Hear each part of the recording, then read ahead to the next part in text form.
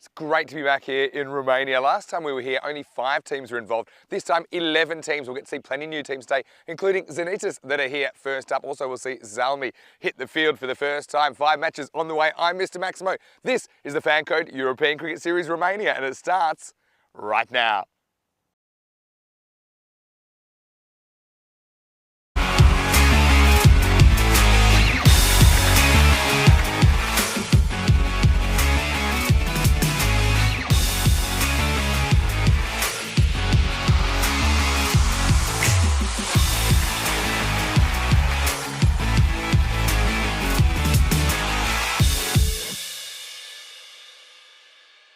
The European Cricket Series is proudly brought to you by HCL Software, FanCode, and Grizzly Bear Sports.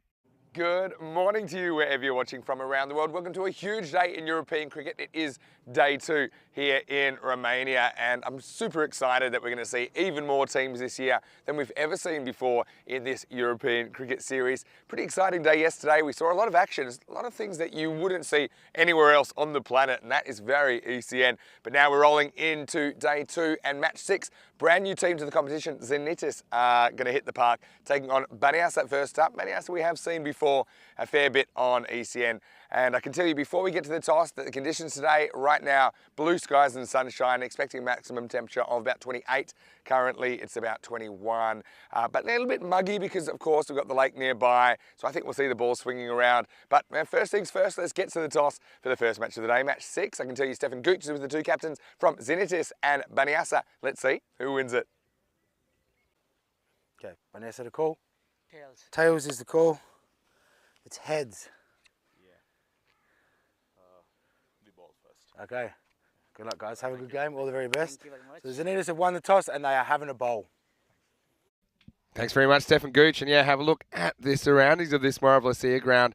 It's a beautiful part of the country. Call it semi-rural, I suppose. It's more of a village than anything else. And one of the great things about this ground is that because of the facilities, you get a lot of youngsters playing. You can see the ground just on the right of the screen there coming into your shot. And it is in great nick. I don't think I've ever seen it looking so beautiful. And I'm loving that huge Cricket Romania banner as well, which dominates the beyond the boundary and long off. And yeah, you can see there's practice nets here as well. It's one of the premier facilities in Europe, if I'm very honest. Anyway, you saw the news from the toss there that Zenitas, they've won the toss and their captain, Rajesh Putten, has elected to field first. I think that's probably something to do with the fact that they, I suppose, are new to the series. They've just got 2 players that have played before. We'll come back to that in a second. First, let's run you through what happened yesterday. Well, while I was still in transit, there were a couple of games, and Gladiators, the winners last year, took on UNEFs in their first ever ECN match. But UNEFs ended up taking the chocolates, didn't they? Holding the Gladiators to 92. The batting just not clicking for Bucharest Gladiators. And then UNEFs, with help of Shahab Alam and Yassir, and also a bit of a cameo from Haider Ali, ended up chasing it down, despite the efforts of Kudka. They had a pretty good day, had a pretty good game in game 1 as well. But what a start for UNEFs. And that game was punctuated with their trademark dance moves. And then UNEFs, they doubled down, didn't they, against Bucharest Super Kings, who are also on debut. And really, UNEFs, boosted by that first win, never looked back. 144 they posted, and Super Kings only 84 in return. Good to see Raman Ridoy getting amongst the runs there, but that's one thing they struggled with consistently. I think Super Kings just struggling with a stick to compete. Yes, yeah, it was good, wasn't he, for UNEFs? 50 off 25. Ricky Gill, pretty good 39 as well. Then game 3 came along. Super Kings once again struggling to compete with the Gladiators. And these are 2 teams that lost to UNEFs in the morning session. So the Gladiators won 167 thanks to a sparkling 73 not out of just 28 from Amit Kohli. And then followed up with 2 wickets of his own. Tazib with the first of what would be 2 half centuries in the day as well. How about Zavoyu though? Cosmin Zavoyu, the native Romanian player and captain of the Gladiators. He went none for 32 first over and then took 5 for 2 in the second. And we thought he had a hat-trick, but actually the 3rd wicket was a wide and out. So he took 3 wickets and 2 balls, which I think is probably even better. Then match 4, we saw ACCB appear for the first time. Weren't quite themselves, were they? Abdullasif, the only batter to really stand out, 64 in the first innings. They posted 107. And then the Gladiators, they were able to chase it down with Around about 2 overs to spare. Tazib, 51 off 25, continued his good day. Coley again in the runs, 37 off 13. And well, I've got to say, Gladiators seem to turn it around and gain a bit of confidence with the bat through their second and third matches. They were 2 out of 3. Super Kings, they were back for their third game, ran into ACCB, and a little bit of a difference, I suppose, in experience level and just general level between these two teams. Super Kings struggling to 66 off their 10 overs. Ashkal Sana, probably one of their standout players yesterday. He scored 18. But then ACCB wasting no time at all. J.S. Singer, who got run out without facing a ball in match 4, he top scored. And in the end, ACCB would chase down the runs in only 4 overs. Now looking ahead to today, and yeah, Zenitis, it's actually a big pharmaceutical company here in Romania. So they're a new team to the competition. They won the toss, selected to bowl. They do have 2 players that have played before in ECN cricket, and that is Devinder, who's batting 3, and Sheria Sahel, the keeper, who, yeah, funnily enough, both of them have previously played for Baniasa. And Baniasa, watch out for their captain, Ijaz Hussain. He's a very good player. We've seen him playing a fair bit for the Romanian national team. Abdul Shakur, and their very experienced keeper, and I think a very good batter as well. And so, yeah, almost ready to get things going here on day 2.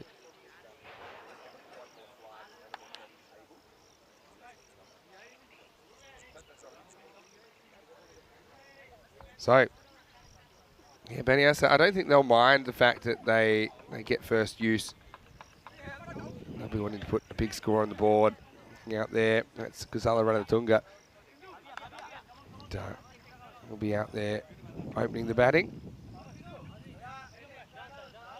And just checking who we got at the other end. It gives me an opportunity to say hello to all of you, no matter where you're watching from. Looks like Ishan Hansika will be facing up for the first ball. Yeah, but always an exciting moment when we get to see new teams. Zenitis, got to say, a big fan of their strips. Kind of got the, I'm going to say the Royal Strikers from Malta kind of font on the back. Not really the same colour. They've got more of that kind of bold blue about them. Let's see if they can compete here against a more experienced Baniasa side. Baniasa, they're a good team, but they're a team that struggled to string wins together here on the European Cricket Network. Every time I see Baniasa, they seem to be wearing a different colour. Now they're rocking the pseudo-Pakistan style jerseys. All right, are you ready? Are you steady? Then let's go. And it will be Gavisha Devinder to open the bowling. And Sika on strike. Nice crack through the covers, and that's going to run away for 4. Pretty good start for Hansika. And Baniasa wasting no time. The worst ball, really. Probably turned into a bit of a half volley. With 11 teams in this competition and only 4 surviving to the semi-finals, so important that you accumulate points. Otherwise, we've seen some good teams missing out so far this year, haven't we, in ECS cricket.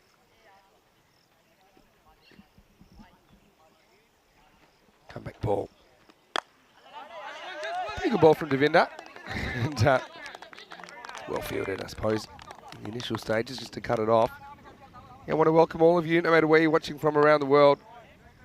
Great to have your company, whether it's on our YouTube channel, ECN European Cricket Network, or, of course, on FanCode in South Asia.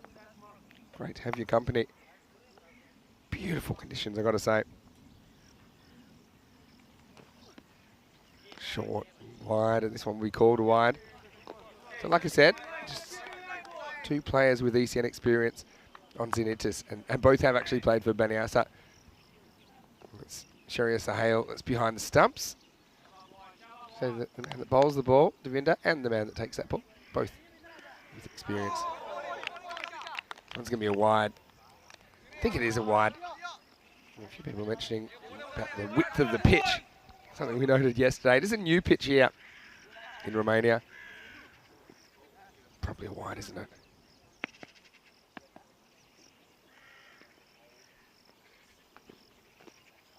That time the angle works for Devinder. Gets a pass the outside edge. You might want to say hello to Vinay. He's saying plenty of Sri Lankan names in the playing 11 for Zenit. Yeah, that's true. Bit of Sri Lankan flavour about their side. Well bowled. Gets it to go across again.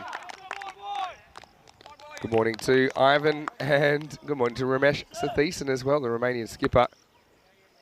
About cricket, saying if he played in these T10 matches, surely he'll score 50 plus in every match. Well, unfortunately, imaginary runs don't count. We'll say, always looks easy on TV. It's get out there in the middle under the pressure situation. It's not as easy as you think. We've seen a fair bit of. We've seen a fair few very good players. Not finding it as easy as you might have thought. Hello to Rob Thompson. Hello to Keanu as well. Rob's got a very valid question. I'll come back to it in a second. I don't think this is going to be given out because of the where this ball pitches. Into the over, it's 8 without loss. Let's have a look. If this bounces to the right of the stumps, can't be LBW. Oh, it's not so much that. I just think the angle's taking it past off anyway. So, not a bad first over for Devinder, considering he got cracked through the covers for 4 first ball. Yeah, Rob was asking, where's our Gucci? We're not talking about the luxury brand either, Gucci. We're talking about Stefan Gooch. That filled in for me for a couple of games yesterday because my flight got cancelled. And I'll tell you where he is shortly, but first, I'm just going to tell you that the countdown is on to the ECC. 97 days, and we keep ticking that back one every day. Of course, 25th of September, we'll get going. The Euros of cricket. 31 nations. Biggest ever ECC. Romania, of course, they will be one of those teams. Been drawn in a very interesting group. Group E, I think it is, with England. Top of my head, I'm going to say England, Cyprus, Malta, and one that escapes me, but I can check that pretty easily. Going for some spin, Shamika in the second over. Well bowled, competed pretty well so far.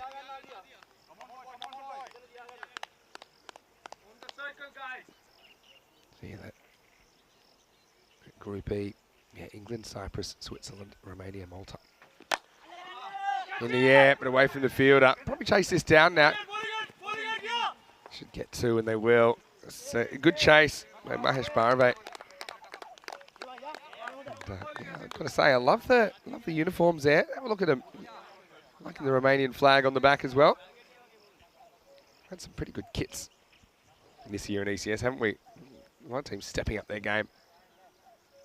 I mentioned the kind of Pakistani-inspired kit of Baniasa. Oh, well bowled. Shamika really gets that one to spin and bite back. Yeah, so Rob's asking, where's Gucci? Well, Gucci is doing the job he's actually paid to do, which is refereeing the tournament, which is a very important job. Mentoring the umpires, obviously, overseeing the decisions made, assisting the third umpire. Well bowled by Shamika. I like what he's dealing here. Luring the batter into the stroke, and Ranatunga's struggling, isn't he? 3 off 8 now.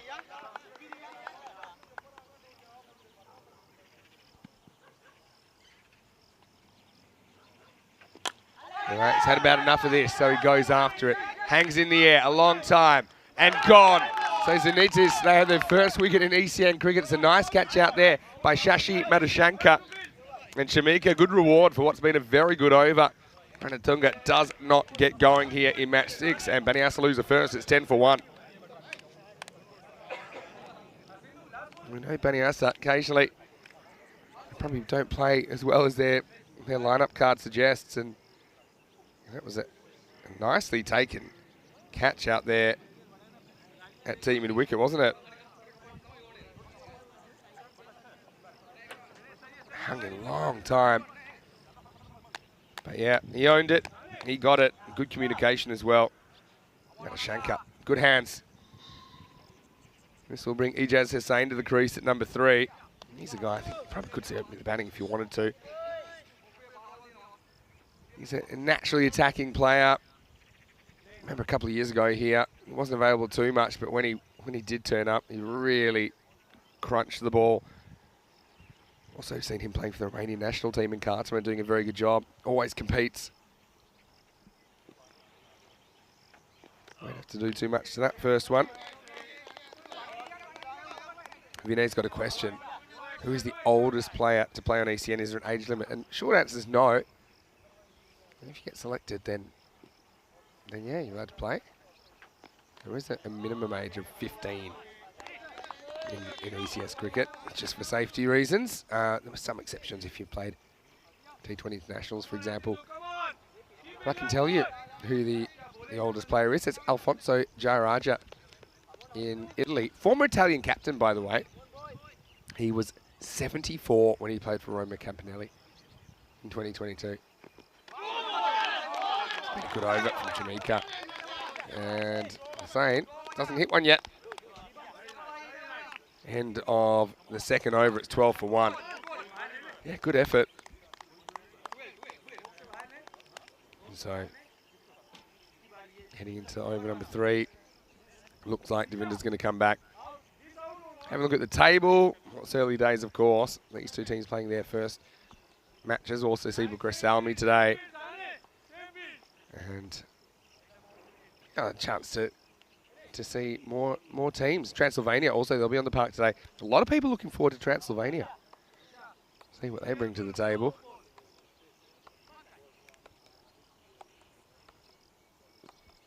And so, here we go. Last over the power play. Pitched up, carved away. Finds the fielder, very slow to go. Oh, I think this would have been out, you know. Oh, and the bowler misses 3 stumps in the end. He did so well. Just did the hard bit, missed the easy bit. And really, Hunseeker should have been gone here. Check it out in the replay, thanks to Spring Productions.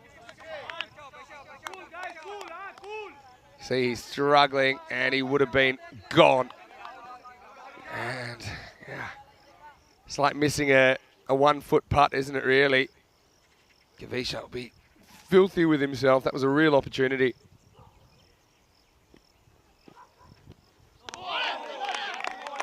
Come back, though. This one sneaks inside the offside line. Yeah, Vinay saying, wow, 74. There's been a few septuagenarians in there, not too many. Stephen Lubbers, former Dutch captain, also played at about, I think, 69. Anyway, this one is worked away, and it's ill-directed from Devinder. It's going to go to the boundary. He's kind of lived outside the off stump, and he's had success there, hasn't he? But this one is offline, and Ijaz Hussain, the Beniasa captain, gets off the mark. Yeah, thanks everyone for saying good morning. Ramesh answering the question about have some of these new teams got to play T10 before. Well, the short answer is not really. Although some of the teams that last year, I suppose, were in the qualifying for the ECS might have played some T10 qualifiers. I think you saw that with Super Kings yesterday. Just, I suppose, learning on the fly.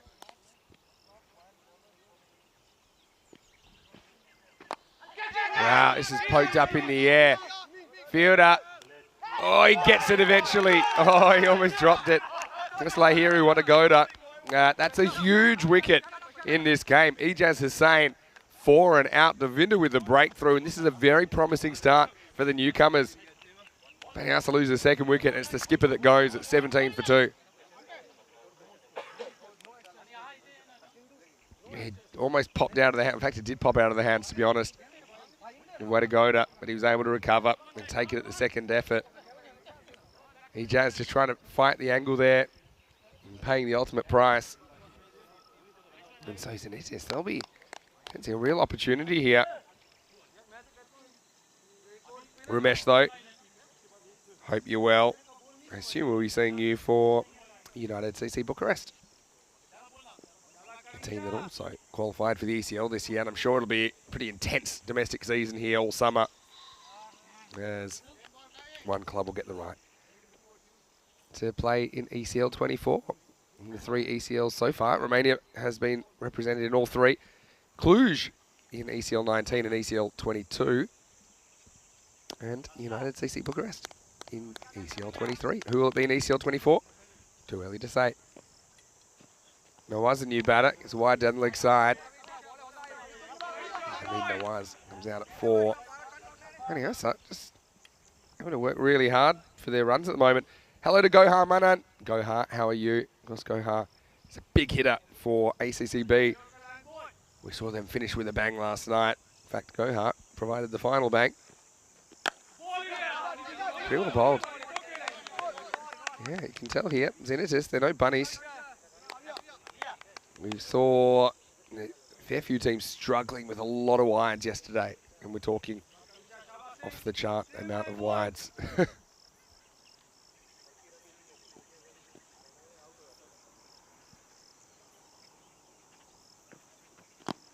might have got a bit of bat on that. I know that Aaron Kumar, he was telling me that Ishan is the player to watch through this tournament.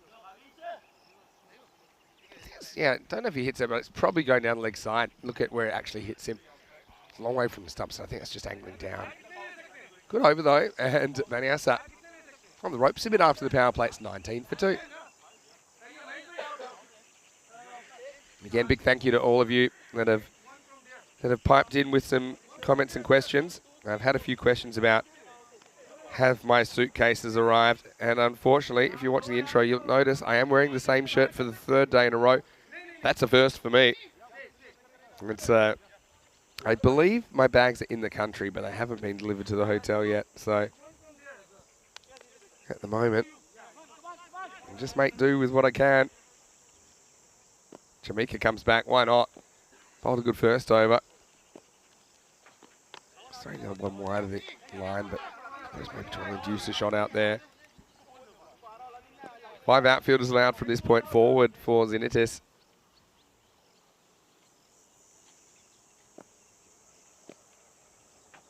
Tosses up, gets the batter to go for it. No, all fielded back there. Devinter's been in the action so far, hasn't he? Question is, for Xenitis, do they have the bowling depth to sustain this kind of pressure for the 10 overs? Yet to be seen. And Sika had a lucky break when he should have been run out, and he survived. Goes back and punches this. Again, finds the outfielder, just a single. And the keeper, Sherry Sahel, getting the best throw, but able to keep it in front of him.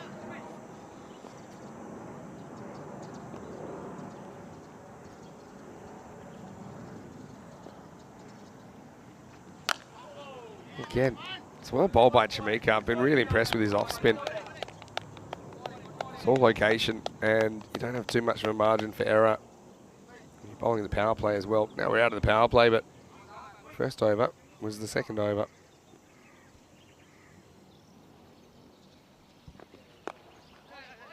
Again, pretty good location on this one. Picks the fielder initially. Should get 2 here. Get a very easy 2, and I mean very easily run 2. And Zika conserving his energy.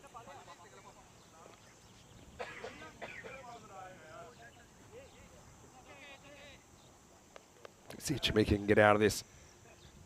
Maybe he doesn't just want to get out of it. Would love a second wicket, I'm sure. Again, turns back significantly, but just straight pull to that man. That long on. Nice ball, the over coming up. Running us up. I suppose they've still got Abdul Shakur to come. He's a guy I'd be watching. He's listed at 7. But I think he's a pretty good player. This one's ill-directed, isn't it, from Jamaica? And that will go for 4. So almost gets out of the over, but doesn't. And to be honest, his last ball was probably his worst there. But now, so welcome runs for them. End of 4 overs. The score is 30 for 2. Just short and a bit leg stumpish. Like the energy from Xenitis first up here this morning, though.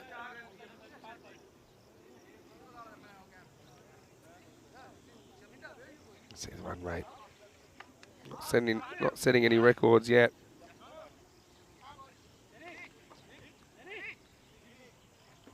Still, I think the ultimate story of this innings is yet to be written.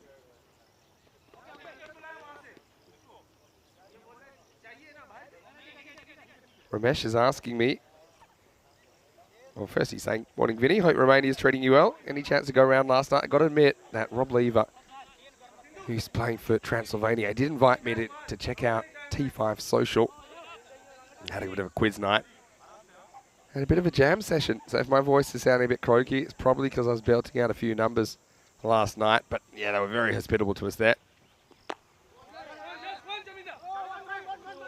Get one here. In fact, they'll probably get two if they're paying attention. But Nawaz just ran through the crease, and so they miss out on the opportunity for an overthrow. This is Radoshanka, took a good catch earlier. He's going to bowl over number 5.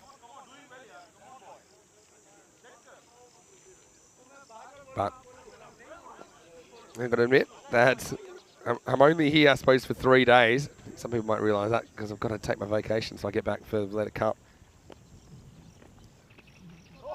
I'm trying to make the most of it. It's half to sleep on the airport floor in Stockholm after my flight got cancelled on Sunday night. So I had a good mixture of being social, but also a good night's rest last night. That's well bowled from Radoshanka. Sneaks inside the offside line.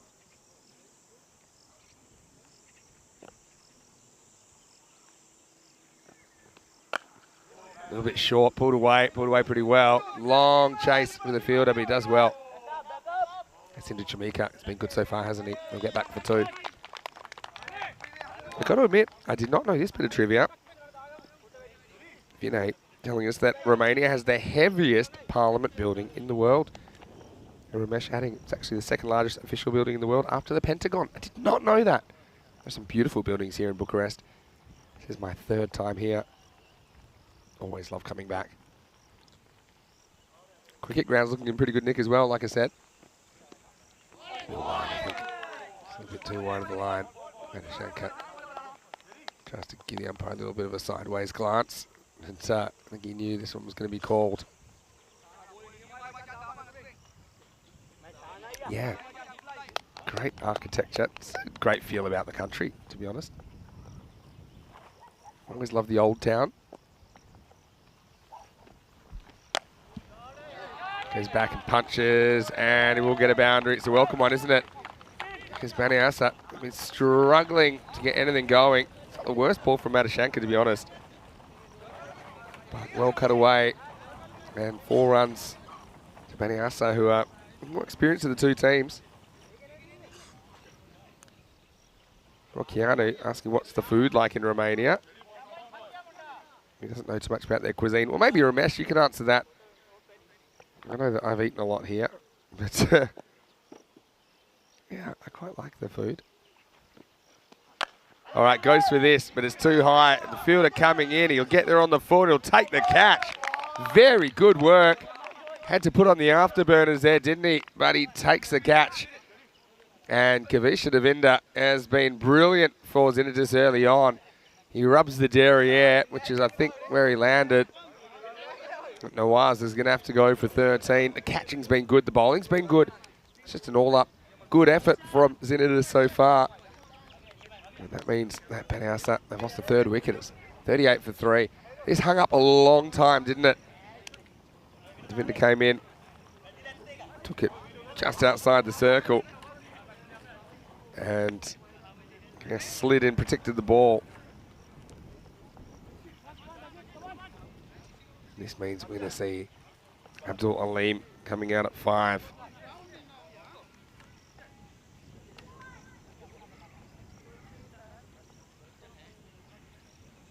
Yeah, so Vinay's saying that building's actually 700,000 tonnes. Wow.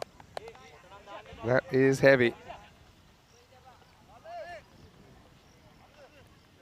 So Radoshanka, just man on the back of his jersey. Oh. It's a very slow ball. What a way to finish the over. Check out this variation from Radoshanka. It's almost the one where he slows the arm down. Check it out here. Yeah, he kind of pulls the parachute, doesn't he? Anyway, it's the end of 5, and Baniasa finding it tough going so far. 39 for 3 after 5 overs.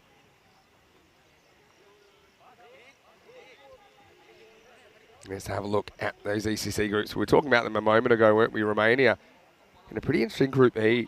England 11, they deserve to be favourites based on the fact that they've finished second last year. They won it the year before. But Cyprus, Switzerland, Romania and Malta, to be honest, you could throw a blanket over all of them, I think. So you think that obviously one of those teams at least will be in the final. And then anything can happen. And also England 11, don't forget that when they came in cold last year, they lost the first 4 games. Ended up recovering to make the final. But you know, they automatically qualified for Championship week last year because they won it the year before. Right here, right now, it's time for over 6. Lahiri Watagoda to bowl it. It's pretty well bowled first up. Got to say, Zenittis have impressed me a lot here. Don't seem overawed by the occasion at all.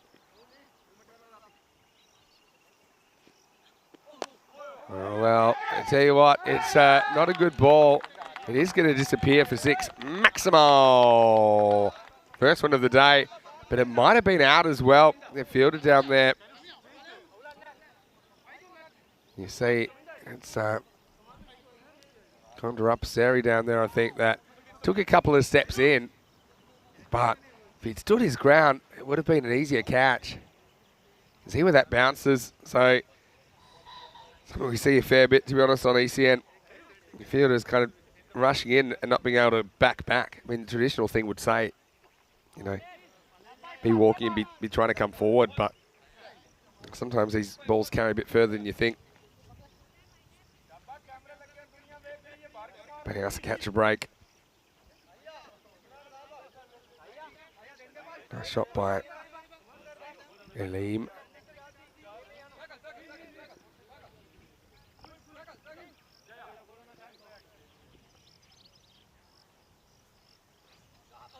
Oh, that's going to be a no ball plus 6. Maximo.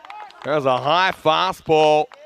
When I say fast, it wasn't that fast in Watagoda. He loses the handle, and maybe this is a bit of a turning point for Baniasa.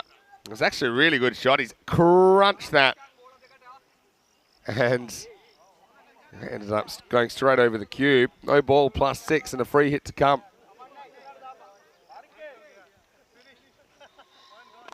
And he goes for it. Goes nowhere though. Decent comeback for Watagoda.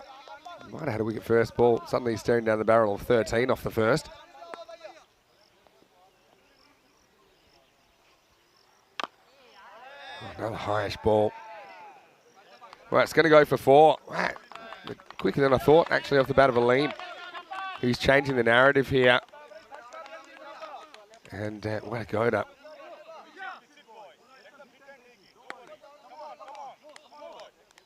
Not good bowling, though, is it? Just tipping.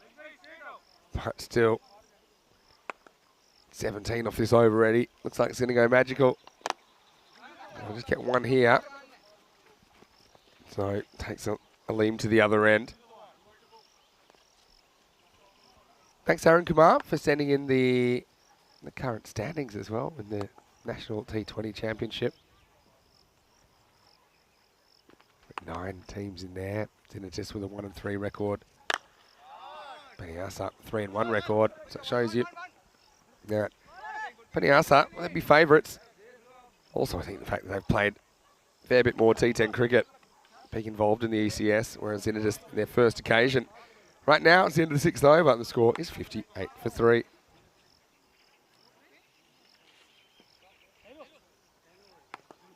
Yeah, Ramesh saying in Romania, they're pretty heavy on the pork. I know a few people would be swerving it, but one of the great things about my job is that I do get around and get to try lots and lots of different types of food. Ramesh saying sarmale, which is meat wrapped in cabbage, is a bit of a delicacy. Michi, or grilled meat. Romanians are big fans of pork. Ramesh, you made me hungry. I think I had a fairly healthy breakfast. Healthy portion size, at least, this morning. Okay. Baniasa turning the corner there. 4 overs to go. A little bit short. This is Pasindu Bindula that's coming on for over number 7. So probably thought of as a bit of a death bowling option. Left arm around, so just trying to cramp the right hander.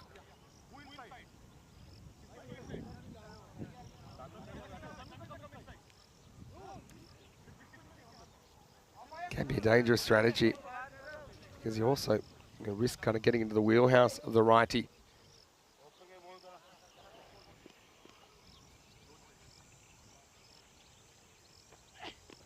Oh, there you go. Right on cue. This is lifted up and it's going to be out of here. Maximal. Yeah, Aleem. He's hit the ball really well since he's come to the crease. In innings where a lot of his teammates have struggled to find timing, including Hansika, who's been there since the beginning. Hasn't faced a lot of the bowling, to be fair, but still.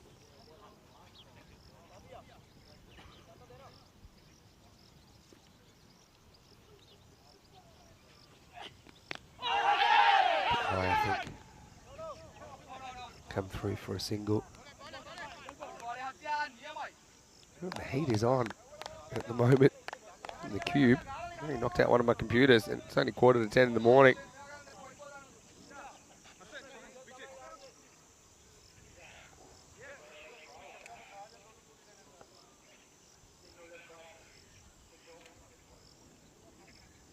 Make by signal eventually.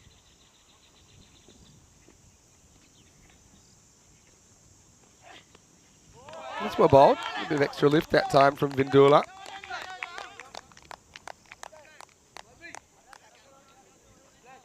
Yeah, I've got to say, Zenitis has really impressed me with what they bring to the table.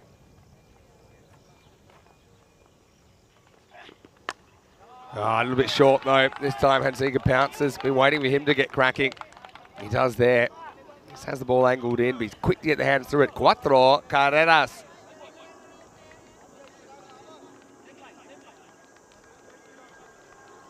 Vindula gets it wrong, and so it was worth 11. Should be eyeing off the 100, and Zenitis untested with the bat. And just those two players I mentioned, Sherry Sahale and Kavisha Devinda, that have previously played in ECN cricket. If their bowling's getting to go by, it'll be very competitive.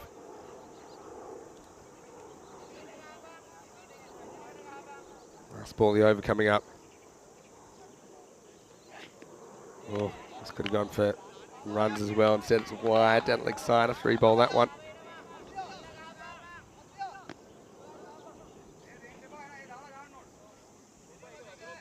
Vindula just have to avoid getting hit for a boundary here. Probably you say it's about a draw for the over, maybe a slight points win to the batting team.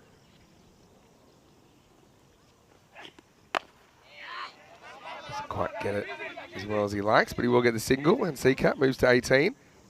And it's the end of the 7th over. The score is 72 for 3.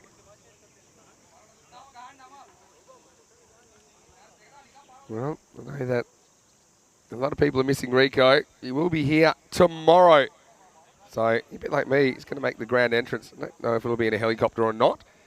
But, yeah, if you want to get in touch with us, you can always follow us at European Cricket. And you can get me at Mr. Maximo. You can get Rico at Rico Full. Like I said, myself and Rico will take you through tomorrow. Once Rico's here, I'll have to leave a bit earlier than I want to be honest. But I know that Charlie Hunt will be helping out in the second half of the tournament as well once he's done with his obligations this weekend in Bulgaria for the T20s Nationals. So yeah, get in touch with us at European Cricket. Right now, time for over number 8. It's going to be the captain coming on, Rajesh T10.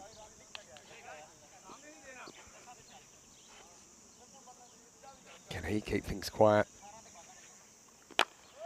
Maybe. That's a miss hit. It's going straight down the throat of the fielder who takes the catch. They have caught well, haven't they, this morning? And that's a nice take by Hasindu Chamika out there. He's caught well. He's bowled well. And again, once again, Zenitis showing there are no pushovers here. Probably the neutrals would be saying Zanitis might struggle in their first game, but showing no signs of it. Induces the miss hit. And after batting through 7 overs, Hansika has to get going.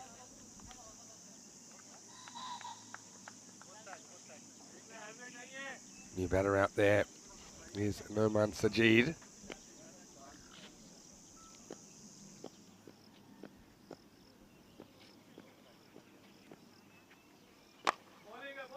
More work at the boundary for Jamaica. Does very well.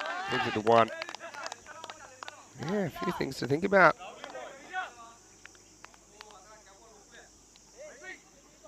For Baniasa at the moment, hey?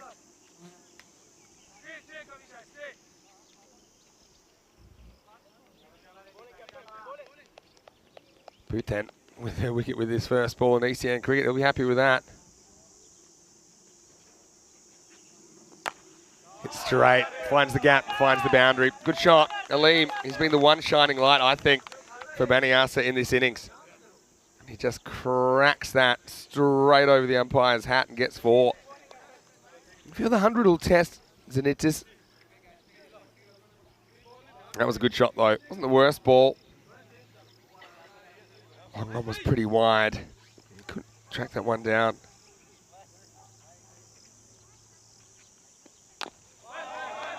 Yeah, T10, a good comeback. It's not a disaster, is it? I mean, 1 for 5 off 4 balls. So this kind of length, not quite a Yorker. A lot of bats will drive you out of the ground, but ball just not carrying as far as some of the grounds we've seen this year. It's this kind of length. This time another miss hit. They'll only get 1, so better answer at the moment. On track for something around about the 100 mark. I think it'll make for a pretty interesting second half. What do you guys think of Zanitis so far? What I say you like.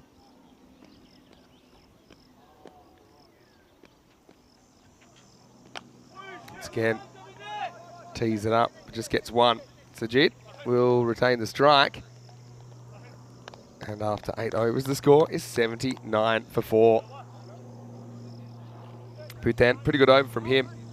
To go for the 1 boundary, but took 1 for 7 off the over. I'm sure he'll probably come back in the last over.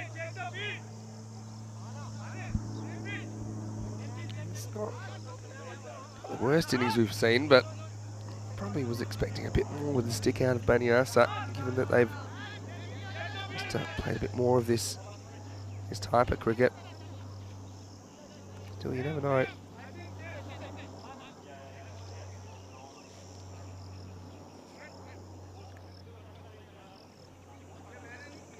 So, couple to come, as Rico would say.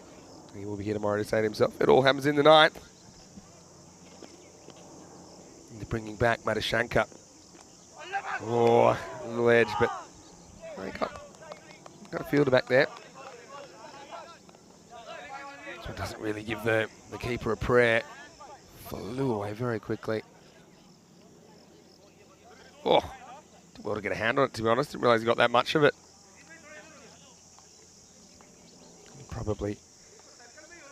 Probably saved some runs there.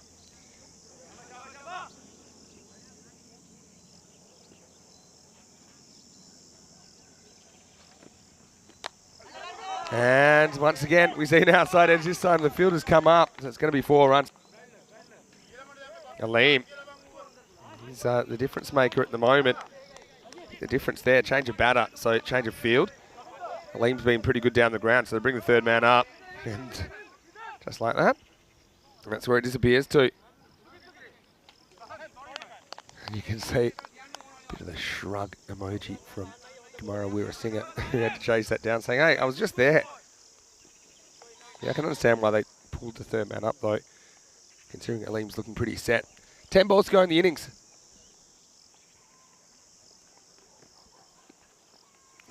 Slightly slower ball. Swung and missed out by Madhushanka.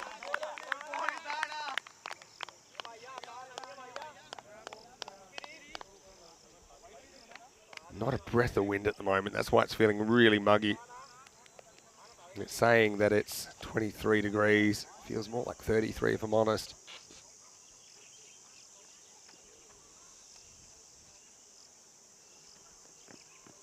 There's that slower ball again, but this time he muscles it up and out of the ground. Maximal! Aleem says, you fooled me once, but you can't fool me twice. Matashanka driven up and out of the ground. Bayasa scrambling towards this 100. And really, they owe a big debt of gratitude to Abdul Aleem, who's kept things moving, got things moving really in this second half.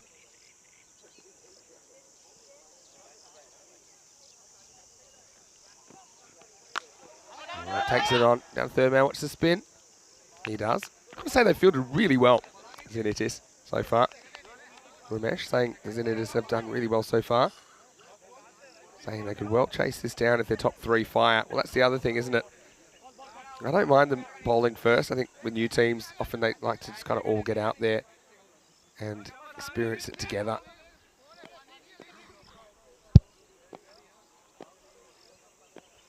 Last ball of the ninth. Oh, he's hit that so well. That is drilled over mid-wicket. Maximo. Sajid comes to the party. That was probably the hardest hit ball today. End of the over, 97 for 4. So not really in trouble as far as the wickets lost here. You've still got Abdul Shakur to come. He's a very good player. So not really running out of batting. But, that's a good shot by Sajid.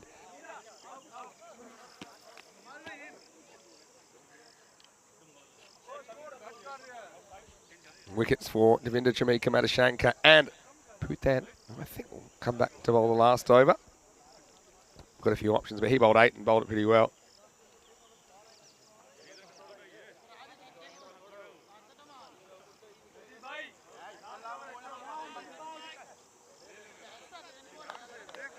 Last over, let's tee it up. Matashanka 1 for 27. Probably bowled better than that, to be honest, but that's the way it goes.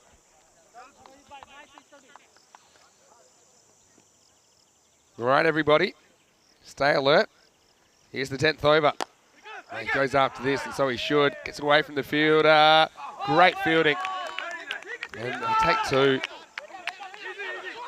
They were pretty reticent to take it on, but there's always 2 there. There are a few more 2s on this field. I just feel it might be a couple of metres longer than we normally see on the European Cricket Network. Only a couple, but it just creates more space.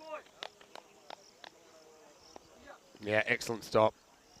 But he knocked it into space, and that meant that they did get back for an easy 2. Aleem to 42.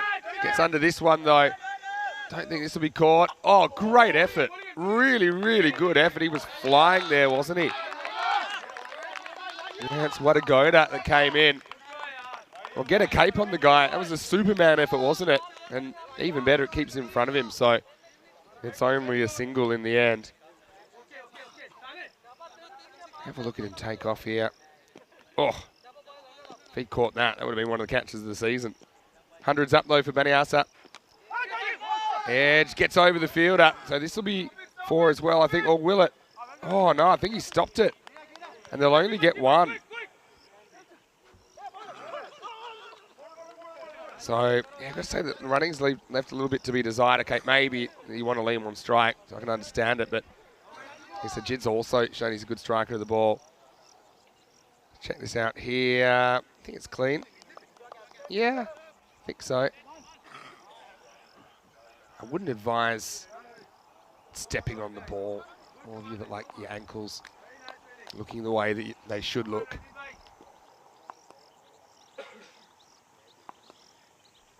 Still, Aleem gets the strike. He's on 43. We'll get another look at this one because it'll be called wide. We're near enough if they're good enough. Zenitis here, aren't they? It's a lot like what we saw in the ACCB versus Gladiators game yesterday. That kind of a target, I think.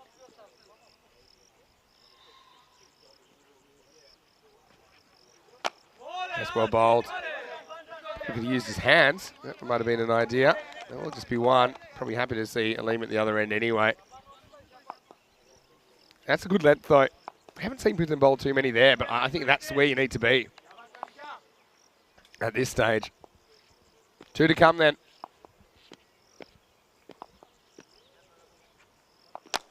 Yeah, just misses his length, and it's adios pelota. That one has gone miles. Maximo. This is why, like I said earlier in the over, they kind of walked to one where they probably should have got it 2. And that was, I suppose, to get Aleem back on strike, but I don't think it really matters who's facing, because Sajid, he's shown that he can swing it. Up to 109 now. Things have just gotten away a little bit for Zenitis after a strong start. 39 off the first half. 70 off the second half. Plus this. Here's the last ball. Doesn't quite get it. They'll probably go for 2 here. Well, normally you would. But, yeah, and that's why you should go for 2. You would have got it. As it is, 110 will be the score. And Sajid and Aleem put together a decent partnership for the 5th wicket. Beniasa 71 in the second half in the end. I've got to say, that was a handy little partnership, wasn't it? They face 17 balls and end up putting on 38. So, well, Beniasa sent in by Zenitis on ECN debut and not having it all their own way in the first match of the day, and gives us a chance to reflect on what we've seen so far. Got to say, Zenitis impressed me early. I liked the off spin of Chamika. He was a really effective option early, wasn't he? And the other thing they did so well is they caught well. Didn't really miss any what I call regulation chances. We saw an opportunity to get out Hansika, but the bowler, I couldn't believe he missed it. Neither could I, to be honest. But Madhushanka, he came on, and this is a great slip-sliding catch. It's the odd bad ball, but not too many of them in the innings, to be honest. That wasn't a great passage of play for Wadagoda. Just served up a couple of pies, but apart from that over that went for 19, weren't too many high-scoring overs. Towards the end, we had a slightly higher scoring one as well. The Puthen, he did a decent job, didn't he? The wicket first ball. This was a close call for Sahale. Couldn't quite extend the arm enough to get the middle on that. But you can see this kind of typifies the effort from Zenitis. They can be really proud of their efforts. But now, will they be able to stick them against Beniasa, who are a much more experienced side? Just a couple of balls disappearing towards the end. That was absolutely nailed. It flew into the clouds, didn't it? But in the end, they do come home with a wet sail. They get 18 off the 9th. They get 13 off the 10th. So 31 off the last 2 overs.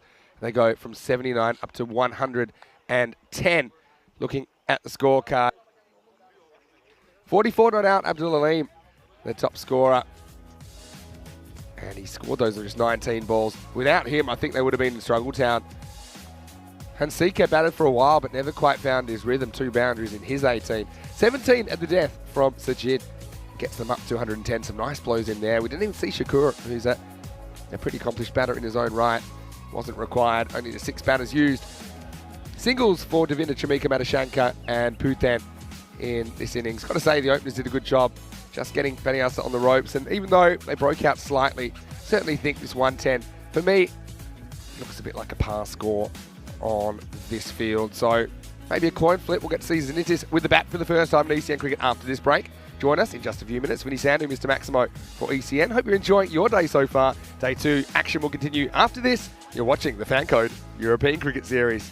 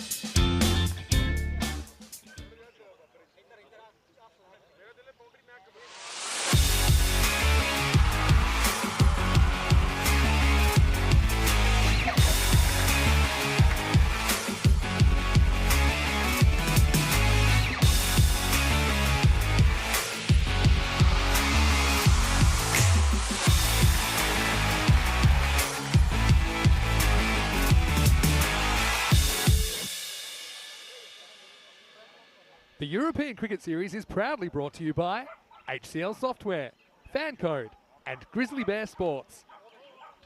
Hello folks, welcome back to the European Cricket Network and our coverage of this FanCode European Cricket Series live from the Moravlesia Cricket Ground just out of Bucharest in Romania.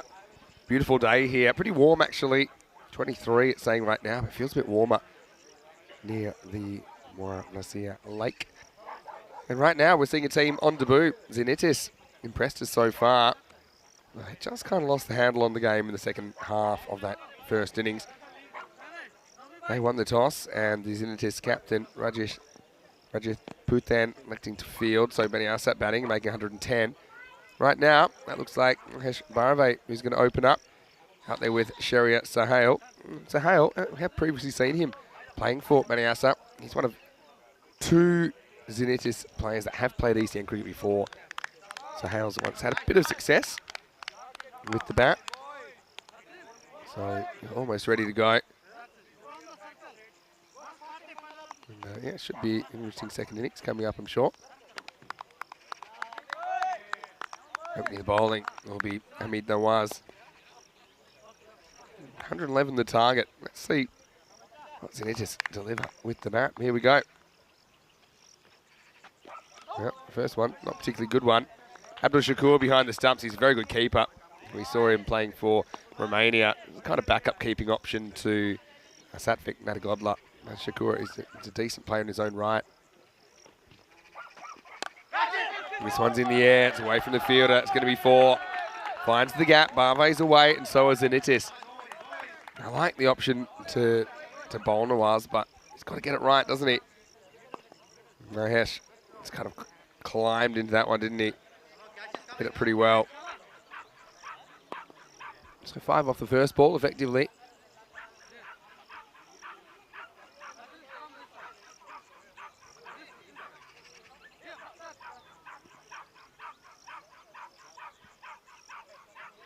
Hamid with the comeback ball.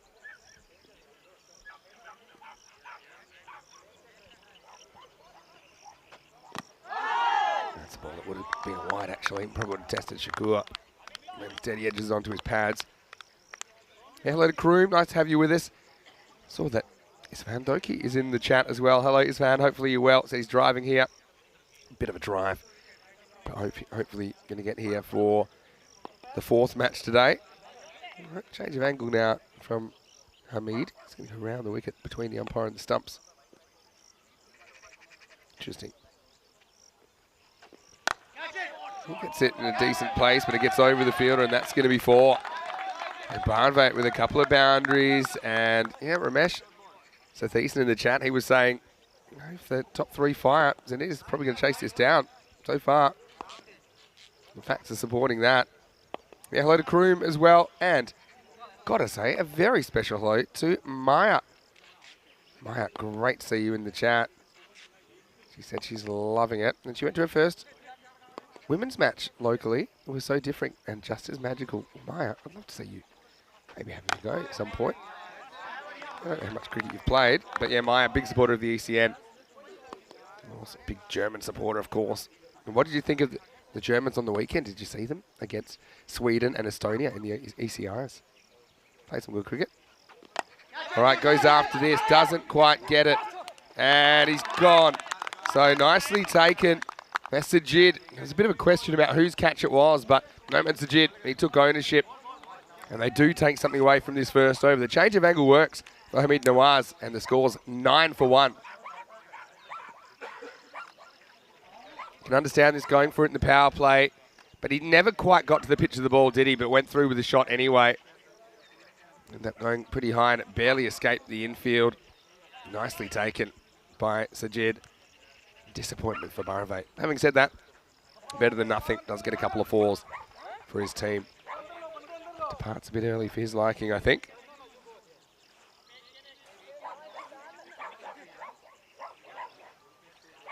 Rob saying ice cream time. Oh, it's definitely ice cream weather, I'll tell you that much. We've got the cube acting like a bit of a microwave. Sometimes it's the ice cube, sometimes it's a bit like an oven in here. This is the latter today, but I suppose. I've had plenty of times I've been freezing doing this job, so just picturing myself on a tropical beach. It's that kind of weather, pretty humid. Here's Kavisha Devinda coming out at number 3. And so now, right now at the crease, you've got 2 guys that have previously played for Banyasa. And they're also the only 2 in the Xenitus team that have played ECN cricket before. So I feel like this is a key partnership.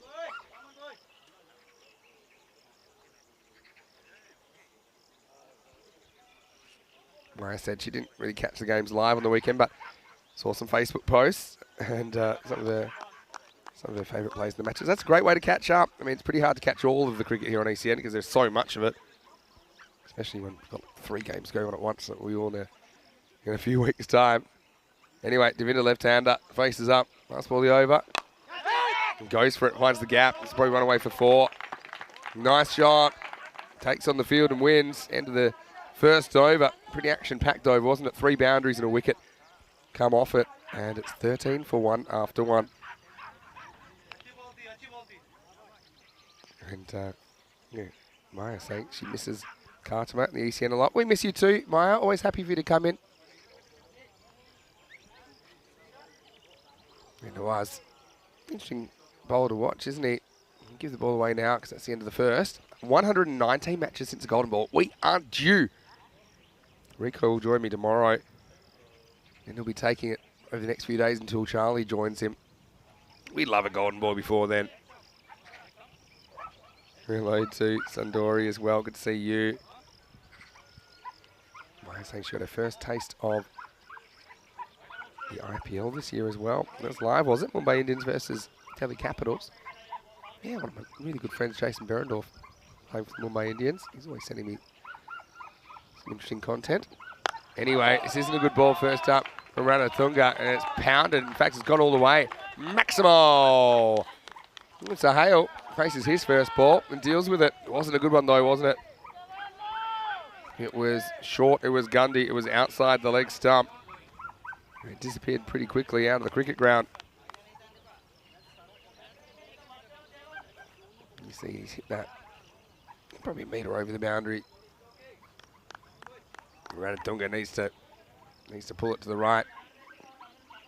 All the attributes, doesn't he, Kosala? Better ball, but he goes after it anyway, and he pounds it over. Extra cover, that's on the roof. Maximo! What a start this is. You can hear from the yells of the Xenitus bench. They are believing at the moment. What a shot from Sherry. Just went with the line. This was a better ball from Ranatunga. But an even better shot. Game on. Now it's one. And almost have a misunderstanding between the stumps, but well done by the batters to turn that around. Top ball. You'd think the off-spinner would be a pretty good matchup against the left-hander, but Sherry Sahale, he's handled himself so far. And goes after this, he's going to get lucky. Mid-on in the circle, I think, eats that up, but they had the mid-on back. Had a long on. That's the thing with Sahale, he's looked promising when we've seen him before on ECN, but has never made it out of the 20s, albeit in limited appearances. This one will be called a wide. Just loses the battle with a wide line.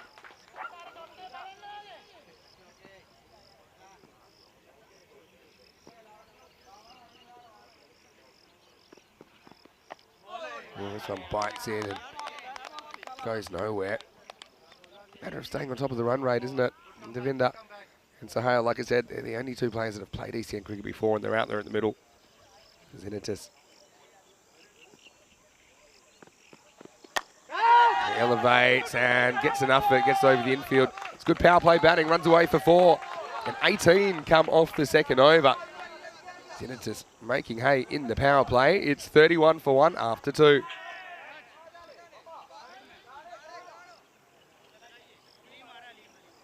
And Ranatunga.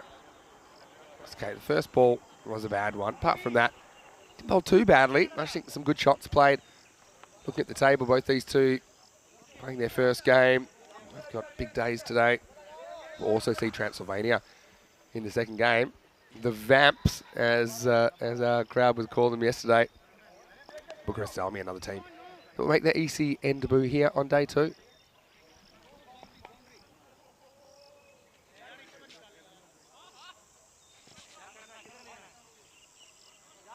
So, deciding to put some pace on the ball now. This looks like Ejaz Hussain is going to bowl. He's a really interesting bowler.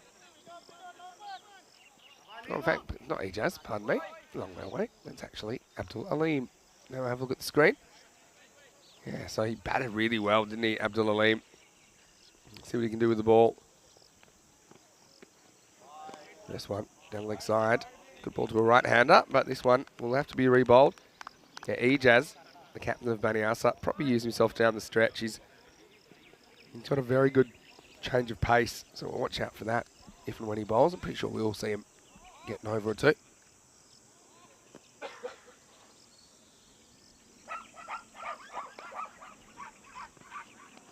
Another one, loses down the leg side. Shakur can't handle it cleanly. They get 2 bonus runs.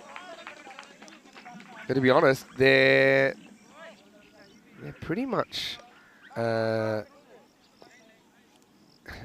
an over ahead of where they need to be run rate wise. So it gives them a bit of a buffer zone, doesn't it? So I'd be kind of trying to go, okay, let's be the total we need to be after 4, but have it after 3. So 44 off 3 would be a good little mini target. The way things are going, they're going to get them in wide from Aleem, who actually follows that one outside the off stump. This is where I think the umpire just has to have a little word saying, hey, if you're bowling that side of the wicket, you need to come off the pitch. Can't run in front of me. You do your job, I'll do mine.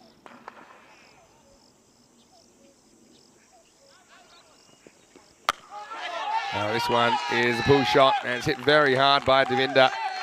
So not a great start for Aleem, who essentially goes for 8 off his first ball. And Baniasa right now scratching their head for answers. Pounced all over that. It was just a little bit short. And disappeared to the boundary.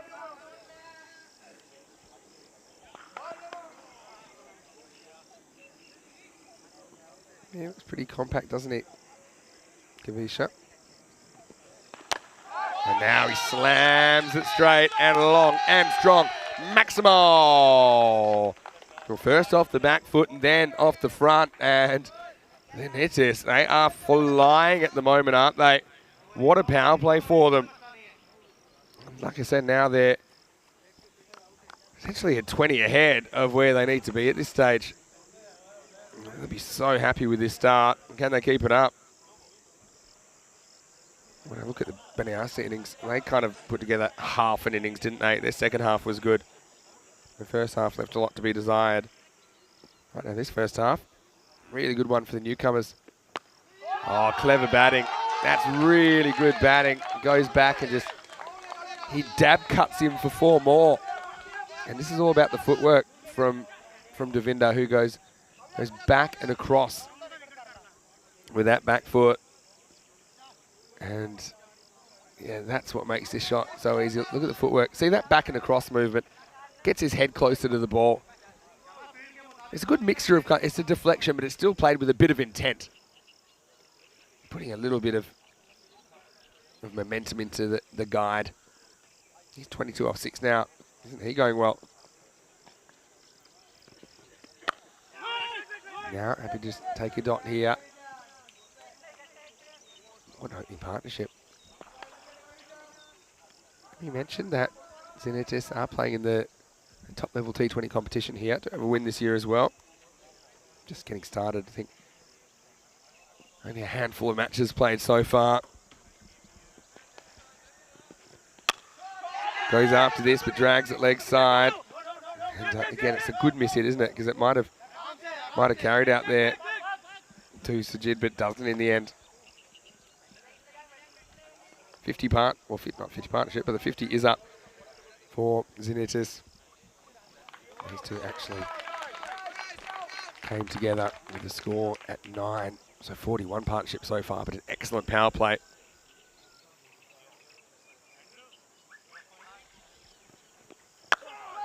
A little bit short. This one is heaved away over square leg, and that's going to be 4 more. Xenitis off to the races, aren't they? 3 overs in, and they're 54 for 1. So right now, they're going at 3 a ball pace. And really, Devinder, he's made some good choices out there. When to pull, when to cut. There's a Hale. He joins in as well. Really good batting. 13, 18, 23 as the third over goes magical. It's the highest scoring over of the match so far. I think now we will see Ijaz Hussain, the captain, try and stop the bleeding. Halfway there already, but only halfway there, I suppose. Just need to break this partnership. Maybe he can expose some of the players that haven't had a hit before in ECN. It's a different kind of experience. Yep, Ijaz. He's a game changer. Let's see what he can do. Over number 4. Oh, cut away. It's a big mix-up. Should be gone, but the throw was nothing really. It wasn't quick to Hussain. And yes, they had time, but not that much time. Have a look here. The biggest problem there is Devinder never looks at his partner, and that created a huge issue for Sahale. But luckily, he was watching his partner and saw, well, he's not running, so I better run back. They get away with it. Top ball, though. Watch out for Hussain's slower ball.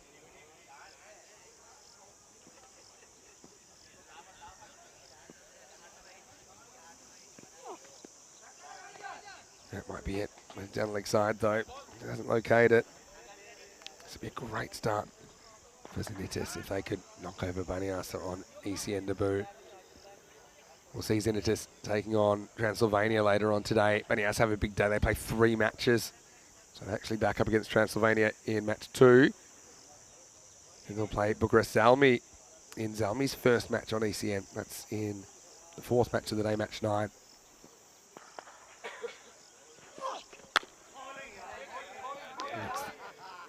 The effort ball angling into the stumps. Xenitis, they've been pretty composed as far as their decision making. Haven't gone at absolutely everything here. Happy to take a dot if they think it's a ball that might endanger their wicket.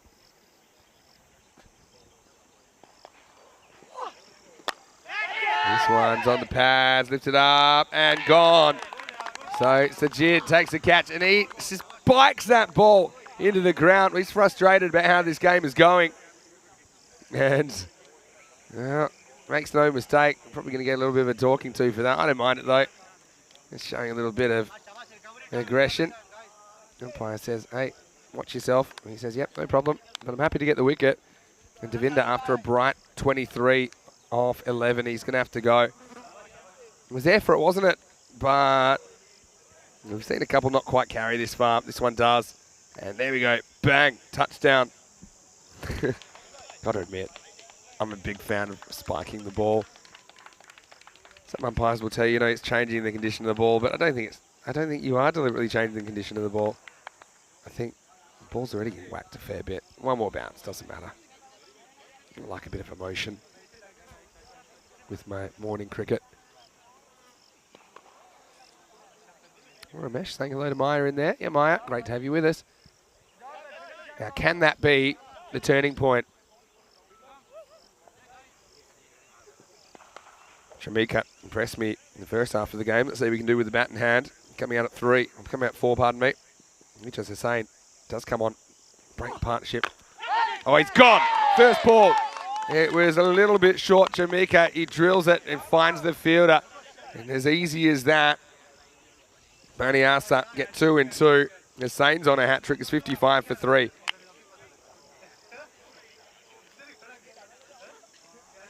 And yeah, disappointment for Jamaica. Wasn't the worst shot, but I've got to say it's a good field position. They had the mid-wicket in at a catching mid-wicket, partly to save the single, but also puts himself in a position to take the catch. It was a good one, wasn't it? Probably not 100% timed, but decent technique there. And it's Aleem that takes the catch, Abdul Aleem.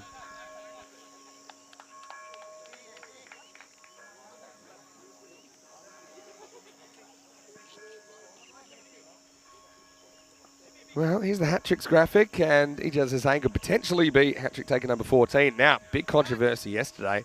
We thought Cosmin Zavoy of the Gladiators had a hat-trick, but on a technicality, we're all celebrating it, but the third wicket that was stumped was actually called a wide, which meant it isn't technically a hat-trick, but the extra ball actually brought Cosmin a fifth wicket. He ended up on another Hall of Fame chart.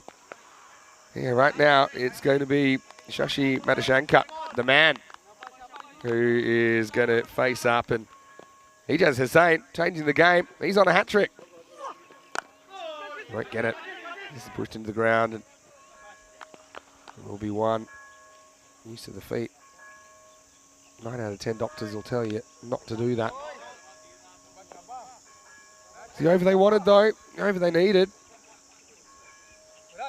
So Hale, though, he's in. Hasn't had too much of the strike, but when he's had it, he's looked good. 17 off 5. On the charge, misses out into the over.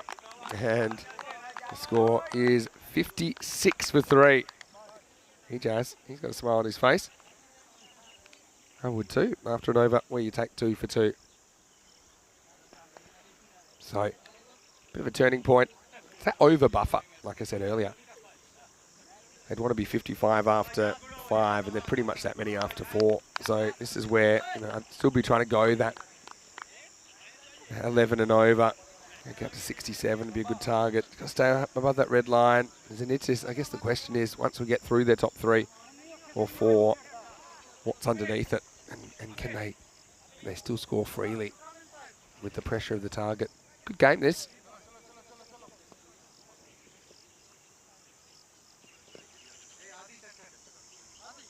Nawaz coming back to bowl this over. He bowled the first. It's an interesting proposition. Oh, swings all around that first one. Madhushankar. Yeah, so 2 left-handers at the crease at the moment.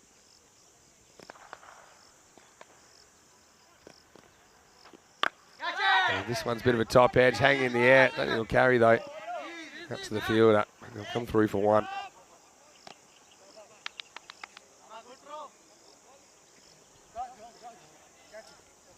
Sahel gets the strike back then. Nawaz, try a straight one down the line to him. Get him LBW. Oh, he might as well. He's gone. Now, sometimes you can see the future, and this was one of those occasions. This is exactly what Nawaz is trying to do, induce Sahel to swing across the line. Yeah, it looks pretty good to me. I think it pitches in line. Don't think it's going over the top. And so this game has changed almost instantly. We had a run of 3 for 2 in the last 7 balls. And yeah, Sahel is going to have to go for 17 off 7.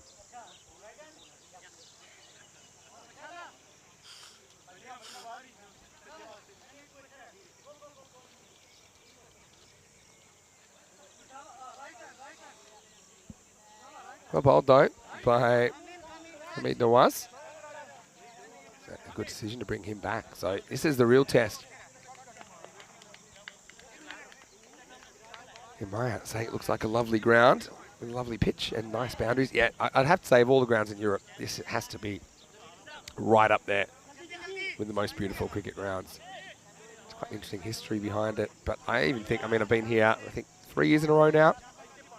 And I've never seen it looking so lovely as it does at the moment. Worked hard to get the grandstand back. I've got the permanent tower for the camera for televised matches as well. And really just the outfield looks amazing. Watagoda comes in and blocks out the first one. Game on here now, I think. I'll be curious to see if Hussain brings himself back or maybe tries to sneak through another over before he brings himself back. That's my question. I have a feeling he won't bowl out straight away despite taking 2 for 2. It would be an aggressive move if he did that. Yeah, so Morav, let's see out where we are. It's around about 20 to 25 minutes out of the city centre. Kind of on the outskirts of the city, I suppose. It's very nice. Do remember there's a fair few little creatures around here though. Just because of where we are and the amount of greenery and amount of trees around. I think there's a ball to go on this over. I think they might have called over, but I think there's one to come.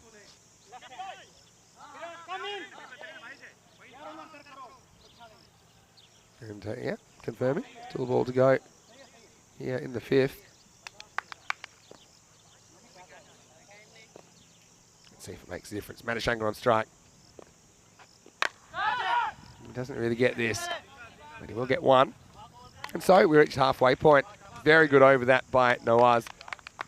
Very good 2 overs really, just 2 and 3 off the 4th and 5th. And 5 overs in, it's 59 for 4. Got a game on here. Must have said in the chat, in the innings break, had a bit of a tingle. Hasn't gone away yet. Perhaps we're going to break the golden ball drought here. One thing we're really excited about is the ECC, 97 days away at the moment. And you can see there that Romania drawn in Group E with the England 11, as well as Cyprus, Switzerland, and Malta. Interestingly, 3 of those 5 countries, you drive on the left. And I think along with Ireland, that's the other one, and I suppose Scotland as well. But, yeah, interesting group, that one. Has a different feel to the other groups. Because you've got one, I suppose, favourite, but then you've got all the others pretty close together, I think. I think that'll spur on those sides to I suppose, potentially reach the final. And then once you're in the final, you never know what might happen. All right, change bowling now. Here's Viraj Tatsara. He's going to start by getting knocked away for 1. So, this is where the rubber meets the road as far as I'm concerned. Now we might have a run out, you know. Oh, I think that's gone. Let's have a look. Oh, he wasn't super keen, was he? What a go. He seems pretty comfortable. He thinks he's in, but he does get the bails off pretty quickly. And, oh, he's just home. Just home.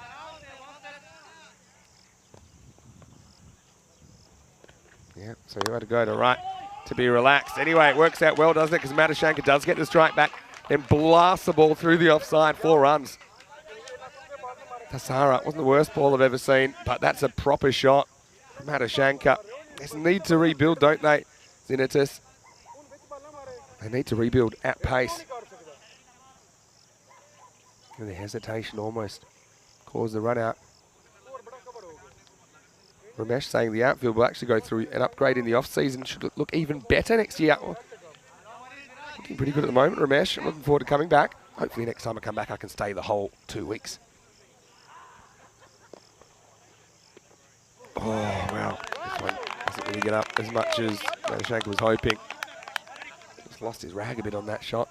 So, the other thing, well, he talked about it a little bit, but we're going from 5 to 11 teams in this ECS. But yeah, it's gone from 1 week to 2 weeks. That's also a big change. Oh, it's asking for it. It's going to get it. It's a full toss outside leg stump. Maximo Madashanka. This is why he didn't need to kind of go after that last one as much as he did. Because Tatsara is still struggling to get the consistency. Just wait for one that's asking for it. And he got one very next ball. So Ramesh in the chat, I'm sure you're excited for a 2-week European Cricket Series. Of course, all of our European Cricket Series, though, this year, now 2 weeks long, or 12 days long, and then with ECIs at the end. A couple of exceptions, Malta at the start of the year, and we'll have Spain at the end of the year, and a bit longer. But you're not doing 1 week series at the moment. Just operationally setting everything up. Can make sense that we spend at least 2 weeks in every location. 39 of 25. This has all the hallmarks of a close finish coming up, to be honest. Tatsara just wants to get out of this over. He will. Oh, he won't.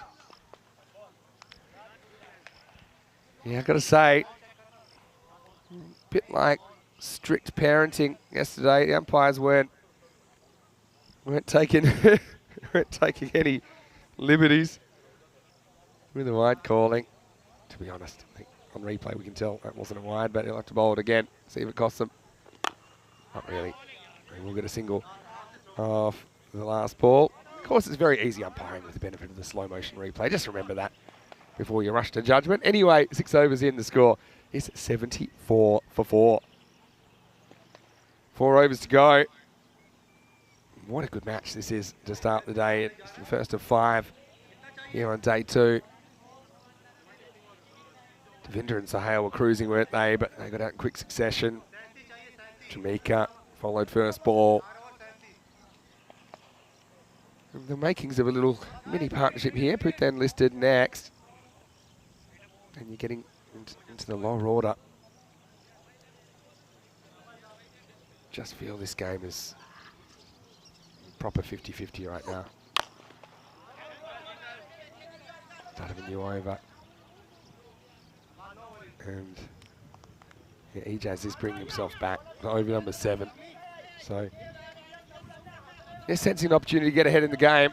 He's probably their best bowler. And yeah, rather than wait too long, he's trying to come on, break the partnership and perhaps get that rate up in the double digits required. Effort ball. Oh, he turns him around. And it's another scramble back from Wadagoda. Well, he might need to load up the washing machine tonight because he's spent a fair bit of time on the grass, hasn't he? I suppose the striker there, Madashanka, pretty quickly to refuse the run. Okay, giving Wadagoda time to get back. Now one that's a bit short. Should just be 1, it is. Should click over to 10 and over now. Exactly. Okay. Baniasa, the more experienced side, and so often in these situations, the more experienced side ends up winning out.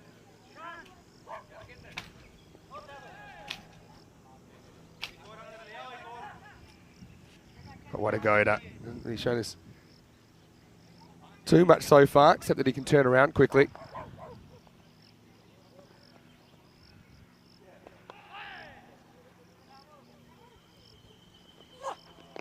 Oh. Oh, he's been given. Oh, yeah, okay.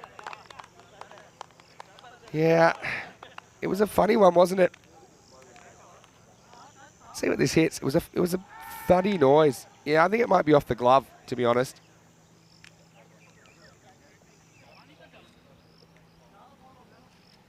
Remember, the glove is part of the bat if you're holding the bat. And the thing is, it sounded, to me, if I was going on sound, it sounded like top of the pad, like pad flap. But I think you look at that and it looks more likely that it's off the glove. I think it's a pretty good decision. I suppose the shot wasn't really on, was it? But you can't really criticise him. We're trying to make something happen.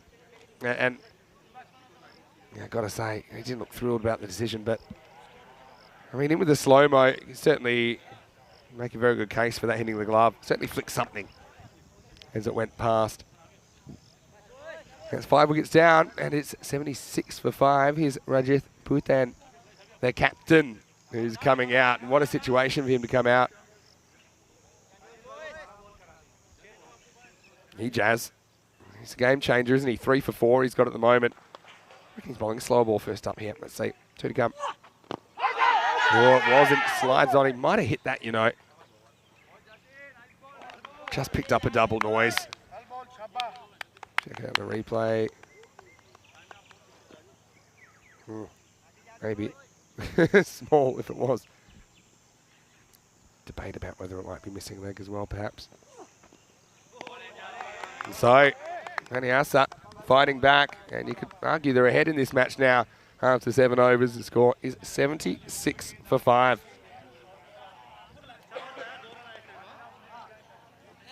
A lot of weight on Madashanka's shoulders, isn't there? Hey, I'm looking forward to the second game of the day, match 7, coming your way in about 25 minutes. Transylvania, or the Vamps, as the They've been christened in the chat the Vampires, and will be taking on Banyasa in the second match of the day. And in Transylvania, watch out for Apari and Sunat, likely to open. You've got Kishore, the captain, who'll be behind the stumps for them. Rob Lever, the middle order. He was treating a couple of us to a bit of an experience last night at T5 Social. And yeah, like I said, about 22 minutes away from the first ball now. Second of 5 matches today. All right, Putin can't eat up balls here. No, worst case, he has to get one and give Matashenka the strike back, but cannot swing and miss. Tassara coming back for a second over. Swings and misses. And this is how this game's going to creep away pretty quickly if they can't get Matashenka on strike. Just beaten by the angle of the left armour. Yeah. You know what? We're at the situation now where I think you just got to go on contact. Otherwise, you're leaving it too late. I would have been going there. And even if that meant that Putin's run out, so be it. All right, gets a bit on this and we'll get the one, but I suppose the issue there is that it took 3 balls to get off strike and he's only left 2 balls in the over. Matashenka. Yeah, credit to Banyasa. They were right up against it early, but he turned it around. Matashenka needs to go up a gear, and now. Instead, he hits it pretty much straight up in the air, but I think he's going to get away with it. He does. And they get one. That's all right. It's a stinging pair of hands. Got to say, it's a magnificent head of hair on Viraj. It's a kind of, I don't really know how to describe it, but it's voluminous. Last ball the over. Putin might as well just swing at this. I don't think they want to one. He tries. I think he's going to be gone. He is gone. So Putin not really able to move the needle at number 7. Tassara has his first wicket of the series with that last ball. It's Abdul Aleem that takes the catch, and brilliant couple of overs for Banyasa. Just 2 came off the 7th, 3 came off the 8th. And to be honest, it mirrors the couple of overs in the 4th and 5th where Ijaz Hussain and Nawaz combined for just 2 and 3. So, yeah, 8 overs in. If you compare the 4 best overs, and you got 59 off those 4 overs, and the 4 worst overs, 20. So 59 essentially off your best 4 overs and 20 off the other 4. Just not keeping up with where they need to be. We need a huge over now. It's ballooned out. We thought it might. 16 and over required. You got a Sanka who's come out, but he's not facing because it's the end of the over. And they're going back to Abdul Aleem. Now, he was expensive earlier, wasn't he? He went for 23. Here we go, over number 9. He gets a fair piece of this. This is where you got to run harder here. At least be looking for 2. Oof. Matashenka is only able to get 1. But when you're coming out to bat for the first time in the European Cricket Series, you've got to expect the unexpected. You know, Sanka is just getting ready to face the ball, and he's like, whoa, that came quickly. Anyway, he's all right. He faces one for real. Swings and misses. And I think you see here, it's the depth of the order being tested. Again, people say that wickets don't matter in T10, but I'd argue the opposite. See the fact that they've been able to get down this low. Gets 1, but I suppose the issue with Matashenka as well, when he has got the strike back, hasn't been able to find the boundaries as regularly as he would have wanted to. I think now, where are we at? 30 off 9. You're going to go for a 2 no matter what to the outfield. Try and control the strike. And he swings and misses. It gets a wide call. Aleem particularly impressed with it. That's a 1. Straight over the line. Good umpiring.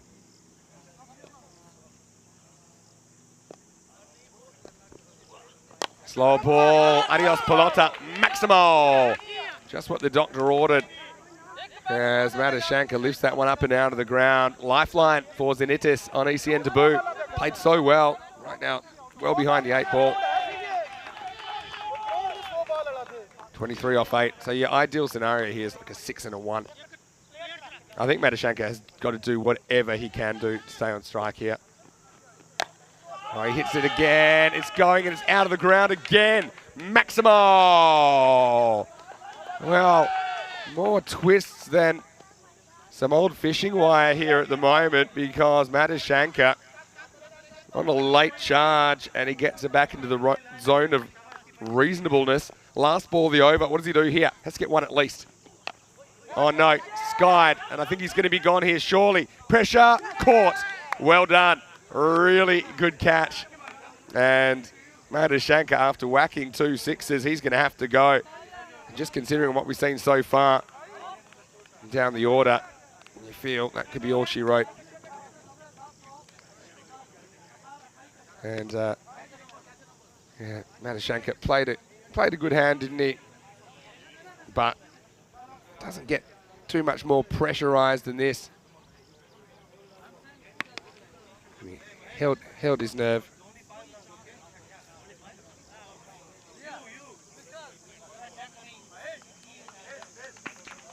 So 32 off 17 with 3 Maximos and a 4. Decent knock from Matashanka. But the chance went up and it got taken. And here's Prasanna that takes the catch. Mahesh Prasanna. You haven't seen too much of him in this game, but no, the one moment that matters, he steps up, because if he drops that, they get 1, and then suddenly you're staring at 16 off the last over with the set batter on strike. As it is, it'll be Asanka facing up. And well, Prasanna did such a good job, he's going to get the last over. Okay. So 16 required. Been joined out there, Asanka, by Prasindu Vindula. All right, 17 to win. It's a fair piece of it. It's only going to be 1 though. Simple stop down there. Opponent was doing the fielding. All right. Come the moment, come the man. Here's Vindula. Oh, he's bowled him. And so it's a clever bit of bowling from Prasanna. And you see it just slid in. Actually, I think he actually might have hit it onto his pad. Definitely it's his pad. And then just watch it comes back and flicks the stumps. Oh, more than flicks the stumps, actually. Crashes into the base. So, Paniasa, a little bit like a cat playing with some string. And let it get out so far, but ultimately, I think their experience is going to win out here. Still a very competitive game to start the day. A few people were feeling the golden ball, but not so sure. I mean, still near enough if they're good enough. Here's a guy that looks like he can whack the ball a long way. It's Kumara Weerasinghe. 16 off 4 required.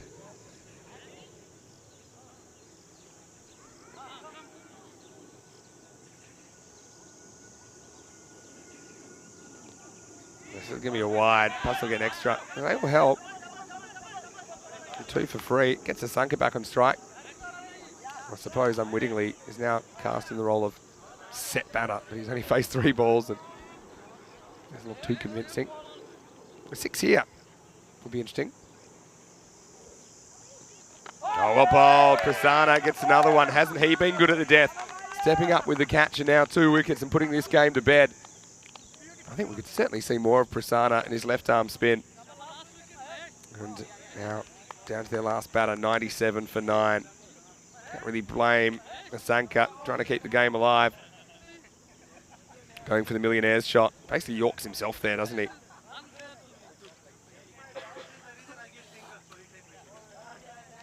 So, yeah, brave effort by Zenitis, but couldn't quite string a whole game together, could they? We say it all the time, actually. A bit like the Estonian team on the weekend. They played well in patches, but only patches. Not really get it done for the whole game. Didn't. Kondarapasari comes out at 11. This will be one of the all-time great wins if he could just knock 3 sixes out of the park here. Well, take a couple of sixes and a 2. 14 required off the last 3.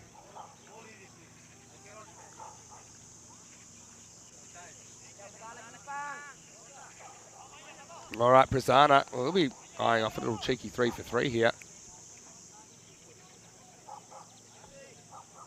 Kondarapasari just sorting himself out. Probably wasn't expecting to have to bat when you're down 11, but here he is, needing a miracle. 14 off 3. Oh, that could be gone. Yeah, he is out. And that'll do it. Prasanna does finish 3 for 3. That one just slides on. And I think this pretty much just hits the pad in line with off stump for me. He's just very late on this. Yeah, that's out. And umpire gets a spot on, so it's a golden for Kondarapasari, and Zinitis completely fall off the wagon after a good start. Oh, don't forget that they were 54 off the first 3 overs, and from that point forward, they'd only ever get another 43 runs. Yeah, Kondarapasari gets a golden derrick to finish things off. But a big collapse at the end. They lose their last 4 wickets for only 3 runs. And Baniasa get a scare, but they get the points here in the first match of the day.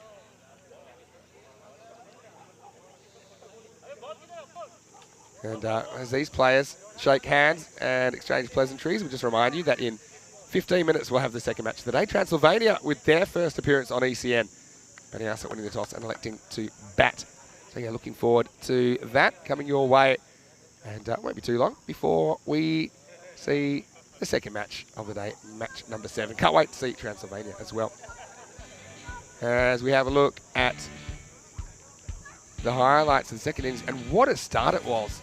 They really were flying, weren't they? And yeah, it really was putting us on the back foot. 54 came off the power play. And yeah, they had to work out how they were going to get through the batting order essentially. And that was despite the early loss of Bharavate, who hit a couple of 4s, got out early. But yeah, then the wickets came, didn't they? Shamika looks like a good player, but he got out first ball. And then, yeah, Nawaz delivered a great over. Saw Watagota scrambling back once or twice.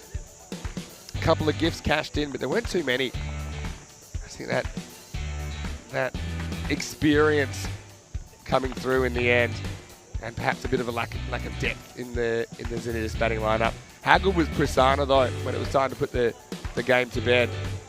Took a pressure-packed catch because Madhushanka just hit 2 big 6s, and then he finished it off with 3 wickets with the ball. And this is the last one. Certainly fairly simple LBW decision for the umpire, and gives us a chance to have a look at, I suppose, what went right and what went wrong in that chase. So Hale and Devinder were going great guns, and Madhushanka top scores with 32, but apart from that, nobody able to crack double figures, and they lose their last few wickets quite quickly, don't they? So in with a shout, but you see around that 100 mark seems about an average score, and I think those extra runs that Baniasa got at the end of that first innings just making the difference. Remember that Baniasa had a good finish. They scored 31 off their last 2 overs. As far as the bowling went, 3 for 4. Ijaz Hussain has to take the cake. 2 wonderful overs from the Romanian international. 3 for 3 though. Prasanna, 3 and 4 balls, not too bad either. Tassara with a wicket. And Nawaz opened the bowling, came back in the middle of the innings. What a pretty good spell, all things considered. He was able to pick up 2 for 16. So we'll take a break and we'll be back in around about 10 minutes, take you into the second game of the day. It's the Vamps, and they're here and they're ready to rock. taking on Baniasa in match 7. Vinny Sander here, Mr. Maximo for ECM. We'll see you after this with more FanCode European Cricket Series.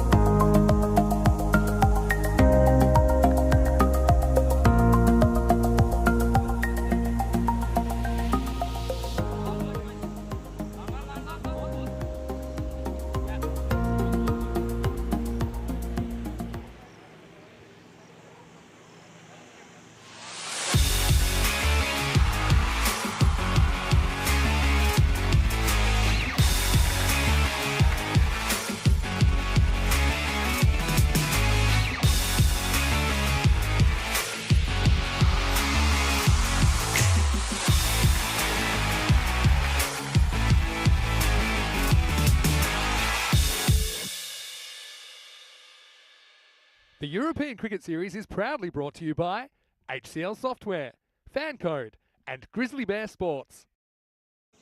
Hello, cricket lovers, and welcome back to the Wildlasia Cricket Ground here in Romania. Time for the second match of the day, and it's going to be Transylvania, who are on the park against Banyasa for the first time. Quickly, let's go and have a look at what happened at the coin toss in match 7. Banyasa the call. Heads is the call. It is heads. Okay. Good luck, guys. All the very best. Have a good game. Banyasa have won the toss, and they're having a bat. Back over to you in the commentary box, Vinny Sandu. Thank you, Stephen Gooch. And yeah, Steph, we heard a fair bit of him yesterday as my flight was delayed, and that's why I missed the first couple of games. But I'm here now, and I'm looking forward to seeing Transylvania. Yeah, the Vamp Traps, as they were christened in the chat yesterday, before we got a look at them. Kishore, captain behind the stumps for them. Watch out for Rob Lever in the middle order. You've got Spike Strang, yeah, that is his real name, who is listed at 6, and he's a pretty good fielder as well. Watch out for him. Banyasa, of course, they did start the day with a win, so that hasn't been updated as yet, but they're 1-0. Had a bit of a tight one, to be honest, over at Zinitas, who he fought pretty well on ECN debut. But right now, I'm almost ready to go. I've got to say, I like that Kishore's shirt just says keeper. As we have a look at Ranatunga. Yeah, say maybe I might have to get one of these tops. Have a look at that. It says keeper. Maybe whoever grabs the shirt grabs the gloves as well. And so, just waiting for the clock to tick over. I think we're pretty much good to go. What a great experience for Transylvania as well. First time in the European Cricket Series. And I'm sure they're going to have a great time. Let's get going then. Match number 7. And it's Pandey who is going to open up. First ball went away. Bad hand Sika, who will get a single. Start's all important, aren't they? Quite often it's just a belief thing as well. Transylvania, though, got a 2-2 record in the domestic T20, so yeah, no easy beats. This one just lost down the leg side. Andrew Begg out there for the first time today. Very experienced official, coach, mentor. There's Andrew, looking good. Got to say, pretty warm. 24, but feels quite a few degrees hotter than that with this humidity. A little bit short. This time it's pulled away nicely by Ranatunga. He gets 4. Crashes into the banner. Let's play cricket. Well, let's play. Pandey, not a bad line there, but just has to pitch it up a little bit, doesn't he? See Ranatunga very quick to get on the back foot. Slam it away for 4.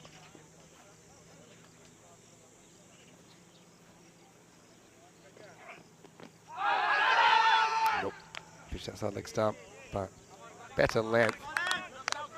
I don't mind him, I suppose, pitching the ball in the stumps. Get the occasional one, I think, to straighten down the line with the kind of shape he's getting on the ball.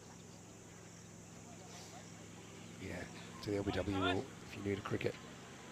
If the ball pitches anywhere to the right-hand side of the stumps, or outside that leg stump, as we say in cricket, then it can't be LBW. It shouldn't be LBW. Oh, this is another ball, which is a little bit too straight, isn't it? I think that's got all the way. Maximo! Ranatunga enjoying it. I think just trying to work out where to put these fielders at the moment. I think Pandey got to try and force Ranatunga to hit through the offside. He's probably just been a bit greedy going at the stumps all the time. Just don't have a lot of protection over there. So that one carries all the way. Hello, Keanu. Nice to have you with us, of course. Keanu watching from Australia.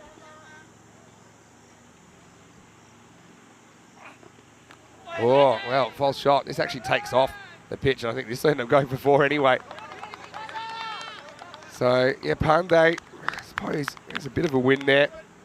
Draws a false shot, but turning into a pretty good first over for Banyasa at the moment, isn't it? Up to 16.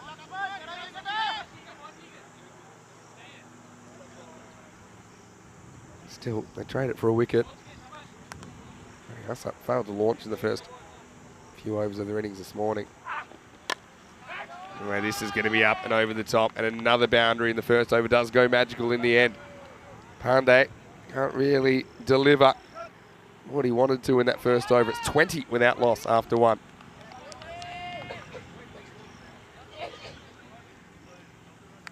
"97 days until we have the 3rd edition of the ECC at the Gardner Oval in Spain. Cannot wait for that. We've gone from 15 nations in the 1st edition in 2021 to 21 last year, 31 this year, perhaps even more next year. It's just a sign. European cricket is growing to unprecedented levels. It's Arjun Apari who's going to bowl over number 2. Yeah, who would have thought? Something like 1,500 matches this year, more on the way next year. Here we go. Hansika on strike. And, I'll take it down leg side by Kishore, or should we just call him keeper? I feel like if we had a merchandise shop, the keeper shirt would be one of the best sellers.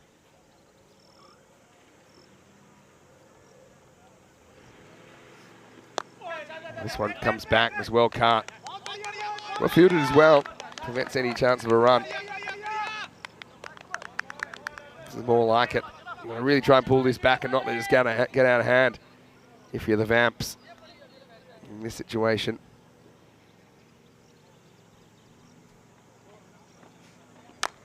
Goes after it, doesn't quite get it. It's probably plug. And so I get 1, I think get 2. Good throw might be interesting here. But they scramble back just in time. Nicely done. Out there, Spike Strang quick to get back. And he was just up in the circle. If he was back, it might have been a catching opportunity. It would have been a tough one though. Yeah, Ramesh is letting us know. Transylvania Cricket Club, one of the oldest clubs in Romania, but most of their players do live in Bucharest. Yeah, actually, speaking to Rob last night, told me as much.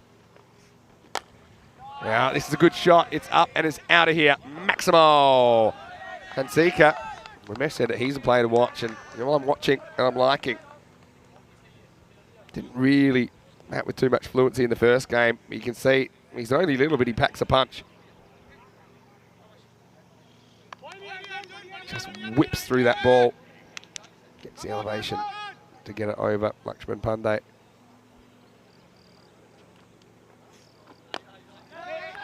Now, should get 1, although throw comes in. Ooh. I think he's home. I mean, lucky he runs that Hansika because it's a brilliant piece of fielding. I think he hits the middle stump here. You see, he sees it's coming. He sees he needs to get in. He does just. Really just. Also avoids getting hit by the ball, which is a bonus.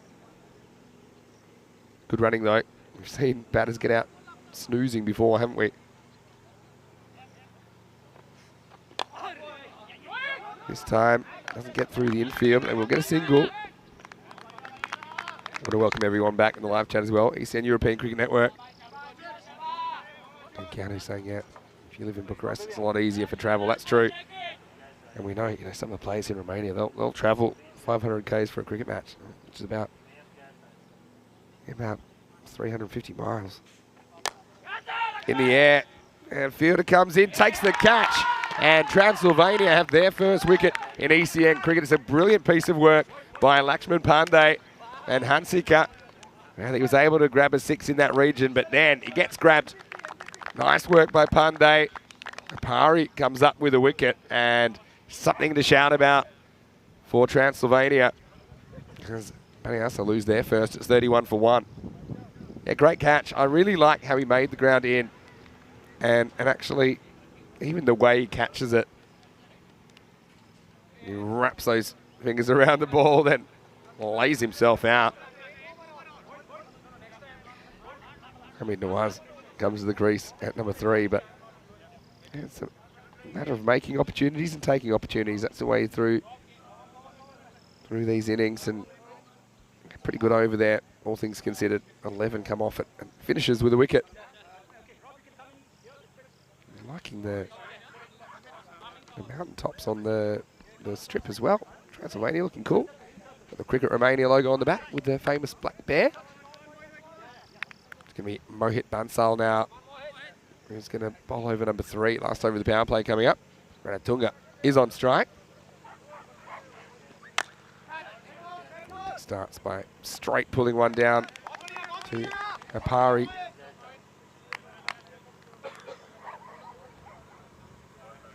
Pandey, brilliant catch to get rid of Hunseeker. Let's see if they can turn it into something more now, Transylvanians. Well bowled. Didn't know whether to go back or forward there. Ended up choosing back. I was just feeling for the ball. Almost nicks off straight away.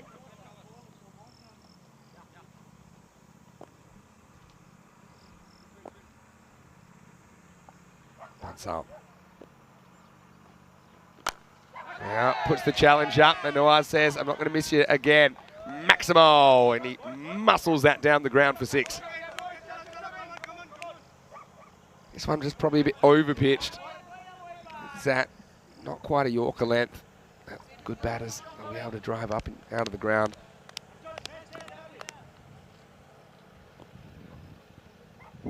Keanu, talking a bit about German cricket, how it's thriving. It's well bowled. When you bowl the Yorker, make sure you really get it up there. That's what he does on that occasion, gets a pat on the back for his trouble as well.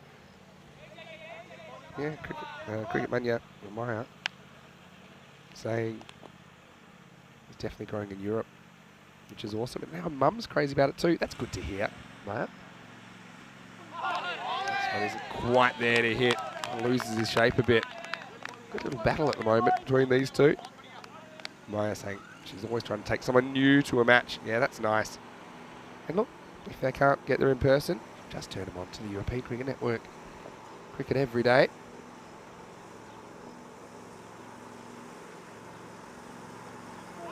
Seems away a bit. Pretty good over, to be honest, considering he got hit for a 6 in there. He only goes for 7. And honours even for me in that power play. Maybe Baniasin just on top. 38 for 1 after 3.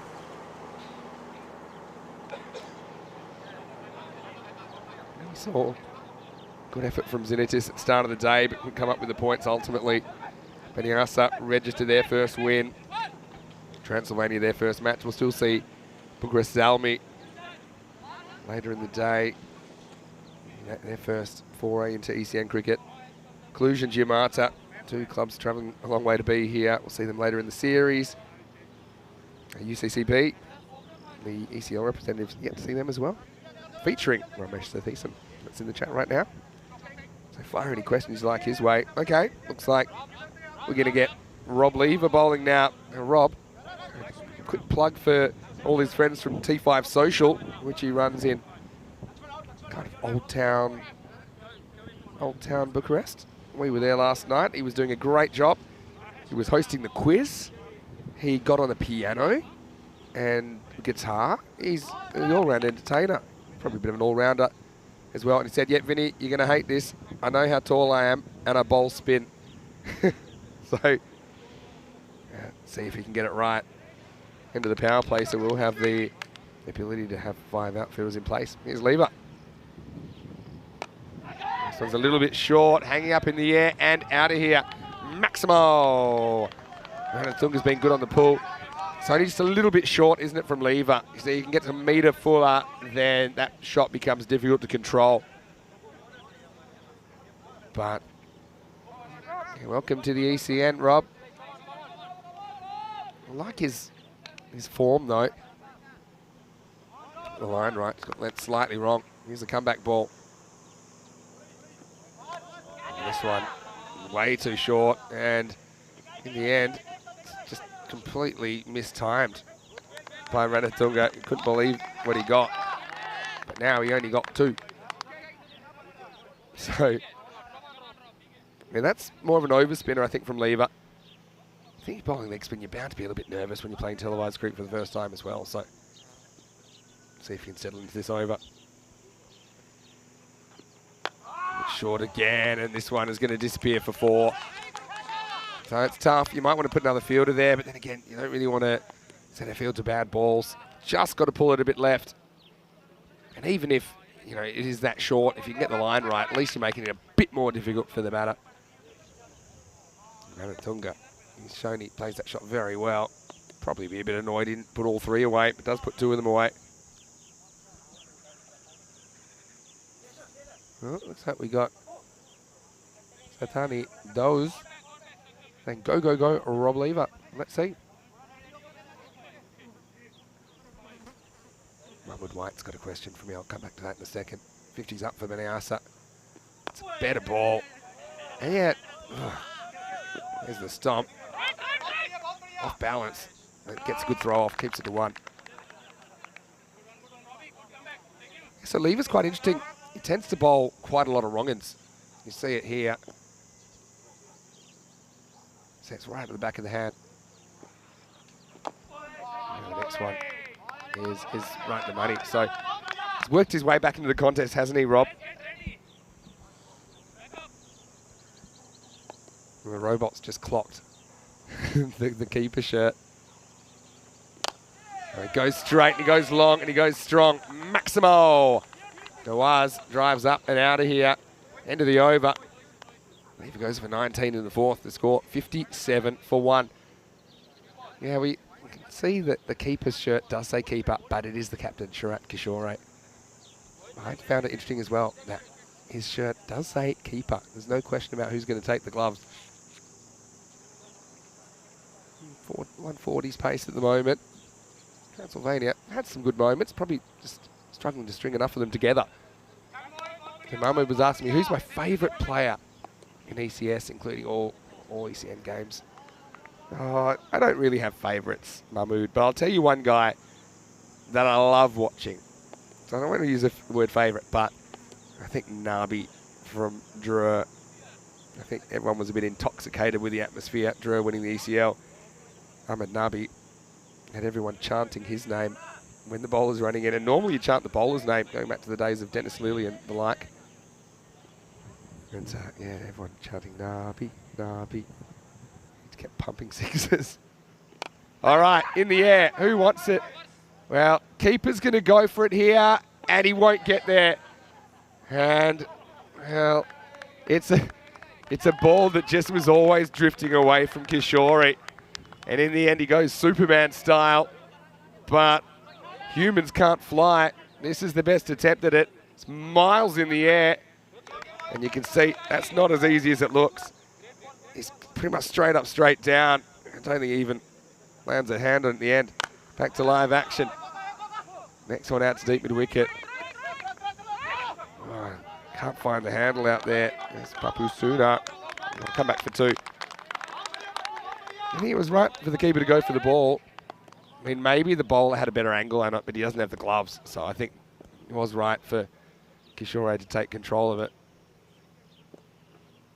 Oh, okay.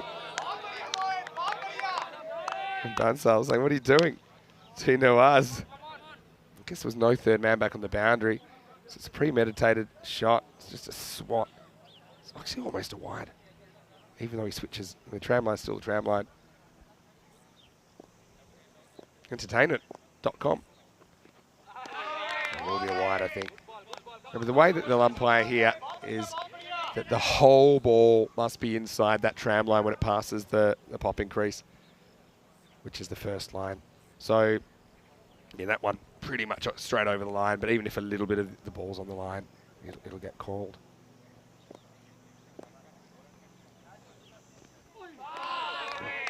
Nice. Really uncorks himself, doesn't he? That's a pretty good over. I think Bansal's been pretty good.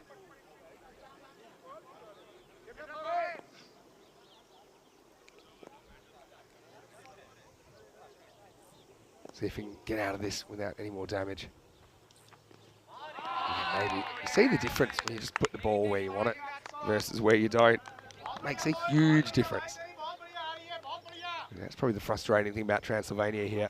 Okay, there's been some good shots and you can handle good shots, but when you bowl bad balls, it stings. It hurts you on the scoreboard. Last ball for Bansal has been good. He gets a little bit too straight this time. Fielders come around. Nice bit of work from Apari. They should just get 1 into the over. 62 for 1. He was very quick to come around there, wasn't he? I don't think he ever touches the rope. We'll have a look at it here. Yeah, no problem.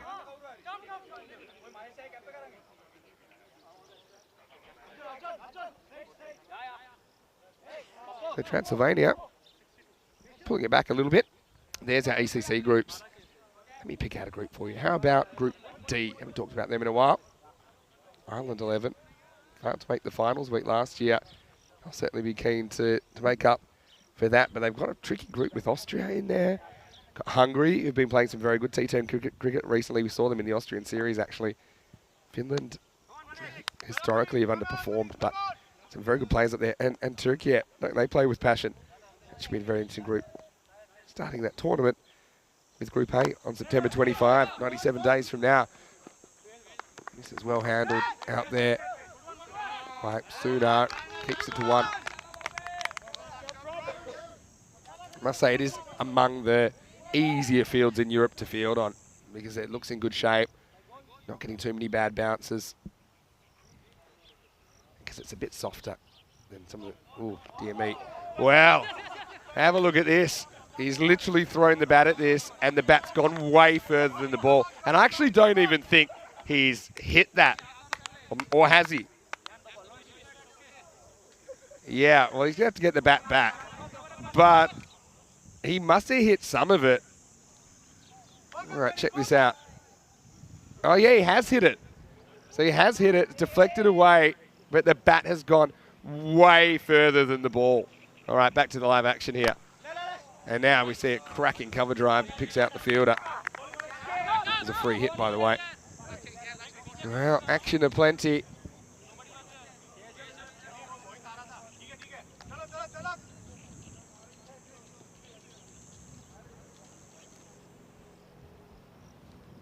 Wadwani pitches up and gets sent. Maximo Ranatunga is putting together a good knock here, isn't he? It's 41 of 14. I think once again, Transylvania have been a little bit greedy bowling at the stump sometimes. We had more success when they pulled it outside the off stump. I'm going to take a leaf out of Bansal's book last over because Ranatunga's been really strong off his pads.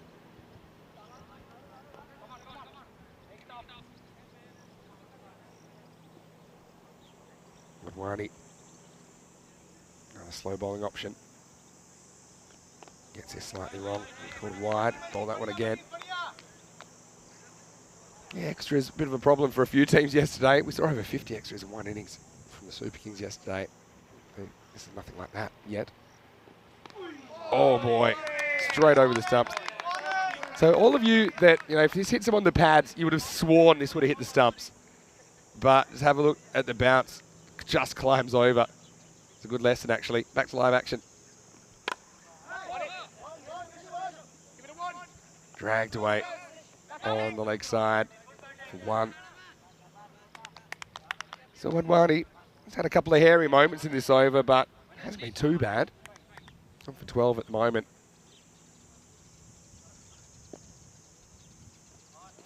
Pitches up. Can't elevate it, Nawaz. Looks frustrated as he jogs through for the single. End of 6, and Maniasa are 75 for 1. Yep, Keanu's excited to see Turkey in that group. Yeah, we all are. We're still coming to terms with how far that bat went. Proper bat throw. That's why you don't want to be fielding at leg slip, tell you that much. Ranatunga's batted through the first 6 for 42 off 16 balls. Was a couple of lusty blows in there, 18 off 15. Yeah, so the extra is not too bad for the most part, 5 in total in the first 6 overs. You can probably, I suppose at this level, 1 and over, you can handle. Maybe 10 total. You can account for that. A bit realistic to say you're not going to bowl any extras at all. Set yourself an achievable goal.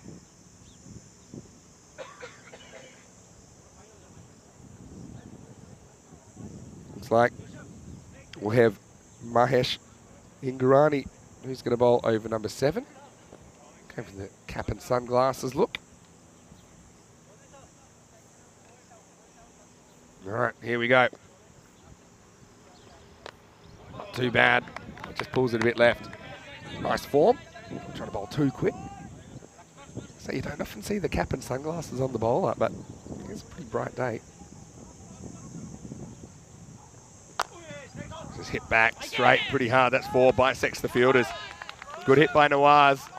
The worst ball really from Hingorani. And a powerful strike down the ground. Yeah, Keanu saying he's most looking forward to Turkey. Tell you who I think would be interesting. France, if they could grab that draw top 3, who I think are qualified. It's just got some internal issues there, picking them. But, yeah, you throw Hamza Niaz, Ahmed Nabi, Mohamed Nisa with their bowling lineup. And Hingarani, the worst ball ever, but hit powerfully down the ground. It's good keeping from Kishore there up to the stumps. Good footwork to get across. Will be called a wide. Guzzi, it feels like there's a big over on the way. We'll see.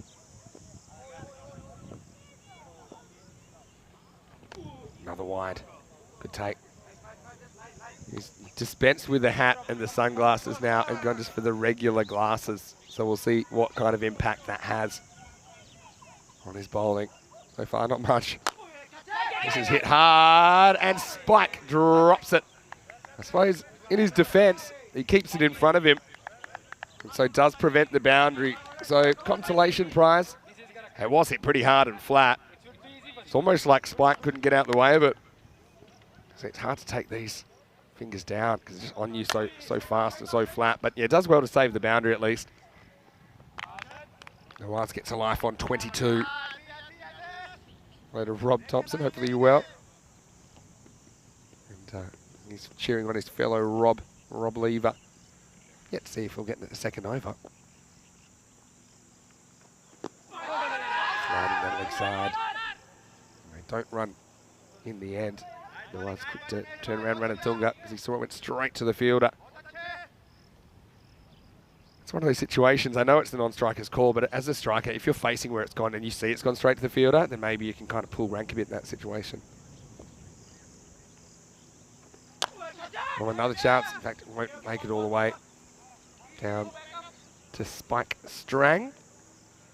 Probably in my top 6 favourite names I've ever seen on ECN, Spike Strang. Top of the list for me, you decide. Could be Barty Banger. That's a pretty good one. Who else have we got? Bristow Baby. That's got to be in there from Malta.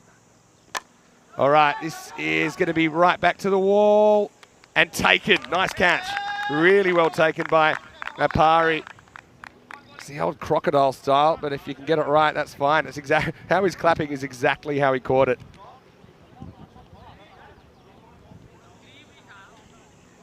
And so, good innings from Ranatunga, but he just had a few problems keeping the strike, didn't he? And this is the ECN style catching we see sometimes. Just goes proper crocodile style, thwacks them together, and then, yeah, he actually shows everyone how he catches it. He catches it just like, pretty much like that. But if you time it right, then it's fine. 85 for 2, 7 overs down.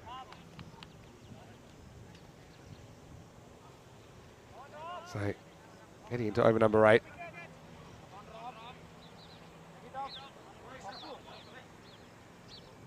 I know a few people asking where Rico is, of course. He'll be back tomorrow, actually. Maybe not for the starter play, but certainly around the middle of the day, we'll see Rico. And so we'll both be here tomorrow. Follow us on social media at European Cricket. And, of course, you can get us individually. Okay, Lever does come back. And this is hanging. No one's catching this. It's a huge Bermuda Triangle. And actually, this ball spins a lot. That spun so much, didn't it? When Rob almost grabs his first wicket.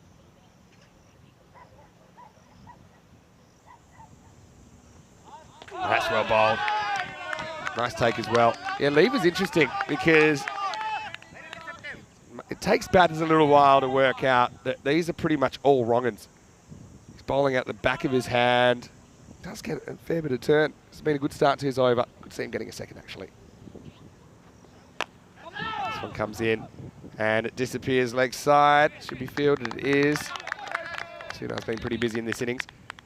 Yes, I suppose the key to Rob is to try and just maybe float it a bit more outside off so that they're trying to hit offside against the spin. Or either that or they have to make a decision to actually go and fetch it and hit it leg side. Pretty well bowled. This hit. But I mean, that's the kind of ball that if he middles, it's probably going for 6 or 4.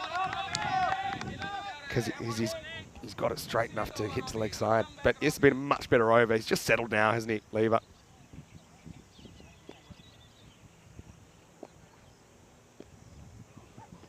Wow, that is launched up and out of here. Maximo. Well, don't say I didn't warn you. I did say if you get two straight, bowling what Lever's bowling, it's a bit of a numbers game. Sooner or later, batter's going to get one in the middle, and was absolutely hammered that out of the ground.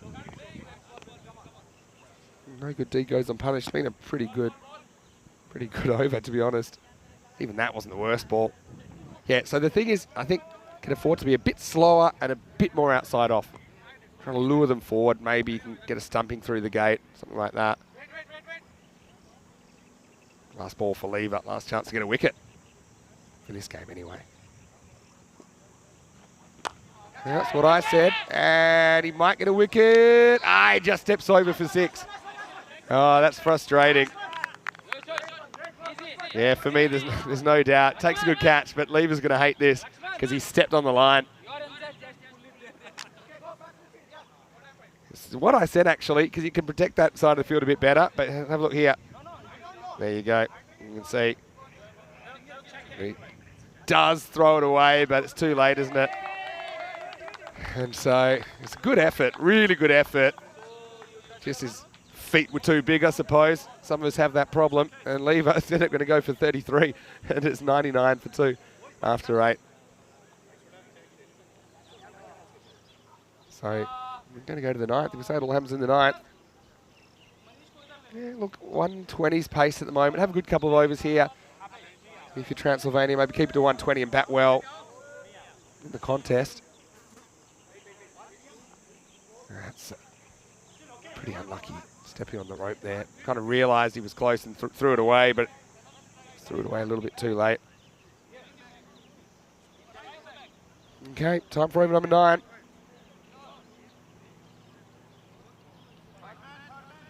Directing a bit of traffic. Apari coming back. Went for 11 in his first. Bowled a pretty good over. And Aleem, he batted really well this morning in the first game.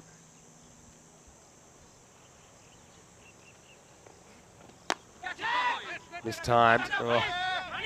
Well, should have gone bowler's end there, as it is. They allow the single. Brings up the 100 for Baniasa.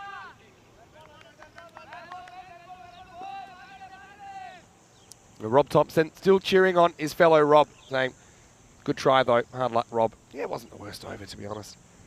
We'll see plenty more of him, I'm sure, in the series. Wow. So, I think this hits him on the full. Well, it may have hit him on the full, it might have just bounced before the boot, but he went for the shoe stomp. Let's have a look. Yeah, I'm going to technically put that down as a chance, even though I can't even touch my toes anymore, to be honest, so I don't think I would have done much better. Let's keep it to 1, Apari.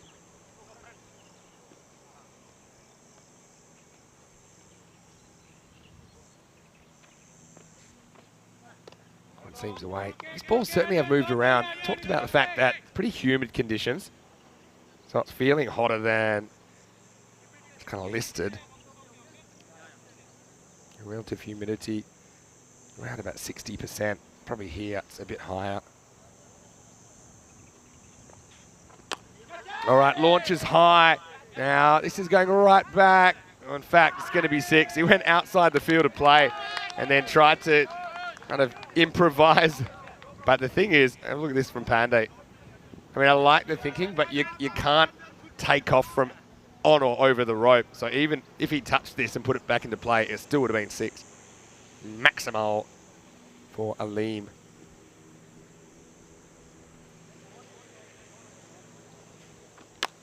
Now goes after this. Now this one is catchable, or is it? Oh, another one.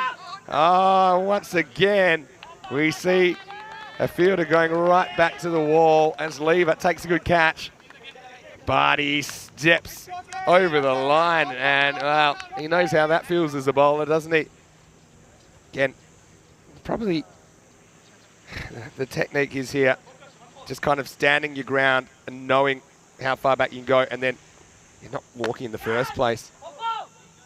This will be a one hopper out deep wicket. Yeah, so what a lot of fielders will do, they'll actually start, rather than walk in, they'll start with their back foot on the rope, just so they know where that rope is. So then when the ball's hit and they can see the line of it, they know, they kind of get set quicker, and they know, okay, I can't go back any further. Because it was in both of those two catches we've seen, the backwards momentum, the fact they're running backwards takes them over the rope. So if they were just standing still, don't think we would have had an issue with either of those. Apari, last ball of the night, coming up. And he's bowled him. Nice bowling. Nawaz swings all around that. It was full, it was straight, it was through the gate. And Transylvania have a third wicket. Good contribution from Hamid Nawaz though. But he is the third man to fall. End of the over as well. It's 115 for 3.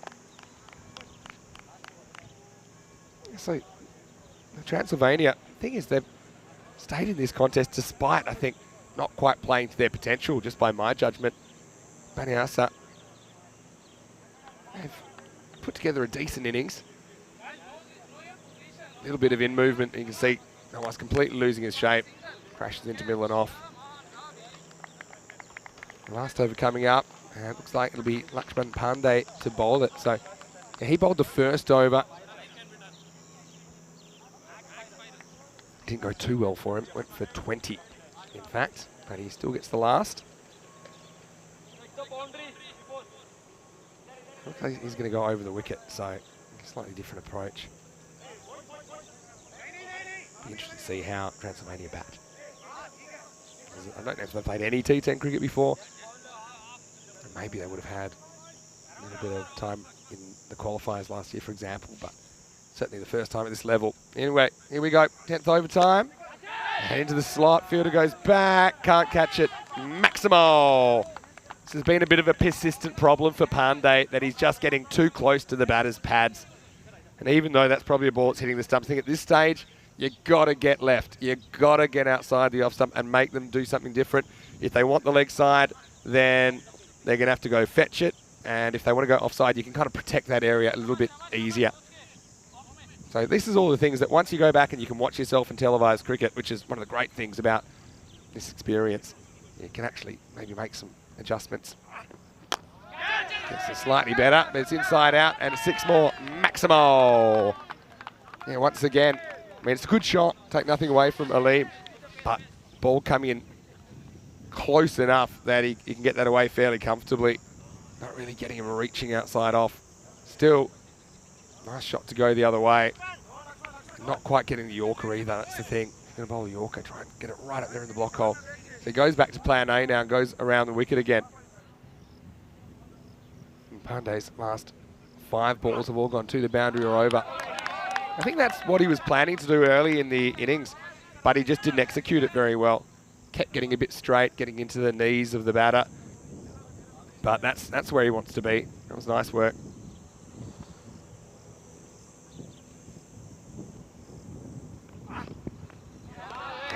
Big swing and a miss. So 2 in a row. Good comeback. Geez, I bet he'd love to have his first 8 balls back. Because now he's actually settling into a reasonably good rhythm. Well, back to the old problems though, because this is a bit too straight and it disappears. Abracadabra. Maximo Aleem up in the 30s. Frustration for Pandey. He's gone for 38 now. And yeah, consistency. That's the word I'd be looking at there. Consistency lacking. Try something different. Digs into the pitch, and I think this will just be 1. Again, probably would have been interesting if they'd gone for 2, but they don't. Takes us to the end of the 10 overs.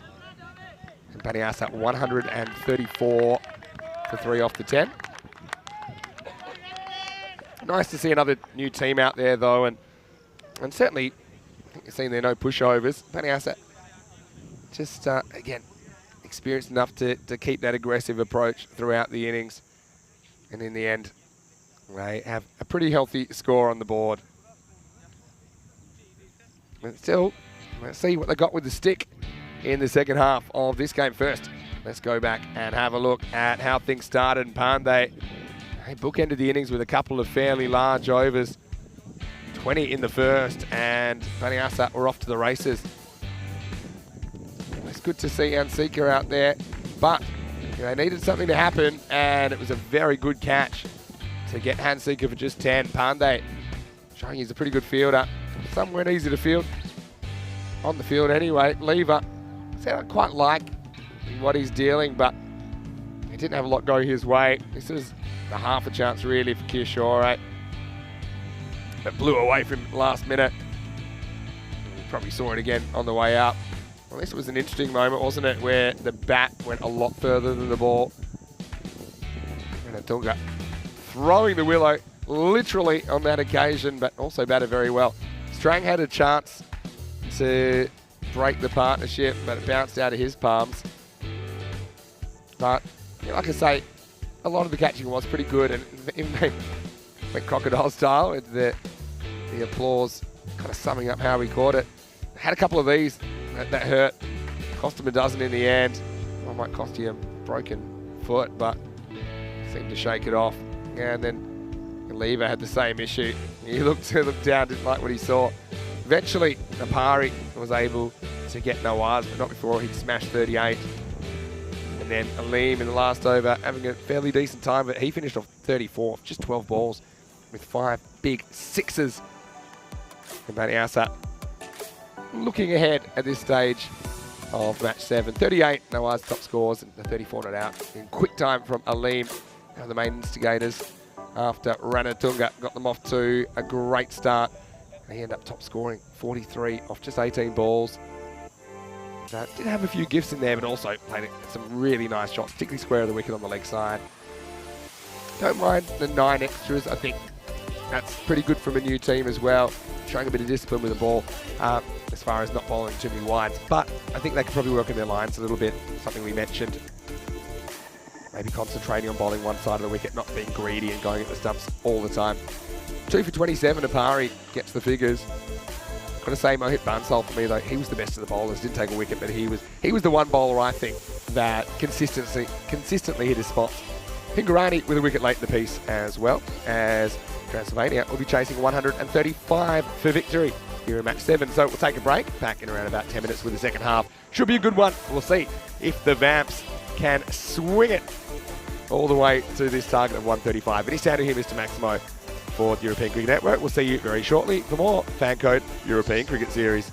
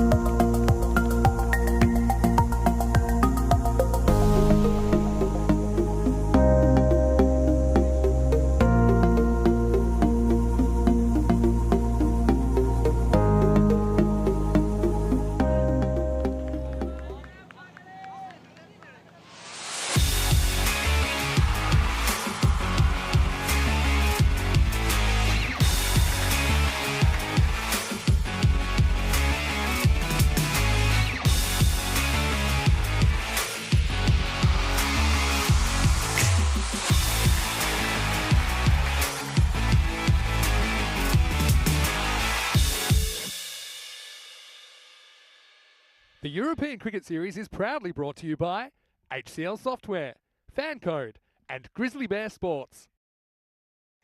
Hello and welcome back to Romania. Vinny Sandu here, Mr. Maximo for ECN on a very bright, summery Tuesday in Bucharest, and it's great to have your company wherever you're watching from around the world. Welcome back to this edition of the FanCode European Cricket Series from Romania. Right now we're seeing a team on ECN debut, Transylvania. Well, the Vamps, as some of our audience have been affectionately calling them already. Certainly had some good moments in the first half. Having said that, Baniasa have compiled a fairly healthy looking score of 134. That's Papusuna. He won't be facing up first. Almost ready to go on strike will be Arjun Apari. Looks like just waiting for the clock to tick over, but I want to welcome everyone back. And yeah, Baniasa, a bit of a scare against another newcomer earlier in the day, Zenitis. They crept over the line in the end, scoring that one 110 to 97. Let's see how Transylvania go about this. Prasanna to open up. Bowled the last over for the first game, bowled really well. Also took a very good catch. He looks a good player to me. Won't really spin a lot past the outside edge, but he'll just slide on. He's a very modern spinner. They're not really trying to spin it at all. And floats in, gets away from the fielder. I think this should run away for 4. It'll be close. Gets there. Apari off the mark, and just like that, Transylvania have their first runs in the European Cricket Series. Well done to them. They're new to ECM, but they've actually got a pretty long and proud history.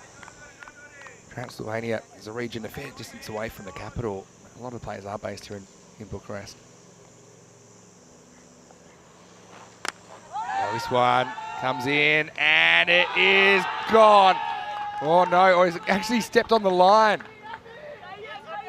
Oh, it was such a good catch. So I thought he was throwing it away because he caught it and he was just showing off a bit, but this is the third time we've seen this in the game. He's done it right in front of the other team and the officials. Have a look at the feet here. Yeah. You can see it comes down. And that's a lucky break. Now angles it away and they get a single. So, yeah, 135 is a decent looking target, isn't it?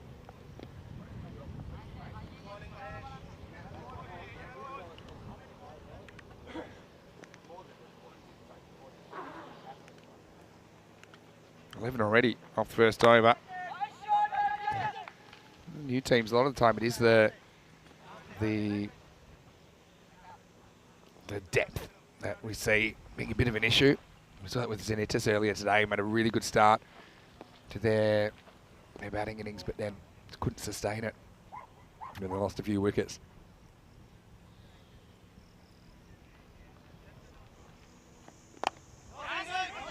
On this, they go on contact, and they pretty much get what they need off the first over. That's 6. Yeah, it could have been very, very different. But in the end, it's 13 without loss after the first over. Well, hit the 120 now. Corey is always saying how to get your checkouts. Well, I'm guessing that one is simple. It's a triple 20, single 20, double 20, a 120 checkout. If you're a darts player. Been waiting for a golden ball. Wouldn't it be interesting if we had one here in Transylvania's first ever match? I mean, Nawaz comes on, so another spinner. This is skied, should be caught, and it is. So Apari, fresh out of luck in the second over. He's just trying to kind of flat bat muscle that, wasn't he? But he top edges it, and that's the thing with this stroke, that if you're going to play it, you've got to judge the bounce spot on, because if you get it slightly wrong, this can happen. And so Transylvania lose their first wicket, and immediate success for Hamid Nawaz. See, he's another interesting kind of spinner, isn't he? He bowls with quite a lot of overspin and will generate a bit more bounce. And Apari, yeah, I suppose caught a lucky break in that first over. fresh out of luck in the second, and Abdul Aleem is caught pretty well today. Made no mistake with that one.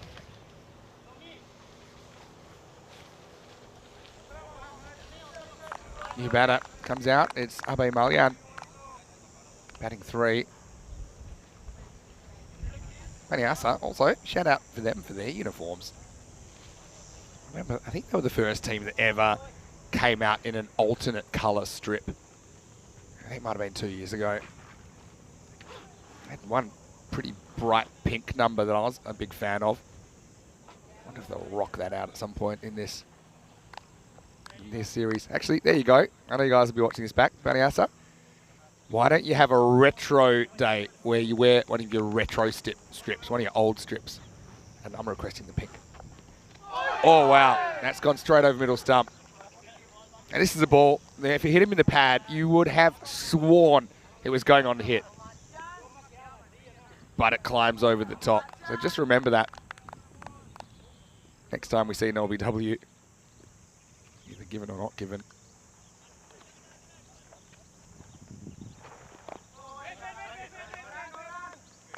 Dabs away.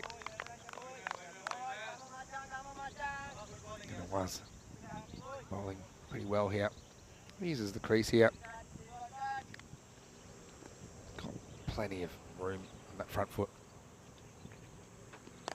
This one slides on again, and non-striker overcommitting. Quick throw to the bowlers in might have been interesting there as well.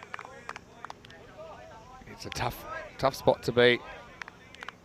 And to be honest, Nawaz is a tricky bowler to face in the power play. You feel like you should be getting after him, but he hasn't really bowled any bad balls until now. It's too short. It's going to be swatted away, but they got a fielder there. It's just going to be a single.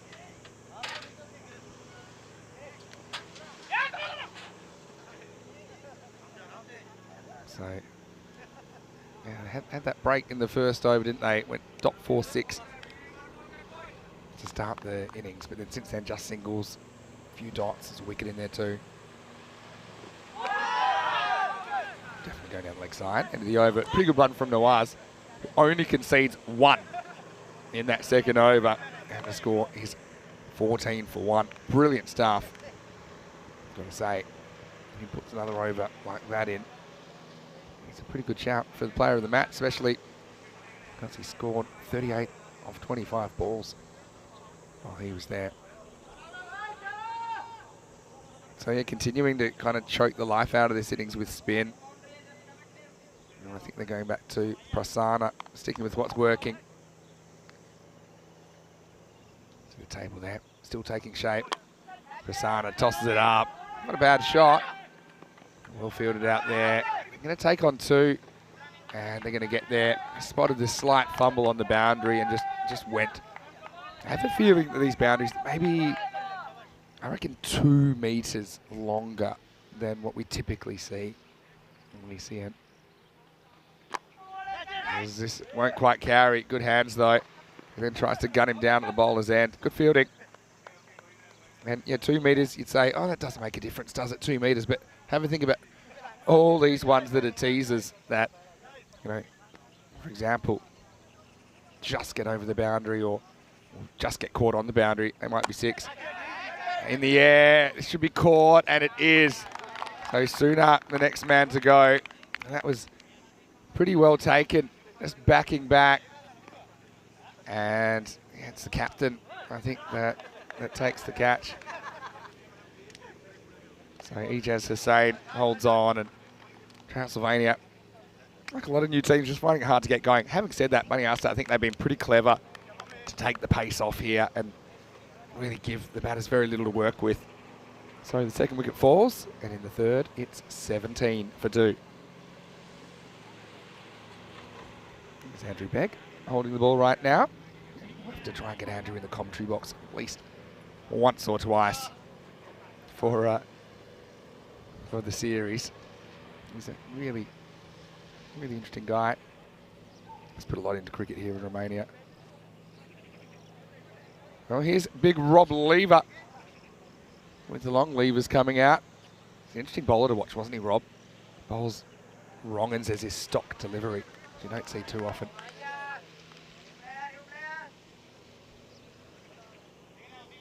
See what he can do with the bat.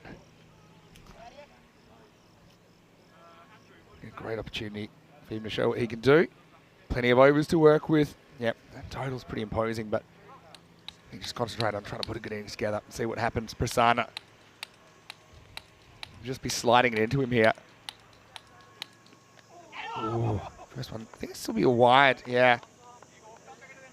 And I wonder if Lever lifts that back foot. Yeah, I reckon there's a quarter of a chance there for Shakur down the leg side. Tossed up. It doesn't really go towards the ball there. So Prasanna really gambling for a third wicket for his side here. Pushed on. Lever wants a run. And oh, he wears it. Well, you have to earn your runs the hard way. Lever is off the mark. But I think it's Mullian that might have a mark. He sees it coming. Oh, actually, might have hit his arm. Ouch. And he's got the arm guard on. That's a funny thing, but it's not on that arm. Mullian might be shocked into action. Oh, nice looking shot. Yeah, he just angles it away. And that's going to be for smart batting. Goes with the angle. Slightly risky, I suppose, because it was fairly straight. And, yeah, nice shot by Mullian to finish the over. So 23 for 2. Transylvania, around about 15 behind, I think, in the power play. Still, it's natural to have a few nerves around in your first televised cricket match. Look at that. You can see things were building at the end. Got a bit out of control in the second half. 62 in the first half and 72 in the second bit. But, yeah, the first and last overs, 39 between them. There's Lever. Just works this around the corner. Sets a long chase for the fielder. Does well. Keeps it to 1. And so, Lever so far kind of using the pace. I'm curious to see when he really goes after one, if he can maybe take on the fielders down the ground.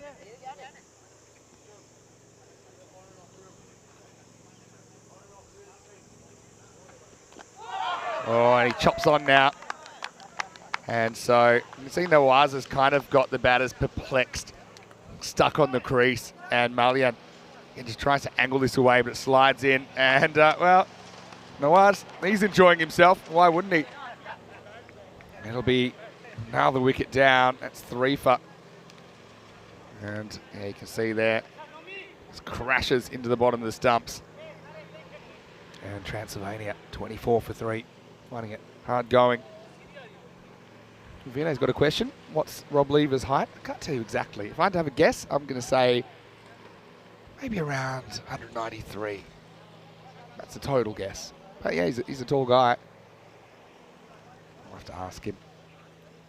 Yeah, but Rob runs a place called T5 Social. It's kind of a hostel and kind of bar, restaurant, social area. And people from all walks of life and all parts of the world getting together there for activities every night. He hosted a quiz last night. They have games nights, have music nights. Yeah, a lot of fun. Kishore, the skipper, comes in.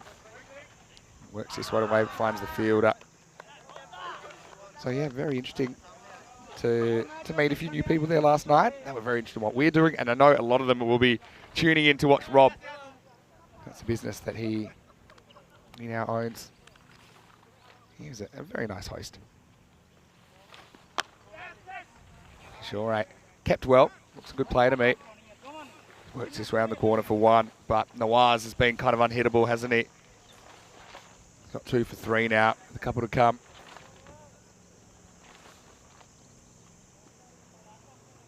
All right, let's see if Lever wants to take him on here. Big up straight down the ground. See if he's got the one over cover, maybe. Got to do something soon, don't you? You know, otherwise he's not really going to turn it sideways. Slides on, he does. Try to take it on with a bit of a flat bat. But it will just be a single.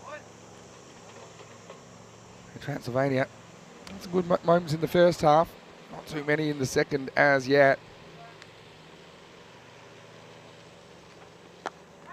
just lifted away, but it won't carry down to the fielder. So Nawaz is going to finish with 2 for 5 and basically ruins all the fun in the power play and beyond for Transylvania. After 4 overs, the score is 27 for 3. Big hello once again to everyone that is watching on FanCode and to everyone watching on our YouTube channel, ECN, European Cricket Network. Well, Rob Thompson is supporting his fellow Rob. We need a bit of help, don't they? Those lines not coming together as yet.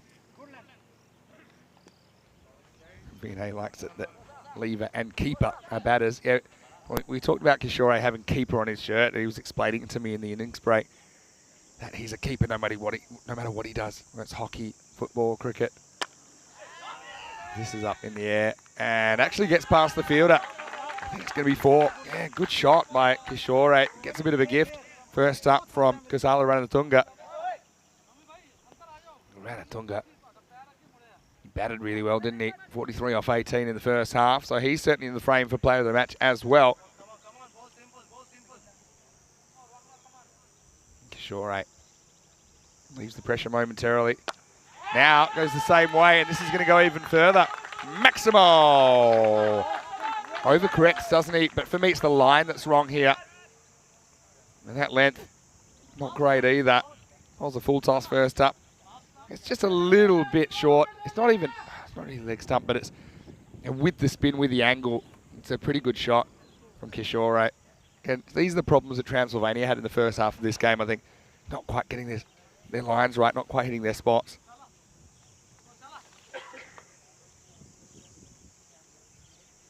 As you can see, it's not an easy find. I think they might have to give this one up. And we'll get another Grizzly ball out there. Yep, call it off. Got to say, I'm loving the new banners as well. Looking very cool. I love the national colours of Romania. They're very bright, aren't they? You got the yellow, the blue, and the red. And Vinay saying that lever batting, the bat looks like a toy in his hand. Yeah, it's actually true. Number 5 lever, you see him there. I wonder how short that bat is though. Spins all around this. Shakur misses out, and the result will be a bye. Well, maybe that's not a bad thing. Kishore was red hot, wasn't he? Went 4 and 6. And now puts lever back on strike. He's yet to get more than a single.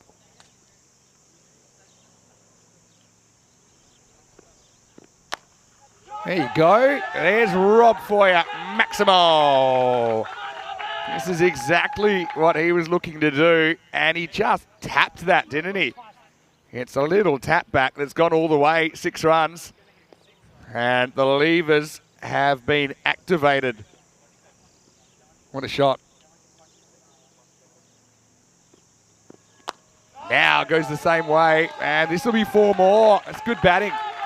He's actually trying to hit the ball now. You know, he's a little bit, I'd say, tentative early in his innings, just trying to work it, but I think it's now or never for Transylvania. They need a big over to stay in this game right now. The 5th has gone magical. Ranatunga's gone for 20. So that bye actually working out well for Transylvania, switching the strike, and Weaver's woken up. But then goes for the sweep and a ball that never arrives. End of the over. Decent one though for the Vamps. We'll have Baniasa reaching for the garlic, no doubt. It's 48 for 3 after 5. Keanu saying, I hope Transylvania can get close. Always nice to see the new teams do well, even if they don't win the match. ECC, 97 days away. Can't wait for this. It's going to be an awesome extravaganza of cricket with those 3-day groups as well. It's a really good opportunity to see a lot of teams quickly, and you have to play your best cricket. If you don't, then you can be going home. Of course, one team will go home after 2 days. The other 4 will fight it out on finals day. Oh, he's chopped on, and I don't even know how he's done that. Kishore, he shapes, he premeditates, and he's just trying to run this down fine leg for 4. But it's hit the very side of his bat and crashed into the stumps. This is kind of unlucky in a way as well, because if it misses the stumps, it might go for 4, you know. Now have a look here. Through his legs. He's wrapped it through his own legs for for the wicket. And yeah, Rob just drops the bat, drops the gloves, and he's not shaping up to fight ice hockey style. I think he just needed to make a minor adjustment, but the skipper goes 48 for 4. But it gives us a look at Spike Strang. I mentioned it's in my top 5 best ECN names, I think, Spike Strang. Here's the others. I mentioned him in the first half, but here they come.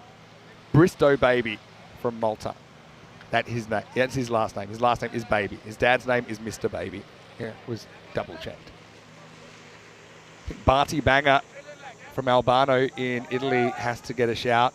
How about Nems Magazine from the Bulls and Guardians, I think, in Czech Republic. And now I think you can add Spike Strang to that list. Left arm up comes on. Tatsara. And Strang, pretty confident looking drive to get off the mark.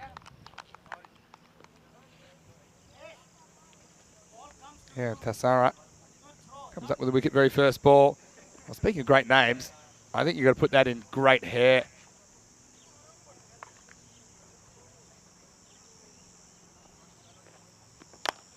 He tries it again, hanging up in the air and caught. So leave up, goes to the well once too often. Yeah, it has that backspin on the shot, which basically makes the ball carry a bit further. And that was a nice catch taken by Hamid Nawaz. He's having such a good game for Baniasa. So yeah, Rob, just trying to, I suppose, almost a flat bat, isn't it? Almost. But nicely taken, nice and anticipated. Trying to work out what Rob could do, maybe a bit more technical. Maybe stay side on a little bit more than he was. By opening himself up, he's losing a bit of power, I think, in this stroke. So I think if I had to give him a little bit of technical advice, maybe he should pick his bat up a bit quicker.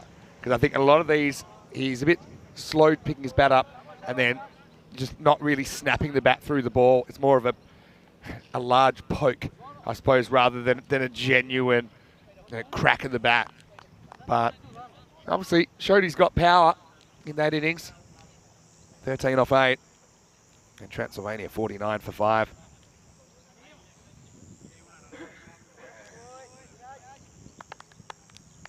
Mohit Bansal is a new batter. Really impressed with his bowling. Thought he did a great job.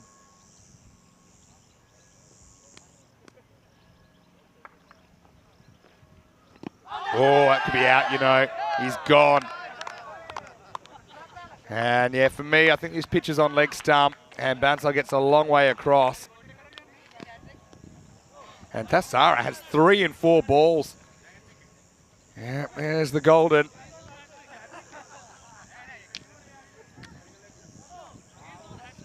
Let's have a look. Yeah, I think that's dead. Again, pitching on the stumps, I think so. And the others are quite simple. Hitting in line, going on to hit. So, yeah, disappointment for Bansal and Transylvania. The bottom falling out of them pretty quickly. It's 49 for 6. We haven't had a hat-trick in a while, have we? We thought we had one yesterday when Zavoyu took 3 and 3 balls, but the third one was stumped off a wide, so it didn't count. And well, I'm sure that will get one somewhere along the line, but quite unusual to not get one in a whole series in Sweden. Plenty of opportunities, never cashed in. So, are we looking at the next name on that list? Viraj Tatsara. New batter out there is Lakshman Pandey. 3 in the over so far. One thing we've never seen is a 7-for, and it's possible because he's got 8 balls to bowl. He'd need 4 wickets in 8. I'm just saying, Stefan Gooch has the best bowling figures of 6 for 2. Might be getting a bit nervous. Anyway, here's a hat-trick ball. Oh, it's a pretty good looking drive, to be honest. Full toss and a good shot by Pandey. Oh, very good batting. He's probably searching for the Yorker there, but didn't really straighten down the line. So, yeah, good batting, and Pandey trying to reverse the momentum. Right now it's all with Baniasa.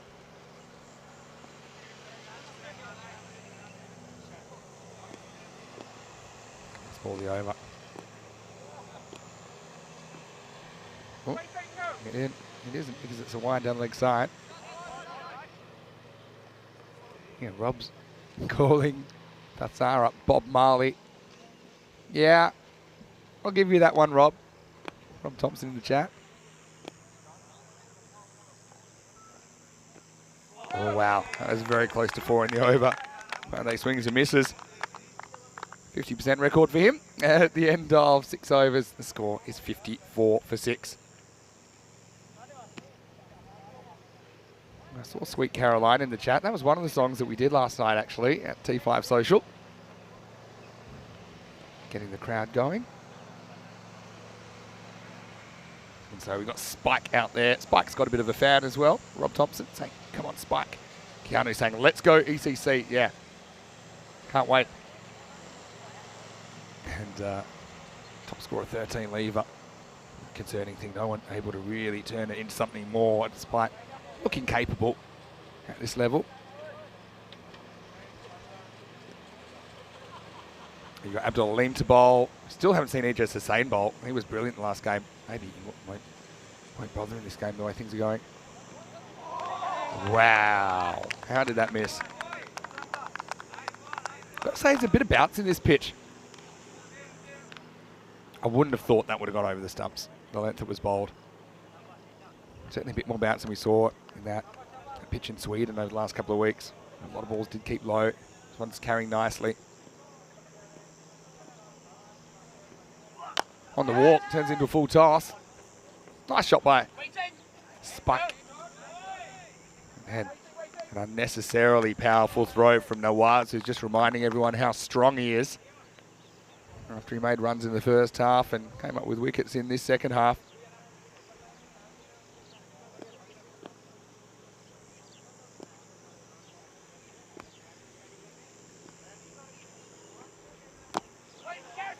Puts this into his own leg.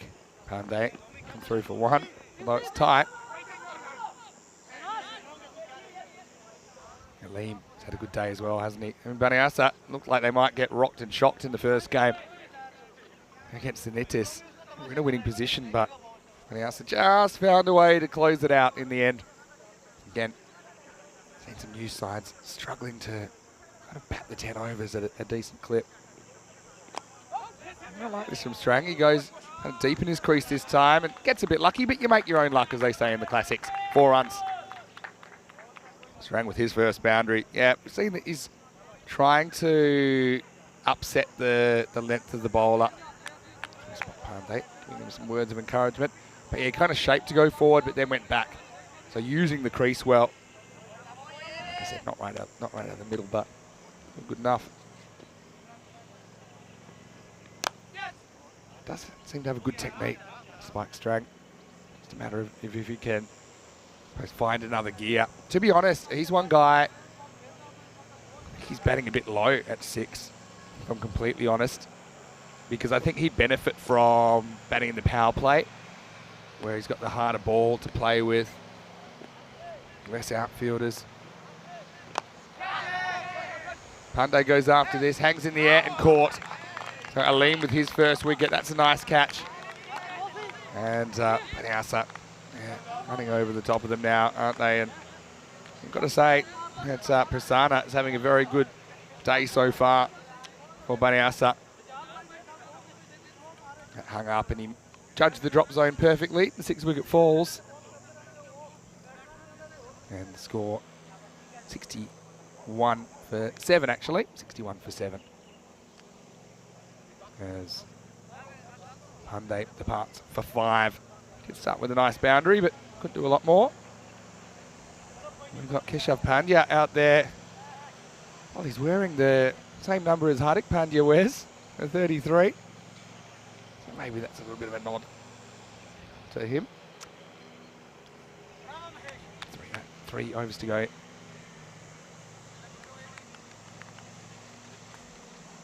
you start to think perhaps we won't see them bat out the 10.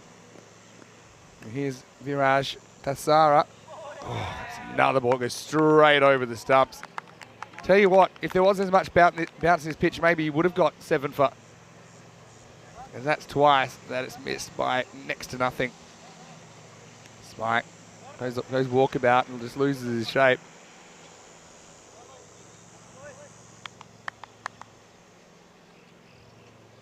I suppose finding the sixes has been tough in this innings. There's only been 3 of them in the 7 overs so far.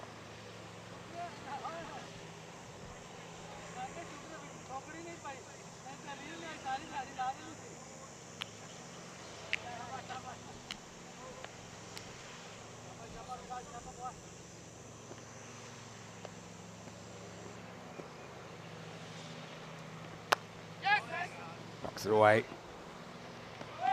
And just a single.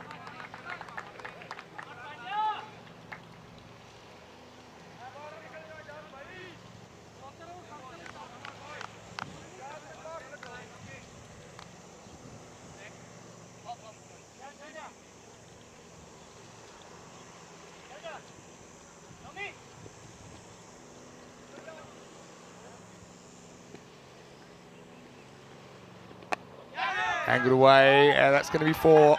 No, Panja off the mark. I'm liking it. He's enjoying his time out there as well.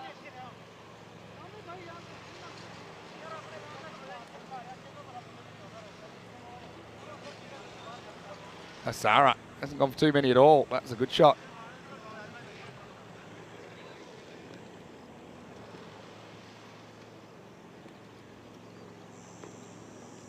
There's a slow ball. Clever bowling.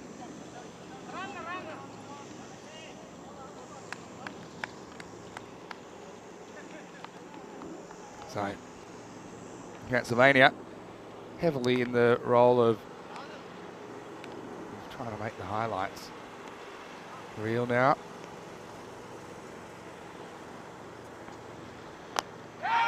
Lifted up in the air and out of the ground. Well, there we go. Spike finds another gear, doesn't he? And Maximo time.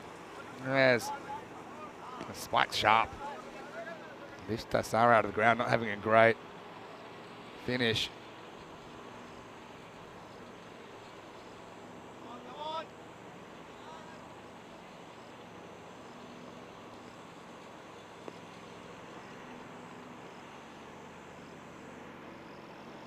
Nice ball, the over coming up.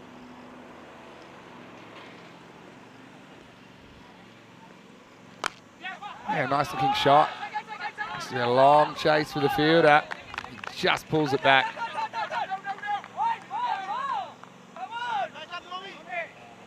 And Tassara, pretty short. Well, only concede 2 there, which will make it 75 for 7. Quick look at that, just to make sure it didn't hit the rope, but yeah, pretty good figures, 3 for 20.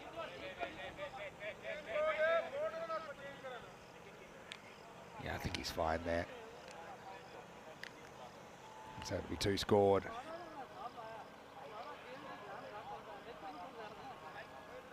Two overs to go on this one then. Transylvania, look, seen worse innings, 75, and that's without anyone really getting a kick on. Strang's now the top scorer in this innings with 16. You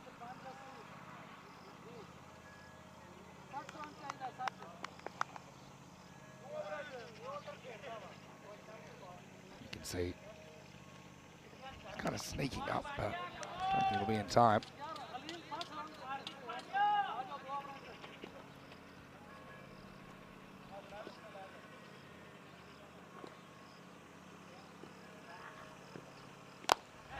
A nice looking shot. Let's say Panja's very good for a guy that's come out at 9. He's a guy who could afford to bat a bit higher.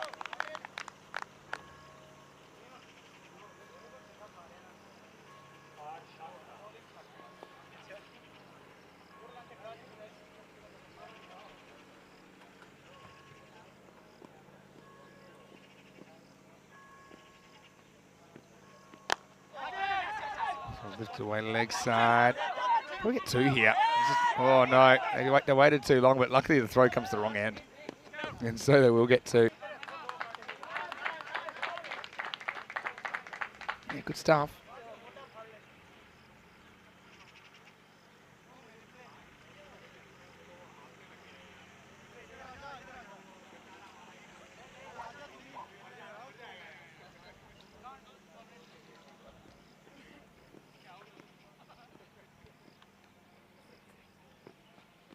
Oh, well, Strang gets out the trick shots, and unfortunately, he pays the price. He's probably just running out of patience a little bit, but nice little partnership put together by those two. We put on 17, an over and a half. But, yeah, getting it a little bit out of his depth, I think, with that deflection shot. But anyway, got to say, he's got a smile on his face and hopefully enjoyed some time in the middle, and we obviously haven't seen the last of him. Okay, we didn't see a lot of the top order, but I think just looking at Strang, his technique looked pretty good. He's the kind of guy I think would like the ball when it's new, and he can probably deal with the movement. Probably take on infielders rather than outfielders.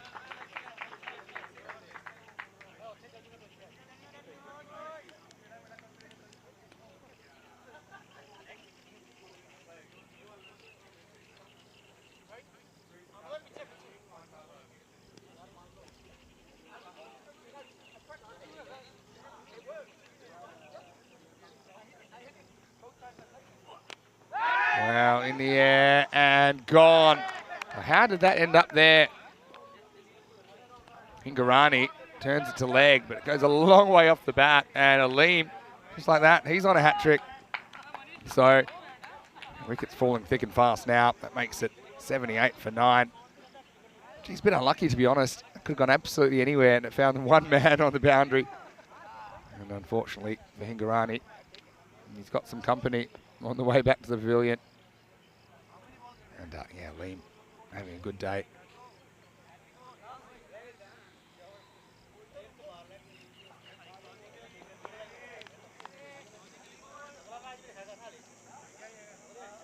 Well, here's that time. Got the number 11 to bowl that.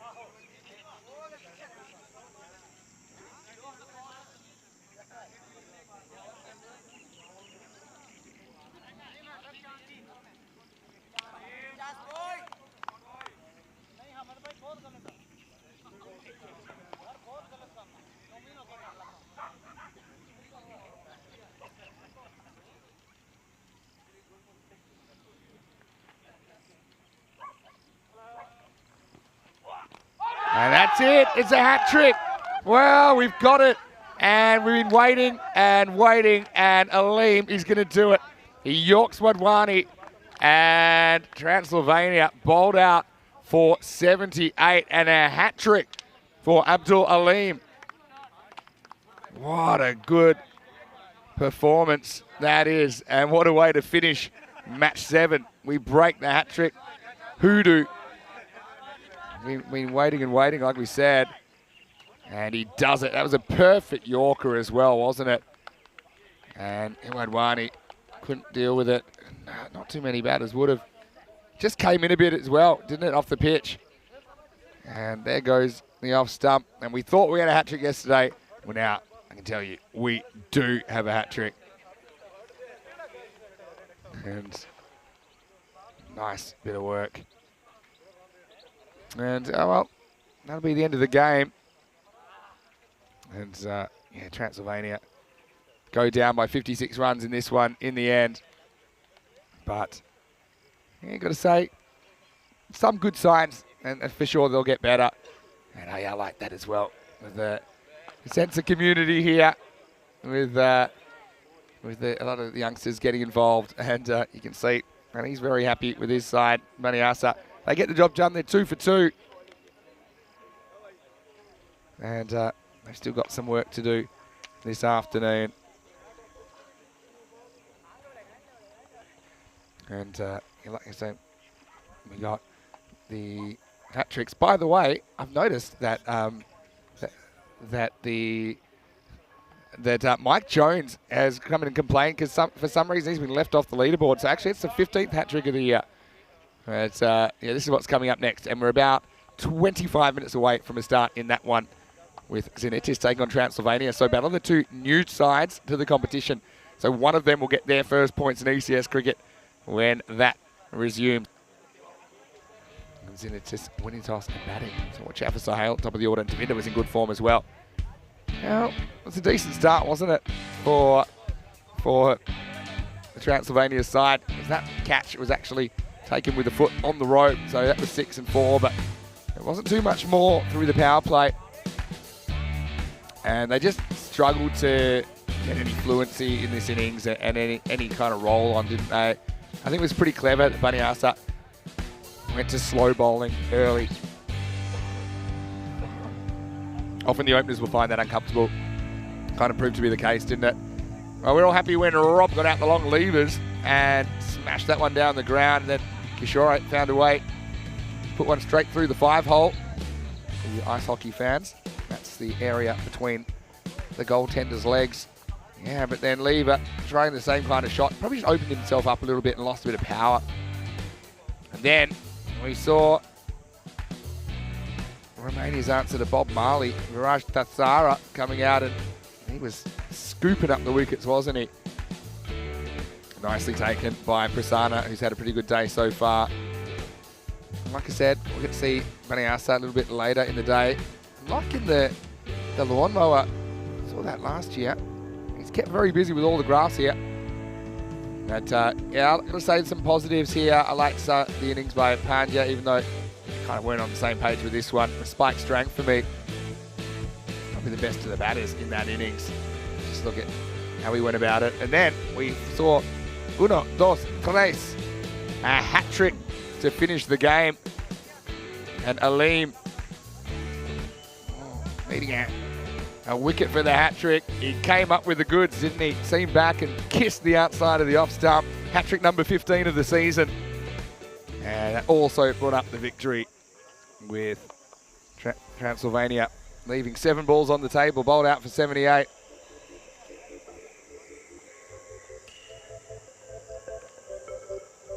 Having a look at the scorecard, Strang 18, top scorer. Apart from that, 3 other players reached double figures, Apari as well as Rob Lever and the captain, Charak Kishore. And also 3 golden ducks down the bottom. Derek was busy, wasn't he? And a hat-trick to finish things off with those last 3 wickets going down. Bang, bang, bang. And well done to Abdul Aleem. Finishes 4 for 10. Including that hat-trick. I suppose he steals the thunder of Tassara, who looked on for even a 7 for at one stage. He finished 3 for 20. 2 for 5. Nawaz bowled really well in tandem with Prasanna, who picked up the other wicket. Tonga not really working out. We didn't even see Ijaz Hussain. So, I mean, bowling stock's looking pretty good for Baniasa at this stage. They'll have further tests ahead. We'll see them later in the day against Bucharest Zalmi. So we'll take a break. Back very, very shortly with more cricket right here on ECN. Many sound of Mr. Maximo. And we're about 25 minutes away from match 8. Until then, enjoy the break and see you soon for more ECN action. You're watching the FanCode European Cricket Series.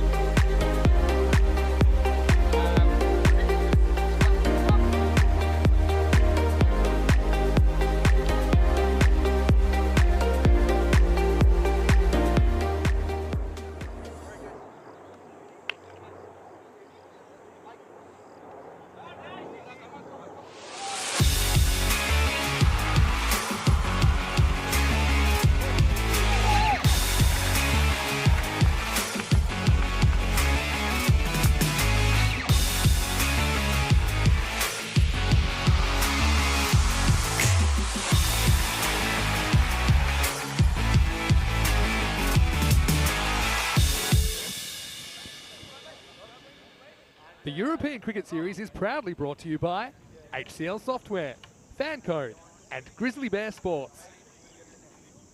Hello, welcome back to the beautiful Moira Garcia ground here in Bucharest, Romania. Vinny Sandu here, Maximos for you on day 2 of this FanCode European Cricket Series. Just have a look at some of those shots. You've got the cricket ground in the foreground. You've got the beautiful lake in the background, the village behind that. And I've got to say, some of the nicest shots from the air I think we've ever had. Even see the practice nets down there at the bottom. So great facilities here. Right now, it's time for match number 8. And this is a match between 2 of the newcomers in this competition.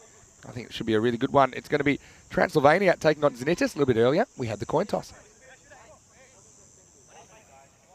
Zenitis to call. Heads. Heads is called. It is heads. Okay, good luck. Have a good game. All the best. Thank you very much. So Zenitis have won the toss. They're having a bat. Back over to you in the commentary box, Vinny Sandu. Thank you, Stefan. And you're right, it is the Silver Fox from Zenitis. Rajesh Bhutan that wins the toss and he elects to bat. A good confident move from them. These two teams had pretty similar experiences in their first game. They ran into Banyasa and certainly had moments when they were competitive but ultimately couldn't come away with a win. So one of these two teams will have their first ever win in ECN cricket after this game. And plenty of plays to watch out for. Got to say Spike Strang stood out for me for Transylvania. Seemed to have a good technique. Zenitis had some good performance as well. Madashanka almost dragged them across the line. They had a really good start from Sherry Sahale and also Kavisha Devinda.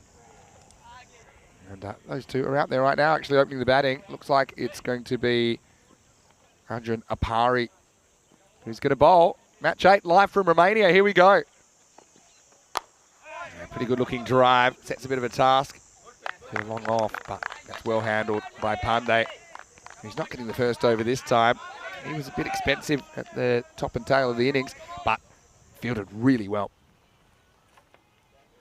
Yeah, so I think this is going to be a super interesting game. You've got 2 left-handers to deal with as well as the opening combination.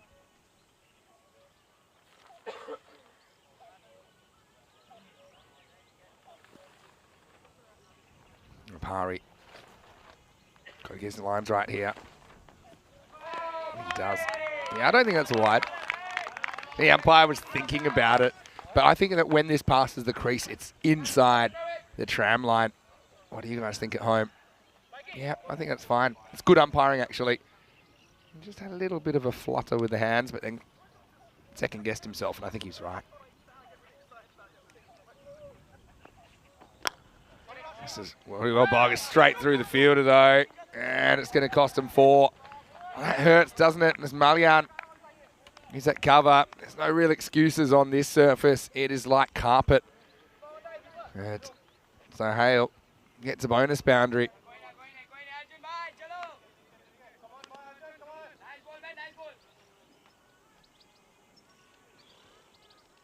Still well bowled. I think that's the area you want to be. You can protect that side of the field a bit better. This one will be a wide. Apari getting some good movement though, isn't he?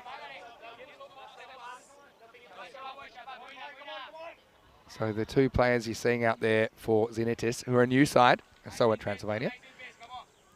But these 2 batting now, they are the only 2 that had ECN experience before today. Oh, this one is glanced away nicely. And that was actually swinging back pretty viciously at Sahale, but he puts it away. Really nice shot. Just flashes the bat at it. And Apari, for the first time, loses his line to leg and pays the price.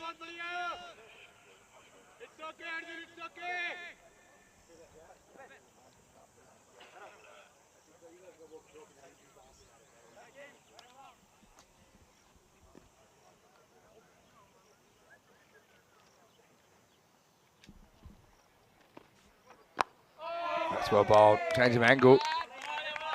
And Sahale just jams down on it. Yeah, so I'd say 100 or so is a decent score between these 2 teams. I think this one is a bit more of an even contest.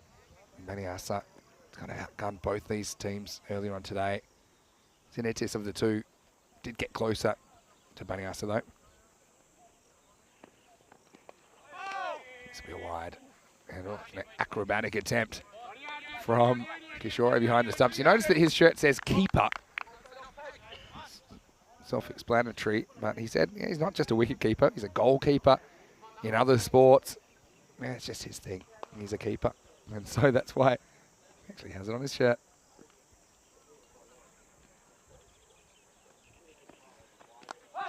Another ball glance, and that's good fielding though. Puts everything behind it. Bit of a dangerous way to field as well, but it's effective, and it's the end of the first over. The score is 12 without loss. A decent start for Zenitis. Not a disastrous start at all for Transylvania. Hey, hat trick alert. And I told you, Mike Jones, he was wondering why he disappeared, but he's back. And Abdul Aleem, he took a hat trick with the last 3 balls of match 7, or what would become the last 3 balls of match 7. And he's actually Ijaz Hussein's brother as well, Abdul Aleem. So congratulations to him, finishing with figures of 4 for 10. And that actually finishes page 1 of hat tricks. So the next time that we have a hat trick, we'll have to turn over to page 2.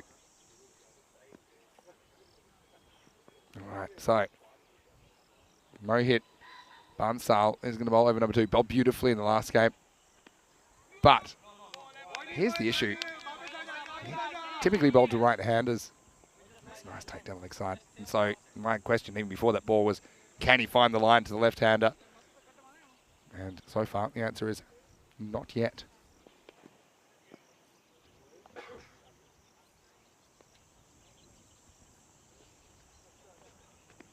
And he still can't. He's also following through right in front of the umpire, which isn't ideal. I'd actually just stick over the wicket. I think that's a better approach. You got all these fielders on the offside. If you go over the wicket and put it outside off stump, then you bring them into play a bit more because you've got only 3 on the legs. And if you're angling in, yeah, it's just a good angle for the lefty. But having said that, he puts it outside off and it gets cracked through all those fielders. And it's just too well hit by Sohail. Yeah, brilliant shot. Yeah, I don't think this is a bad ball at all, to be honest. But Bansal pulling his hair out, I think. Anyway, it's a resilience test, I think, this form as well, this form of the game.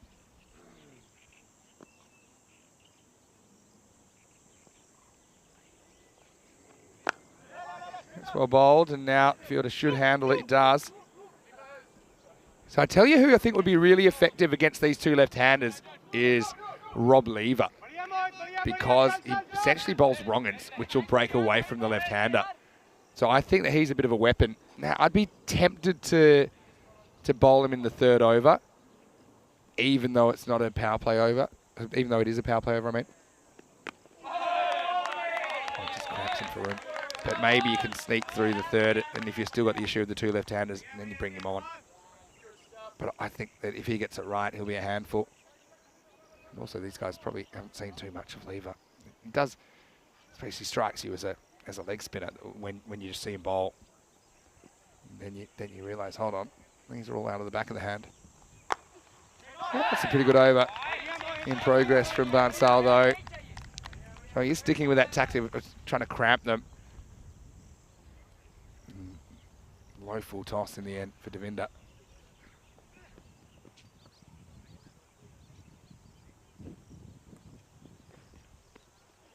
That's well bowled. That's where he wants to be. You can also see Devinder's not really keen to make a definite step across and try and open up that leg side, which is something I think I'd be trying. Maybe get forward and outside off, take the LBW out of the equation and kind of swing away to the leg, because there's only 3 fielders on the leg side and none of them are back on the boundary. So maybe it's time to take a chance. Or you just wait for one that is down leg side like that and you can't catch up with it. That'll be a wide. So the breeze has picked up a little bit, but if anything, the breeze is left to right. Yeah, so that's probably a tactic I'd be thinking about it if I was left-handed, which obviously I'm not. But yeah, sometimes you'll read the field. 3 to the left of screen. Left of screen now.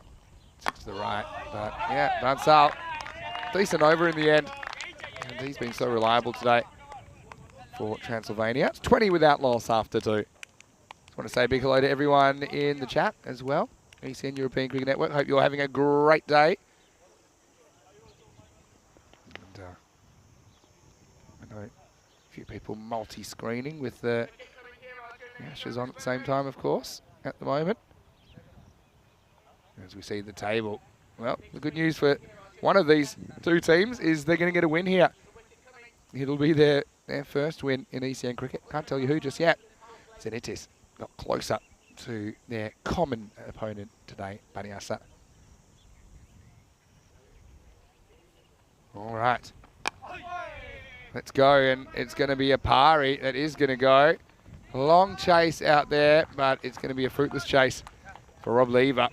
4 runs to start the over.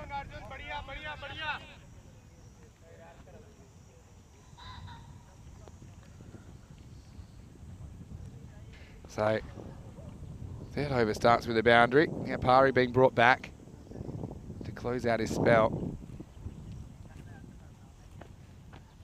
Right, I think.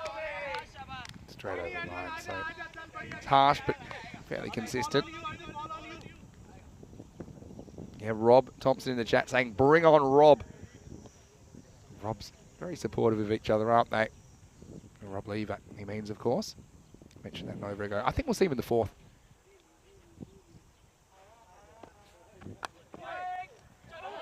I mean, there's also a fair chance they might go back to Mohit Bansal, but I wouldn't actually do that yet because you've already spent a pari. If you bowl out another bowler, you haven't left yourself too much in the back pocket. So I think, you've got in a decent position. I just think it's such a good matchup to have Leave it to the left-handers. So you see Sahale just missing that one. Just good areas from Apari.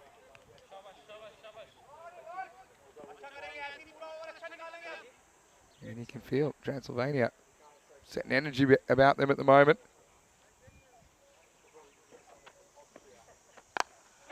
Now this is going to be angled away. It's going to be 4. Yeah, so got the line right. Just got the length wrong that time, didn't he, Apari? That one's going to disappear. 4 to the total. Nice shot by Sahale, moves into the 20s.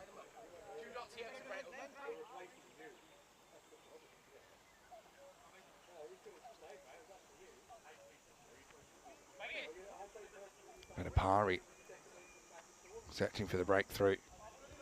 Yeah, well, maybe you want to get a hashtag going. Hashtag bring on Rob. Because I'm feeling it. Let's see if my instincts are the same as my captain, Kishore, who's behind the stumps. Oh, edged away. It gets past the fielder. Probably chases this down. He does. Hustle back for a couple. So Hale, good running from him. Yeah, this almost pops to the fielder in the circle though, doesn't it? Yeah, the other thing was Rob Lever's bowling is obviously he had problems with his length. But he got better the more he bowled. And I think he should have settled a bit now into the second game for Transylvania. Oh, another ball. It's upish, but won't escape the infield. And it takes us to the end of the power play. Well, no breakthroughs for Transylvania, but they've also kept things reasonably under control. Zenit at 32 without loss after 3. So let's see who grabs the ball now. I feel like it will be Lever. 12, 8 and 12. So, yeah, bit of a stalemate for me so far.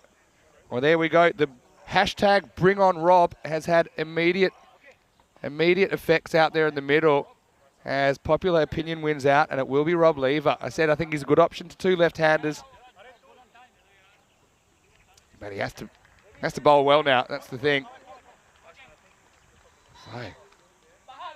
So Hale 25. Devinder just 1 off 5 in the power play. He's new batteries, doesn't he? But yeah, Pari goes 24 in his 2 overs. You can probably take that. And interesting that looks like he's going to go around the wicket here, Rob Lever. So he's trying to essentially angle the ball in and turn it away. And so, yeah, it's an interesting approach. I don't mind it, actually. You're changing angles. And I think, yeah, wisely, Kishore is going to grab the lid. It's a good idea anytime you're up to the stumps, even if it is a slow bowler or a spin bowler. You can get little deflections that can be quite uncomfortable. These cricket balls are rock hard.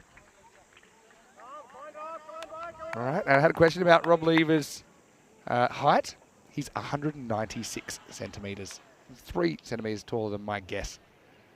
196. So I think that's about 6'5", 6'6" in the old money. So he's a tall man, and he's quite an unusual bowler. Like I said, he'll bowl these balls out the back of his hand, and they'll break left to right rather than right to left like a traditional leg spinner. First one, a wide, but not a bad spot to miss. So really what I'd like to see from Rob is him tossing a few up, but they don't want to be full tosses, but kind of luring the batter forward. And I think that he can get a false drive out of these guys if he gets it right. This one doesn't really turn back at all. I think this will be a wide called, and they'll get an extra. So I suppose, you know, Lever bowls a mixture of top spinners and wrong-uns. That one kind of shoots on more than actually side spinning. But yeah, he's tall. He should be able to get good loop in good shape. That's his ball right there. That's well bowled. You can see that this is one that you want to drive, but if you go through with this shot, I don't think you're really in control of it. So Lever should watch this ball and copy and paste it. That was really good bowling. Never been that excited about a dot ball until then. And now he overcooks it, and this is going to be a no ball, and then some. Maximo. And yeah, we'll have a look on the replay. But yeah, Rob doesn't get that one right, and he bowled well 4 before. But for me,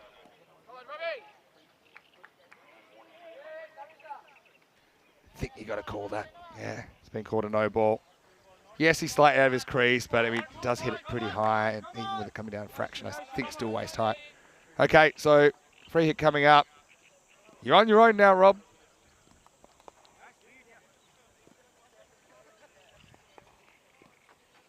Oh, he tries the leg spinner. I like that. That's brilliant bowling. We haven't really seen that one from him. And that's actually his variation. And it's like, well, to be honest, might have been a generous call, but still, it's like the old backdoor slider. Anyway, this is hit in the air, and it's going to go all the way. Maximo. So, yeah, this is a ball that, to be honest, Strang, he was fielding that angle before, and he just went a bit wider, and Devinder has launched into action. Abdullah Hissam asking what's the boundary distance. Well, typically it's 50 metres. Just eyeballing it. I feel like this might be 51 or 52 here, but certainly around that.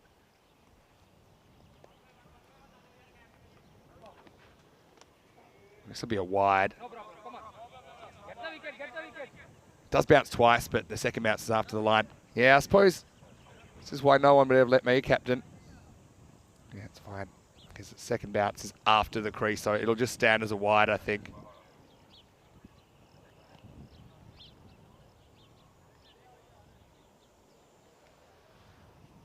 Yeah.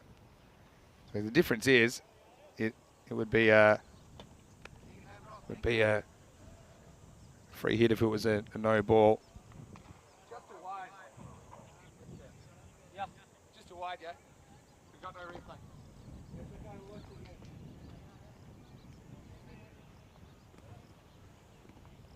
So Lever, it's shown he can turn it in.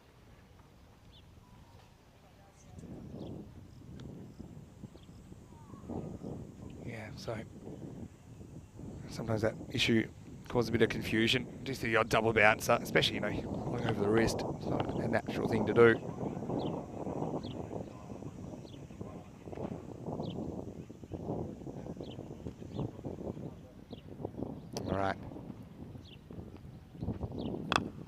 Better ball, but it's going to disappear.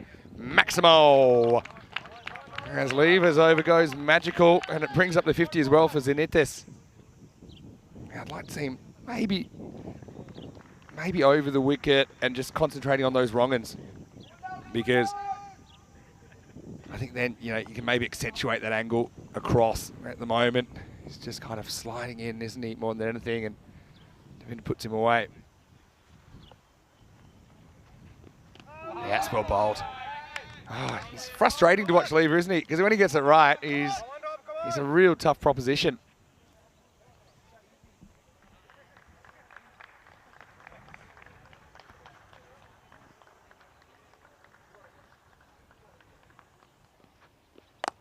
Yeah, gets it right as well. I mean, he bowls well enough those last two to think, yeah, you've got to give him a second over. But anyway, let's see what happens. It's 24, come off the fourth over, and the score is 56 without loss. So after a fairly dreary power play by ECN standards, it's in it to break out in the fourth.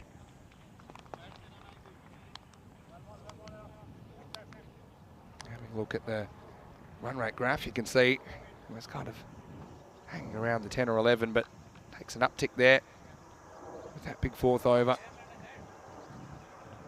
Change of bowling now. It looks like it'll be Irfan Warsi now that's coming in, and wasn't in the lineup earlier on today. He's come in at the expense of Hingorani, who is 12th here in match 8. So yeah, Warsi, first chance to get a look at him. See that projected score, 140, going at this 14 and over.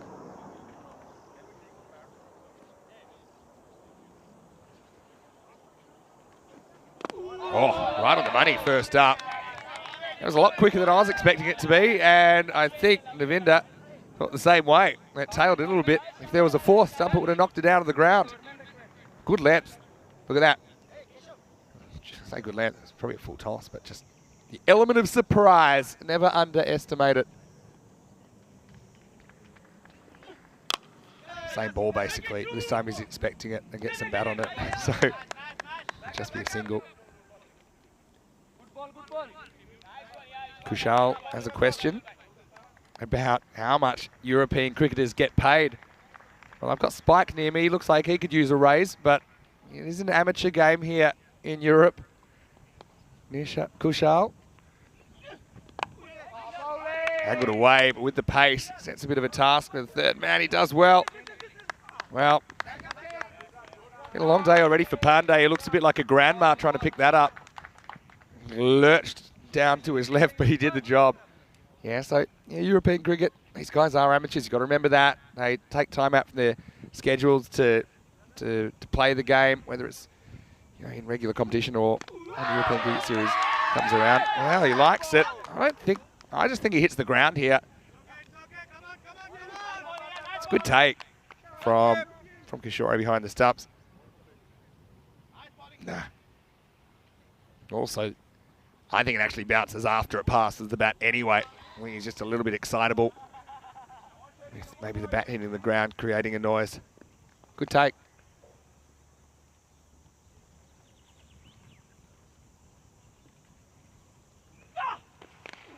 Oh, that was a chance, It was a tough chance because it came through quickly, but Kishore, if he gloves this, watch the batter fall out of his crease. See?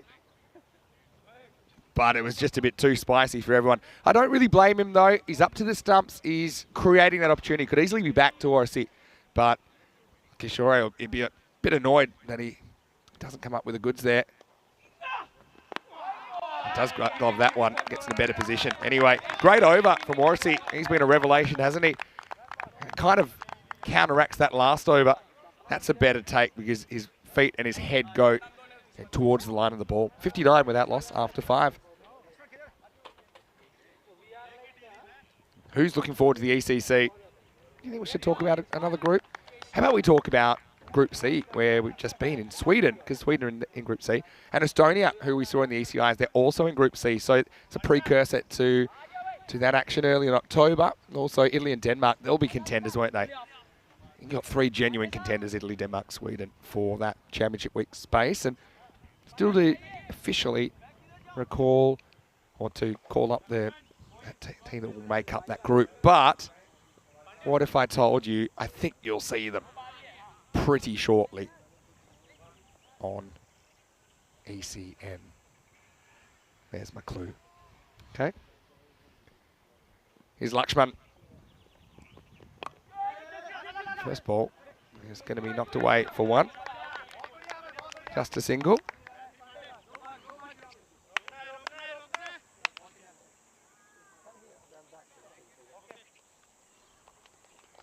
So still 2 left-handers there doing the work. They're not in bad shape, but also they haven't really rocketed away with the game either. Oh, it's a good delivery from Pandey. And Devinder a bit lucky to survive.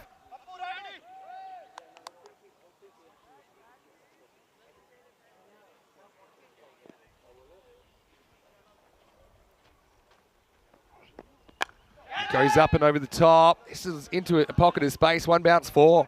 So Sahale getting moving. Devinder has kind of got things moving at the other end, but Sahale, he's certainly a guy, he's the most experienced ECM player on the park for Zenitis, and he's able to get that one up and over the top. So yeah, Pandey, once again, just struggling to locate, I think. I'm going to be interested to see what would happen if you go over the width of these guys and maybe push it across them a little bit more. That's more where he wants to be, and he's got a fielder down there. So don't forget, you've got the infield and the outfield. So the infield is essentially 30 metres from the middle of the pitch here in ECN cricket. So you're only allowed 5 outfielders out of your 9 fielders available. You've got the bowler and the keeper, so you've got 11 in the side. There's a bowler and a wicketkeeper, leaves 9 fielders, but you can't have... Oh, he's knocked him over. And really, Devinder runs out of patience, doesn't he? Goes across, he shows the goods, and Pandey catches in. So, really probably not a great shot selection, but also probably felt he had to manufacture something into the second half of the innings. That hits the top of off. And really, it's a bit of a gift from Devinder. Transylvania finally break this opening partnership. It was worth 65. Not a bad knock at all from Devinder. He just seemed to be getting going, but now he's really getting going for 22 of 16 and the score 65 for 1. Brings new batter to the crease. Nitin Kondarapasari.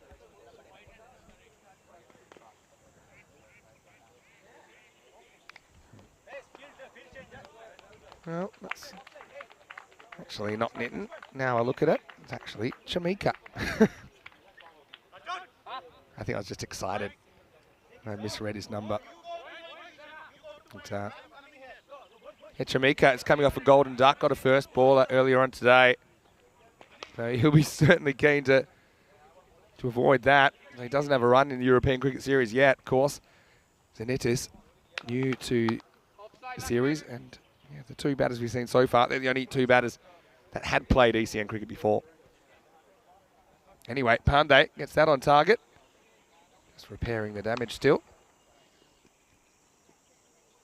So let's see if Transylvania, or the Vamps, as they're getting called in the crowd, see if they can turn it into something more.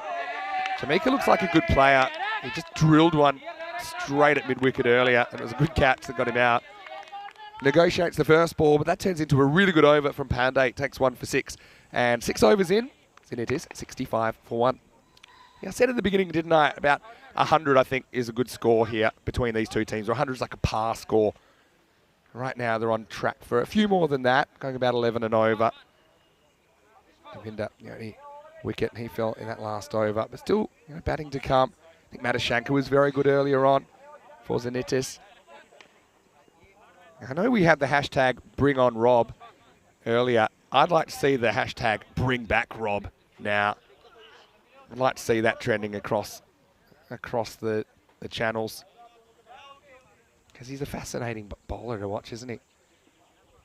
Anyway, time for over number 7. I think the Warsi, he certainly deserves a second over. And once again, really good take behind the stumps from the keeper, Kishore. And yes, you are reading that right, keeper. Maybe we should just get to a stage where we just write player on the back of some shirts. He really rides the bounce there. Edged away into the gap. This is a long chase.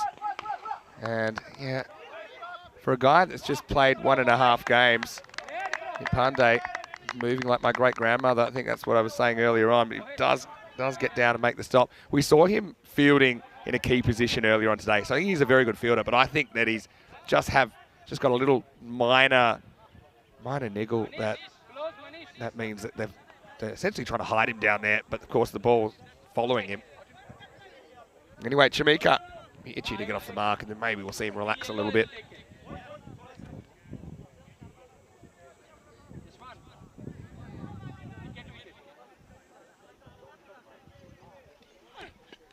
Oh, close. I think it's jumping over the top. And yeah, I think this might have pitched outside leg, but then also, I think you see from the height, to me it's climbing over, actually gets him very high. Well bowled. And cricket's such a difficult game when you're on 0. It's completely different. And so, it's been pretty good from Morrissey here. He's been into the side and he's doing a very good job. I really missed him before, I think, Transylvania. No full toss, even that's fine.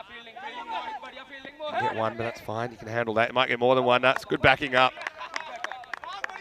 Romania saved some runs there. We gave away some earlier. But that's a very good bit of backing up. But still, just curtailing the run rate at the moment. Now they're down on about 100 pace.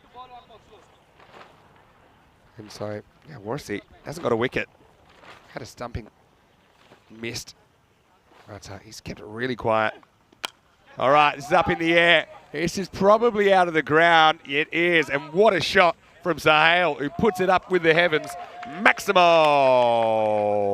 Sahel to 39. And Morrissey hadn't had any punishment. And that one almost brought rain on a sunny day. So high. And the poor fielder down there. He almost got a sore neck. He doesn't even try at all to keep it down. He says, look, I'm going to get this as close to the middle of the bat as I can. And he absolutely launched it. Yeah, so right now, it looks like they might be giving Pandey some attention there. Where's it, Pandey? Can't really see who's on the ground there. Too many people in the way, but this is where, you know, Zinitis can probably help out. They are a pharmaceutical company. And it's Malian. And when he backed up that throw, he's obviously just strained something.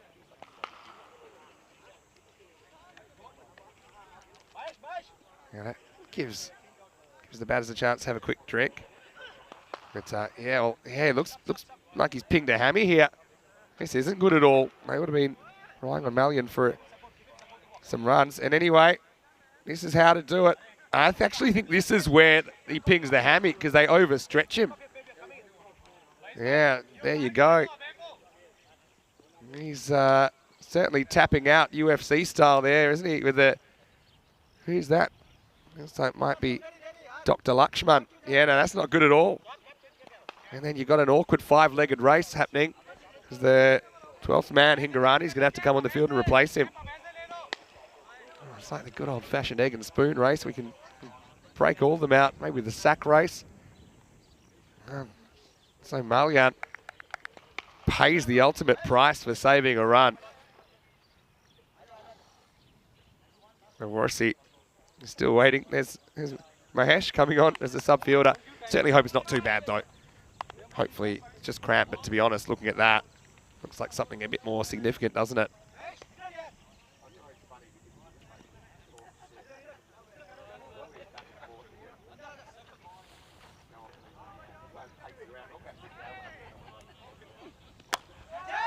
Up in the air. Well, this carry comes in. Does get it, doesn't he? Apari. He couldn't get off his feet, could he? Maybe he's seen Malian go off wounded, so he didn't want to try the dive. He did get there. Just often say, when you dive, you have to organise it 3 or 4 steps out, and he never really organised it. He kind of rushes at it and hopes the ball is going to end up in his hands. Doesn't. And, oh, now Morrissey's hobbling. Oh, well. Transylvania. It's almost like the batters have garlic in their pockets or something because they're going down pretty quickly. As a reminder, you can follow us on social media. Rico, I hope he's enjoying the last day of his vacation because he took an extra couple of days because his daughter Sonia turned 21, and it might actually be today from memory. So happy birthday to Sonia. Spending some time in Paris. Fancy. You can ask him about it tomorrow when he's here. And don't forget you follow us on social media at European Cricket.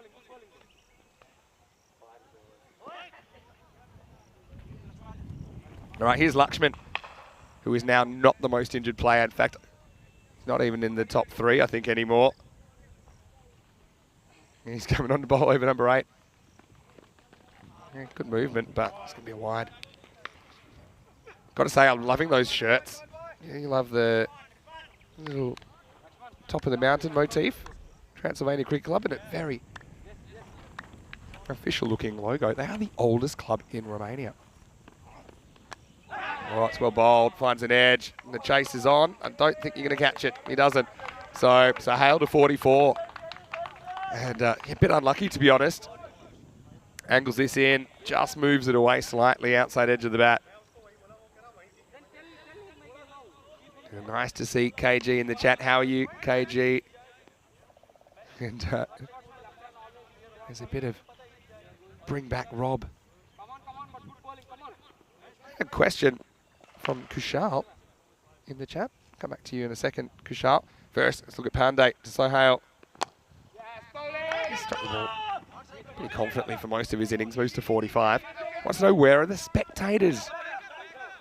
And the truth is, there is the grandstand up there, but we actually have quite a few spectators, giving a couple a bit of a tour earlier on. And so they're not always in the camera shot.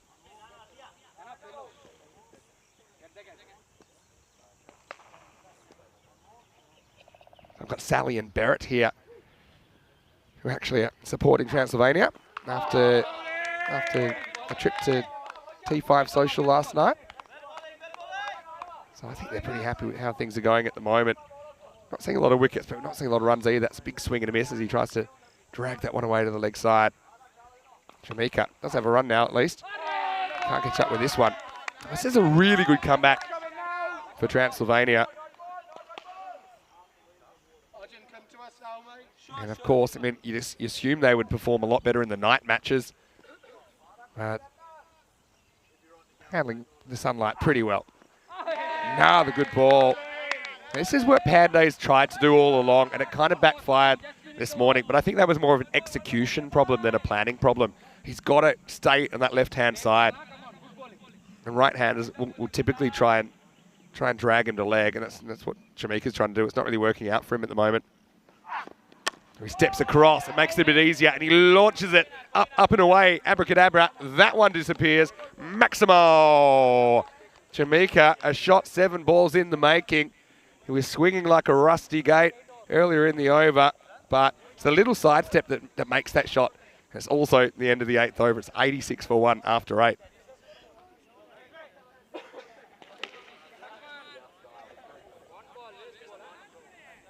So 2 overs to go. This is where chaos happens in the last couple of overs.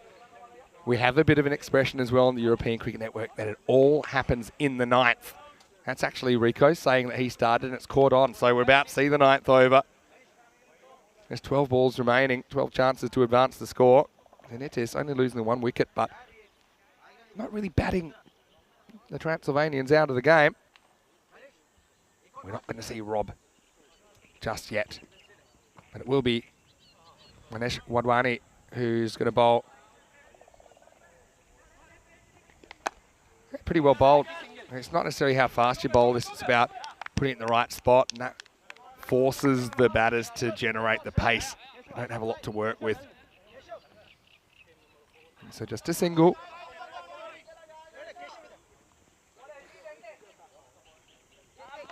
Now, Jamaica coming off that big 6 at the end of the last over. It's good field placement here. In fact, would have been out of it hit. It's really good fielding. Not too bad. Yeah, have a look. I like the fact they're making him work for it, but that comes up, and yeah, straight in the beak. And now, even bowlers have to wear helmets soon. Wadwani, he's tough as old boots though. He's fine. Gets on with it. This isn't a football match to be rolling around the ground for 20 minutes, but right now he won't like this because Sahale gets to his 50 with a nice cut through the offside. Well batted to Sharia Sahale. Brings up his 50 off 28 balls. 8 fours and a 6 in there. And well done. His first 50 on ECN. Former Banyasa player. Wadwani. Now he's feeling his head saying, well, on second thoughts, I think that did hurt. Anyway, see if he can salvage this over. Oh, it's a good shot. Nailed down the ground. High and handsome Maximo. Comes and meets. It's the footwork that makes this, isn't it? And Sahale, he's ready to party. We say it all happens in the ninth. Yeah. Really turned that into a half volley when it wasn't really one from Wadwani out of the hand. Now he loses his line. It's good keeping though. And Kishore, it's been pretty good back there. He'll just be frustrated, I think, that he had a stumping chance, which was a difficult one considering the pace that came through and the movement on that ball. But if he gloved it, I think he would have had a stumping earlier in this innings.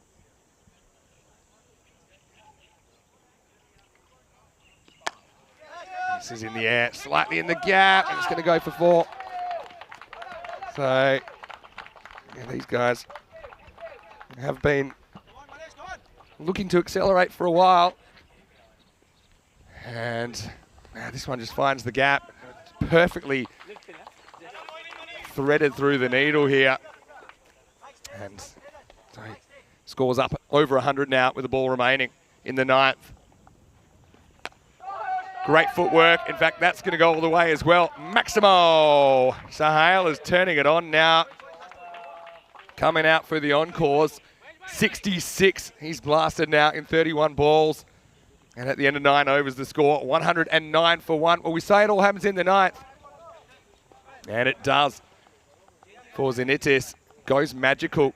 Those 20-plus magical overs, as we call them. So useful in what has been a fairly average innings so far, run rate wise at least. So 109 for 1 off 9.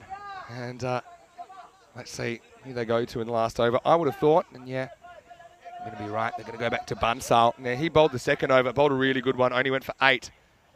And he's probably been their best bowler all day, as far as over the 2 matches anyway.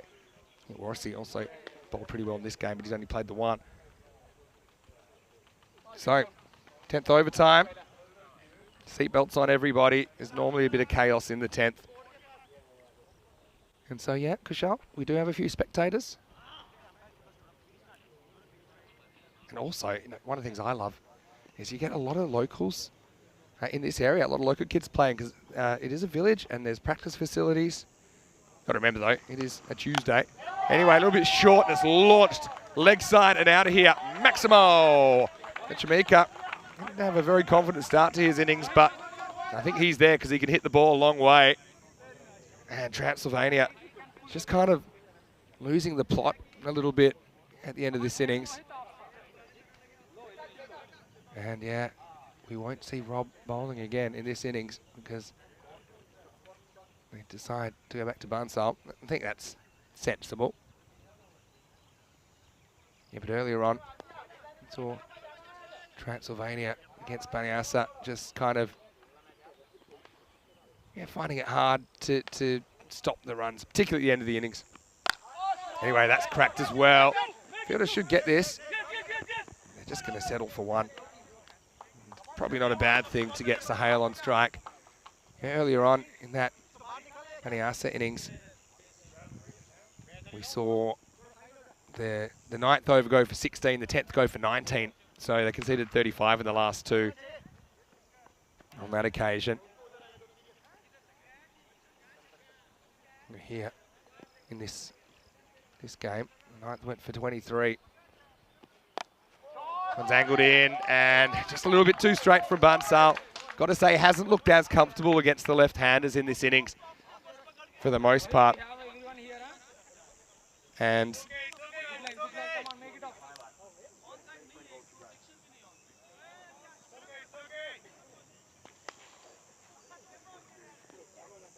so it's a hail to 70. He's been brilliant.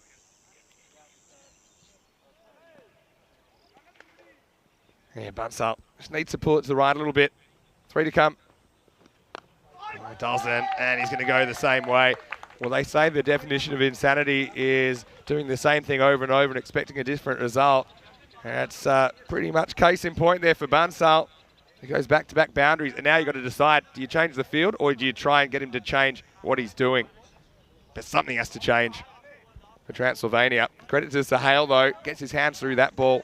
He's seeing him really well at the moment. He moves to 74.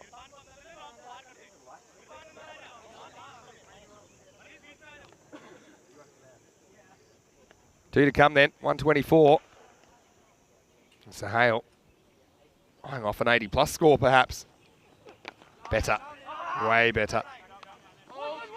And they'll just get one. So, 125. With the ball remaining, Jamaica, I think he'll get a lot of confidence out of this innings. I mean, at one stage, he 1 off 6, I think. But he's whacked a couple of big sixes. He's standing a long way outside leg. I think he's going to jump across. All right, everyone, here's the last ball. And he misses it. So, a good finish from Bunsal, but probably a couple he'd like back in that 10th over. And Zinitis, they can end up 125 on the board. So 59 in the first half. End up getting 66 off the second half. So they kind of accelerate. A few tight overs in the middle where it seemed like Transylvania were kind of getting back into the contest. But they're chasing a fair few. And I'm liking that. The two teams coming together. And two new teams to the European Cricket Series facing off. One of them will have their first ever ECN points in this contest, which will resume pretty shortly. Let's go back and have a look at the first innings. And Devinder and the left hand, the two left-handers really, Sahale.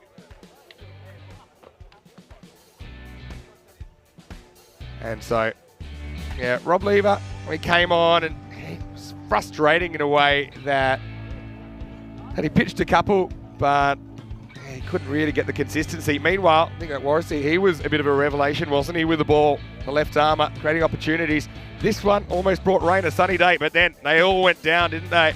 It was Malian who looked like he pinged a hammy, and he got some fairly amateur medical assistance from his teammates before they sorted him out once and for all.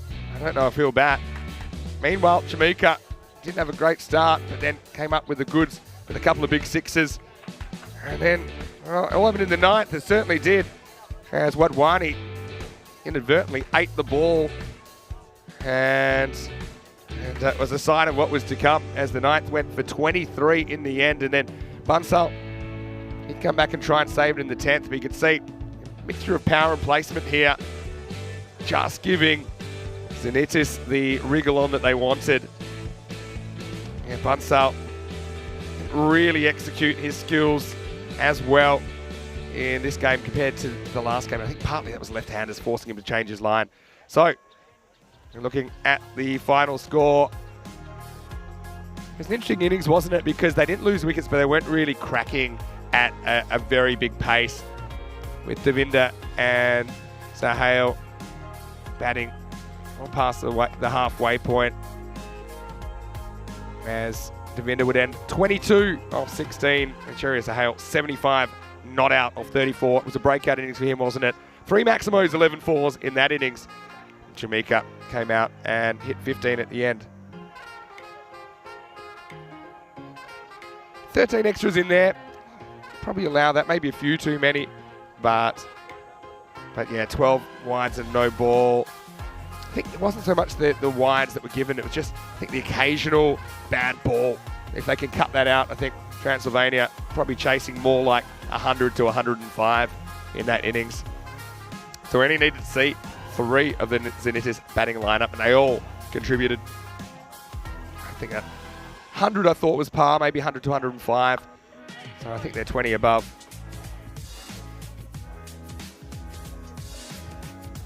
As far as the bowling went, it's Lakshman Pandey who takes the only wicket. But I've got to say, Warsi, he impressed me. I thought he was the best of the bowlers. 1 for 12, his eventual figures. Lever, well, take a reliever, as they say in the classics. He bowled a bit of a mixed bag. He ended up going for 24. And Wadwani, who ended up bowling his second, didn't do much better, to be honest. So just struggling, I suppose, with that 5th bowler. I think the other guys pretty much keep things under control. We'll take a break. We'll be back in a few minutes with the second half of this one. Which of the 2 newbies will get their first points in ECN cricket? Find out very shortly. Vinny Sandhu, Mr. Maximo for the European Cricket Network. We'll see you after the break for more FanCode European Cricket Series.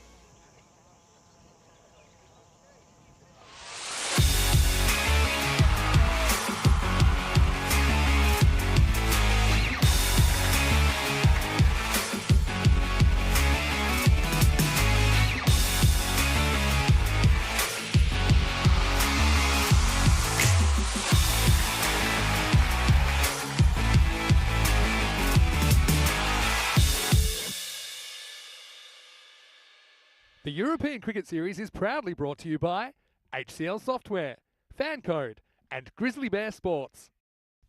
Hello, welcome back to Romania. Great to have your company. Day 2 of this FanCode European Cricket Series, and we're into the third match of the day, match 8 on the calendar. We're exactly halfway through the day at the moment, and delicately poised contest between two newcomers to the European Cricket Series. It's Transylvania versus Zenitis. And the story so far, Zenitis won the toss. They elected to bat. They put 125 on the board, just losing 1 wicket along the way. Breakout innings from Sharia Sahel, who batted very, very well. On the way to 75 not out of 34. Some assistance from Devinda and Chamika got them to that 125. So now, this is where the rubber meets the road for Transylvania. The Vamps will be trying to stamp their authority on this power play, no doubt about it. And I think my approach would be, don't fall behind. Don't be thinking you can leave wickets in hand and chase it down later. I think you need to risk for reward. And what I mean, it doesn't mean you have to go crazy, but you're trying to get that 12.5 and over. I'd set little targets. You want to be 25 off 2, 50 off 4, 75 off 6, 100 off 8.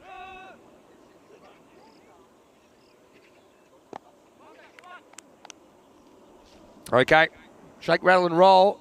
Apari opens up with Suna, looking for a single. It's not there. Yes, I'll be curious to see if there's any changes in the batting order as well. So I've got to say Spike Strang, which is now in my top 5 names. And we've had about 7,000 cricketers in the European Cricket Series. He's right up there. I don't think he's beating my top 3 names, which I've said it a couple of times today, but I'll say it again in case you're just joining us. Push and run, first run of the innings. Yeah, so I think for me, my top one has to be Bristow Baby. His surname is Baby. And I asked him, is this really your name? He said, yeah, no, my father's name is Mr. Baby. So that's probably right up there. I know a lot of people like Barty Banger from Albano. And then from the Czech Republic, Nems Magazine. Probably in my top 3. This one's going to be called a wide. It's a tough one to call. Devinder's not happy with it. Let's have a look on the replay. Yeah, I'm not so sure it's wide at the point that passes the crease, but Transylvania will take it.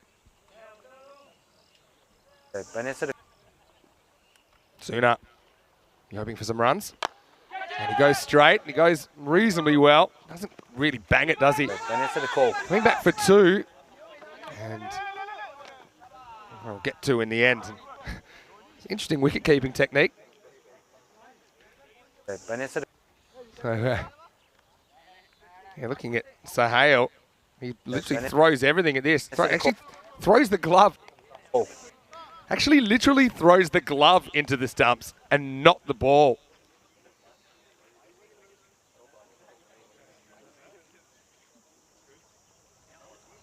I don't think I've seen that before. Throwing the glove at the stumps. Well, we saw someone throwing the bat at the ball before. Accidental. But you'll see it all here in the European Cricket Series. It's well bowled by Devinda. Gets the angle. And so Devinda's certainly got this tactic to be like a fake left armer, basically. He's trying to get across the right-hander. Push and run. He'll get a single. And no overthrows is the call. Yeah, so like I said, when you've got a fairly sizable problem of chasing 126, you break it into biteable chunks, don't you? And you're trying to get that 12 or so and over, and don't fall behind. They haven't really had that big shot yet, have they, in this over? Could use one now. Last ball the first. Tries, gives it both barrels, comes up with fresh air. End of the first. Good over by Devinda, and it's 5 without loss after 1. Hello to Sohag in the chat. Also, Kiana, a bit of discussion about the current World Cup qualifiers in Zimbabwe. 121 matches since we've had a golden ball. So, I mean, that sounds like a long time. But if I was to tell you that the last golden ball, I'll get you an exact date, last golden ball was the 26th of May. And that is 121 matches ago on the European Cricket Network. So golden ball is our tie-breaking method if you're new to ECN. And if the scores are tied, then it goes down to a one-ball make or break. If the batters get 2 or more, they win. If they don't, they lose. And it's tense, isn't it? Tense out there at the moment as well. Batters need to get moving. And Chamika, who I think bowled pretty well earlier, going to bowl some off spin here in over number 2. Oh, big swing and a miss. That was the one to hit, wasn't it? Nobody out in the offside, and strike 1 for Suna. A big fully.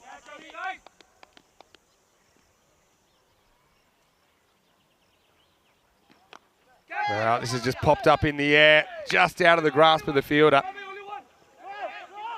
Going to come back for 2. I'm actually going to get it. As you can see, Suna certainly trying to be attacking. I just think, yeah,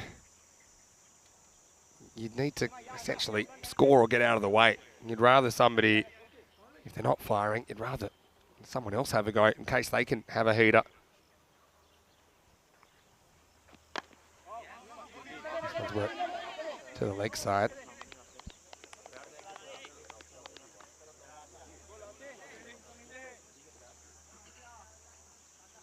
One of the great things about the European Cricket Network is, of course, you're new to the game, you can ask any questions you like in the live chat ECN European Cricket Network.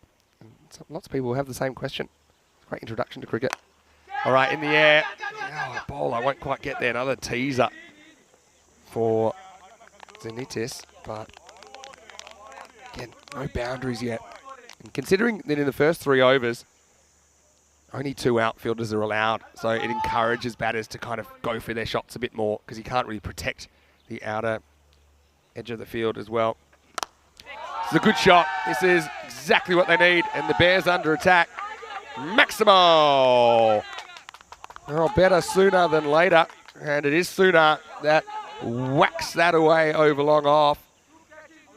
And just what the doctor ordered for Transylvania. So yeah, mini targets. Said around about 25 off 2, they'd be happy. I don't think there'll be that many, but that certainly helps. Let's see if he tosses one up again or whether he goes quicker. A little bit quicker, but he launches into this one. Catching opportunity. Fielder runs a long way and he misjudges it. There's 4 runs. 4 carreras. And Chamika. He's got a beautiful head of hair, but he'll be tearing it out after that. You see the fielder, I think, just came in when he had to go around, end of the over. Transylvania finally kickstart their innings 19 without loss after 2. So I mentioned 25 would be a good target after 2. The one swing of the bat behind that at the moment. Look at the table. These 2 teams just played the 1 game. They both lost to Baniasa this morning. Of course, 11 teams will play. They'll each play 10 matches. They play all their opponents over 11 days of qualifying, and then the top 4 teams will play in the semi-finals. That is 10 days away. It'll be on Friday, the 30th of June. Halfway through the year already, doesn't it? Fly past. We're here a bit later in the year this year in Romania. We're here, I think, in April last year, around the middle of April. Certainly you can feel the temperature has gone up and pretty humid conditions, to be honest.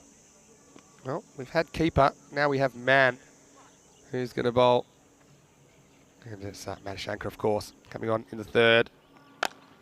And this first one is smashed away, and it's gone all the way. Maximo! And Transylvania, you can see the support coming from their dugout. They are certainly up and about, and now that pretty much gets them up with the rate. Shows you how fast this game can change, and that's probably the one thing that surprised me the most when I started doing T10 cricket about 3 years ago. For such a short match, you get so many momentum swings, or so many potential momentum swings.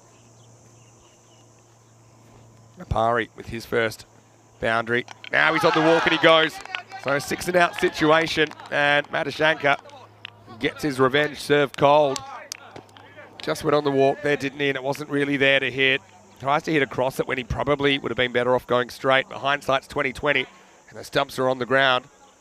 The first wicket falls 25 for 1. I don't mind that though, because does get a 6 and out. If you offered me that versus 2 dot balls, I'd say I'd rather the 6 and out. I mean, you've got 10 wickets to play with. You've got plenty of batting to come. But anyway, Apari does get one out of the middle. He's the first man to go. And so, Irfan Warsi, who's into the lineup, he certainly impressed me with the ball. And now he's going to bat in a key position in the number 3 position. Keanu's got a really good question, saying if a player takes, say, 10 plus balls to get going, how much do you think he needs to make up for getting his iron? It's a good question. I'd say you want the end result to be to a ball or more. So I wouldn't say like how much. I'd say how quick. So I suppose, to answer your question, if he bats another 10 balls, then I'd be wanting him to get, 30 to 40 off those. But I suppose if he bats, let's say he bats 20 balls, let's say he bats 3 innings and faces 30, I'd want him to end up on 60 minimum. So let's say he wastes 10 balls, and you want to get that 60 off the other 20. Maybe you'd have a few in the first 10. So yeah, I'd say it's all about the strike rate in the end. And especially when you consider, I'd say a pass score here, typically in Romania, it's around 120. It's actually normally a pretty high scoring series. So you want your average batters to be going to a ball. Okay, you get some help from extras, but you definitely want your top 4 going 200 plus or 2 runs a ball plus. Wow, it's one of the all-time great swings from Warsi, but he gets none of it. Just completely loses his shape. Tell you what, Tiger Woods would have been proud of that one. But he's on 0. That's the approach. That's what makes this cricket quite different. That you come out 0, you just have this no-fear approach. Matashankar searching for a second wicket. And he's going to get one. And Warsi, again, it's pretty much the same shot. This time it was on target, crashes into the middle stump. And so it's the second wicket in succession, 25 for 2. And so, yeah, you miss, I hit stuff. And well, unfortunately for Warsi, he's got Derek for company as he walks off. And yeah, unfortunate, but well, Derek, luckily there's plenty of room for him here. It's a big lake next to us. But again, that's where you should be bowling, full and straight, especially to a new batter. That perfectly pitches in between the batter's legs, which is just your genuine Yorker length. Anyway, looks like it's Sharat Kishore who's going to come out. He's the captain, and of course, as you can probably tell from his shirt, he's the keeper for Transylvania. But he told us he's not just a wicketkeeper, he's also a goalkeeper in hockey and football, and he's a keeper. That's why he's got on his shirt. Yeah, I bet a few people out there would love to find a keeper. He's certainly a keeper. Right now, he's got a bit of a task, doesn't he? Because this over's been a pretty damaging one to the overall prospects of Transylvania. Matashankar wants to make it 3. Kishore, I can just tell he can bat. Let's see what he can do. And what's his approach to this last ball of the over? Does he go after it, or does he just be careful? Well, he gets a full toss and it puts it down towards seat backward square. So we'll get 1. And very good over though for Zenitis Matashankar. 2 for 7 in the 3rd. End of the power play. The score is 26 for 2. Hello to John Gray. Nice to see you in the chat. How are you today? And keep me posted with what's going on in the Ashes and also the Netherlands playing in the World Cup qualifier, staying in Zimbabwe. Of course, plenty of friends of ECN on there. Wouldn't that be a good result if they can make it all the way? Having a look at that innings. Bit of a stairway to heaven, wasn't it? From over 5 onwards. But a couple of big overs there. 24 in the 4th, 23 in the 9th. Well, they're the difference between getting what I'd say is an average score. Between these two teams, I'd say an average score is maybe 100, 105. Probably when we see some of the more experienced sides, probably normal becomes maybe 120, 130. But anyway, well, here's the man I've affectionately been calling the Silver Fox. Coming on in over number 4, Rajith Puthen. Let's see what he can do. He makes him make the pace, and you see Kishore kind of defaults to leg side, doesn't he? But yeah, P10 not trying to bowl too fast. He's just trying to locate. And looks like John read my mind. They can do Transylvania perform better in night matches. Yeah, I think so. Great minds think alike, John. Wow, this is launched down to the ground. Maximal. And don't forget Suna. He's still there. And yeah, had a couple of close calls early, but he picks up the pace and picks up the length very quickly of this delivery and sends it out of the Moravlasia cricket ground. And I have a feeling he's got the taste for it now. Watches this one. Bit of away movement, that'd be called a wide. Hello, Rob Thompson, watching from New Zealand as well. We say, well, it is night time in New Zealand, so I suppose it's always night time somewhere.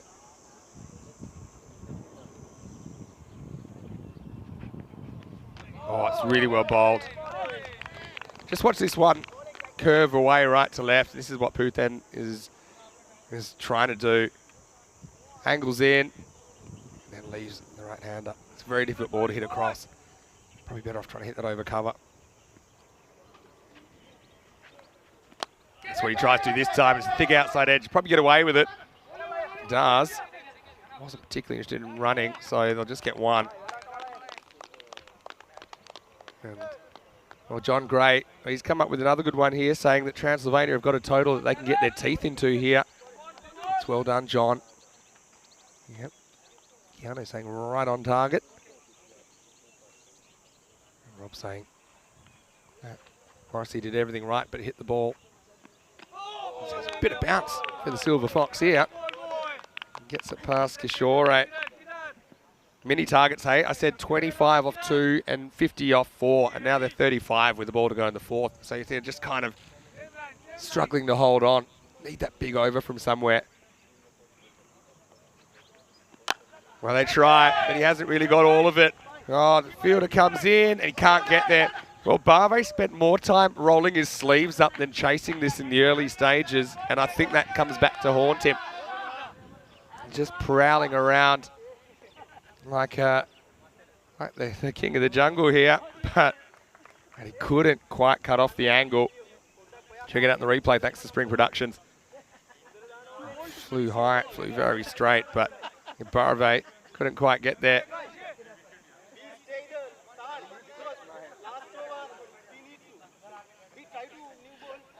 So anyway, no real damage.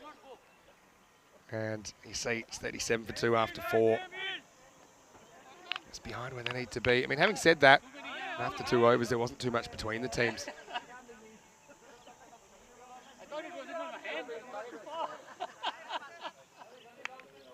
Anyway, Transylvania, they need a big over to turn this around, and it's not going to be easy because Madhushankar's coming back straight away. And here's a guy who took 2 for 7 in his first over. It makes sense. You go for the kill here. Suna, he's been keeping this innings alive.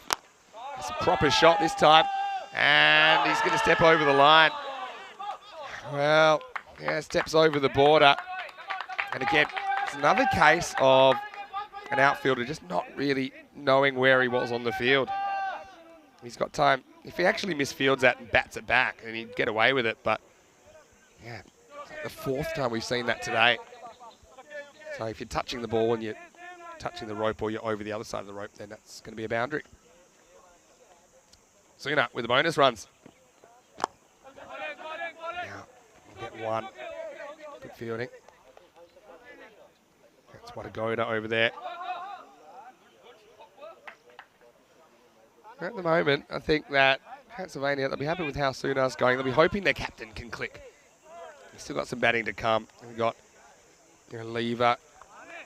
You've got Spike Strang as well. I'll probably bet Spike above Rob, if I'm honest, just based on what I saw. How his form goes. Anyway, it's in the air. We might find out. In fact, we won't. Oh, he takes the scenic route to that one, doesn't he? And I would have thought 2 steps in, he might turn that into a catch, but Suna, he will Couldn't get the strike back. Manishanka searching for a third wicket.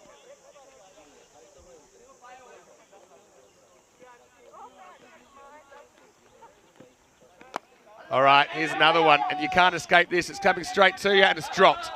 Well, there you go.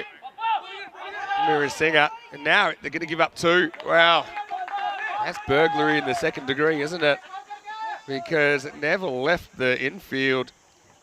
And Mirasinger just, when the moment arrived, couldn't get the hands around it, and then good heads-up play from Suna, steals the strike back. Manishanka. I think if I was him, I'd be nonplussed bowler. Pretty well bowled, but well dug out as well. This time they'll settle for a single.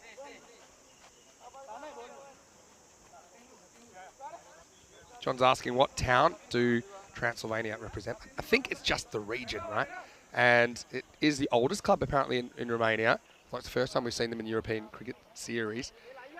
But also, a lot of the players are actually based in Bucharest, despite playing for Transylvania. Just a thick inside edge. It's going to test the field. In fact, it'll go all the way. Well, Kishore has a bit of luck there. A good old-fashioned French cut that gets him 4, and it brings up the 50 for Transylvania. End of the over. It's 50 for 2. They've left themselves a lot to do. 50 in the first half. They need 76 in the second half if they're going to catch up. Just a reminder about where we'll be over the next few weeks. And this is all just going up to the end of July. Plenty of places after this, but we are in Romania for 2 weeks. There's 2 matches at a time this weekend because the T10 Internationals in Bulgaria. We're covering that. We've got the ECS moving to Hungary starting July 3. Then we've got men's and women's T20 International cricket through July before we head to Prague for, again, the ECSs. And don't forget the ECIs, the internationals, to cap off our fortnightly journeys. And what about the night series in Portugal coming up as well? 2 weeks starting Tuesday, the 18th of July. Jamaica comes back and slightly mistimed drive from Suna. They get 1. All right, I think Kishore has to be a bit more than a bit part player now. I think he has to really take on the bowling, considering they've still got 8 wickets in hand. I don't think it's enough to kind of push the 1 anymore. You've got to go after Jamaica. And he will, and he gets a bit of help, he gets a bit of length, and that one's out of here. Adios Pelota. It's actually a fantastic catch by Wadagoda, but he's well over the boundary. Maximo, and right on cue. Kishore steps up. It's actually one of the all-time great grabs here. Yeah, bang. Just took it as easy as you like. Oh, it's up, it's in the air. Now this is a catching opportunity, and it's dropped. Another one goes down, then he knocks it away from himself.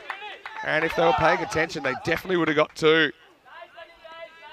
Well,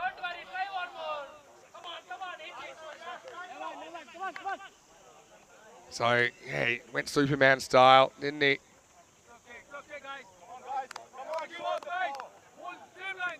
And you have a look at the launch here. Now, he's going to go into the gap. I think this is going to beat the fielder. Well, right now, this is the over they were looking for. It's Kishore does get the strike back. And, well, it's almost like bungee jumping at ground level at the moment, isn't it? There's some proper launches. I love the effort there from Zenitis, but going to be another boundary. And kind of going with the turn. I think that's smart. I like the effort. We've already shown what a good fielder, what a go-to is. He took that one-handed catch over the boundary, though. Now, I think this is another chance. Guess who? Here we go. And he drops it again. But I give him 10 points for the dive. Well, check this out. And look at that. He's stating his case. And I think you can't fault the effort here. Look at the dismount. I mean, I'm going to give it a 9 from the Lithuanian judges. And if he'd held on to that, that would have been a screamer. It goes after this offside. Another catching opportunity, and this one's caught. Well, a broken clock's right twice a day, and Senators finally have broken the partnership and everyone just telling each other to settle down, but they're doing it in elevated voices. Everyone's, come on, relax. I am relaxed. It's the end of the over as well, 65 for 3. We can certainly see that Transylvania, they've gone up a notch here. And it looks like it is Rob Lever coming in at number 5. Wow, what action we've seen. So many catching opportunities. This is the 3rd ball to go in that exact spot. This time it is caught. So Kishore goes for 23 off just 11 balls. And I think that's acceptable, 200 plus strike rate. And Weera Singer is the man that takes the catch in the end. He had a few issues earlier under the high ball. Gotta say, ECN cricket is the most entertaining cricket on the planet. I don't think you could argue with that, really, considering the quantity that you get and how many moments there are in a short period of time. Okay, so Lever's there. He's not facing because it's the end of the over. Sooner, he is going to a ball. That is the pace, isn't it? If everyone goes to a ball and then you've got a handful of extras, you get there.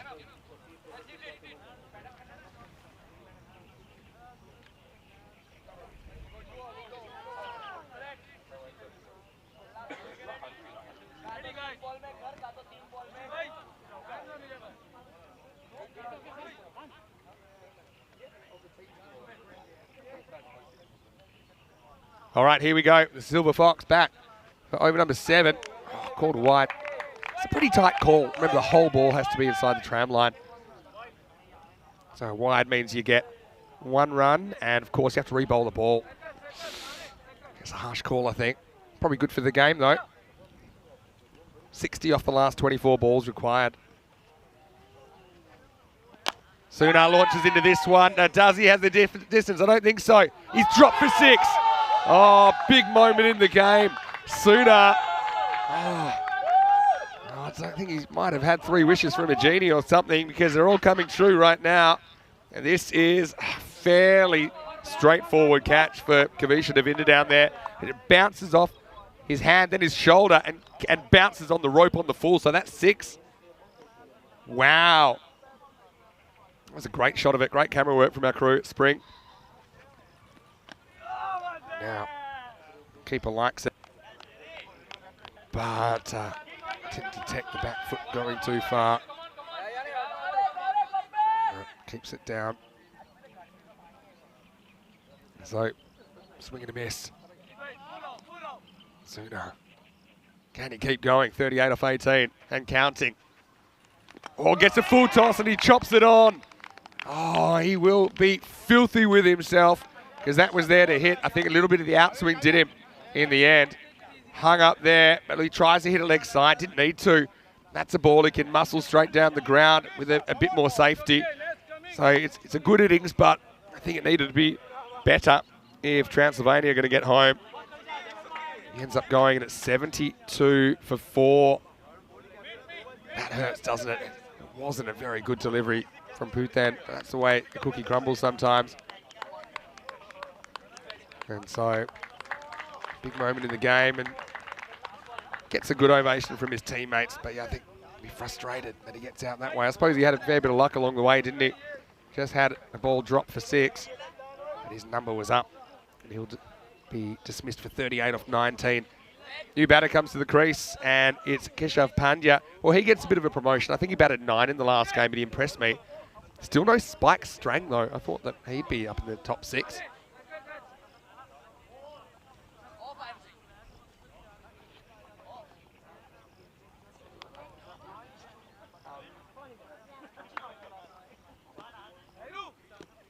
So Rajiv. Well, sometimes you might see a fox trap. This time the fox set the trap and he was able to get Sooner. There's Pandya. He's going to get 1 here. A few people noting that Pandya wearing the number 33 shirt, also worn by Hardik Pandya, the Indian player.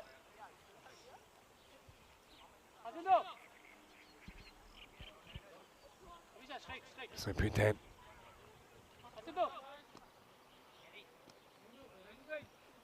Gets to bowl to Rob Lever, who's facing up for the first time. Let's see Rob kind of staying on his shots a bit longer. He goes after this straight away, wastes no time, and it's going to go to the boundary. 4 runs, 4 carreras, Lever. He just basically rolls the dice on a ball which is of a good length. He steps across, gets in good position and smacks it. So just hanging in there, aren't they? They'll need a big finish. And that was a ball that was probably hitting the top of middle stump, but he judged it well. He found the gap, more importantly. Last ball, the 7th. Let's see if Putin can draw Rob forward here. He does. It wasn't the best looking shot I've ever seen, but he will survive. It's the end of the 7th over. The score is 77 for 4. So walking sticks, 77. After 7. Pardon me, 4 wickets down. Anyway, let's have a look at what's coming up. Still 2 matches to go. So, 4 hours or so of action. Too much is never enough. Bucharest Zalmi will get to be part of the European Cricket Series for the first time. And yeah, looking forward to seeing what they bring to the table. Now have a look at that. Number 4, Mecit Ozturk. The Turkish player is in for them. Now he is an absolute weapon with the ball. I think the Zalmi, the global Zalmi teams, they normally have a bit of swagger to the way they play. So super excited to see them for the first time in the European Cricket Series. They're taking on Baniasa. They're going to play their 3rd match today. Baniasa been perfect so far. Zalmi winning the toss and electing to bowl. So, going to have a crack at the Baniasa top order. Okay, 3 overs left. Pandya. Oh, he's snoozing here. And they can't organise the throw. Well, get a load of this. I mean, Pandya, number 1. He was so late to the party here, and he was totally oblivious to the run that was always there. It's Lever's call, but then they were gesticulating someone to cover the bowler's end. There's no one there to do it. This is Vindula, the left arm up, bowling over number 8. He swing and miss, but called a wide. I don't know about this one as well. I've been super harsh on wides, which normally we like, but where is it when it passes the crease? Hard to say. Give the umpires that one. So yeah, wide ball, 1 point plus, doesn't count as one of the balls. Oh wow, straight over the stumps. That has not missed by much at all.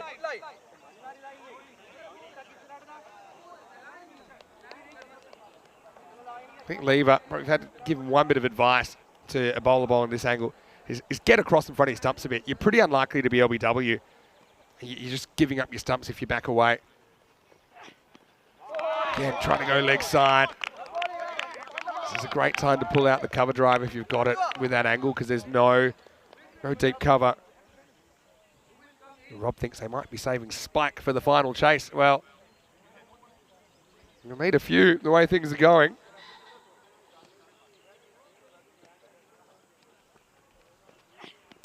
And now he does get some bat on it. Maybe that's what he was planning all along. Well, bangs into the flag, 4 runs. The reverse straight drive from Rob Lever. Red will take it. This game's just creeping away. Slowly but surely. They're up to over 3 a ball required now, which is what I normally call the point of no return.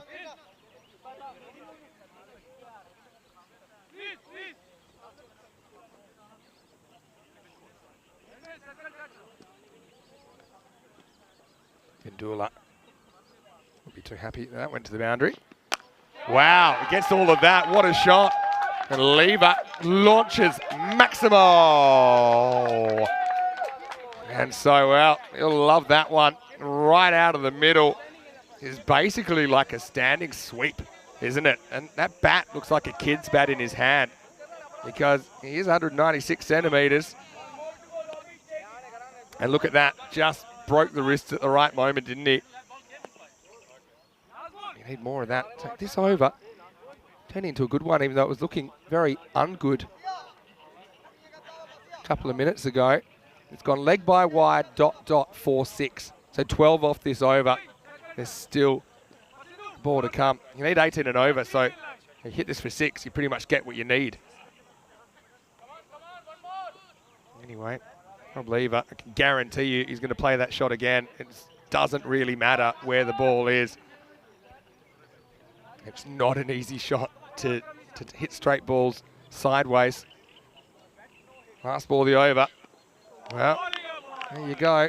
Going to be Nostradamus to work that out, but he misses out. Last ball. 6 and a dot to finish things off, and at the end of 8, the score 89 for 4. So now you require 37 off the last 2 overs. So you need a biggie in there, don't you? You need like a magical over, 20 plus. Let's see if they can pull it off.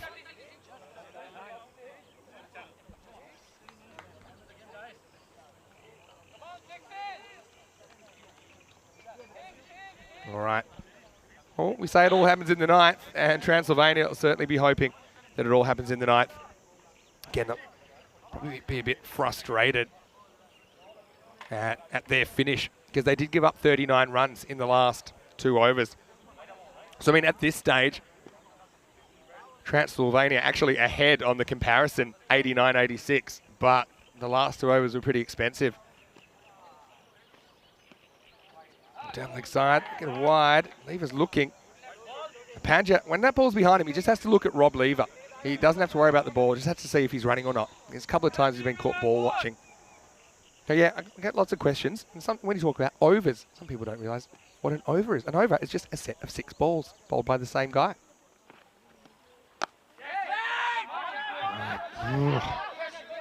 Got to run there. He also got Lever, who just whacked a 6 at the other end. Quick no call. Again, that might be a bit of inexperience. I mean, even if you get run out going for the 1, so be it. But, you know, this rate's getting out of control. Required now. If not, then make sure you hit the next one for 6. And that's exactly what Panja does. Maximo. Well, I was talking about Nostradamus. Maybe Panja can see the future because he refused a run that I think 100 out of 100 people surveyed would have taken. But then he smacks the next ball out of the park. So he says, leave it to me. And does the job, 30 off 10. Masanka got some things to think about, doesn't he? He's only bowled 2 balls. This is the only over he'll bowl in this game. Yeah, so why is it called an over? Because after the bowler bowls those 6 balls, you have to change him over. Can't bowl 2 in a row. Oh, steps across. I don't think this is a wide. Umpire gets a bit interested, but keeps the arms down, and rightly so, I think, because he makes an early movement. So even, I actually think it's inside anyway, but certainly not wide. Good umpiring.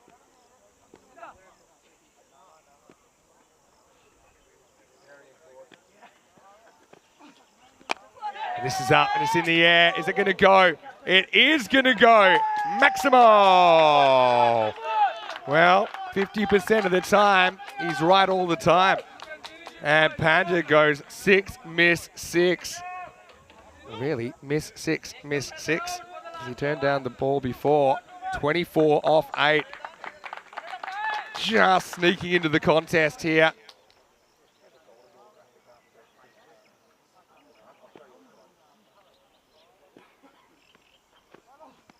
Oh, it's a 6 more. Adios. And it's game on here in Romania. What a shot. And, wow, where did this come from? And so 18 off 7. And this suddenly becomes a distinct possibility. Again, it's a big 9th over. It's a great advertisement for it all. Happens in the 9th. In the first innings, we saw 23 come off the 9th over. There's 19 off this, and there's still a ball to go. Get on your edge of the edge of the seat at home. Last ball, the over. Oh, why would you step away? Oh, that's why, because he's going to hit it, and it's going to be 6 more. Maximo! Well, that's why I'm a commentator, not a coach. I thought this was madness to back away after you've had so much success hitting to the leg side. But this over ends up going magical, 25 off the 9th. And it's 9 overs down, 114 for 4. And we are right on for a golden ball. Haven't had one, I think, is it 121 matches? I think 121. And of course, if it is a tie, the batting team will get 1 more ball. An additional ball, they have to score 2 or more. And if they do it, they win the match. If not, they lose. And it is tense.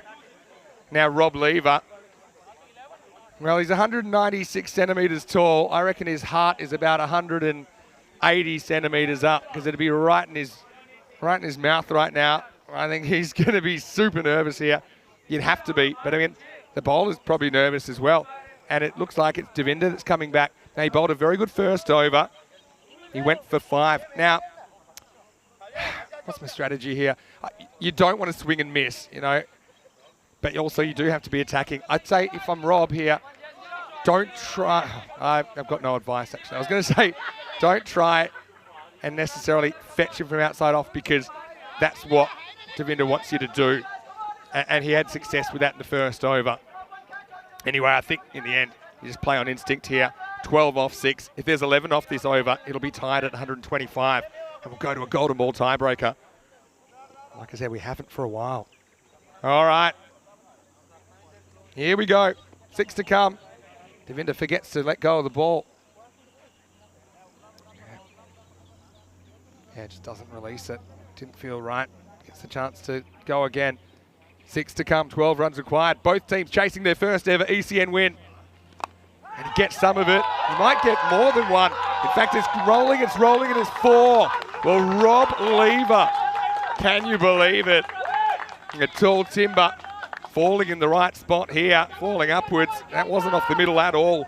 It's 8 off 5, and Transylvania really turned this around. I mean, they were dabbling with the point of no return. It got up to about 18 plus and over at one stage. They bring the deep cover up, put the deep backward square back. 8 runs required off 5 balls. Can he do it again? He'll get 1. I don't think you want to risk a run out here unless there's a fumble. Slight fumble, double fumble, but they get away with it. Just a single, 7 off 4. And the reason I said you don't go for 2 there, I think maybe you would in other circumstances, but you don't want to mess up this partnership. It's been a good partnership. You got Pandya, who was whacking 6s in the 9th. He faces up, and a 6 now would tie the game. They're up to 119. Devinder under pressure, gets a bit of it. I think it's only 1. And I think of 2. I mean, the key here is you've got to run the first one hard. Because any chance of a 2 now, you're getting so close, I think you take it on. There's some long throws out there. And Devinder, he cops this in an uncomfortable place, just above the knee. Oh, I love a close finish. 6 off 3 now. And Transylvania, where Maximo wins the game for them. 3 to come. Slow ball and knocks him over. And he completely fools Lever there. And credit to Devinder, who, well, he backed himself with that change of pace, and come the moment, Devinder came up with the goods for Zenitis. Both teams, like I said, chasing their first win. Oliva, good contribution. Again, if he hits this out of the middle, probably wins the game for Transylvania. But have a look at that. Just holds up. Oliva kind of picks it, but too late. You see, he holds his swing back because he picks the slower ball, but he just got in a weird position. All right, so let's talk strategy. It looks like Pandey's coming out. Now, for me, the worst possible result is a 0 here for Transylvania. If he gets a 1, then at least you've got Pandya on strike, and a 4 will tie the game, a 6 will win it. And you take a tie at this stage and take your chances in a golden ball. I think as it is, the fielding side that's kind of 70-30 up. Pandey, though, I mean, if he's confident, if he sees something in his zone, he might go for it. But I think you've got to run no matter what here, even if you miss it. And then hope the keeper misses. All right, 6 to win. Pandey, time to be a hero. Well, hits it pretty well. This will be a tough stop. It's a very good stop. Oh, they're going to run. Okay.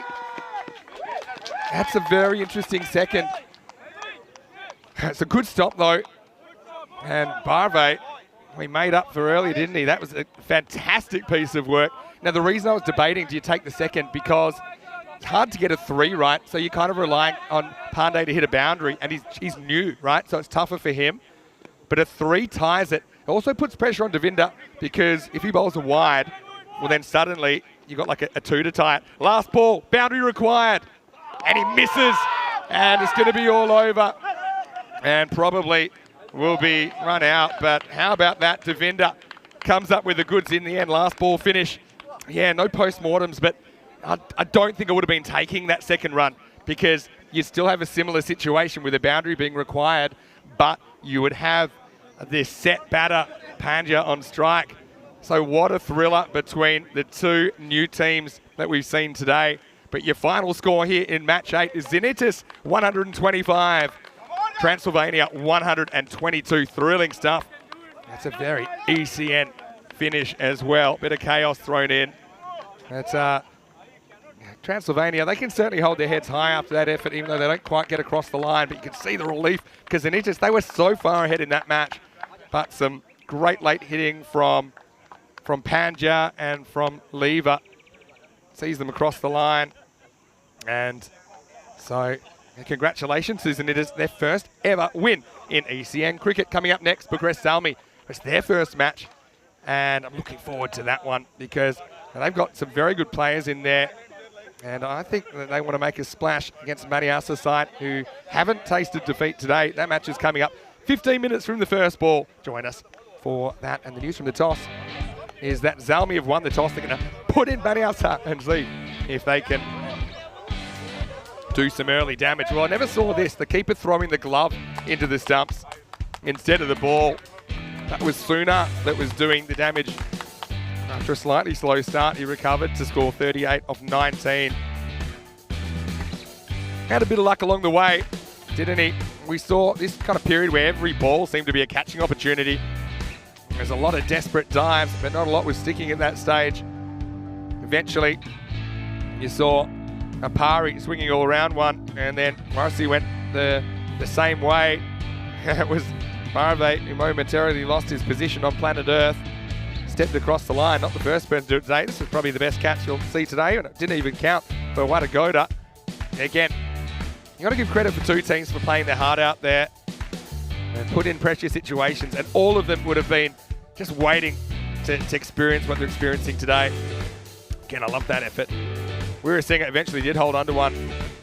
Puthin, the captain, the Silver Fox, thought he had a wicket here. In the end, it was dropped onto the boundary for 6. And then when we saw Suna go, you thought, well, who's going to step up here for Transylvania? And the answer was Panja and Lever as well, you know, who whacked a big 9th over 25. They scored off that one, and it went right down to the wire, didn't it? Set it up 12 off the last. I think maybe if they had their time back, probably strategically would have made some other choices at the end. But it's very hard when you're in the heat of the moment. That was a great slow ball from Devinder to full Lever after he was able to contribute 19 to the total. And it came down to the last. And unfortunately, the batter could not make contact. And just 3 runs separating those two teams. Looking at the scorecard, Suna top scores with 38, but it was the big hitting of Panja and Lever that brought them back into the contest. Kishore contributing 23 as well. But you have a look at the extras there, only conceding 6 extras in the innings. And I think that probably is the difference between the two teams in the end. A lot of fight shown by Transylvania. Certainly think they can be very proud of their first day in the European Cricket Series. As far as the bowlers went, well, Devinder was the hero in the end, wasn't he? 1 for 13, including a very tight last over, holding his nerve. 2 wickets for Madhushankar. He might have had more than that, you know. Wickets for Chamika. He was a bit expensive as well. Puthen with the other wicket. Vindula and Asanka also used by Zenitis, who get their first points in a European Cricket Series, and they'll be hoping it's not their last, because still plenty of matches for them to play in this series. So we'll take a break. We'll be back in about 10 minutes with the next game. And Bucharest Salmi, can't wait to see what they're bringing to the table. They're taking on Baniasa. Vinny Sandu here, Mr. Maximo for ECN. Hope you're having a great day wherever you're watching from around the world. We'll see you shortly after this break with more FanCode European Cricket Series.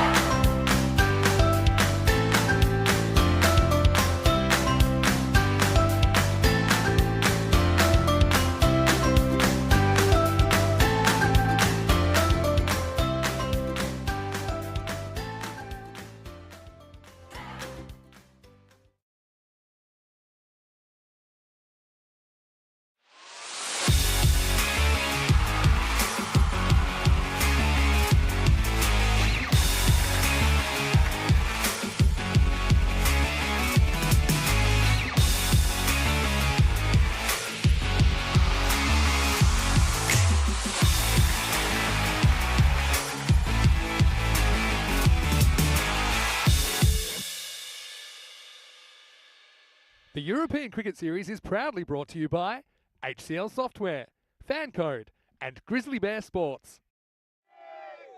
Hello and welcome back to the Marvellous here cricket ground. Great to have your company. Time for another game, and this time it's going to be time to see another new team, Bucharest Salmi. They'll be hitting the park right now against Baniasa. This is match 9, and let's see what happened at the coin toss. Okay, Baniasa the call. Heads is the call. Tails. We are going to... Okay, good luck. Have a good game. All the best. All the best. So Bucharest Salmi have won the toss. They're having a bowl. Back over to you, Mr. Maximo. Thank you, Mr. Gooch. And yeah, so an early win for the Zalmi side. And they've sent in Baniasa. So what do you think about that?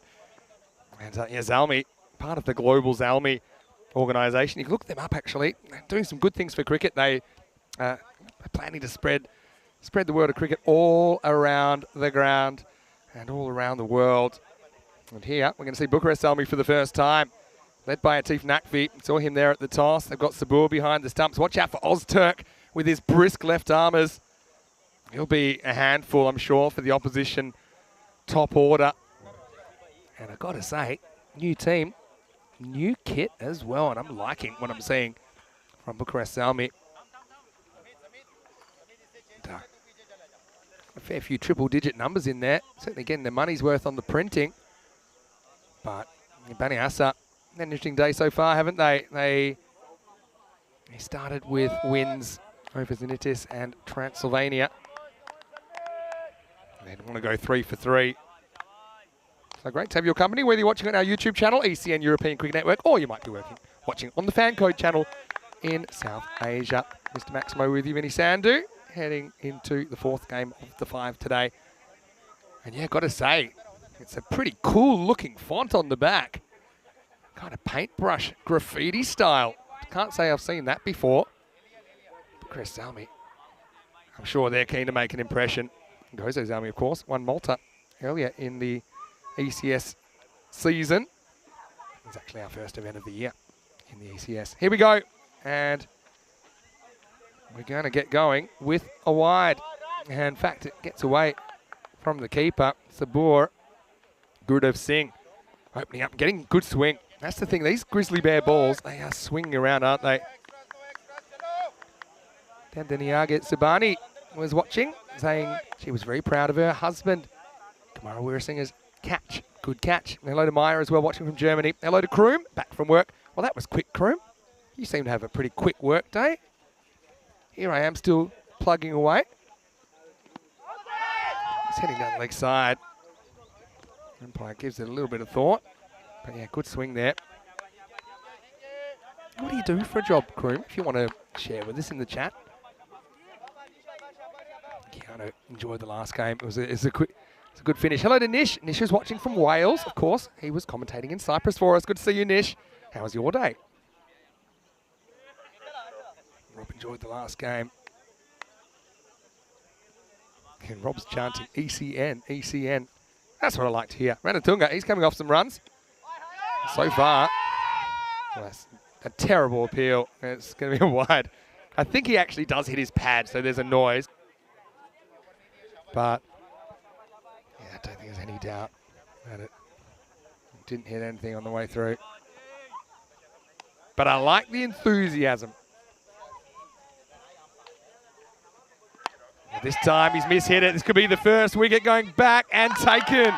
Nice catch. Samid Ahmed holds on to it, and Bucharest Salmi have their first wicket in ECN cricket. It was another in-swinger, wasn't it? And, well, cricket's a great evener, isn't it? And Ranatunga, he scored a lot of runs earlier, but now he's got Derek following him off the ground. And so it's a bit of a disastrous start, really. Get the guy that's in form. And Gozo Salmi, pardon me, not Gozo Salmi, Bucharest Salmi have their first wicket in the series, 3 for 1. Yeah, well, I said Albi Zalmi as well are in the Zalmi organisation. Of course, Peshawar Zalmi And there's plenty more. You can actually go check out the Global Zalmi website if you're interested to see where all these Zalmi teams are from. And yeah, I know there's plenty in North America, even South America as well. Might actually bring it up and read out a few. Anyway, he's still getting that bend, isn't he? Gurudev. He says Hamid Nawaz is coming out. He's having a pretty good day.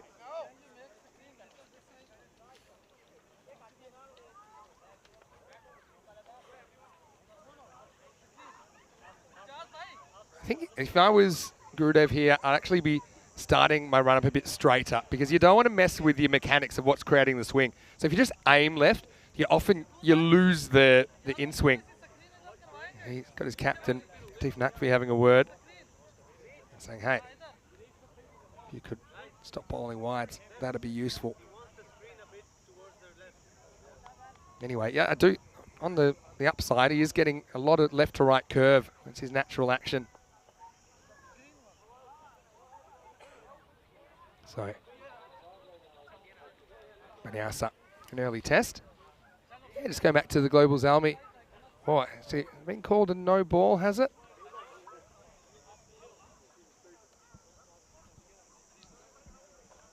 I'm not quite sure what the hold-up is here.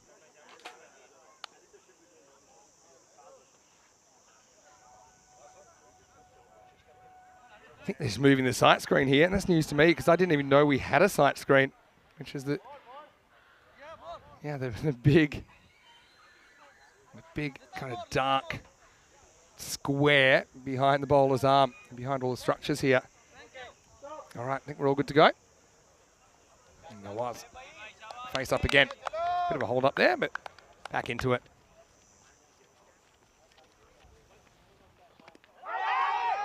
Down leg side. This one might have hit a bit of the pad on the way through. See the batter just adjusting his pad, so I think it did. Of course, if anything behind the batter will be called a wide, that's except if it hits something. That certainly hit the knee roll. So yeah, you can't hit a wide. Doesn't become a wide anymore.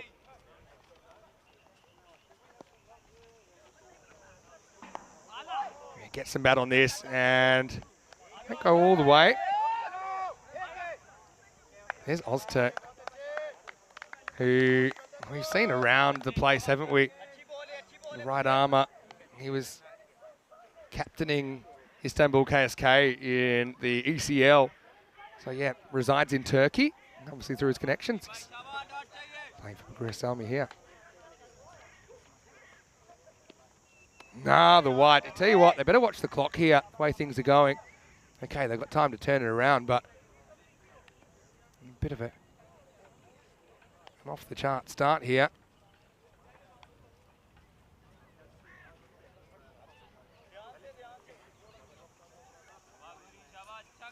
Better sort it out sooner rather than later.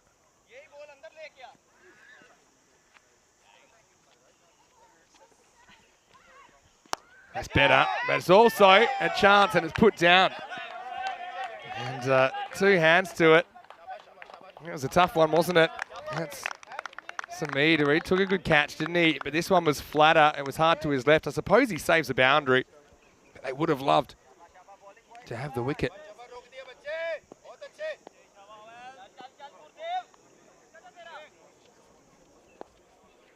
And so this next one going leg side.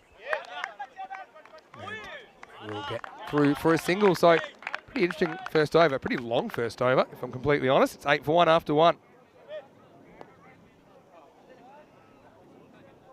And so just a reminder, 97 days to go until the Euros of cricket. And 31 nations will be taking part in that. The biggest and best we've ever had, including Team Romania. And you'll get a sneak peek at them as they'll be playing in the ECI Tri-Series at the end of our 2 weeks here with Serbia and Slovenia involved. Yeah, Slovenia aren't in the ECC this year, but I'm sure we'll be trying to squeeze them in future editions.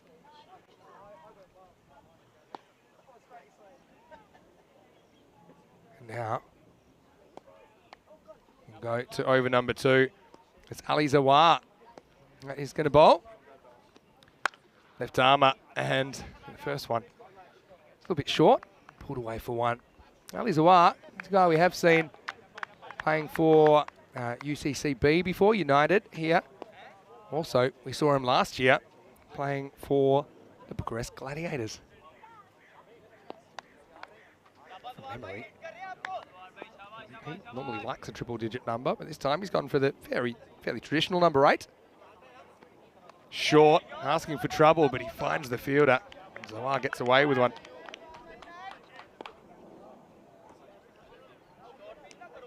So Hansika, big raps on him. Probably hasn't quite clicked so far. We're talking about the Zalmi organisations. I'm going to run you through them if I get a chance here. A bit short again. This one's cut away, but there's a fielder back there, just a single. Okay, so we've got Albi Zalmi. We know them from Sweden. We've got Bonn Zalmi. We've got Bucharest Zalmi. So Bonn Zalmi, obviously from Germany. Bucharest Zalmi in Romania. Calgary Zalmi in Canada. California Zalmi in the USA. Catalonia Zalmi in Spain. Chicago, Dubai, Glasgow. Gozo Zalmi, of course we've seen them. They won an ECS earlier this year. Deflected away. Long chase. They'll probably get 2 here if they hustle. Oh no, one went, one didn't. We got trouble, and I think he's gone here. And well, trouble at the old mill. So, yeah, I think Hansika's run out. We'll have to have a look. But just miscommunication. And you can see, goes 1. Oh, I think he's just out. My spider senses are up. Yeah, there we go. Just out. Probably, I don't know, not great with those kind of distances, but I'm going to say 20 centimetres. But there was. He's going to lose his partner here. And there's the decision. Zalmi get a wicket out of thin air. And that's the second one down. It's 11 for 2. Baniasa up against it.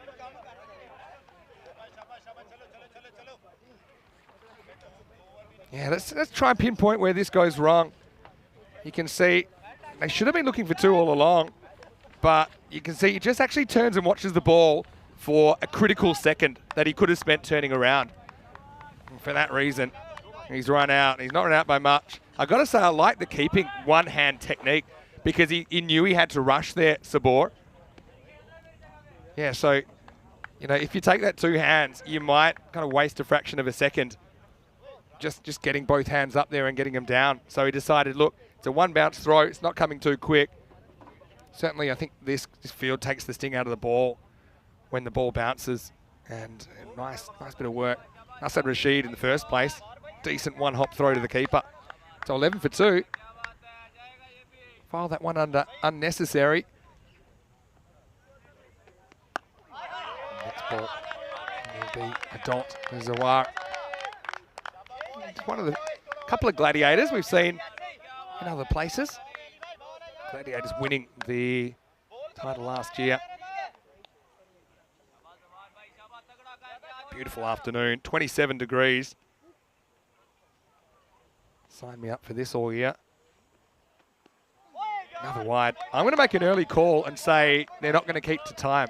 It's their first game. They've bowled. Oh, let me get my abacus.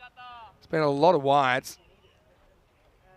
We've already had 5 wides and we're only 11 balls in. So they've always bowled a whole extra over.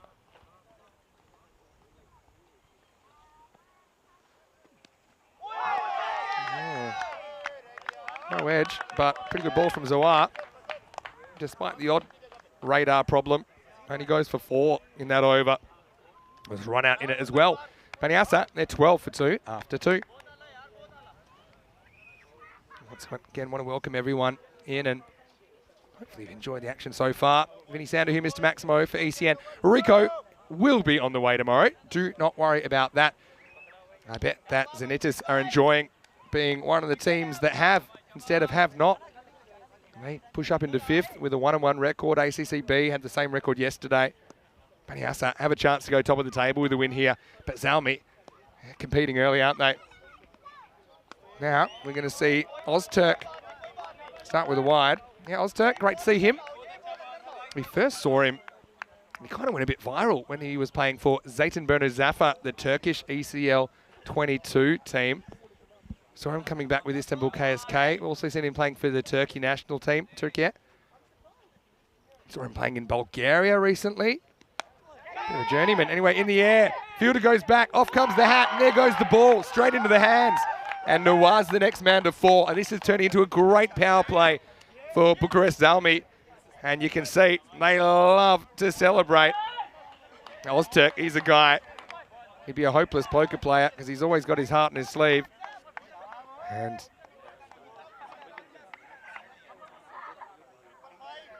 it's a shot that he aims the leg side. It's yeah, well held.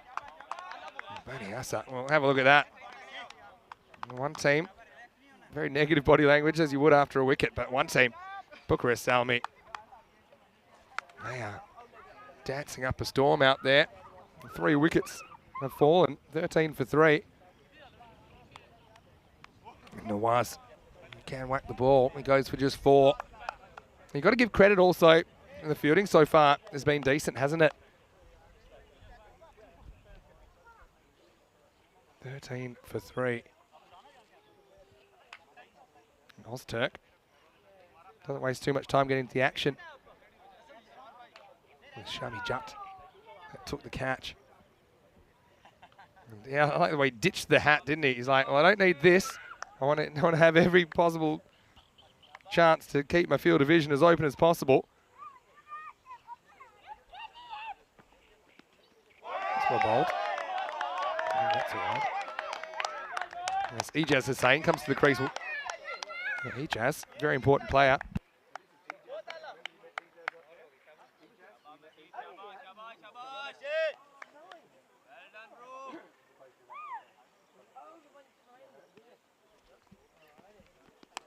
Yeah, he gets lucky here. He's going to get 4. Big swing. And he gets luckier than his teammate, Dunga, who went early. But also, we've seen Nawaz go to a catch in that direction. Ozturk. He's getting pretty experienced in ECN cricket, isn't he now?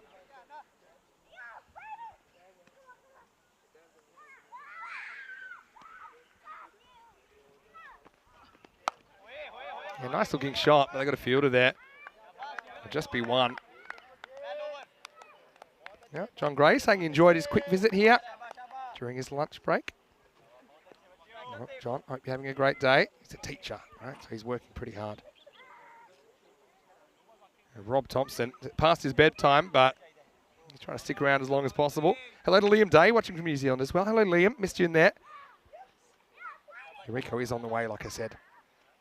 He'll be here tomorrow. Anyway, next one gets through the fielder and almost gets through a second. Probably doesn't cost him anything in the end, that misfield. We'll get 1. Nice ball, the power play coming up. Hey, I was talking about all those Zalmis and I got interrupted, but we got up to Gozo Zalmi and Malta, a team that we have seen. Like I said, they won the ECS earlier this year at their first attempt. A dramatic low-scoring final as well. Well bowled, uses the angle well, doesn't he? Ozturk can only concede 7 in the third. The score is 19 for 3. So Baniasa, the Hunters becoming the hunted so far with the new kids on the block, impressing us in the first 3 overs of this game. Then we got Incheon from South Korea, Incheon Zalmi. Joburg Zalmi, so Johannesburg in South Africa. You've got London Zalmi in the UK. LA Zalmi in the USA, obviously. You've got Manama Zalmi from Bahrain. Manchester, Minnesota, New York, Riyadh in Saudi Arabia, Paris, Shaoqing in China, Torino in Italy, Toronto in Canada, Victoria in Australia, Vienna Zalmi, who actually, Vienna Danube Zalmi in Austria, and Wales Zalmi. So all those Zalmis, and it's nice to see another Zalmi in a European Cricket Series. Okay. Baniasa need to turn to somebody here. I think Aleem could be the man. And he's facing up. Nasir getting a bowl. Starts with a wide.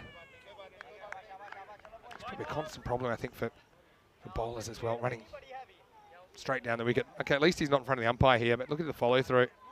Well, actually, he is in front of the umpire. Oh, look at that. Anyway, say hello in the live chat if you'd like to, ECN European Cricket Network. Yeah, Keanu's saying we should host an all-Zalmi T10 series. Well, I think they do that. The Zalmi organisation, they plan to do that at some point. It could be pretty expensive. Slight fumble out there by Gurudev, but doesn't cost him anything. Just a single. Say hello to Kroom. Yeah, and Kroom, tell us if you like what you do for a job. Oh, he's doing a bit of retail work, just saw it in the comment. Mainly work from home now, but have to go in a couple of mornings. Oh, thanks for sharing, Kroom. My job is to commentate cricket for the European Cricket Network, but I think you knew that already. Oh, that's so lucky. It's full, and it's come off the inside edge of the bat and has gone for 4. Well, Hussain has a stroke of luck, and you feel like Banyasa need a bit of luck to get out of this jam. They kind of rope it up in the corner with Zalmi pummeling them, but they kind of get a lucky punch away here in a sense. Nasir thought he got through, but instead he goes for 4. Yeah, Kroom actually has a very good point that Gosa Zalmi might have the highest total if you add up their shirt numbers. Yeah, agree. A full toss. Does he have the distance? He does. Maximo. And Ejaz, oh, he got lucky the ball before, but there's nothing lucky about this. In fact, it's a slight error from Nasir. And Ejaz pumps it out of the ground. Let's see if he can be the turnaround guy for his side. So for those of you out there that want to know what the shirt numbers add up to, why don't you have a guess? And I'll work it out. So it's a throw in, but they do get for the single. It is pretty high.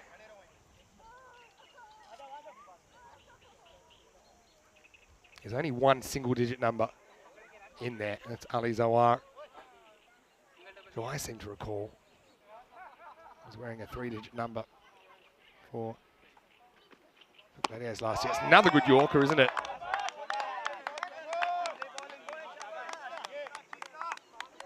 Aleem does well to keep this out, you know. This is a great ball if you can get in there. And actually, I tell you what, sometimes you get some self-inflicted blows. That'll wake you up in the morning. Bit lucky that one came back, really. Anyway, this is down the leg side. It'll be called a wide. And then we'll get an extra. Yowzers. I'm surprised that second hit wasn't a bit harder, actually, after he copped that one. Anyway, a lot of people liking the energy of Gosa Zalmi so far. I predicted a while ago that I reckon they're going to run into time problems, right? We'll see. What a shot. He's slammed that one over the offside. Maximo. Ejaz Hussain gets a bit of length, a bit of width, and he absolutely slams this one sideways into the over. Nasir doesn't bowl the worst over, ends up going for 21 as the fourth goes magical, and the score is 40 for 3 after 4. What a shot. The best shot so far, I think. Just a couple of mistakes being cashed in by Ejaz Hussain. Regular wickets falling. That's the problem. Fourth over, the first over that didn't contain a wicket. It did contain 21 runs. This game takes a turn. Ozturk is coming back to bowl out in the 5th.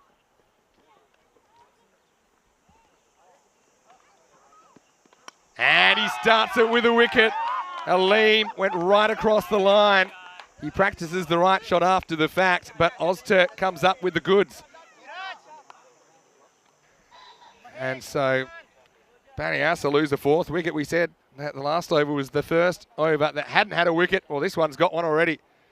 And bang, went all the way across it. And well, Ozturk had the celebration fist pump. He's done that a few times over the last few weeks. Really It's a slightly agricultural shot, you'd have to say, from a player that can bat a lot better than that, I think. That's the way it goes, though. With the urgency, trying to keep the run going. But it's just a poor shot selection, Aleem. Can't get anything going. 2 off 6 here in match 9. New batter coming out is Noman Sajid.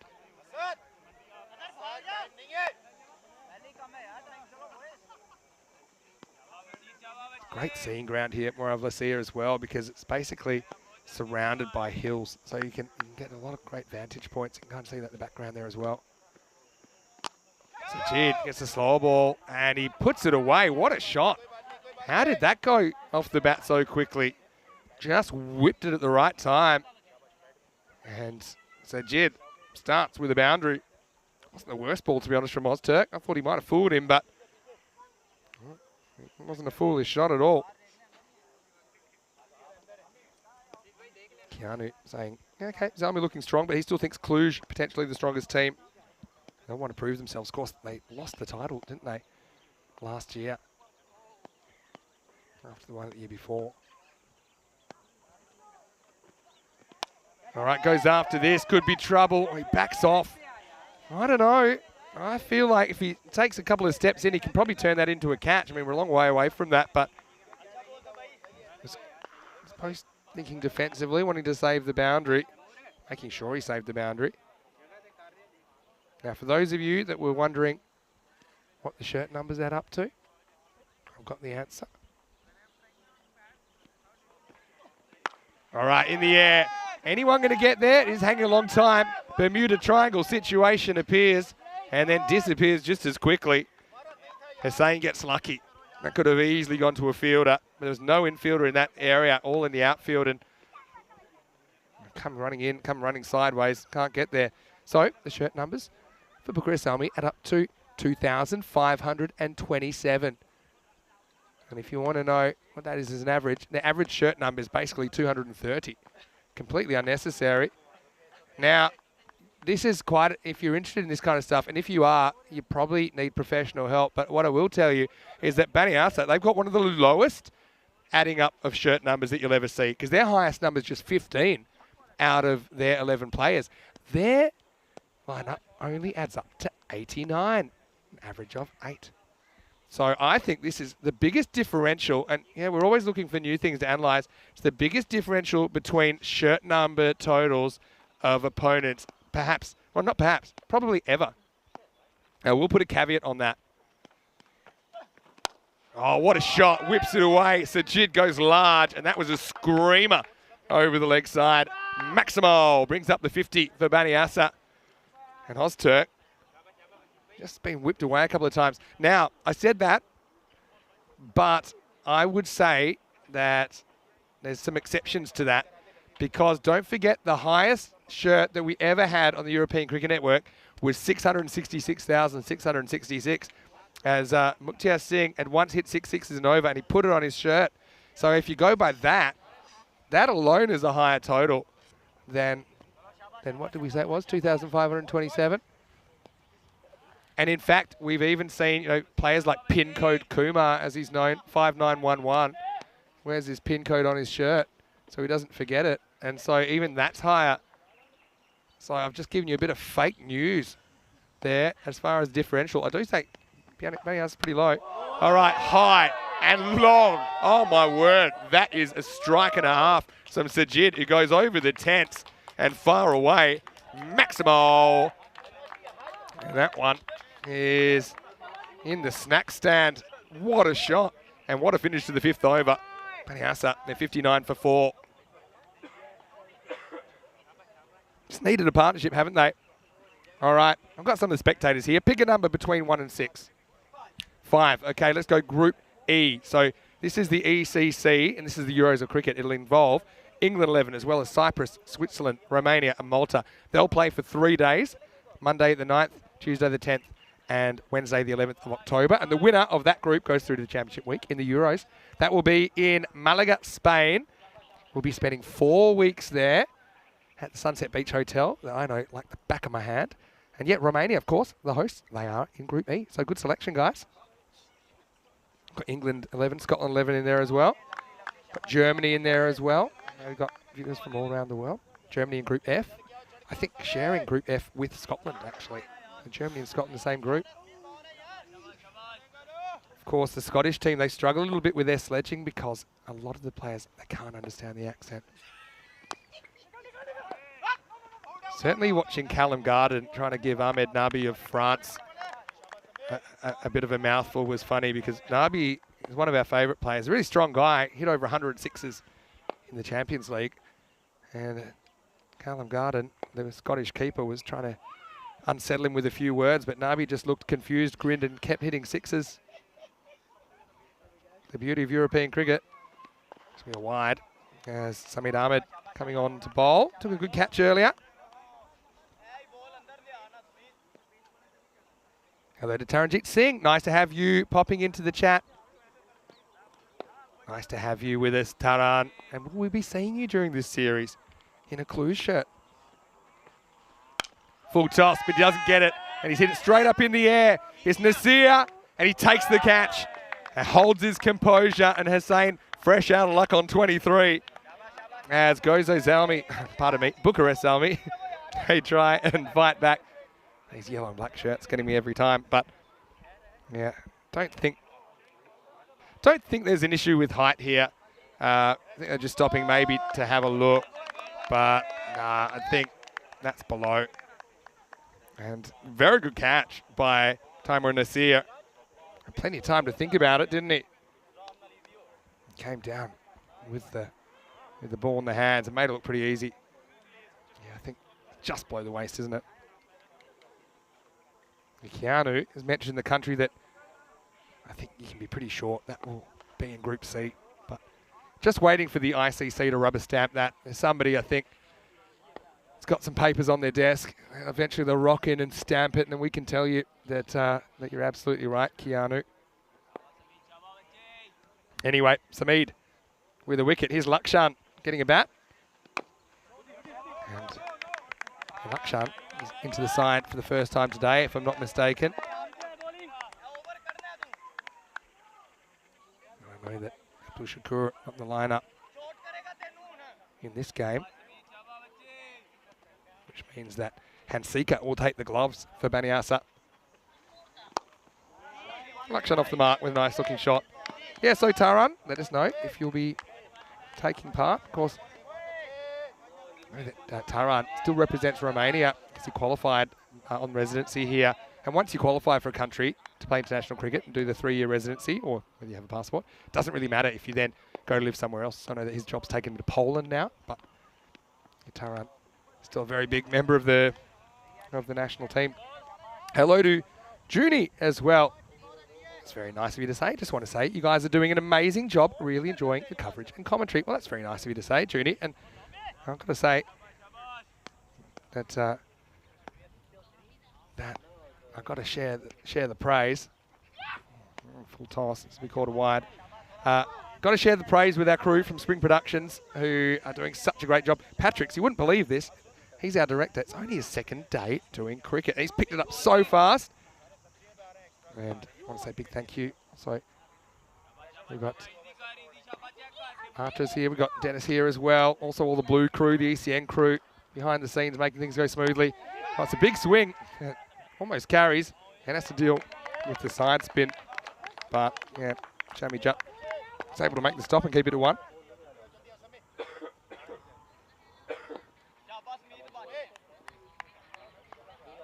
Sajid though, on a bit of a heater, isn't he? 18 off 5, and at the end of the 6th over, 64 for 5.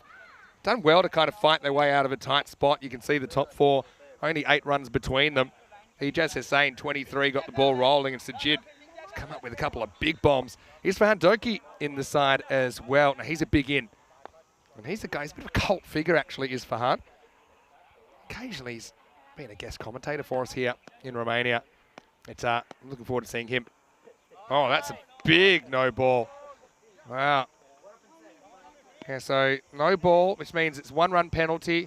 Obviously, any runs that you score off that count, well, it's pretty hard to score when the ball almost gives you a mohawk, reverse mohawk. And then, obviously, that ball has to be bowled again.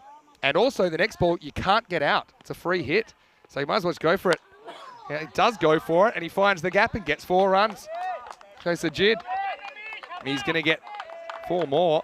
So yeah, after an illegal delivery. So we're talking about a no ball, not a wide. Like a wide is not so bad, but a no ball for things like overstepping or bowling a ball that's so full it's like waist high or above, or if you bowl a ball that lands off the pitch, for example.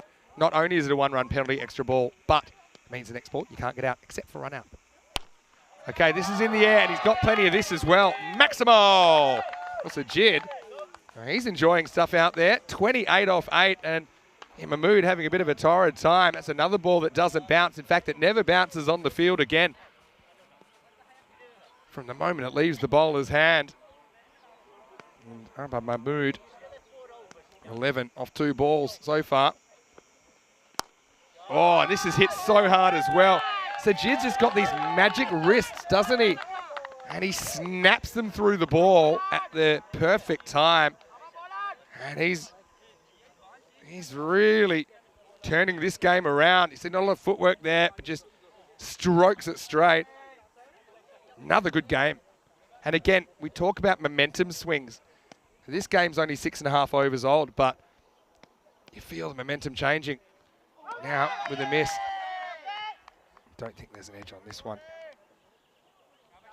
A lot of people are liking Bucharest Salmi here. But it's early days, isn't it? Taranjit's asking, is Rico joining? Yeah, if you just joined us, Rico will be here tomorrow. So it's called a wide.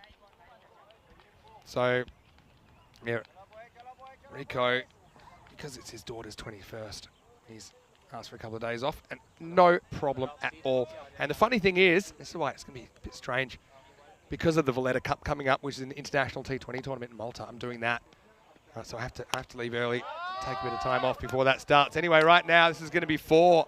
Another one straight down the ground. Sajid, 36 off just 11 balls. He's going at pace at the moment, and despite those 5 wickets, Baniasa, they're only speeding up at the moment. Another full toss. That was straight down the middle, wasn't it? Last ball of the over, it's gone magical. Oh, and he might get 6 more. And just have a look at this. That's disappearing up the hill. Maximo! Once again, Sajid. It's a good shot because he's not trying to drag across this. He's got the power to clear those guys on the boundary. And that's the end of the over. It's 90 for 5 after 7. And I'm pretty sure that's the end of the over. Just wait for it here. Yeah. Asking about Rico, and Rico will be here tomorrow. So because I have to essentially take my holidays a week earlier because I'm coming back a week early for Valletta Cup, so that's why I'll miss the rest of this series. So I'll be here tomorrow. In fact, me and Rico only get the 1 day together tomorrow, and Rico probably will make it by lunchtime. So we'll have a brief time together.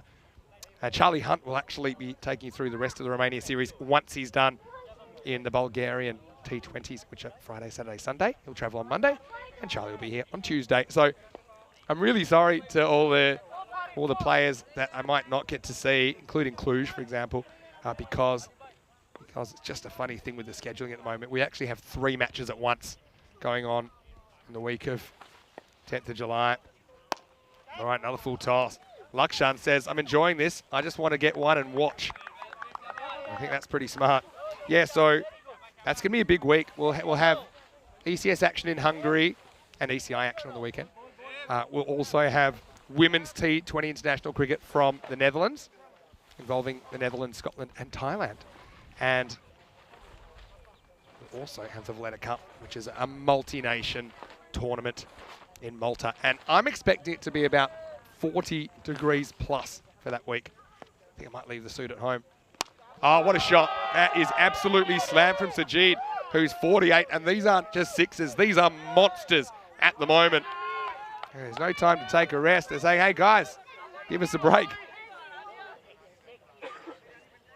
Transylvania just enjoying some time in the shade after putting in a shift today. But what a shot.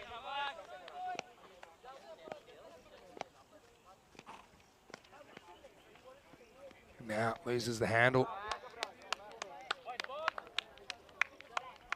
So what a turnaround this is. Zalmi. Oh, let one get away, didn't they? Mr. Jid, he's out of the box now. 48 on the verge of a memorable half-century. Slower ball, he's lured into it. Probably lucky he doesn't nick it, to be honest. He's probably just looped up in the air. Gurudev coming back in his second over.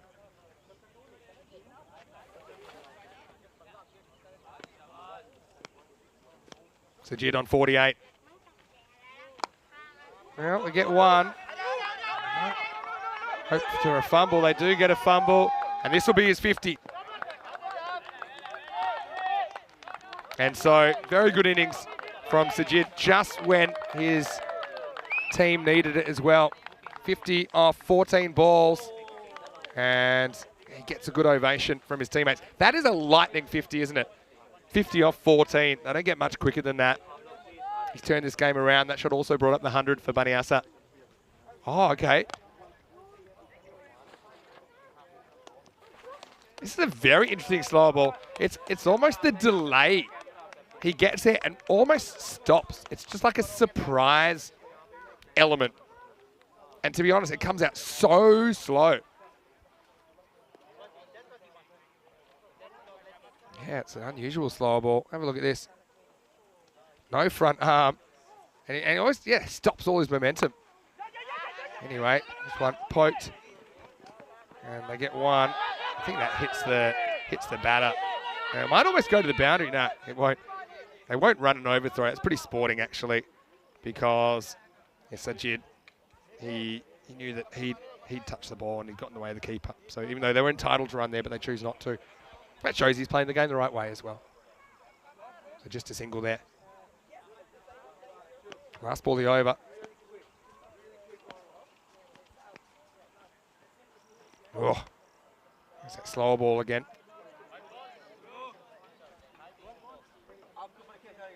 Again, let's see what this one is from Gurudev. He's an interesting bowler, isn't he? I suppose that one just gets away. Clear wide. Last ball, take two. Oh, he's gone. You know what? That's fair enough too. That's a real mind snap from Lakshan. He's going to be run out, backing up. And to be honest, look at him. Look at him here. There's every right to do this. Look at him. He's just wandering out of his crease. And I don't even think that's a situation where the bowler premeditated it. He just is about to bowl and he's saying, what's going on? You shouldn't be there. So I don't really have a problem with that at all. Because as a non-striker, you'll only learn the hard way. And yeah, it's harsh to lose your wicket for something like that. But I bet they wish they'd done that to Sajid. But I mean, I don't think there's any question about that. Out's out. Anyway. This one's up in the air and it's gone. Maximal. Well, they've poked the bear. And Sajid says, okay, you can remove whoever you like. I don't really care who I'm batting with. He smacks the next one for 6. And it's also the end of the over, 110 for 5. Yeah, so if you're new to the game, you might have wondered what just happened there. So as soon as the bowler starts his run at the ball's in play. So if you leave that line, and typically the guy not hitting the ball, the other guy, as soon as the ball's bowled, they'll get, 1 or 2 meters to give them a start on a run. But you can only really do that. You only should do that once the ball is bowled, because up to the point, if you leave early, then the bowler has every right to. You're out of the line. He can knock the sticks over, and that's it. And that's what happened. And so, yeah. And well, now they're going to get a run here. The question here is the keeper just trying to return the ball, or is he actually going at the stumps here? And I think that, I'll judge it after this. Yeah, he's definitely gone at the stumps. So, yeah, every right, and he lets him off the hook. Because look who's back. It's Sajid, and he's going to pump you for 6. What an innings this is. What an individual innings as he swings his way into the 60s. Maximal. What a shot. That bite comes back to bite Bukarest Salmi, doesn't it? in the end, puts them in heaven. Already we've seen 7. And I called this early. I said they're going to run into time problems and the clock's going to run out on them as well. So they're going to cop 5 penalty runs here. Once again, my crystal ball working well. Sajid gets this more or less into the gap. They should get 2 here. Again, got to sustain it over the 10 overs. They were so good early. In fact, they might get an overthrow here. They won't want one, to be honest, because Sajid is going to move to 65. Well, Fuhad is feeling sad that he won't be able to watch the ECC in September. You'll be at uni. Well, you can always tune in for the highlights so you can catch up, okay?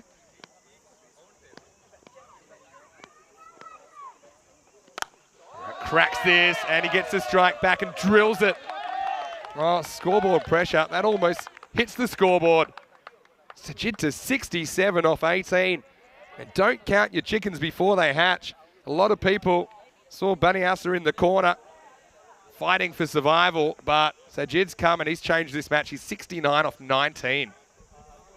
Mahmood saying, why are they bowling so full to this guy? You'll have to ask them. I don't mind full, but you've got to get it right. You've got to make it a Yorker. You can't just let him constantly pound you. There's another full ball that disappears. Maximo! Oh, they're just going harder. They're just going further at the moment.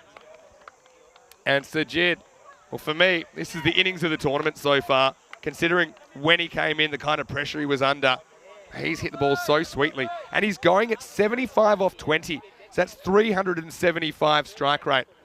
So he's basically hitting 4 runs a ball on average. Last ball of the over. Wide. Now, in a sense, you'd say you'd be happy even to get 1 here, but I don't think he's thinking once. He's thinking, I can still crunch a boundary. I can always get the strike back another way. And I think the clock's out. So I reckon they're going to cop 5 runs here. And the wide didn't help either. But anyway, we'll have a look. Let's get to the end of the over. 130 for 6.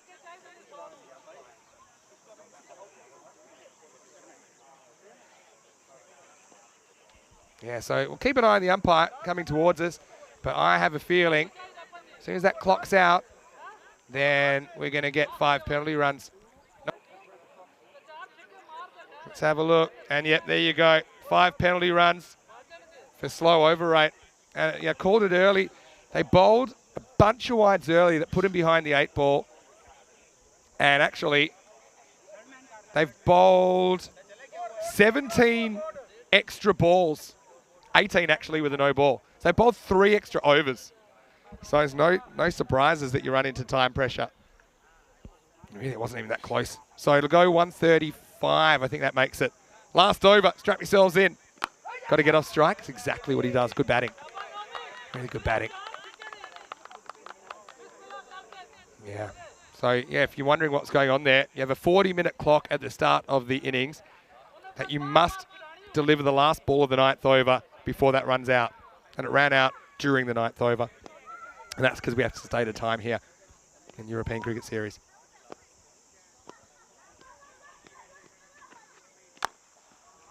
Sajid should be looking for 2 here, but he must be tired.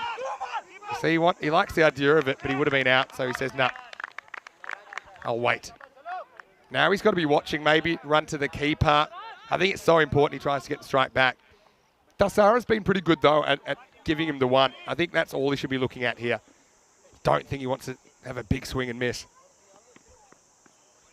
Oh, there we go. Well, don't know if that was an attempt to, I suppose, see if Sajid will run out of his crease. But that's what you got to do. And we saw a run out backing up. Lakshan going out that way. And because he wasn't watching. This is high-ish. Oh, well. So I think that's the best bit of foot fielding I've ever seen attempted from Atif Naqvi. Former Gladiator. Yeah, probably just below.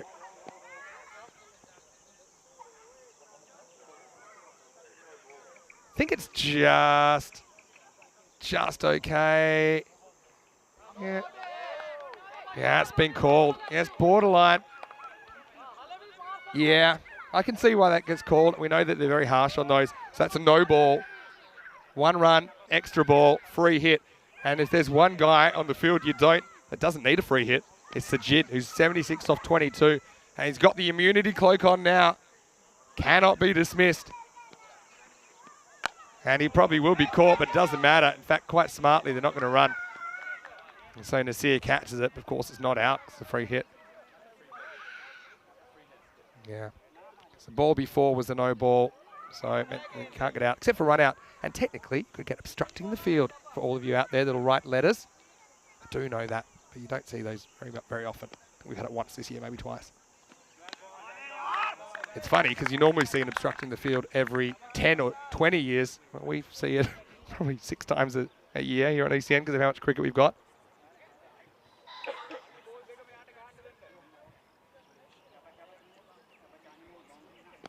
Sajid. He's batted so well here.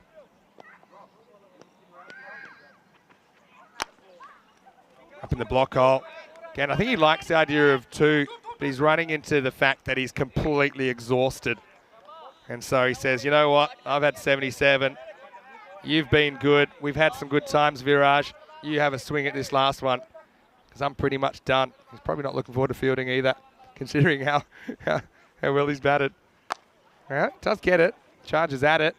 Probably should try for 2 here, but yeah, I think see above. He would have got it as well, as that throw was a laser beam. So Baniasa, they fight their way back into this contest, and it turns out to be a really healthy score. 141 for 6 off 10 overs. That take a bow, Sajid.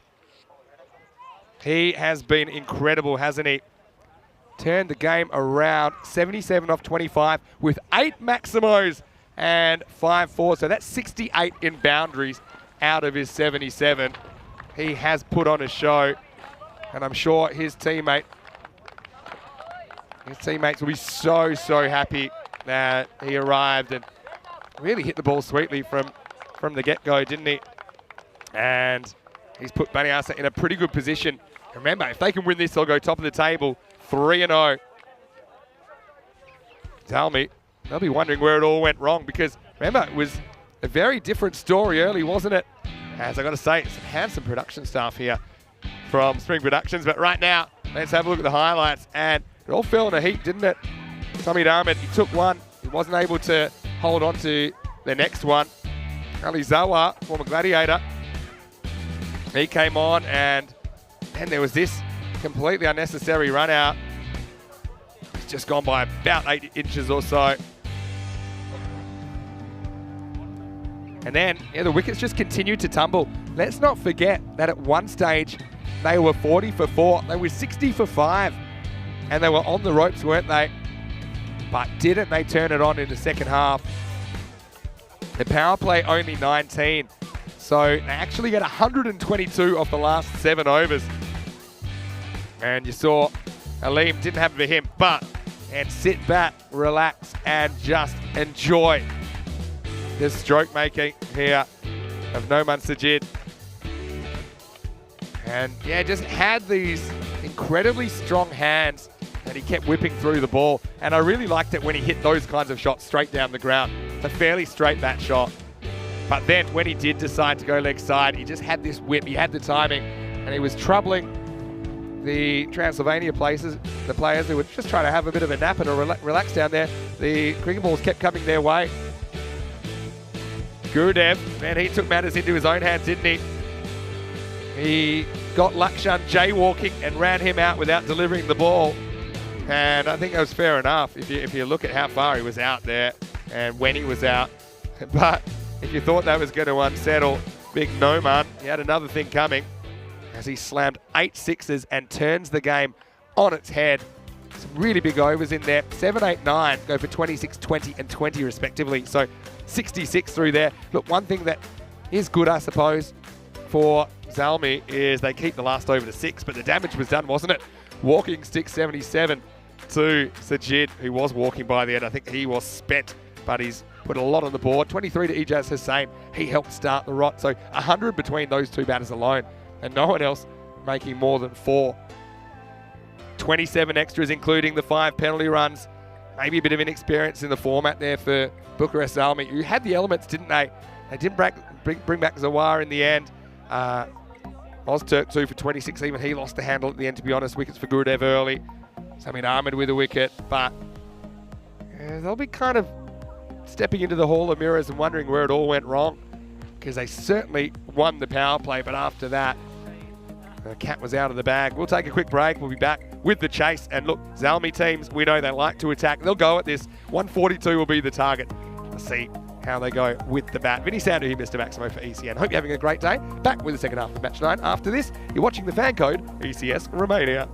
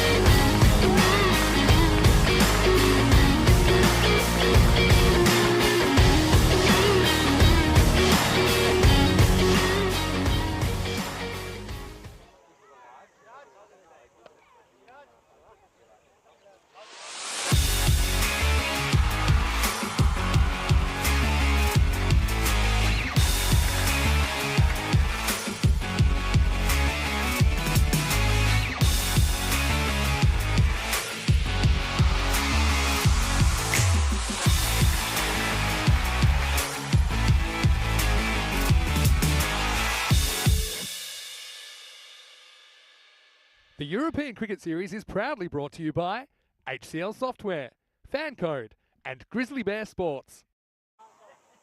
Hello and welcome back to Moira Vlasia here in Romania. Vinny Sandu for ECN. Sunny Tuesday. It's got the feel of summer as well. And we're looking at day 2 action in this FanCode European Cricket Series right now.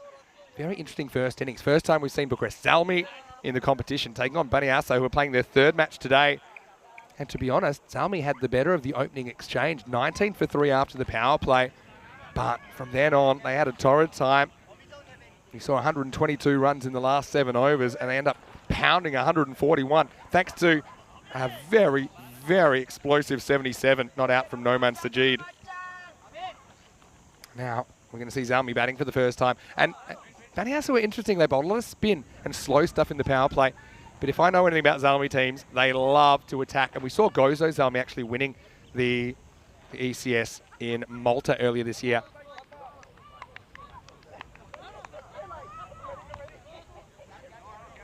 So I think they are going to start with a slower bowler. And it's going to be Hamid Nawaz to get us going.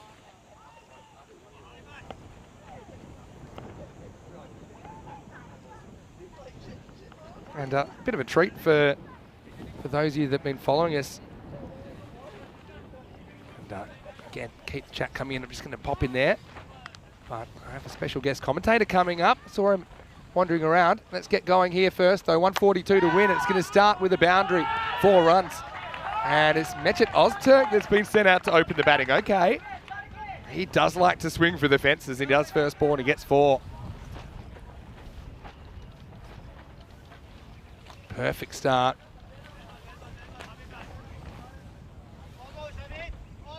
And he's an all-rounder who's coming in. We've seen him bat, we've seen him bowl. Now we're going to see him with the microphone.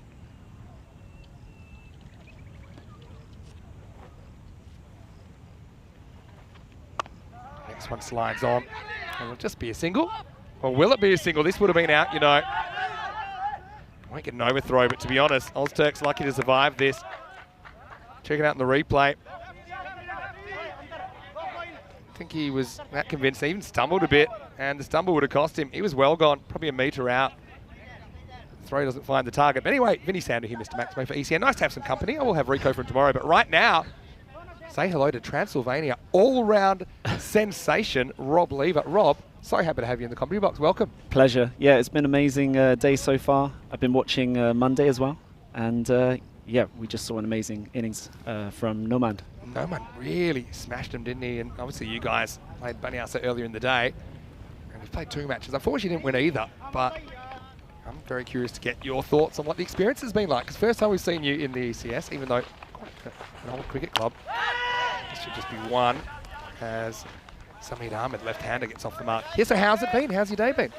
Well, the day's been amazing. Actually, the reason I got into cricket again after a few years off was because of the ECN. I came along to Romania a few years ago, but then I heard about Transylvania, pretty old club here. That's great. What a great story. Oh, this could be gone, you know. Oh. Just sliding down. Maybe. He's trying to straighten it, Nawaz, but he doesn't actually turn the ball that much. Got a feeling, though, this is pretty close. Let's have a look. Oh. If it was missing by a micrometer. Better for the doubt going to the batter. For a few bowling. I would want that as a leg spinner. Yeah.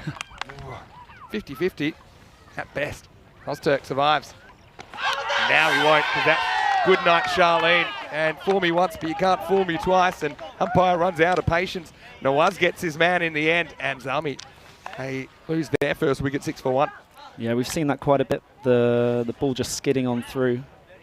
Yeah, well, that was undoubtedly crashing into the stumps. So, clever bowling. Yeah, I think maybe playing for a bit of turn. He's a different kind of a bowler, isn't he? Nawaz, and he gets some early success. Well, Rob, so that's great. So ECN is the reason that you got back into playing cricket again. What is your history playing cricket? Where did you grow up, and how did you end up in Romania? Actually, my mum took me to play cricket at the age of 10 or 11. Old Ruts Cricket Club, Wimbledon, Merton Park area, London. And yeah, I just remember going to the nets and trying to smash it back down the ground every Thursday night. Got playing adult cricket from 13, 14 years old. I'm curious. Obviously, your height has been a bit of a talking point today in the chat that you are tall. And as you said to me when we met yesterday, first thing you said was, I know I'm this tall, but I do bowl spin. We'll have a bone to pick with you because you said I was 193. I was a guess. Okay. That was a guess, but I've corrected it since then. Don't worry.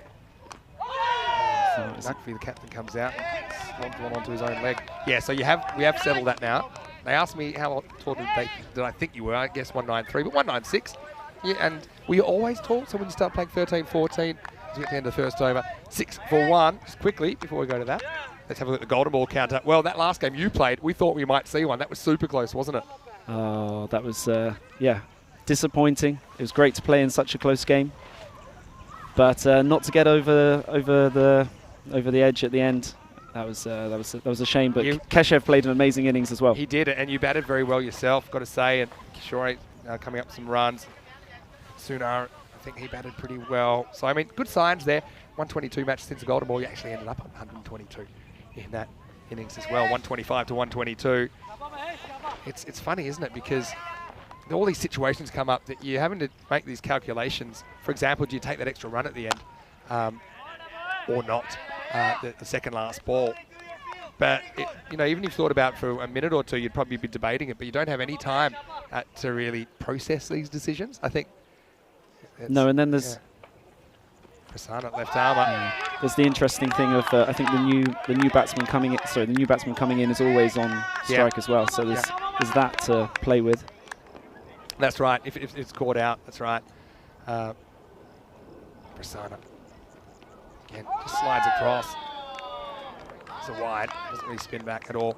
But yeah, I mean, it was a great game, and you still got obviously 8 matches to go. So hopefully we see you in lots of them. Something, yeah. Prasanna gets through his overs quick, doesn't he? This one's a bit of a gift. Very high. Yeah, well, it might plug, if it doesn't go the journey. Kind of does. Bounce inside, but just has the seam to go for 4. Quattro carreras. Prasanna, virtual bad ball, he's bowled. So tell us more. So you learnt your cricket in England. My next question was, were you always tall in your teens, or is it kind of you have a late spurt? What's going on there? Yeah, actually, when my mum took me to the under-10s nets, they thought it was actually my brother she was bringing along. Oh, is that right? This one sneaks outside. Well, will be called a wide. Yeah, it has its advantages. Not very good at keeping, of course. I don't know. I think it's a myth you can't have tall keepers, because you normally have longer arms and legs, right? Another wide. You a keeper, Vinny? I am. Well, I'm about 6 foot. Okay. And Adam Gilchrist, he was about 6'2", I think. Yeah. I think it's a bit of a myth. There's this idea that tall people can't reach the ground, but as long as your legs and arms are arms in particular, are in proportion, then you should be able to get there. And this will get there from the lefty. Sameed Ahmed hits the second boundary. Prasanna's just occasionally lost the handle here now in the second over. This would be a big chase if they could pull it off. 142. So yeah, any questions you like for Rob, stick them in the chat. ECN European Cricket Network. So my next obvious question is, how do you start in London, end up in Bucharest? How does that happen? So I was a music teacher. I know you like to play the piano. You're also a very good musician. That we learnt last night. Yeah, I had Vinny over to the bar. Thanks for the invitation. This is pretty well struck down the ground. That's going to be 4 as Sameed wants more, gets more. Zalmi trying to make hay in the power play. Probably need to be around, I suppose, 40s to be on target, but there's a nice shot straight down the ground. Good power play batting. Yeah, so... Yeah, last night we sang Elton John. We did. Billy Joel. Sweet Caroline. I remember we did that. And we did some Bon Jovi. Oh, yeah. I like your take on that, starting it slow. Yeah, that's what... Not meant to be talking about me here, but I'll tell you one of my favourite things to do. As this is lifted up and down to the ground. Maximo! Prasanna forgets how to bowl for about 3 minutes, and a good bowler goes for 21 in the second. And this innings comes to life. It's 27 for 1 after 2. So obviously travelling around every couple of weeks, I move location, go through a lot of airports, and the airports have pianos, some of them in Europe. There's one in Warsaw, I think, isn't there? Yeah, so there's plenty actually around the place. A lot in Italy, Czech Republic, Estonia, and so it's either that or spend $100 on a couple of sandwiches and a cup of coffee. So I feel, and I do actually have people trying to tip me sometimes. I say no, that's okay. Look at the table. Obviously, you want to get up a bit higher than that, but still good signs for you guys, I think. Go the 0-2. Right now, Baniasa with a win here could go to the top of the table.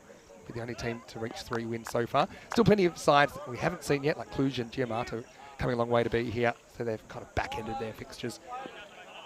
It's going to be Natvi on strike. He's only facing 1 ball so far. So, music teacher. You know, I actually used to be a music teacher as well at one point. Big wide to start us off. And I was a music teacher at a special needs school for preschoolers, which I found super rewarding. I fell into it. It was only kind of 1 day a week. My partner at the time was working at the school, and so obviously he must be good with children. He must be a patient guy, in addition to being pretty talented. Let's wait for this ball, which is drilled. And Natvi's going to get 4 here. And we saw the Belgian boss, which was Estonia's answer to Chris Gale. And there's a bit of that about Natvi, the way he kind of just breezes in. And yeah, I've come up against this guy many, many times, and he doesn't like that area. I've seen him for the Bucharest Gladiators before in the ECS. Hussein. He's got a good slower ball. He's got cricketer, just Hussein. Played a fair bit of cricket for Romania as well. He's going to try around the wicket. Interesting. Well, if you were a special needs teacher, did you try the ukulele? That's my favourite kind of youth instrument. Here's one key difference between us, right? I can't play any string instruments. Piano technically, as I know. But guitar, ukulele, this one almost cleans up Hussein. And the reason is, I'll tell you the reason. My wicket keeping. My fingers don't have can't make the shapes required. I could probably play a bit of bass guitar, but that's about it. But yeah, I don't really have that in my arsenal. Ooh, I think he's out here. Have to check he that. might be. It's Natvi asleep at the wheel. I reckon his foot's not down yet. He's out. It's in the air. Yeah, he's gone here. Yeah, for me, there's definite daylight. And he's going to be out. And it's a totally unnecessary one. For me, if you look there, there's no way that foot's down and he's given out. I suppose it's a good heads-up play from the keeper. But, yeah. I mean, you can see it there. And you could even see it in real time, Rob. That's a it's a horrible terrible way to go. get out. He's stumped off a wide. And he's never even turns around. He's going to be gone for just 4. And for a good play to get out like that, that's just unforgivable, really. 33 for 2. Yeah. But, yeah, I mean, what was he thinking here? You got to at least be aware of where you are. He's gone walking anyway, right? And then he's just going. I mean, there's looking cool, but then there's kind of taking it too far, isn't it? You could imagine Chris Gale doing that, couldn't you? I think if you did that to Chris Gale, you'd be brave to actually throw the ball back. Anyway, 33 for 2. I suppose good keeping, but I had a promise as a wicketkeeper myself that I wouldn't do that anymore, because most of the time it just wastes a whole bunch of time, because they step back in and then the umpire has to come in and fix up the stumps and you hold up the game. But in T10 you'd do it to pick up a wicket, wouldn't you? Yeah, I guess I'd probably keep up a fair bit. Looks like wind might have blown that main camera, so we'll look at it for this way for now, and this is going to be 4 no matter which camera we use. And so Mahmood comes out and gets a boundary first ball. So just trying to stay on task here at 42 or so would be on the rate. Yeah, okay. if it hadn't been for that one big innings, they were really in the game there early on, weren't they? 100%. Yeah. So how did your music teaching end up with you in Romania? Oh, so I actually went to Malaysia in the end. Ah. Yeah, it's a great country. About this temperature Selamat and datang. hotter. Selamat datang. Something like that, yeah. Comedy Rocks means welcome. My father was actually born in Malaysia. So a little bit. You know just a little bit of every language, right? Yeah, and that's actually more frustrating than actually being able to speak a second language well. Actually, I had my family watching the first game today. My mum texted me saying she'd learnt pelota from you. Pelota, yeah, means ball. I kind of learned it from Rico as well, because Rico spent 23 years in Spain now. He grew up in the UK, moved his family over there around 2000, so he obviously speaks pretty good Spanish. Also got carreras. Carreras, yeah. That means runs Fuera means out. This won't be out. This will be runs. This will be Cuatro Carreras as it's played inside out by Mahmood, who looks in a hurry. Why not? Hussein ends up going for another boundary. Yeah, so, yeah, Pelota, it's funny. And so when Corey's in here, now Corey probably doesn't have the mastery of even English, and he'll say things like, adios Pelota ball, which technically means goodbye ball. But no, we have a lot of fun, and obviously, we're pretty conscious that we have a large variety of people watching that speak different languages. Anyway, goes after this. Might have found trouble. Fielder takes it. Nicely taken by Hamid Nawaz. And they get Mahmood after he cracks a couple of boundaries. So a very interesting power play. They do get up in the 40s, so they're kind of on target there, but they have lost 3 wickets. And both teams suffering some early losses in their innings. He's done well to catch that on the boundary there, because we've seen quite a few today, including myself, stepping back onto the rope. Yeah, so I guess the thing is he's not having any of that backward momentum. Yeah, I think we've seen it 4 times today. Yeah. We've seen, and it's probably just a slight awareness thing. Obviously, everyone's got slightly different techniques they like to use about how to get their bearings, but it is pretty tough because it's very hard to be watching the ball and actually know where your feet are, right? Yeah. So you went to Malaysia. I went to Malaysia. That was a bit of a detour. I was just looking for international jobs, music teachers, and being an English native speaker, you can kind of go anywhere in the world and pick up a job, and the island of Penang was the one that called. Yep. Great food. Beautiful. Oh yeah, Penang's great. And actually my family live about an hour and a half from there in Taiping. And so when I used to be able to go visit them when I wasn't so busy here, but it's a beautiful part of the world. Super hot. Yeah. Super tropical. Beautiful beaches in Penang as well. They do have the rainy season. We actually had that over the weekend in Romania here. It's pretty wet. I know they did a fair bit of jet skiing in a thunderstorm there, which I think shouldn't be allowed because it was pretty choppy. But anyway, this is going to be worked away. It's going to be 4. So Sameed Ahmed hasn't had a lot of the strikes since he's been out there, but what he has done, he's done well. He's only faced 8 deliveries and 5 have gone to the boundary or over. So I suppose if he's there, there'll be a chance of chasing this down. So now what I want to know, Vinny, is do you always have a fan club here? Because we've got a couple of people from my hostel come along today. Yes, and they've been great company actually. But this is going to be out of the ground. Maximo.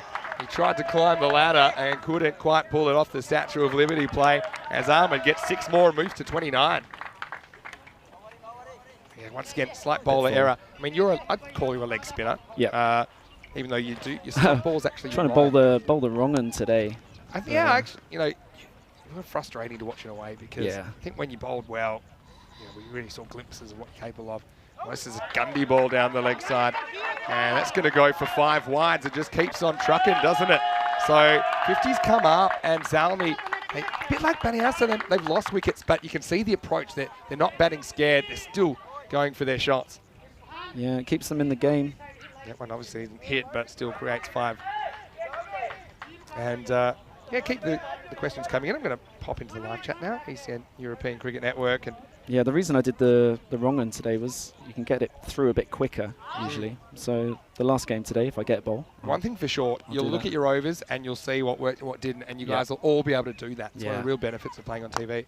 I've got to say, I quite like you bowling wrong as your stop ball. Yeah. But I think the thing with you is you need to have the batter trying to come forward but not quite being able to get there. If you bowl short, they're just going to have a good look at it. It takes the element of surprise away from which way the ball's spinning. And that's probably where it went wrong sometimes there, just bowling too short, and it's an easy put away. You'd probably rather bowl a full toss than a short ball, but ideally neither. This is a good kind of length. It's going to go for 4 anyway as Nasir gets off the mark with a bang. Oh, what a shot that is. Yeah, so I think I'm bullish about your bowling. I think hopefully you keep getting overs, and I think the more you bowl, the better you'll get. 10 days in, we'll see. Yeah. And so I've got Rob here with me at the moment. Haggis Hunter in the chat. Well, Haggis Hunter. I was saying they had a screen name change because you've got a spanner. Care to reveal yourself, Haggis Hunter? And yeah, I am half Scottish as well. But so I want to say hello to Kroom. I want to say hello to everyone that is chatting at the moment.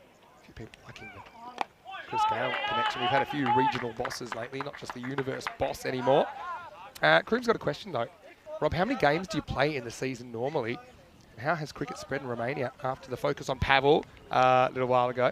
But yeah, what does a normal season look like for you guys? Actually, that was the first reference to cricket in Romania I saw was Pavel. Yeah. And I actually saw him live for the first time yesterday.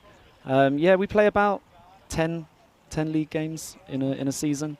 There's multiple tournaments throughout the season. We play a couple of weekend T10s, T20s.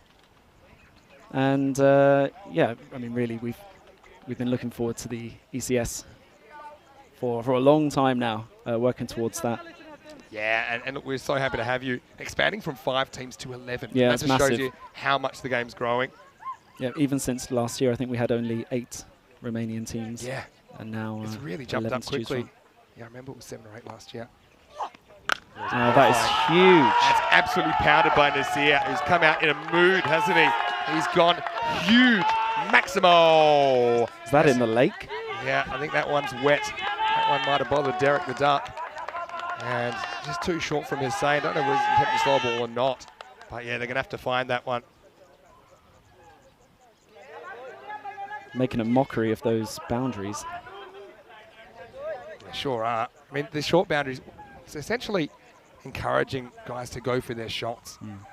And you don't have to absolutely smash it to get 6. But if you do, obviously, it goes a long way. But it's all about encouraging and attacking cricket. And it also results in more wickets, right? Yeah, and you're right, Zalmi, you said they were going to come out firing. This would be a great way to get their series going, considering they kind of dropped the ball a bit, figuratively and literally speaking. Anyway, this could be gone. He spilt it. So those are hard when they go flat and these cricket balls we use, I mean, they're always fairly new, so they're super hard, aren't they? Yeah. And sometimes you talk about having soft hands to catch, but actually pretty hard hands to make sure the ball doesn't burst through. Those flat ones, they're pretty tough. I think maybe the fingers up just gives you a bit more of a base to, I suppose, grasp onto it. Yeah, we see a lot of drop catches, don't we? But it's no surprise because the batsmen, with these shorter boundaries, they just go hard all the time. And a catch like that, for example, as an outfielder, you're closer to the bat than you would be otherwise. Sounds simple, but makes a difference. We've had very little time to think about that. So Nasir gets a life on 11. This one's on the hip. Long chase for the fielder. He's not going to get there. So Zalmi, they're really believing. They're super excited at the moment. And Samir Ahmed, he's been brilliant so far. He moves to 34 of just 11 balls. And so Zalmi. So they're above the run rate now, aren't they are. Yeah.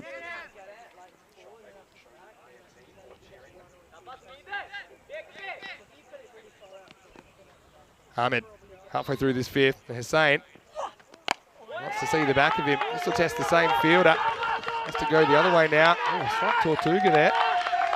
That's an ECM term, basically for a bad bounce, and Spanish for tortoise. It's something that goes back to the European Cricket Series in Barcelona when we saw it. Very unpredictable bounce, and said maybe it was a little turtle or a little tortoise that it hit. That's your Spanish again. And Rico quickly told me, in Spain it's called a tortuga. Now, when we have a tortuga, you know what we mean. Got a whole different vocabulary here. And he said, all right, what a shot. 6. This is going to go straight as the day is long. Maximo, and it's game on here at Morel Vlasia. 81, and still a ball to go in this 5th over. And they're excited, making a lot of noise at the moment, Salmi. A couple of wickets would change it dramatically, though, wouldn't it? It would bring this game back. Yeah, exactly right there. So it's in the balance, I would say. Really is. Power of taking your chances and keeping your chances. 2 a ball. Oh, they almost get one past him. Keeper tries the same trick, but Saeed's not falling for it. End of the 5th over, the score is 81 for 3. Vinny Sandu here, Mr. Maximo, for the European Cricket Network, welcoming you all to the broadcast, whether you're watching on FanCode in the subcontinent or whether you're watching for the on our YouTube channel, Eastern European Cricket Network. I'm here with Rob Lever, and we're having a great time here. We're dancing up a storm. We're loving being in Romania. And Rob, welcome to you. Welcome to the European Cricket Series, and welcome to the commentary box. Yeah, thank you very much. Pleasure to be included in this, because of course, Transylvania, first time players in the ECS, and yeah, this time last year I wasn't even playing cricket. So that is so great. You said ECN was kind of one of the things that spurred you back into playing. And yeah, what's it like playing on TV? The first time you've played a televised game, is it? Or I'd say it's a little bit stressful. Yeah. I wasn't sure how many people to share the link with. Yeah. Okay. My mum, my brother, my girlfriend, and then if they share it on, that's up to them. But maybe I'll share some of the highlights, especially that second game when we got close. Yeah. The good thing about ECN is you can really selectively dissect what you want to share. In fact, I guarantee you'll be averaging over 100 in your personal social media postings. Anyway, here we go with over number 6. Game on. First one right off the end of the bat. And so let's see if they can have a good second half. But I'm super excited that you guys are here. Yeah, so right now, what do they need? They need 61 off 29. I'll say hello to Nico Fernando. He's saying hello. He's in Italy right now. Had the 50 over game. Kent Lanka and Royal Roma. And Kent Lanka won by 5 wickets. Well done, Nico. Scored 56. As we see a dot ball. Baniasa trying to work their way back into this contest. Aleem getting a ball. And wasn't he good earlier on? And in fact, yeah, Aleem came up with a hat trick to finish things off. And that was against you guys, wasn't it? Earlier in the day. That was what finished it, I think. It was. Yeah. It was our 15th hat trick of the season. It's a bit low, actually. All right, goes after this. Is it going to carry? Don't think so. Just a single. Yeah, so Nico scored 56 off 30. Took 3 wickets. And Achinta scored 50 and took a hat trick. Well, big hello to you guys watching from Italy. Look forward to seeing you hopefully in the Rome series, which is coming up, I think, in September. So yeah, hello to Nico. Got people watching from all around the world. Now, you told me that your girlfriend was watching. Is that right? Yeah, Saturday is in Stockholm, where you were last week, and she knows nothing about cricket, but what's great about this T10 stuff. I know Stockholm very well. Yeah. Oh, this is a bit of a gift down the leg side, and the keeper doesn't have a play on it. Another 5 wide, and Baniasa not dropping the ball, but not even touching the ball. That'll be a wide, plus it goes to the boundary, so that's 5 runs. Doesn't even count as a ball.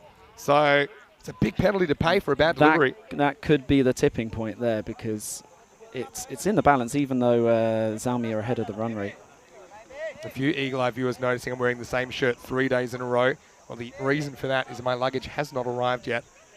So I didn't want to mention it again, Vinny. You know, that literally will be the first time I've ever worn the same shirt 2 days in a row on ECN, because it's kind of a thing. Aleem. Oh, loses another this 5. one as well. Oh, no. Just cannot control it. And that's basically a free 10, isn't it? So, Zalmi, they've got all the momentum at the moment, Rob. I just feel if they could just wangle out this Ahmed on 42, that's their only chance here, because they're an experienced team. They've got some good bowlers ready to go for the final overs. But at the moment, the momentum is fully with Zalmi. And Sika behind the stumps for Baniasa, because Abdul Shakur is out of the lineup this afternoon. Abdul Shakur is in semi-retirement. He'll play if necessary. He's doing a lot of work behind the scenes for Cricket Romania. It's better. And decides to say no run, even though he's got no idea where the ball is. He'll get a single. So, yeah, Kroom saying he missed a real hat-trick after the fake hat-trick yesterday. I don't know if you caught any of yesterday. Okay. Saw Cosmin Zoya get 5 wickets in an over. He went wicket, and then there was a stumping. We didn't realise it had actually been called a wide as well, which can be stumped off a wide, but you can't have a wide in a hat-trick. We had to go to the books, and not a real hat-trick. It was a fake hat-trick. Oh, I think that's harsh. Life's harsh. Catching it? Oh, maybe not. Probably not carrying. Decides to back off. Doesn't want to give away another boundary, and then shows off his muscles. Nawaz, as he throws to the keeper's end. Entertaining the crowd. Good to have a few people down here today. Yeah, so yeah, I just want to say congratulations anyway, even though you didn't win any games so far. You certainly won over the crowd. You told me we had a few fans on the chat there. You certainly have. You've got Rob Thompson. He's loving you. He's a member of the Rob Club, not the Robbers Club, the Rob Club, and. But you were speculating that we should come out with fangs. Yeah, maybe bat wings. That was probably an idea I gave you late last night, that I would have liked to see you come out with some fangs and fake blood capsules, something like that. But no, Rob was getting a hashtag trending. Bring on Rob. Oh, they wanted a second over. Yeah, bring back Rob was the second one. Pretty nice shot. He finds the gap here, but should cut it off. Oh, well. He almost nutmegs himself. And I would say that's in the textbook, maybe right up the back. But there's not many times I've watched the T10 cricket and seen so many twos out there. Yeah, my theory is I think this field's actually 2 metres bigger. I haven't measured it, but I think that the 2 metres make a big difference. 97 for 3 after 6. This game hangs in the balance. So I just think that creates more space. And the more space, the more likely you are to get a 2. Makes the throw a little bit longer. Takes 2 metres longer to get to the boundary. And obviously 2 metres back. Little things make a big difference. I suppose normally in ECS you get a lot of 1.5s. You know, where you'd almost make it, or 1 3/4. But we are seeing a lot of 2s. And I think what good teams do, we've seen this at Cartmere in the Champions League and the Euros, that they'll run the first one hard regardless, and any fumble they'll go. So it takes out that hesitation element.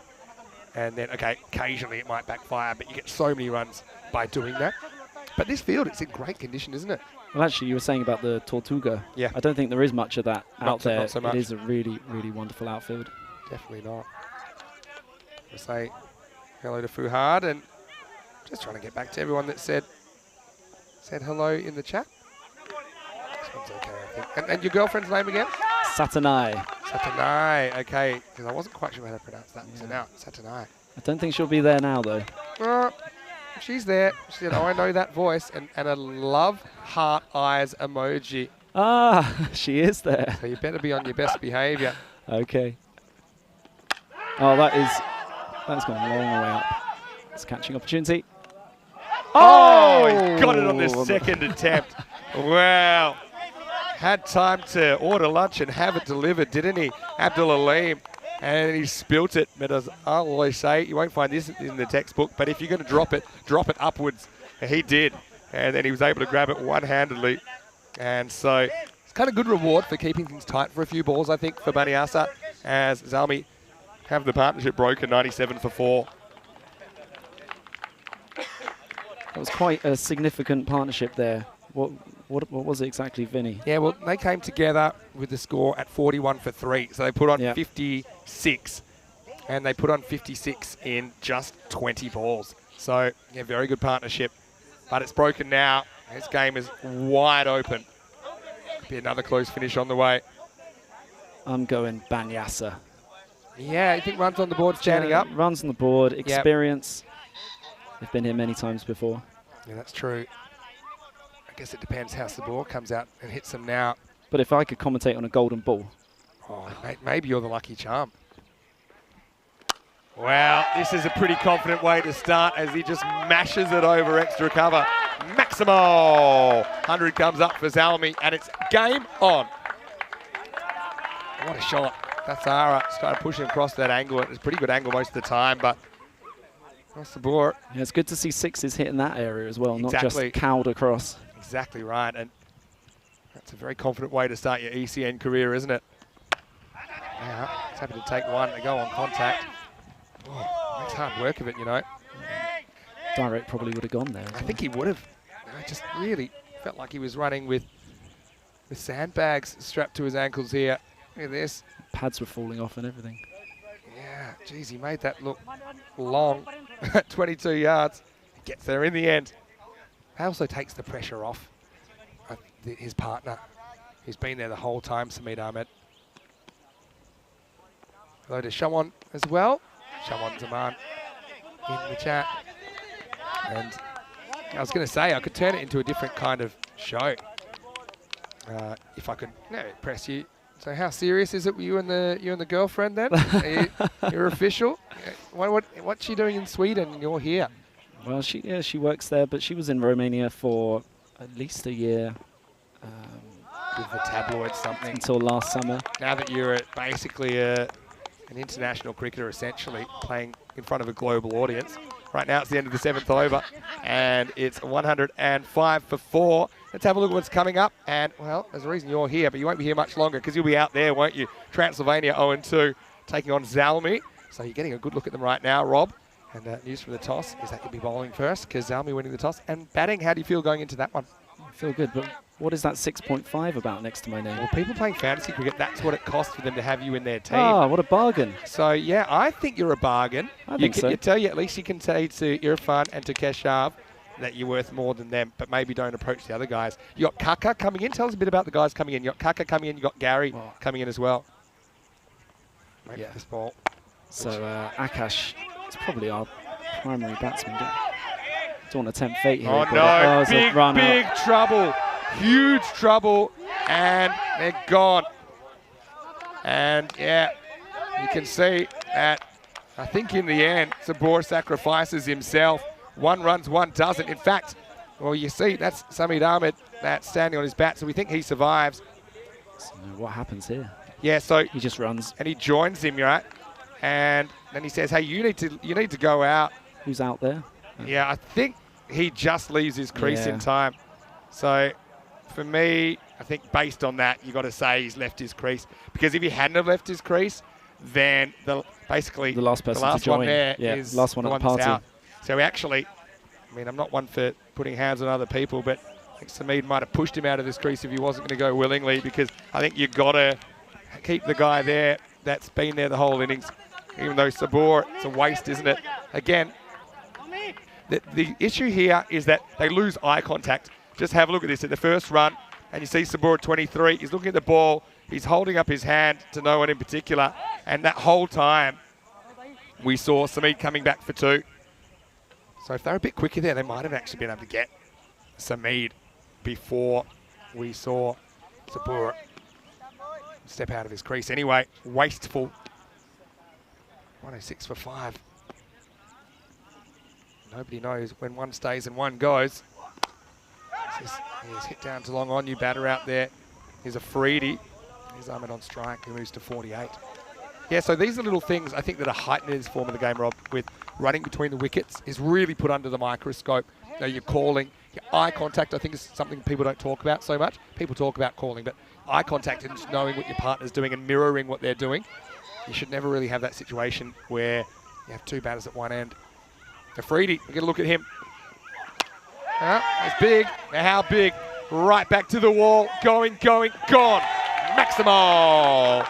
All these Zalmi guys, they all come out and swing it. They love this form of the game, even though it's their first game in the ECS. But you can see they're made for it, and this game gets even more interesting. Yeah, I can see that Zalmi are actually 12 runs ahead of where Banyasa were at this point.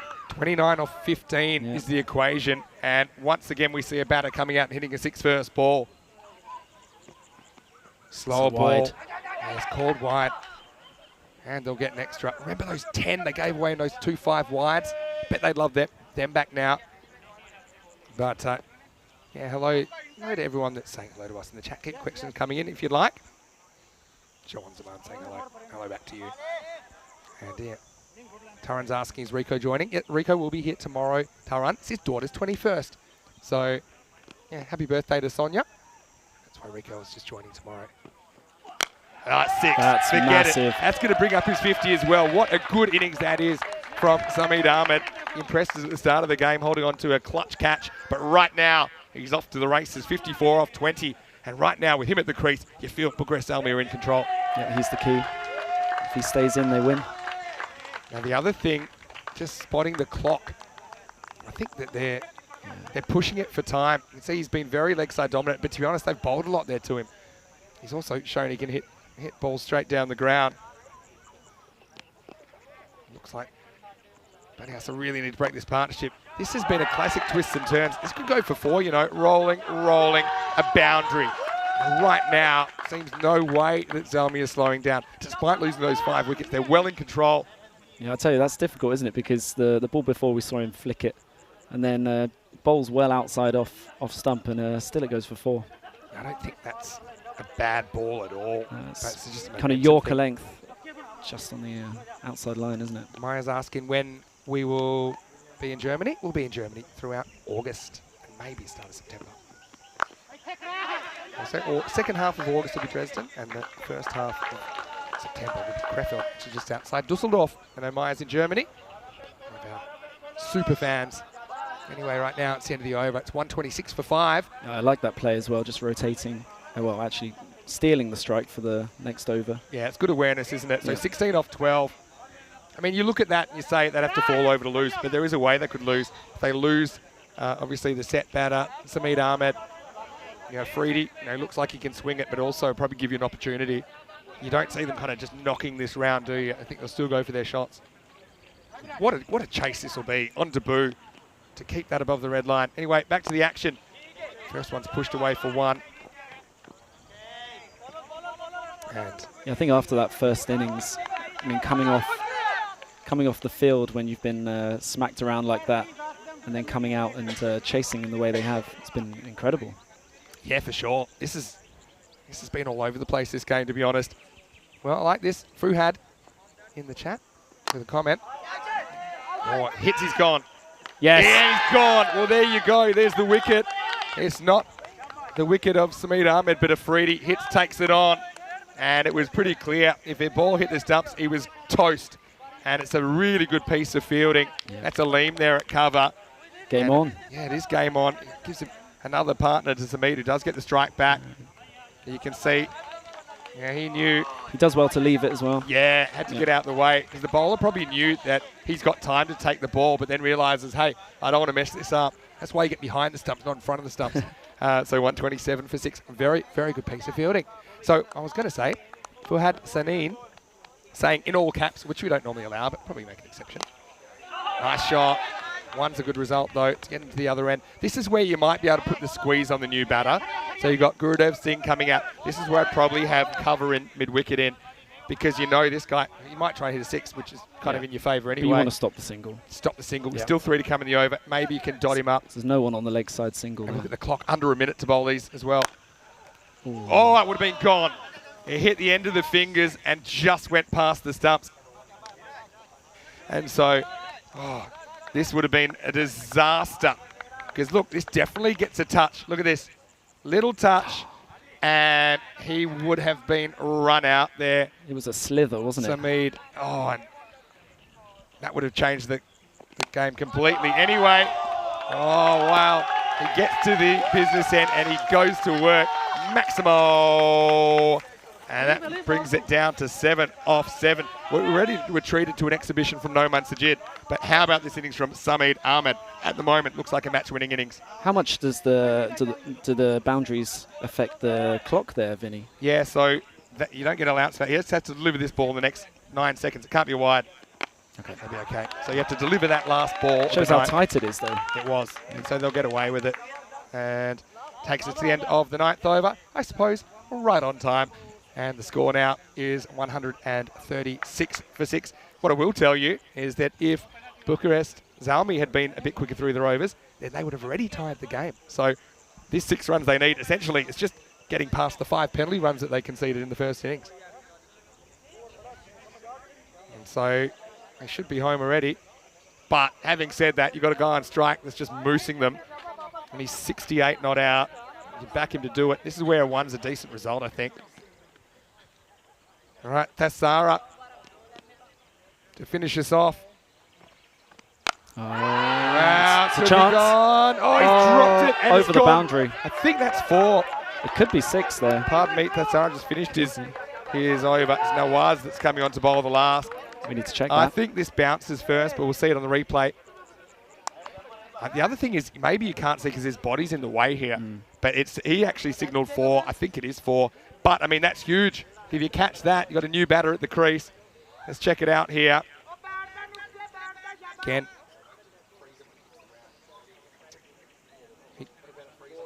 Pretty sure that's 4. Let's have a look. Yeah. Yeah. It's pretty close, but I think it's 4. Just inside. All right, so 2 to win now, 1 to tie. 5 balls left. Can't see way back for Baniasa now. And this should do it. It will be. There's 4 run. Oh, they're on the field. And wow, Bucharest Army have waited a long time to be here. And they have chased down a whopper here on ECN debut. Bucharest Army 144 of 9.2. They chased down the target with 4 balls to spare. What a match, Rob. That was an amazing debut from Zalmi. Yeah, I mean, at the halfway point, they would have they would have only been dreaming of that sort of result here. Definitely. I mean, they kind of bookended it with a good start to the match, a really good finish to the match. But in between, they kind of lost their way, didn't they? I wonder how Noman Sajid's feeling right now. 77. He played so well. But then it was countered by a 76 not out from Sameed Ahmed, and he gets his team home. Two outstanding innings there. Both a little bit different. The second innings from Ahmed was a little bit more controlled, wasn't it? Probably because he also came in at the top of the order. Yeah, but then he did lose a few partners, didn't he? So he was, I suppose, under a certain kind of pressure as well. This is what's coming up in the last game of the day with Transylvania, featuring Rob Lever. You've been a great commentator, and I think we might try and poach you again sometime. Bucharest Zalmi, though, they are got their tails up, haven't they? And they're looking to make it 2 out of 2 in match 10. We're about 15 minutes away from the first ball, so join us for that as we'll say goodbye to the Baniasa side for now. They finished day 1 with a 2-1 record, but they'll feel like they missed an opportunity to go right up the top of the table.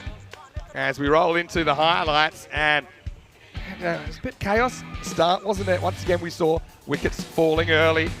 Certainly, there was no doubt about the intent. They sent Ozturk out there, and this was a bit of a close call for him. In the end, he'd be kind of pinned on the crease. A couple of quick LB shouts. The second one given, and correctly so. But Sameed, he just went to work, didn't he? And this 76 was one of the feature innings of this tournament. I mean, in a couple of ways, he's lucky towards the end. Could have been run out off the bowler's fingertips. He got dropped first ball last over. And 2 things that could have swung the result. Really close match, though, but well batted to Zalmi. Yeah, the drop on the penultimate ball there, just keeping it inside the boundary gives them a 1. But yeah, great chase. It certainly was. This was nailed straight, and you know, credit to the Zalmi batting unit. I mean, this was wasteful, wasn't it? We talked about the 5 penalty runs first innings, but giving away 10 in wides like that is pretty much unforgivable as well. This was a funny one, wasn't it? Dropped it, then caught it. But all the Zalmi guys, they came out with intent, didn't they? And probably that's one thing that a lot of new teams, they find it hard to just kind of bat fearlessly. Like, no one likes getting out early, right? But you kind of need to do it. Now, this was completely communication breakdown time. Then using his best debating skills to say, hey, I'm here now. Would you mind moving? And you might as well keep walking while you're there. But yeah, down to the wire. That'll give him a lot of confidence. Obviously, you're only as good as your last game, and they've still got one tonight. But yeah, Samedi turned it on under pressure, had a bit of help from a revolving door of partners.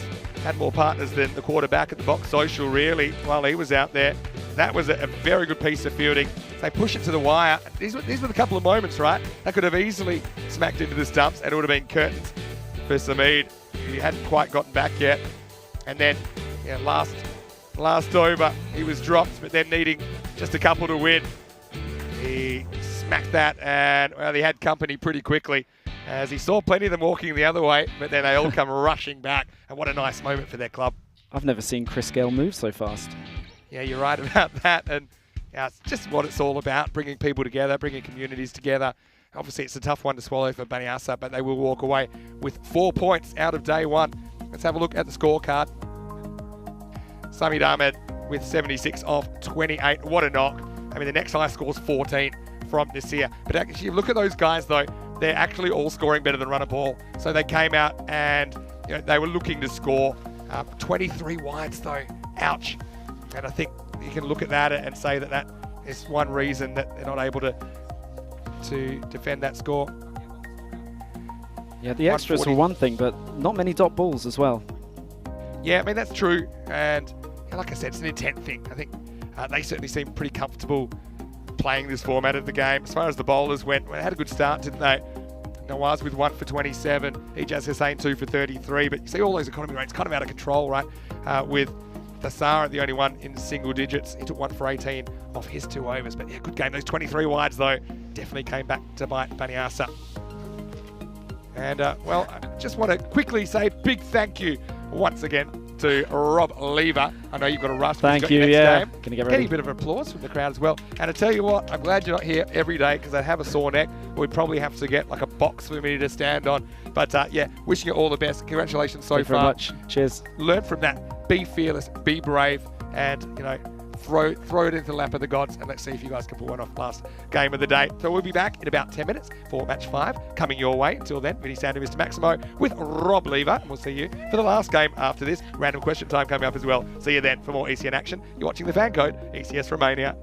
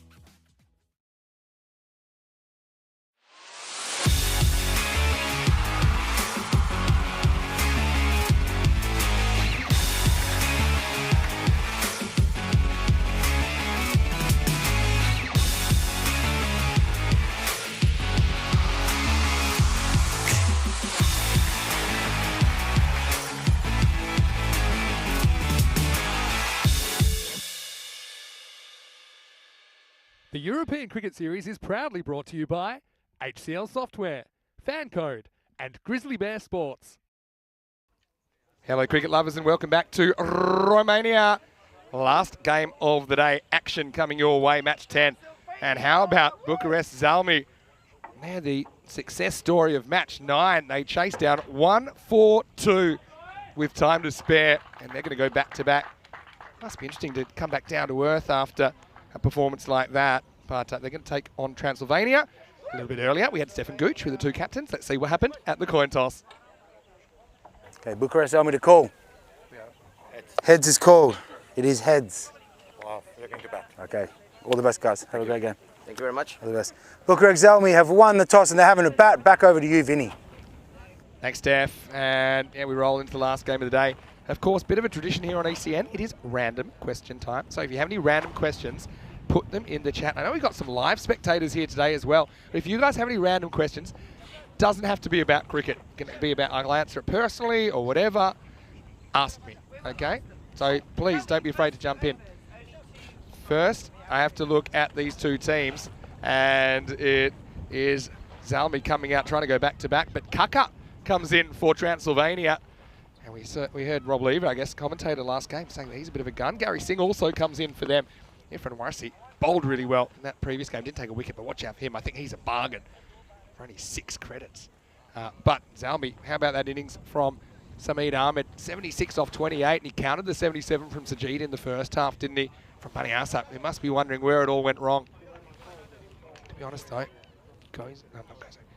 Bucharest Zalmi, they did win the early exchanges. Came home with a wet sail.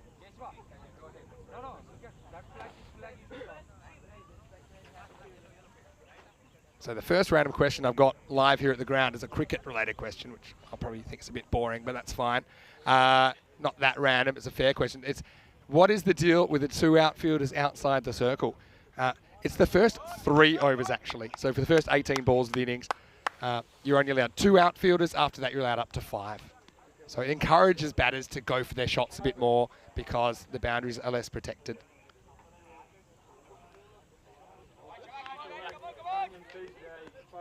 All right, let's get ready to rumble. 5:15 local. Game 10 live from Bucharest. Great to have your company. And the first one is a little push for 6. Well, that's how it works in this form of the game. Maximo, and look who it is. I mean, he's barely had time to towel himself down. But this is the guy. He's just coming off 76 not out. You might as well make that 82. Different opposition, but same result. Sameed Ahmed has been putting on a show. What a shot. Pandey going to deliver a half tracker, and this is going to go as well. Maximo. And, well, lucky there's nobody on that camera at the moment, as it was shaken like a leaf. Have a look at this, and waits for the impact. Dunk. Yeah, actually pretty solid that stand, obviously, but I'm liking the Zalmi pads as well. Look at the pad covers, and these guys are kitted out, aren't they? Black and gold, not just a 21st century pop number. As this is going as well, and make it 3 in a row. Maximo. Well, if we're going to keep his score rolling, that takes him into the 90s, 94. I feel like you should get to carry on if you haven't been out. It's barely 15 minutes ago that he hit the winning runs in that stunning 1-4-2 chase. And now absolutely cracks that. And we're on here, aren't we? 3 balls, 3 sixes. And now, leg side. And first time Pandey escapes punishment.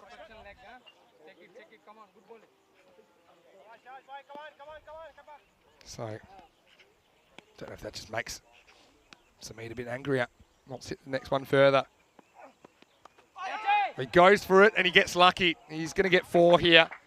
Aims it to the leg and pretty much off the leading edge of the bat, so side of the bat, and it just has enough loop to get over the fielder in the circle.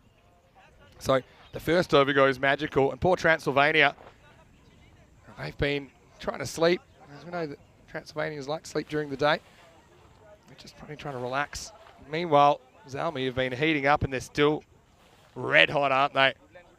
Hello, James Stewart, watching from Estonia. Good to have you with us, James. How are you today? Random question time. Keep them coming. Oh, this is in the air. Should be an easy catch. And it's taken. Oh, there we go.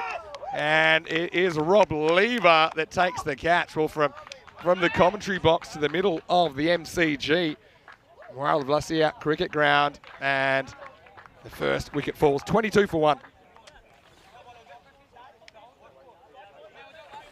And so, eventually, it's Pandey that has the last laugh. And, well, if you weren't keeping his score, he was 98 and out.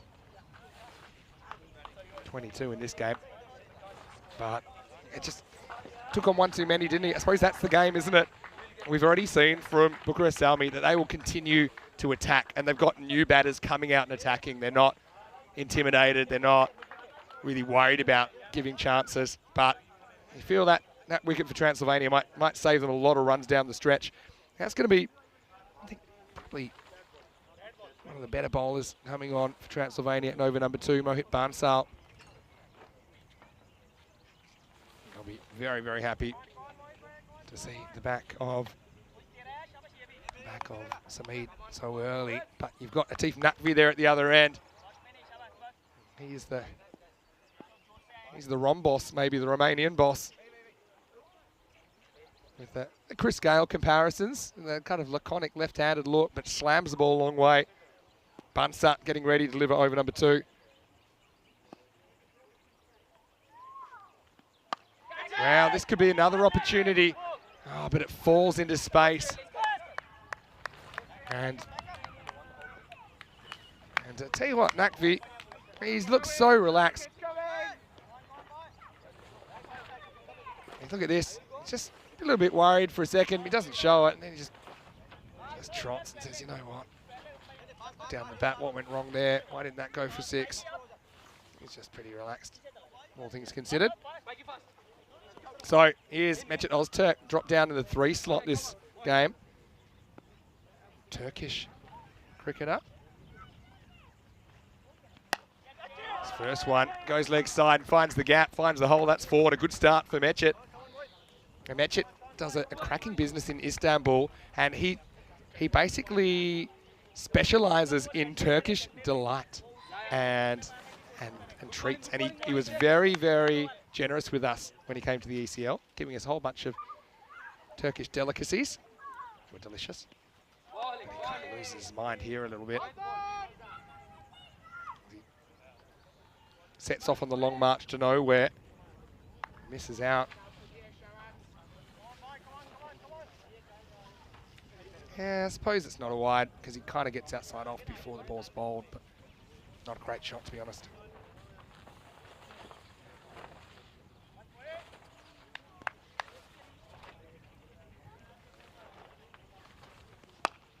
He's hit down the field and long chase and a good chase.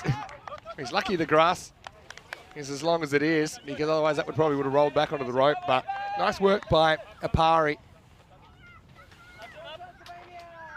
Transylvania getting a lot of support from the locals here. Remember, it is random question time. You can ask me things like favourite colour, or be creative. We like that. James just noticing. Sounds like I'm having a great day. You betcha, James.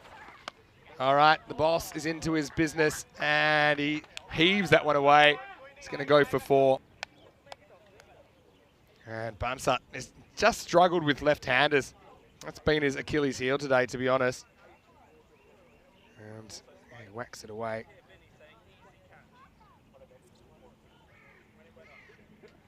Bounces just inside the rope. And we'll get 4 to the total.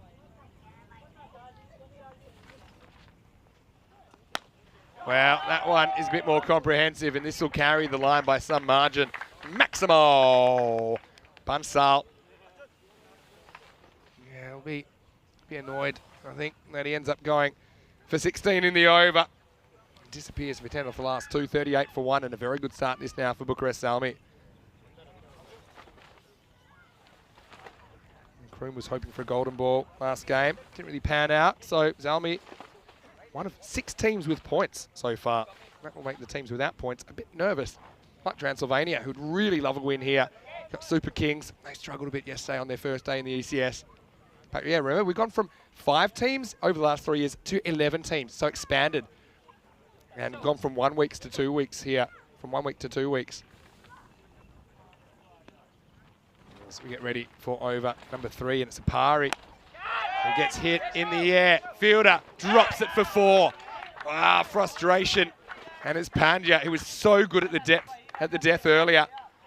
And Apari should have had the wicket. And Ozturk gets lucky. He gets 4.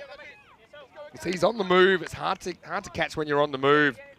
And even Napande next to him couldn't adjust in time. In fact, now he's going to get dragged from that position. Oh wow! Can't afford to give these guys chances. Oh, edge, and it's a lucky one. It'll probably run for 4 more than it does. Well, the keeper. Yeah, keeper on his shirt. Keeper with the gloves, but could have done a lot more here, to be honest. He's slightly wrong-footed, even if he was well-weighted. I think it was just too wide. Too wide of him.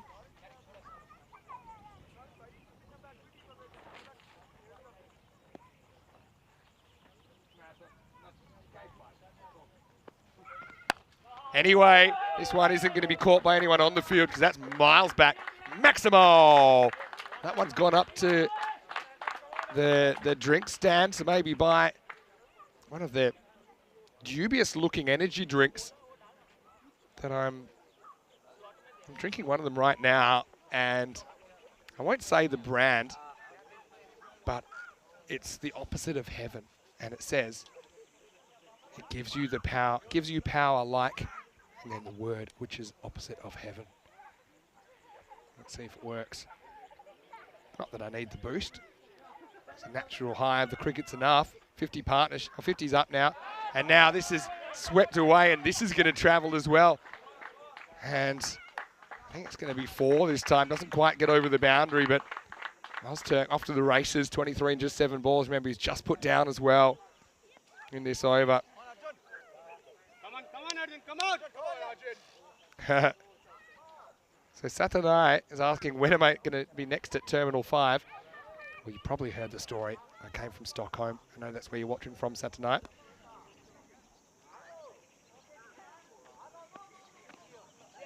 Oh, big swing and a miss. I love the approach of Zalmi, though. Live by the sword, die by the sword. Yeah, so...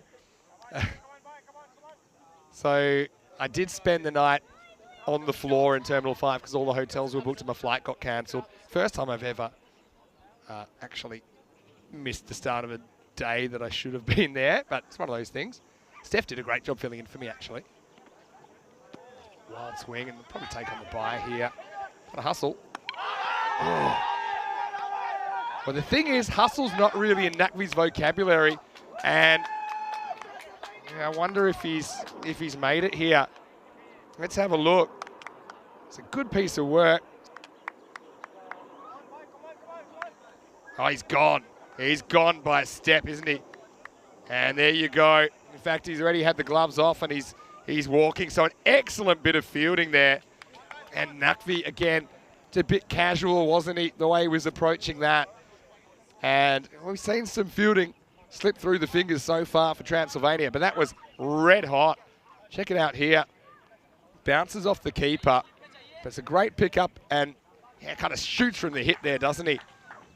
So Nakvi can't get a score. He's run out for 11. Very good piece of work. It'll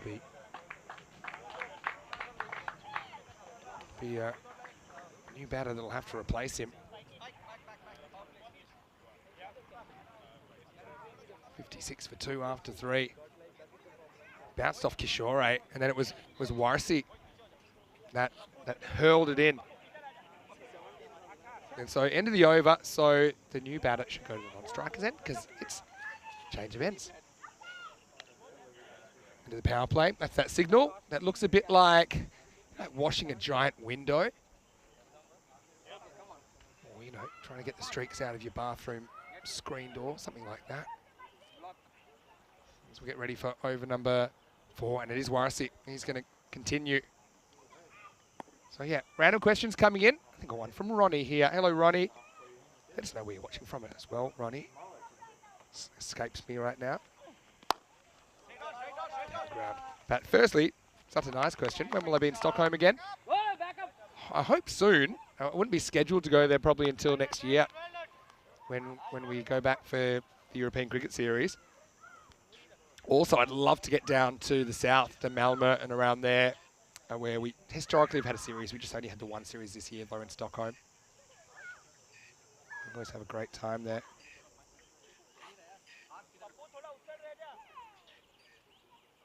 And we got a couple of trips into the city while we were there.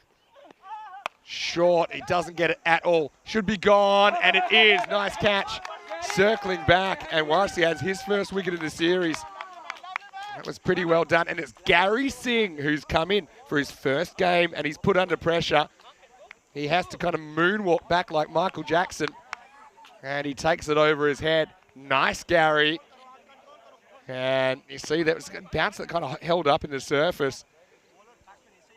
And you can see a mixture of relief and elation for Gary Singh. So a couple of good ones held. And unfortunately for Sabor, he's out for a golden Derek. Luckily, Derek's taking a break right now, so we'll have a look at new batter, which is Timur Nasir. So the question from Ronnie is, cricket aside, what is your favourite sport, Vinny? Good question. It's not rugby. So being from Australia originally, there's two types of state. The right and the wrong. No. New South Wales and Queensland are rugby states. Rugby league, rugby union as well. The rest are Australian football states. So AFL, I'm from Perth, which is in Western Australia. All right, well, let's not waste any time, says Nazir, and he pumps that one out of the ground. Maximo! And Sabor went for a golden, but it's a golden start for Nasir. 6 runs. So, but I wouldn't say that's my next favourite. I would probably say, well, I played semi-professional cricket and I also played semi-professional baseball. I'm one of the few people to do both of those.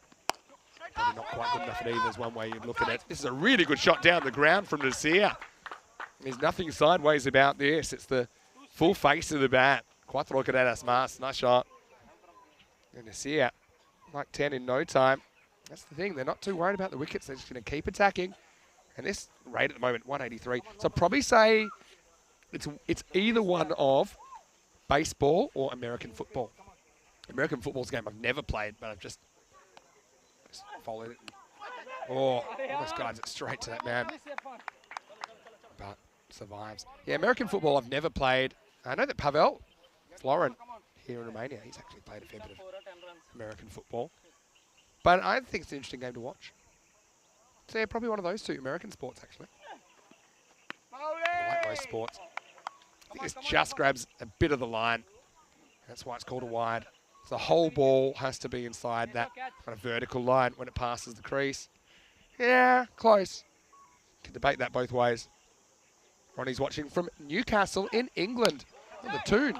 Anyway, right now, this is going to disappear for 6. And what about this for a start from Nasir? Maximo ends the over. Warsi breaks through, but he also goes for 18 in the 4th. And the score is 74 for 3. It's not tonight. I think Malmö is great as well. Oh, it's not tonight. Maybe yourself and Rob, if you want a little romantic getaway around September, October, you should come to Spain and you can watch maybe the Romanian team around week 3. So it'll be around, I think, the 13th, top of my head. Maybe the 9th of October, actually. Why don't you come to Carlton Oval and you can take in some cricket. You can meet me and the whole crew, and it's very relaxed. You'll love it. There you go, 9th of October.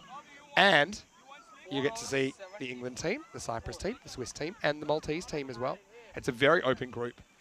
England 11, they are basically the best amateur players in England. So it's obviously not the full English side that you see playing in the Ashes, for example, right now, but they're still a very good cricket team. They came second last year. They won it the year before, the 2 previous editions of the Euros. Anyway, everyone stay calm. It's Rob o'clock because he's coming on now in the 5th over. I know, the chat will be going crazy. A little bit short and finds trouble. And, well, a bit like a teenager going off the rails, he does the one thing I told him not to do. I said, don't bowl short, Rob. First one's a half tracker and disappears. Anyway, Rob will learn, though. I like that wrong as the stock ball, to be honest. But you got to put the question in the batter's head of which one it is. And if it's too short, they get to see it spin. They get to have a good look at it.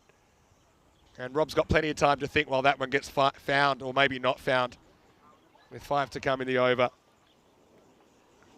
Yeah, so guess that tonight. I'd love to have you and Rob as our guest, and I can guarantee that I'll be poaching Rob for a guest commentary stint. And of course, that one has big viewership, something like 60 to 80 million viewers will watch that. Will watch that tournament. All right, that's better, even though it's full. Probably a bit too full. Bounces off the kneecap of Sunar, but he's fine. And the reason that was better, okay, yes, it was a full toss, but you can see it actually dip, and he will get natural kind of loop and a bit of verve on his delivery because of his height and his attributes. Yes, so tonight, saying, I'll meet you at Bucharest soon. Yeah, you absolutely can. Gotta say, T5 social, and see, Lever wearing number 5. I'm sure that's not a coincidence. It's a genuine seed. And where have you been all my life? Rob Lever. This one comes back.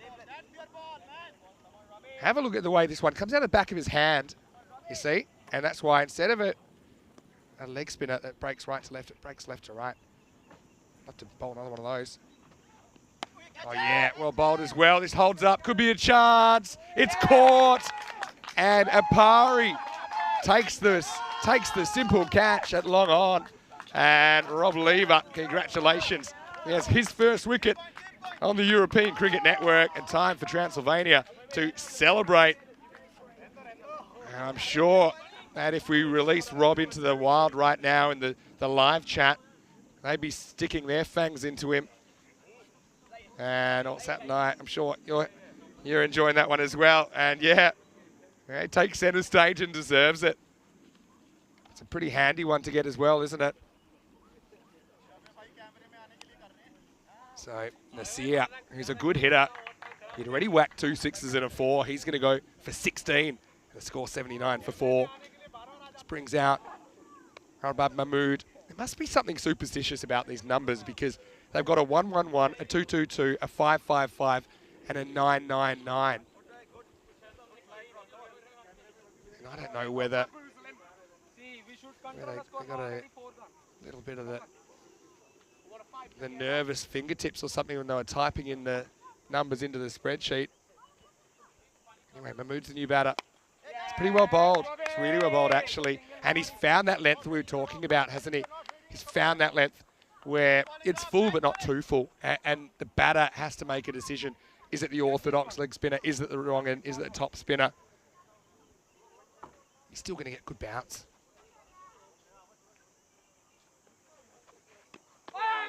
6-10 leg side, it's a bit wide.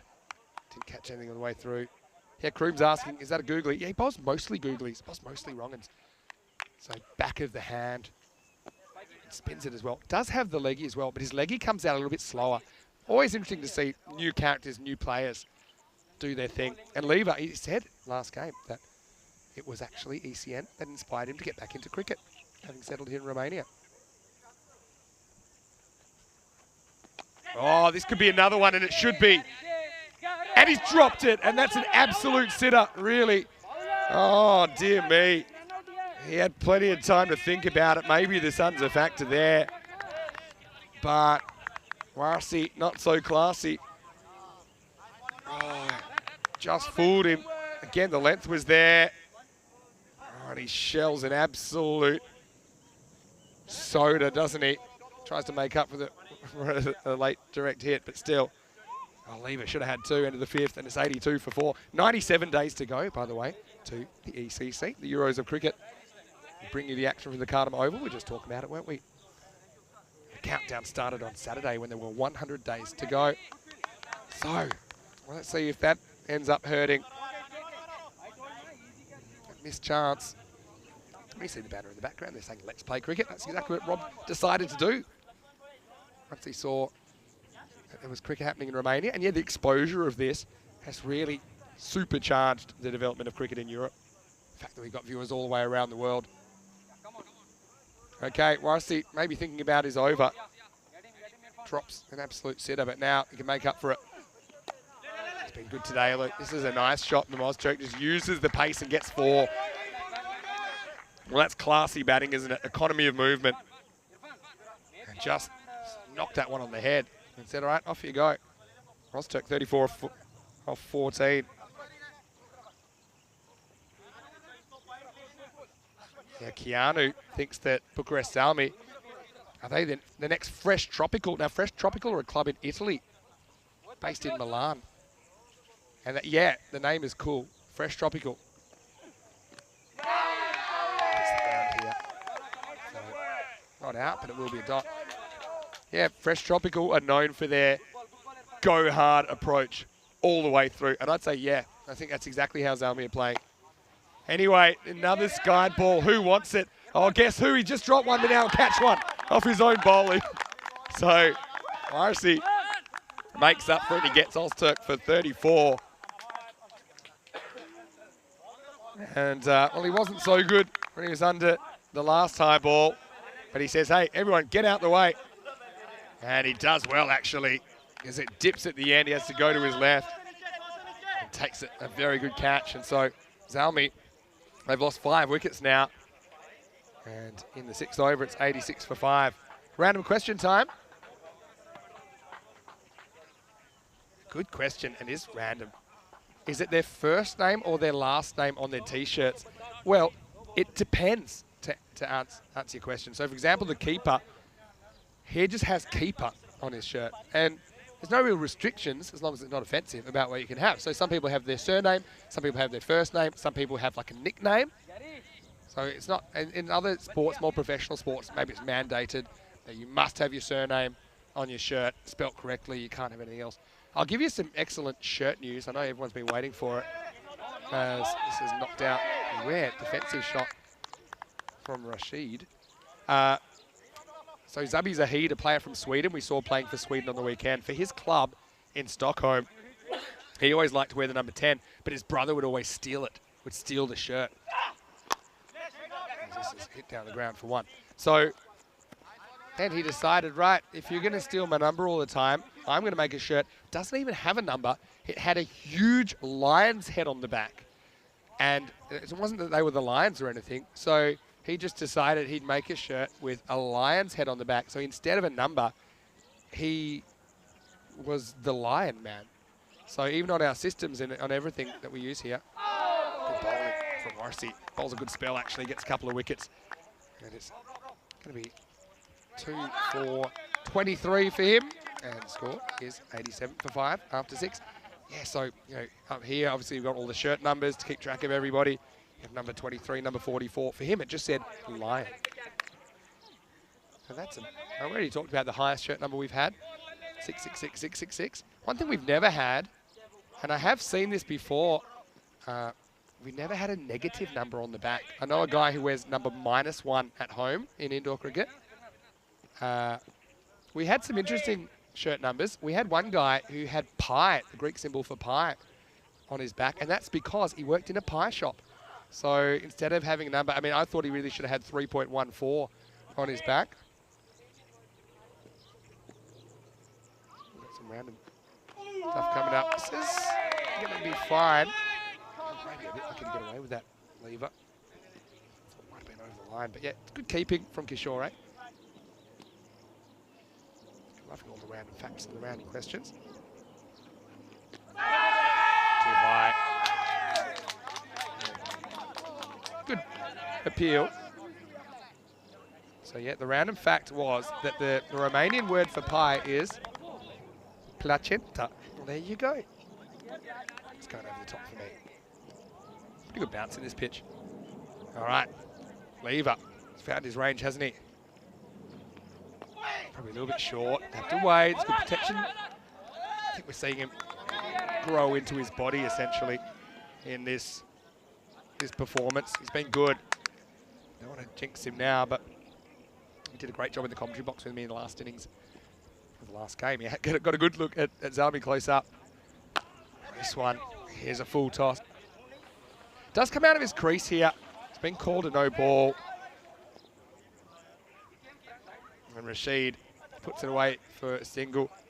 Yeah, he's deep in his crease, so when he charges, he hasn't actually come so far. I mean, it's a borderline call, but I think you see those called more often than not. So it means this ball is a free hit. Can't be out off this ball, except for run out.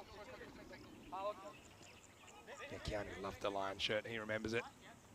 Well, we didn't see Naka in the ECS this year. In fact, Zahid started his own club.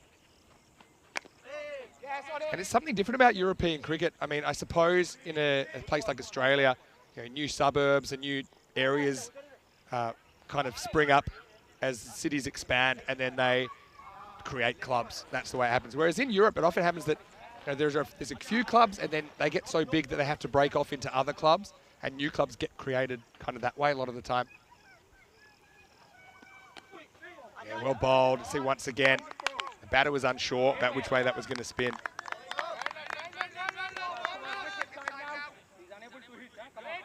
Yeah, it's good work in the field.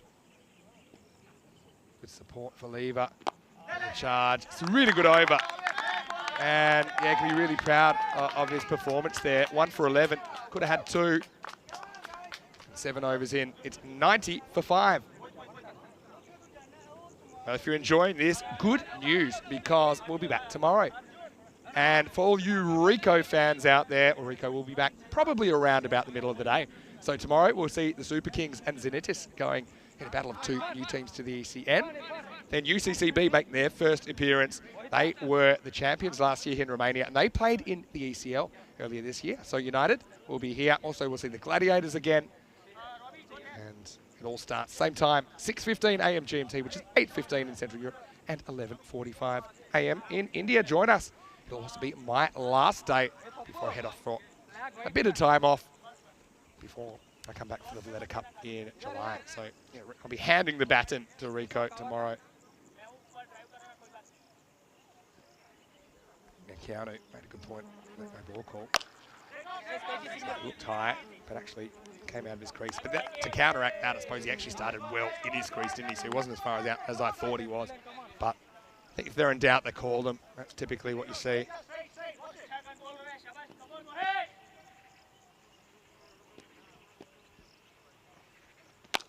Well, that's up and that's gone. See you later. Maximo. Yeah, I mentioned that Bansal has had a few issues to left-handers. That's not the issue this time. The issue is he just gets smashed.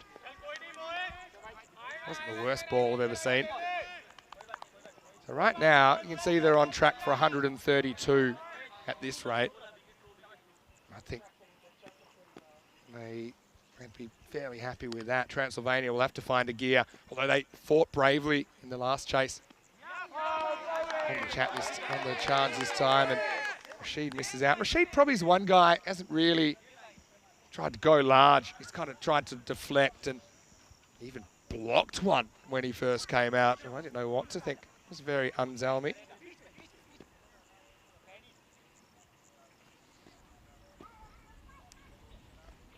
Oh, well, shows the little deflection and gets a fair bit of bat on it. Oh, running, and 4. Well, what a shot that is. And just have a look at this. He squares up and goes fully chest on. Shows what he's going to do and says, I dare you to try and counter it. And there was no fine leg. That's why he plays this shot. It's actually a very good shot from Rashid. Yeah, Keanu saying Lever brought this back. Yeah, certainly had a big hand in it, didn't he? Day's a long time in the ECN, though. Mohit was so good this morning, but he's finding it tough going here. in the last match of the day. Transylvania playing their third match of the day. Oh, don't know how that's gone over the stumps, but it has. Rashid. Run a ball 12. I think that Transylvania will feel that the fact they've been able to keep him quiet has kept this game perhaps within reach. Maybe they could keep it to 120 or something like that. All right, tries it again, but this time it goes straight up. Keeper backs back. Oh, absolute wipeout. Oh, he's run out. You wouldn't read about it. Oh, and I'm pretty sure that Rashid's run out coming for the second, and there was nobody home. The lights are on, but no one was home at the keeper's end. But the ball hits the stumps. Here it is. Let's have a look. Coming back for the second. Yeah, he's gone by half a metre. And incredible. Yeah, you can definitely see that the ball beats him there and over goes the castle. Wow, incredible stuff. But have a look at this. I mean, there's no communication. They come together and then, yeah, the throw comes from downtown. And, yeah, well, he survived, but not for long. I don't know if the keeper ever touches that ball. But it's a little bit like you've driven your car into a lake and survived it, but then you've gotten out and you've been eaten by a crocodile. Because he got away with the ramp, but he didn't get away with the second run. I suppose only cost him one in the end. Transylvania. Yeah, crazy run out, really, isn't it?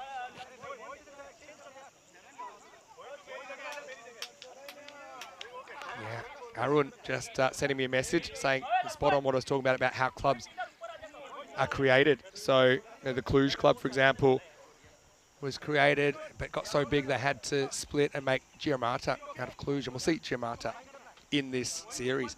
And so it's not so much a thing about bad blood or anything like that. I mean, sometimes that happens. But I think more or less it's when you've got too many people and you really need to make two teams. And we don't really see divisions that much in European cricket sometimes. But this is hit pretty hard. That's a good shot from Mahmood. As we start the ninth, and as you will know from your ECN handbook, it all happens in the ninth. And Mahmood slams that one. Yes, I mean, I know that's happened in Prague, for example, Prague CC, who have 3 teams of their own. They have 3 different divisions actually in Prague now, but you have Bohemian Spartans coming out of them. Happens all the time. It's a good sign of growth. All right, goes again, finds the gap, and it's going to be 4 runs. 1 bounce for Mahmood, opening his shoulders. And I think keeping it to 120 is a bit of a pipe dream, despite that dramatic run out.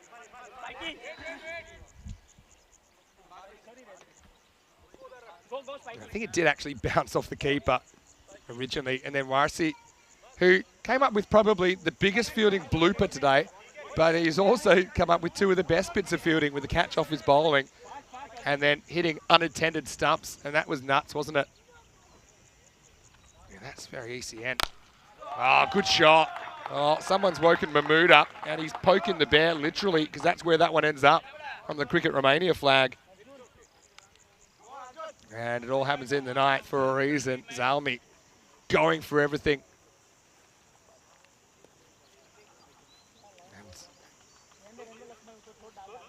Big trouble if this continues. We're only halfway through this night.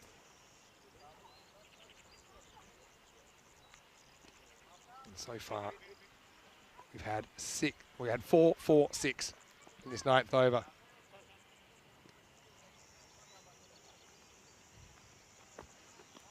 This one's up in the air, sliced away. Definitely settle for a 1 because Mahmood's been doing the damage. Okay for time, just get in. Yeah, I certainly think we've had some interesting little tidbits today. You can catch it all on our social media at European Cricket. Oh, he gets the doosra and it's going to spin the other way than he expects. And Gary Singh, well, we had nice Gary. That's not so nice Gary. trying to pinpoint where this goes wrong, actually. I mean, he kind of covers the side that I thought it would spin to. But, yeah, it goes the other way. Beats him. Can't get anything behind it. The result's 4 runs. And swing and a miss. That's after the horses bolted and run away. Really, Apari costs 37 total in this game. And it's 121 for 6 after 9. I suppose you can have a really good last over, keep him in the 120s. We already saw Transylvania score in the 120s. Last game scored 122, but they were chasing 126. So I think if you Zalmi, though, you're feeling 130s minimum here. Lever, best of the bowlers for me in this game. 1 for 11 off his 2 overs. 2 wickets for Warasi. The other one to Pandey, but he was also expensive early on. And see him coming back now. Has been bowling the first and the last.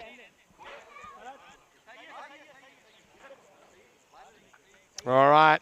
Everybody, remember your emergency procedures. It's time for the last over. It's going to kick off with a spine-tingling swing. Really going for it. Oh, James accidentally had Keanu on the block list. Well, a bit of tea being spilled in the chat. Anyway, it's all sorted out now. Such a good shot. Excellent fielding, though. There's Spike. He is a good fielder. And the main thing there is he knew where his feet were. So he made sure that he wasn't going to step over the line.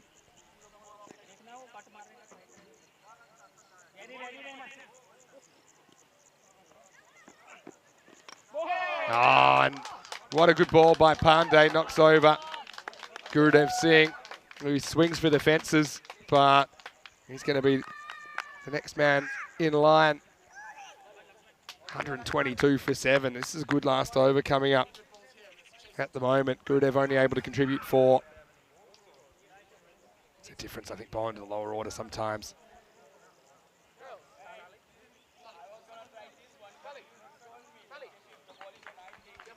So, yeah, right on target. 122 for 7, so still 3 to come. And new batter coming out there is Sabir Afridi. Well, nice to see our youngsters getting involved. Looks like they're heading over to the nets. Well, they're not the youngsters, but yeah, bit of a family affair. Heading over to hit some cricket balls, I think. Anyway, there's some getting hit in the middle as well. What a good shot by Afridi to get the ball rolling. Just waits for that and strikes it through the offside. 4 runs, and now 126 and counting. Still 2 to come.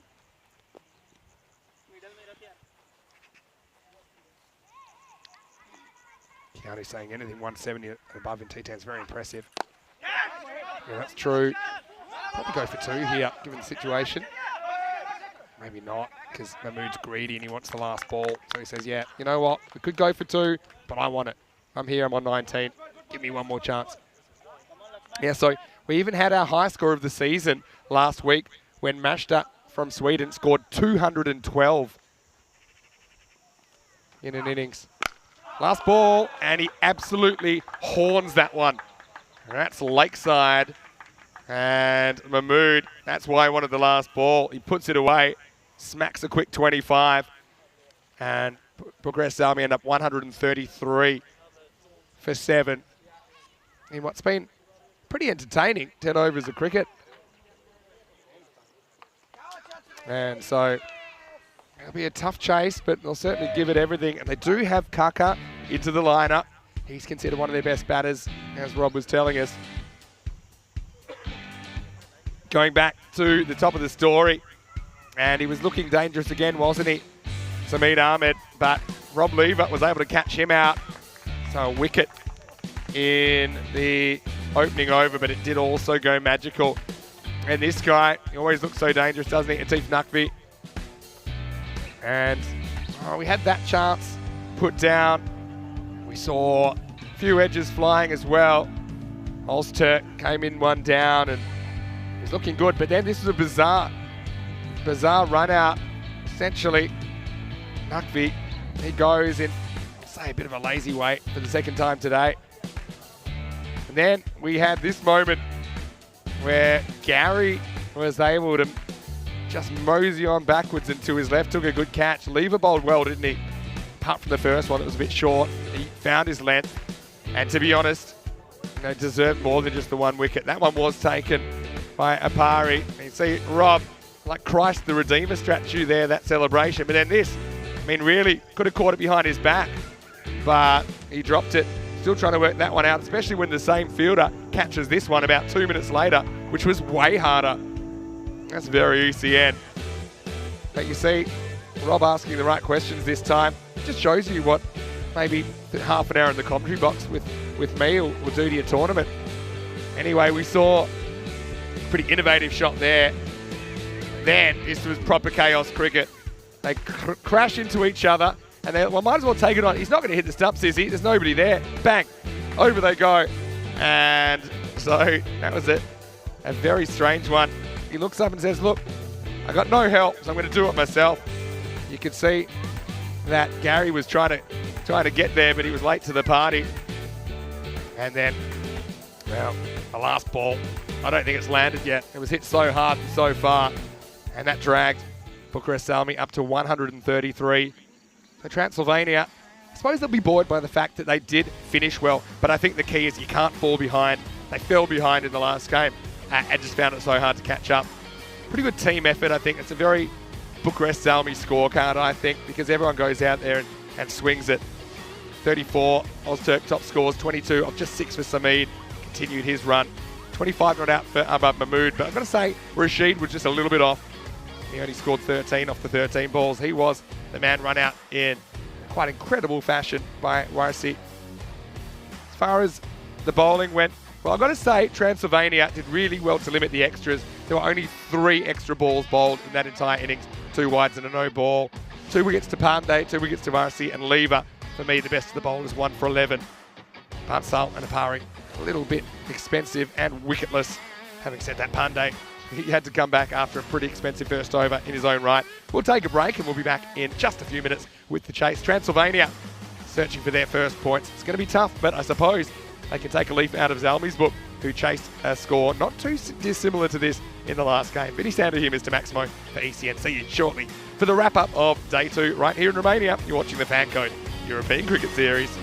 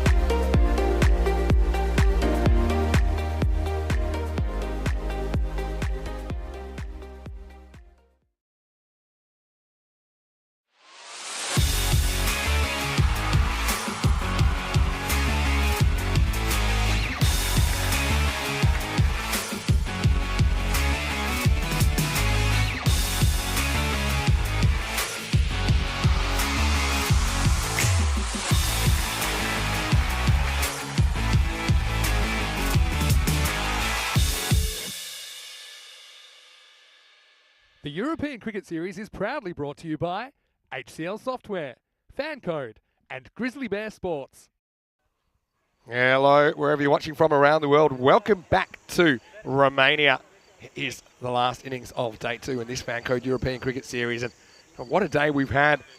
Some real tight finishes, some edge-of-your-seat moments. And right now, Bucharest Zalmi, who snatched victory from the jaws of defeat in the last game. They're coming out to defend their fairly healthy score of 133. Transylvania playing their third match today. They'll be hoping that they can get off to a good start. 134 required. Fell just short in a 120s chase earlier, losing by 3 runs to fellow newcomers Zinitis. But Transylvania, their last chance to register some points here on day 1. Each team will play 10 matches along the way as Akash Kaka into the side. And he's considered one of their prominent batters. And let's see if he can live up to the raps that he was getting from Rob Lever earlier on. 134 to win, and it's Mechat Ozturk to get us going. Oh, well, judging by that, I think it's more than just talk as Kaka goes bang. Absolutely hammers that through the offside for 4, and what a start for Transylvania. Wow. Kaka smacks that. I know a few people around the world are probably having a little chuckle at Kaka, because I know that it can mean different things in different languages. Anyway, nothing Kaka about that shot. Absolutely whacked that one. Deals with this, oh, it might be trouble. Oh, and this would have been out. So to be honest, I probably would have turned and thrown at Kaka's end, because he's the immediate threat. I think he could have chosen which end to go. Was a shorter throw to the bowler's end, but you can see he's gone by a good 3 steps, not even the picture. Means that we'll get to see Suna on strike. He batted well earlier, didn't he? For Transylvania, he kind of kicked them off in their chase. 38 off 19 he scored in match 8. And he starts in a good vein here. It's probably plugged, but I still think it goes for 4, and it does. So power play, all important. And probably one thing about this Transylvania side, a little bit concerned about their batting depth, I suppose, when we're talking there's kind of 13 plus and over required. But very good start this. Zalmi, maybe they'll get out Zalmi'd. Because remember, they chased down 142 in the last game. Good comeback though from Ozturk. Ozturk plays his cricket in Turkey ordinarily. It's become a bit of a gun that we've seen around the European Cricket Series circuit. Saw him playing in Bulgaria for Istanbul KSK, which is his club. But, you know, he's been making connections all around Europe, and he just plays for the love of the game. He certainly likes to enjoy himself.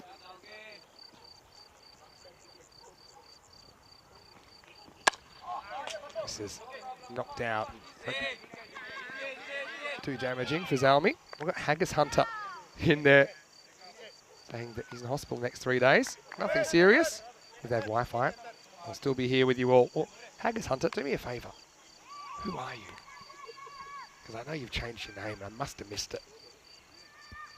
If you'd like to reveal yourself.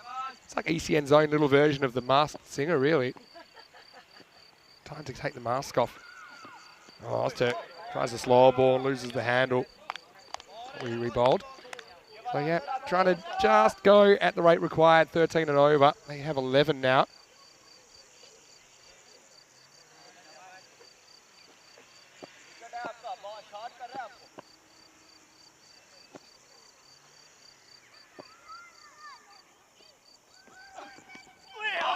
Big swing and a miss from Kaka. Goes leg side because they put a deep extra cover back. That's where he normally would go. He practices the right shot anyway. End of the over, 11 without loss after 1. Not a bad start. You can't sit on your hands in a chase like this. You have to play your shots. 123 matches since we've had a golden ball, and we almost reset the counter to 0. I thought we might end up back at golden ball 0. That last game Transylvania played, 3 runs in it. Then we had a pretty tight one as well. though on paper it doesn't look that tight, when Zalmi were able to get past Baniasa in match 9.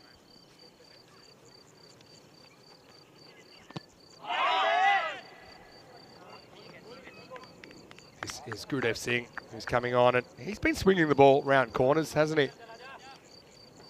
And this is no exception. Getting miles down the leg side. You can get inside that. If you spot that, you can get it wide for sure. Probably not going to get LBW the way that he's swinging the ball so much. So I'd be definitely batting a step out of my crease to him. See if I can maybe hit with the movement. Or he could just do this, but he slices up in the air. It's a close one, but he pulls the parachute, doesn't he? Arbab Mahmood. And to be honest, I think that's probably the outfielder's catch. He's getting a talking to from Nasir.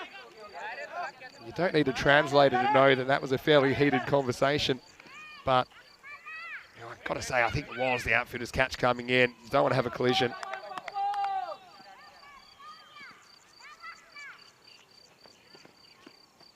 This one talking about step inside it, get the wide, get it again. Yeah, so Keanu, thanks for the update. He said Zimbabwe chased down 315 in 40 overs to beat the Netherlands. And yeah, some people were a bit worried about the Netherlands bowling. But obviously, they'll be a bit disappointed with that. Zimbabwe are a good side as well. Goes with the movement. I think this beats the fielder. Pull it back. Oh, no.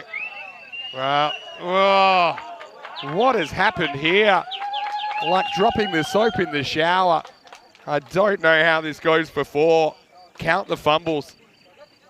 Let's have a look. He goes with a boot and he misses that. And then the other fielder seems like he's fine. And then he just drops it. He just drops it. Asad Rashid. So, oh, not a great moment. Bonus runs. Oh, this one cuts straight through him. Yeah, so the Netherlands team, of course. A few players we know from ECN on there playing for the Netherlands. James from Estonia saying Warravlasia is one good-looking place to play. Yeah, I've got to say, one of the nicest cricket grounds in Europe and looking so good at the moment. And the ball heading all down leg side. It's kind of a crime to let that hit you in the pad, I think. You just let it go for a wide, get inside it a little bit. These are things that you probably, when you watch it back, they're quite obvious. But when you're there in the moment, you're playing a bit more on instinct.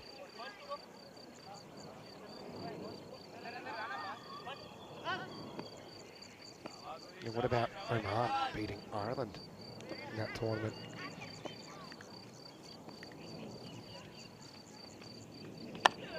All right, hit into the gap. This is 4. Packers hardly faced, to be honest. 4 out of the first 11 balls, but he puts that one away and finishes the over with 4 runs. It's 23 without loss after 2.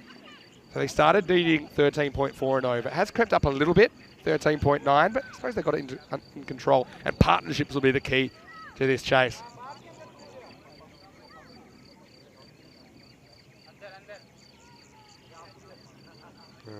There's the table, still taking shape, and still to see 3 teams, although we'll see United tomorrow, UCCB.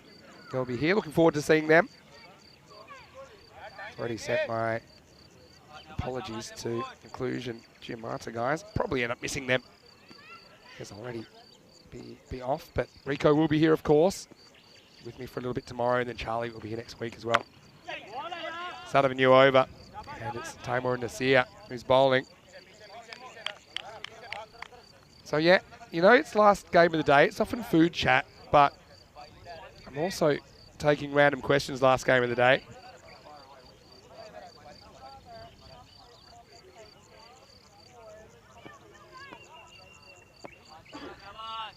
Well, here we go. I've had one live at the ground.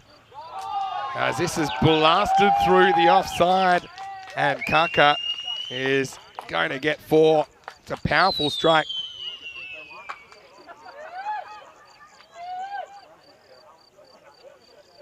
That's a really classical drive. Well, we've got Barrett here. I've got Sally and Barrett, who have been coming down. They're big Transylvania fans now. They're going to be buying all the merch. But Barrett had a would you rather style random question for me. Come back to that in a second. Oh, short and almost knocks his head off. Well, where did this come from? Nasir wasn't thrilled about getting driven through the covers for 4. And it was almost lights out for Kaka. I just got the head out the way. That was a genuine bouncer. We haven't seen that too often. We haven't seen bowlers being able to get it through. But also, that was just very, very good location of the bouncer. Kaka was thinking more about survival than scoring. And follows up with one a bit slow and a bit fuller. A lot fuller. Sometimes, I'll come back to the hypothetical in a minute, but when we're talking short or full, so short balls bounce earlier, and then full balls bounce normally around where the batter's standing. And a full toss is a ball that doesn't bounce at all. So when we say a short ball or a full ball, that's what we're talking about. So you can bounce the ball wherever you like. It's kind of in the middle. That might be a ball, you might call that a good length. Good length, which sometimes it works out well, sometimes it doesn't, but that's kind of, I suppose, the middle ground between short and full. So the would you rather was, from Barrett, was would I rather camp out here for a week or commentate for a week in a Scottish accent? It's a no-brainer. Barrett actually spent some time in Scotland, and that's why he's probably asking that question. Anyway, this is going to be off the foot of the field. It actually works out pretty well because it bounces towards his teammate from 1-1-1 to 2-2-2. As we get to the end of the power play, Transylvania just slipping a little bit behind at the moment. They're 29 without loss after 3. So after spending Sunday night on the floor of Terminal 5 at Arlanda Airport and knowing how many creepy crawlies are at this ground, even though it's beautiful, I don't think I'd want to sleep here. I don't think I'd want to camp out unless I had a really good tent, let's say. As we see, ending, rebounding for Zalmi there. So I will definitely take the 1 week commentating in a Scottish accent. And I won't do it for you, but I am half Scottish. Righto. Let's just say it'll be a long week. All right. Let's move on. That's all you're getting out of me. But yeah, I do like we've got a bit of live interaction. I have had a few times when we've had, I suppose, it's almost like a live studio audience. But yeah, if you have any random questions, put them in the chat. Make them questions I've never heard before. I always like getting new ones. Try me out. Rico will be back to field some tomorrow as well. Over number 4. Now we're out of the power play, so you can have up to 5 outfielders. And that first ball gets hit to one of them.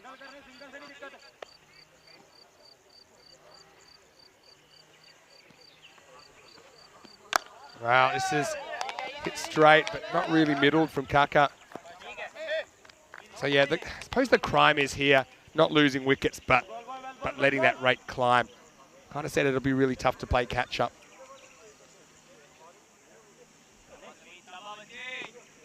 So yeah, with the live studio audience is going to stay here, I'm expecting at least one more random question from each audience member. And you guys still got a bit of time. That was actually a pretty easy one. Anyway, these two just bogged down a little bit at the moment, aren't they? Sameed Ahmed getting a bowl here. Hasn't he batted well today? Slower ball, and the batter climbs into this one, and it's out of here. Maximo! Transylvania get the shot in the arm that they need. And they need more of that, don't they? They want to be 52 at the end of this over to be on target. 52, 53, 38 with a couple of balls to go. Okay, you don't need to catch up all at once, but you do need to catch up. It's one of the things about T10 cricket. It's very, I suppose, decimalised. It's very easy to kind of follow the game if you knew. Small ball. Just sneaks inside. Slightly nervous look, I think, from Sameed Ahmed. Just glancing at the umpire going, hey, you're going to keep those arms down, buddy? He did. Last ball of the over. And he knocks him over. The pressure builds and eventually results in a wicket. Sameed's having a very good day. That was full, straight, and Sooner swung all around it. Transylvania lose their first wicket. It's 38 for 1. And very, Very good bowling. And like I said, it's the build-up of the pressure. Just basically gets yorked. Bounces around about that front shoe. And good moment for Sameed. Okay, random questions come in from James from Estonia. He said, Vinny, which minor sport would you like to see become a huge professional game? It's a very good question. Let me have a little think. Now, there is one sport, look it up. This isn't my choice, but I'm going to mention, honorable mention. It's called Calcio Storico Fiorentino. And it's basically a medieval type of, I suppose, football, but you're allowed to use your hands. And it's a mixture between kind of handball and just all-out fighting. And it's so dangerous, they only play 3 matches every year. In fact, it's in June. I bet it's coming up. I'm so glad that's come up. Because basically, one team will grab the ball, and there'll be certain players hold on to the ball while everyone, it's just one 50-minute period. And you can just like sit on a guy for the whole game. And these guys are ripped. They're training all year for this. And the only rules are, I think, you're not allowed to headbutt, and you're only allowed to fight one-on-one. Now, that, I think, deserves more coverage. They do play that in front of big crowds. Obviously, it's a traditional sport. Well, that's a pretty good shot. That's going all the way. Maximo! Well, Kaka still in and needs to get a move on. And he does. He sends the first ball from this ear out of the ground. Yeah, so that's one. Look out for it. Calcio, C-A-L-C-I-O, Storico, S-T-O-R-I-C-O. And I think they normally stream it. And I'm super excited that I've just remembered that, and I checked them calendar, it's the 20th of June, because normally they play last week of June.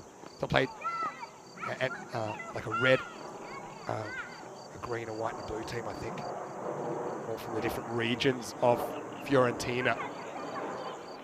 And so I think you start with 28 players, and then you don't get replacements. So if someone is injured or dead, but once you lose players, they can't come back.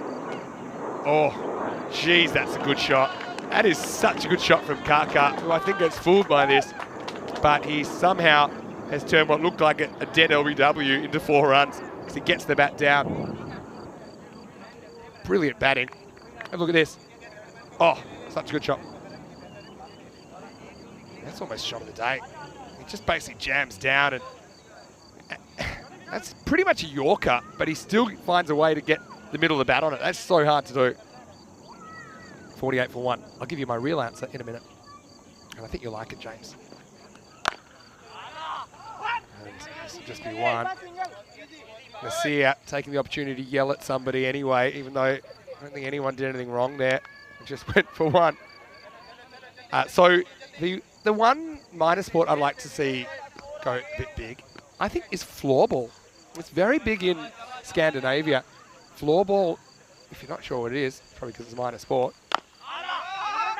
Oh, geez. He has to hustle. He does, and he gets home. So floorball is basically like ice hockey, but not on ice. It's played on more of like a indoor arena. And you run, you're not on skates or anything, but it's played with a fairly lightweight plastic ball and these plastic sticks. But it's super fast. And it's a sport that flows. I'd say floorball. All right, this is so high. Does it have the legs? I don't think so. Catching opportunity, and he's dropped it, goes straight through his hands. It doesn't go to the boundary, though. Oh, wow. That was a chance to get Kaka, wasn't it? It'll be the bouncer. It's pretty remarkable that you can hit a bouncer straight down the ground like this. And that's just Saini. Jassi puts it down. And he's into the side and was into the action, wasn't he? Now, Opari plays it out. But yeah, had an opportunity to get Kaka there. They missed him. Having said that, he's got to play a lot of catch-up now, don't they? Transylvania. 50's come up. It's 51 for 1 after 5. Yeah, these high balls are not easy. Yeah, so floorball, look it up. And I know that our Latvian production crew, they are shooting floorball a fair bit. So it does get televised. Look at it on YouTube if you like. Just a reminder of what's coming up. We've got The ECS heading to Hungary next after we finish in Romania. Remember, we will finish with 2 days of internationals next Saturday and Sunday, 1st and 2nd of July. And we'll be in Czech Republic after that. Of course, the T10 international sprinkled in. I'll try and give you all the locations the European Cricket Series will go to before the end of the year. Oh, a proper shocker. But, you know, it's so bad it's almost good. Because, yeah, check this one out. It's a proper drag-down job from Rashid. But this is so short, almost blows his own toe off. Look at this. It's actually on the way down again, which makes it super awkward. This one is an overcorrection, and that is adios pelota time. Maximo Apari gets his first boundary. Eyeing off the big over, and then Leggy hasn't located either of the first two. Rashid. Yeah, so look at floor ball. That's a minor sport I'd like to see go big. And the other minor sport I like to see go big, in Europe anyway, is cricket. And yes, we know cricket is the second most watched sport in the world after football. But it is concentrated in quite a low amount of countries, probably maybe 10% of countries. Cricket's a mainstream sport, 90% it isn't. Now goes down the ground, tests the fielder. Oh, almost trips over his own feet, but does make the stop, keeps it to 1. A big over to get back in this.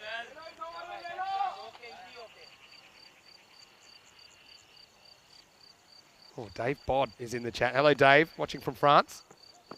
Oh, that was buffet stuff there. He slows it down, but he gets it down the leg side. And just get 2 free runs. Help yourself. Doesn't hit it though. They get 2 because they get 1 for the wide and 1 for the one they run. Now, any ball that's behind the batter, so when they're standing in that position, any ball behind the batter, that's a wide. Still run, and you don't have to run on this one though, because that's out of here. Apari turning it on. Maximo. This over in grave danger of going magical, 20 plus. It's exactly what Transylvania needed. The Vamps are amped. Apari gets another look at Rashid. Better ball, but it ain't going to stay with us for too long, because that's gone. Maximo. And right on cue, the 6th over goes magical. Rashid's been expensive here. The omens weren't good.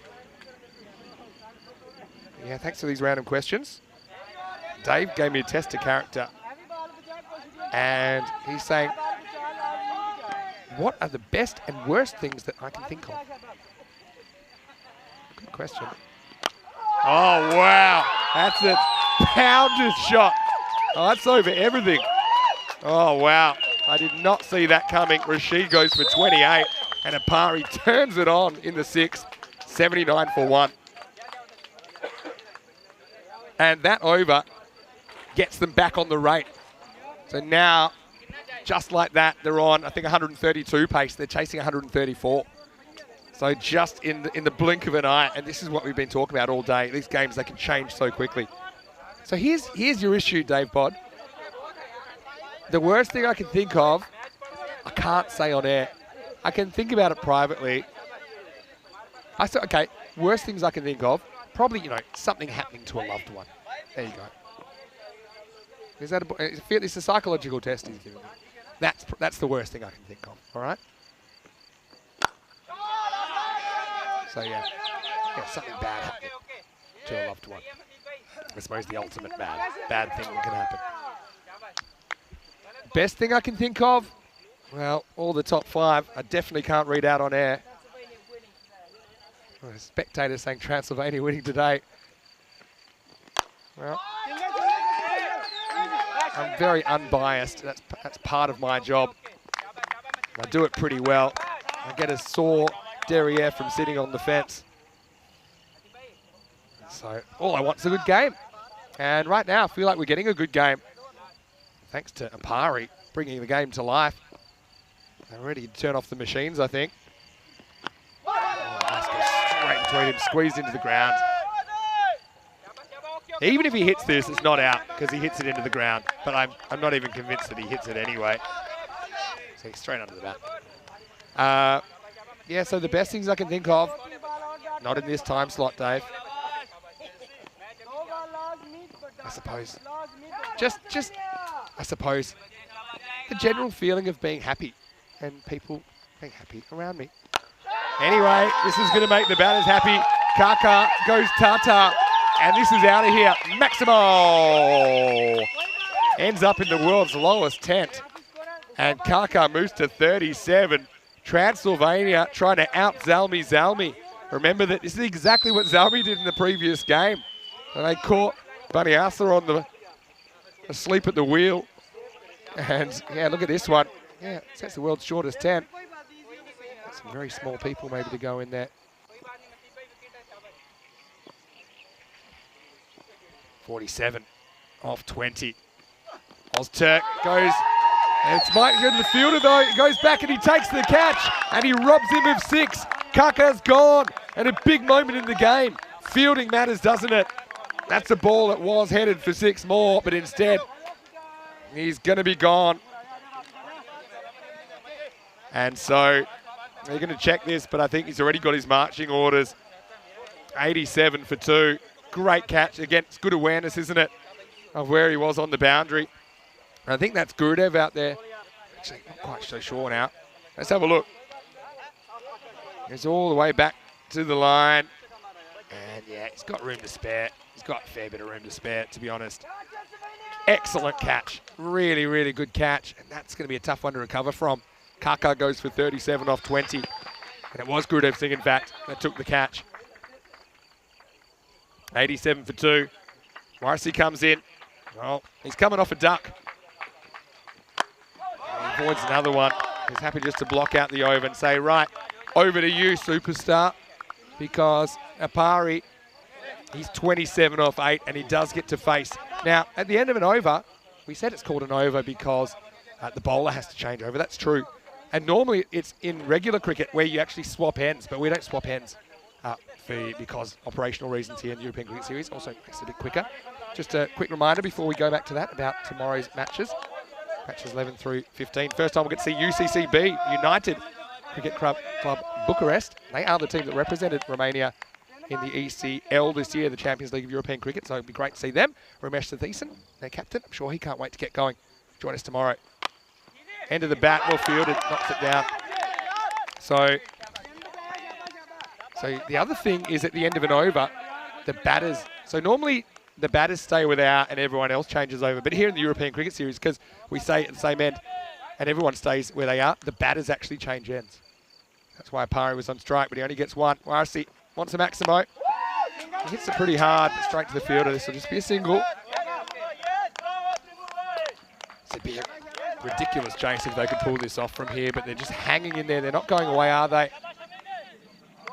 There's very much a lot of match 9 about this. Just the shoes on the other foot for Zalmi. All right, hasn't got this right, but he might get away with it, but he might not. It's taken. Excellent catch. And a couple of wonderful catches in the space of a few minutes, defining this chase now as Apari is gone for 28. So the 2 guys that were doing the damage, they fall in quick succession. And Sameed Ahmed takes his 2nd catch. Catches win matches. It's an old adage, and I think it's very true. And made that look a lot easier than it was. Apari batted so well, smacked 4 sixes in his 28. Now he's got to go. But they've still got some batting to come. We saw a good finish for Transylvania earlier. They almost pulled it off.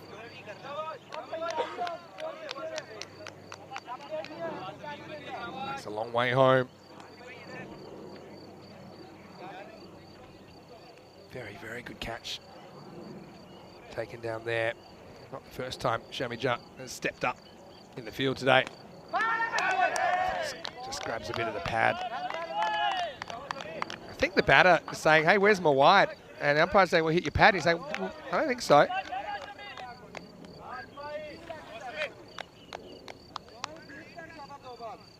Just couldn't work out exactly where his ball goes. Does it go through his legs? Yeah, it can't be wide. It goes between his legs and the stumps. Anyway, who cares? Because the next ball is turned around the corner for 4.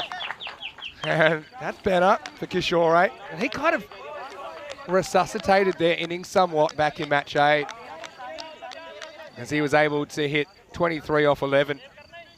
Kind of hustled through his innings as well. Didn't see too many dot balls. 41 off 13 though, leaving the run super late. They'll need a big 9th. Transylvania have been so close yet so far today, haven't they? Oh, he's knocked over around his legs. And he just tries to get a little bit uber creative. And Kishore pays the price. Not really looking to hit through the ball. He sneaks across, and I'm pretty sure that was behind his legs. Let's have a look on the replay. It is. And so, yeah, when people get funky, often the bowlers will try and follow them and kind of bowl it at where their body is, but just bowl at the stumps. It's a hard shot to pull off, and if you get it wrong, then you pay the price of your wicket. And also, that's the end of the 8th over. It's 93 for 4. So they're going to basically need 20 and over from here. They need 41 off the last 2 overs. And you can see they were kind of right up there, weren't they, after 6? And then the last couple of overs slowed things down. Unless we see something very dramatic here in the 9th. I think this game could peter out. Yeah, the last couple of overs been really good. Just fine. Just 8 and 6, pardon me. Over 7 and 8. So, Gurudev swung the momentum, didn't he, with that catch on the cover boundary. He's going to come and bowl the 9th over. Oh, well, that helps. It's a full toss, and that's out of here. Maximo. As Morrissey, I said earlier, he was swinging like a rusty gate. Well, the gate's open for business now. Walk right in. And now, alphas the fielder by making him tie his shoelace. Well, I'm not surprised the shoelace just exploded with the way that ball rocketed off the bat. Just what they needed in there. Well, stern talking to for all you body language experts out there. All you lip readers out there, maybe tell us what this conversation's about.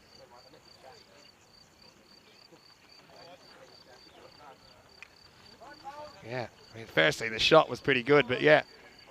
He's saying, hey, if you bowl one more of those, I don't want to be having this conversation again. Don't think they can do this, but I'm prepared to be surprised. 35 off 11, and I think whenever you win the first round of a battle like that, you're feeling good. Morrissey does get 6, and he wants more. You can see off stump guard really wants to go leg side. Oh, but this bites in. Oh, that's got him. Ouch. I reckon this is point of the hip, but it might be worse than that. Let's have a look. Oh. Oh, he's tapping out. Where does this get him? Oh. Oh, dear me. He went down. It's an uncomfortable area to be hit. And I just hope he's wearing the protection. Because if he's not, that's the kind of reaction you're likely to see. And he has not moved a muscle. Oh, boy. Oh, boy. It seemed to hit him right where it hurts, or even a little bit higher. He may be dealing with a shattered pelvis for all we know. But that one came in significantly.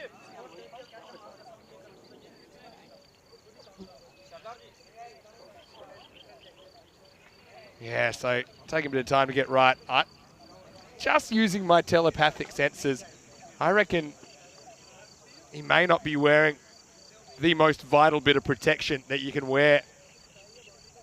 And because that's the sort of reaction that you'd have. Yeah, where's that? Oh. Well, I think we'll be singing soprano in the Romanian choir tonight. But, that was a nasty blow.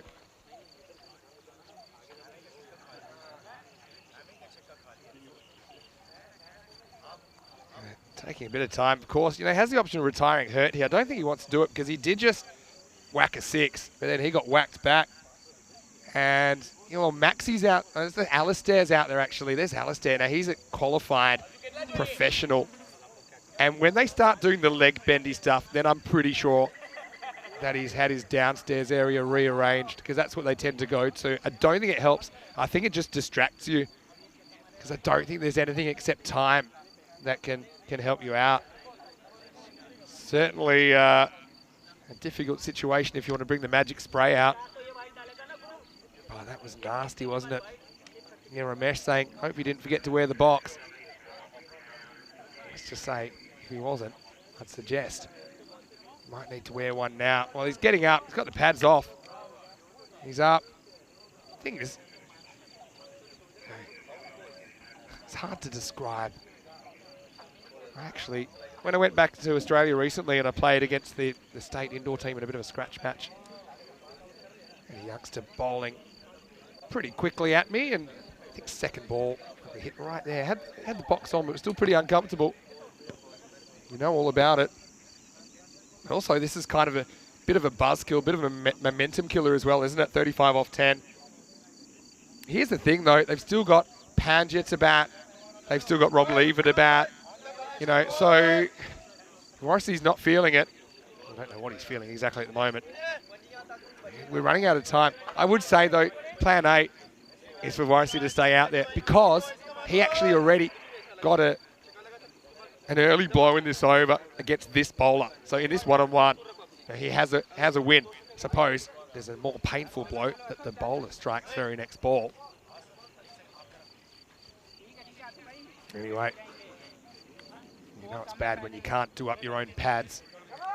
All right. Everyone's saying hope he's fine. Yeah, well, I haven't seen anyone go down that quickly for a while. Anyway. All right. Well, don't get angry, get even. And there's 10 balls to go in this cricket match, 35 required. We've had a 6 and a Tchaikovsky in this over so far. Oh, now we'll have another 6. And this one was probably going to hit him in the same area. And that's gone a mile, hasn't it? Yeah, but looking pretty uncomfortable.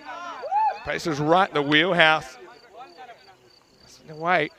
Maybe it just helps him. He's not thinking too much anymore. Oh, dear me. It's pretty high, you know. I wonder if this will get called. It is called. It's high. It's waist high, no ball. So it's going to be 7, and that doesn't even count as a ball.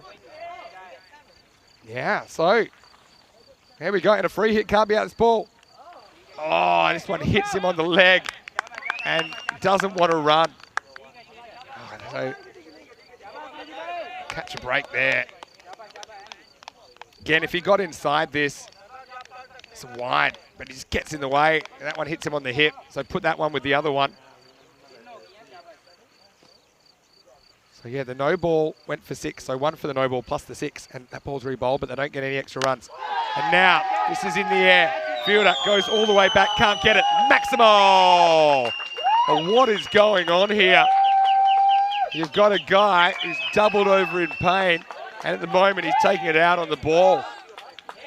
We've seen balls damaged all through the 9th over, haven't we? And now Marcy's dishing some out. Those of you asking about the Tchaikovsky reference, just look up one of his most famous pieces.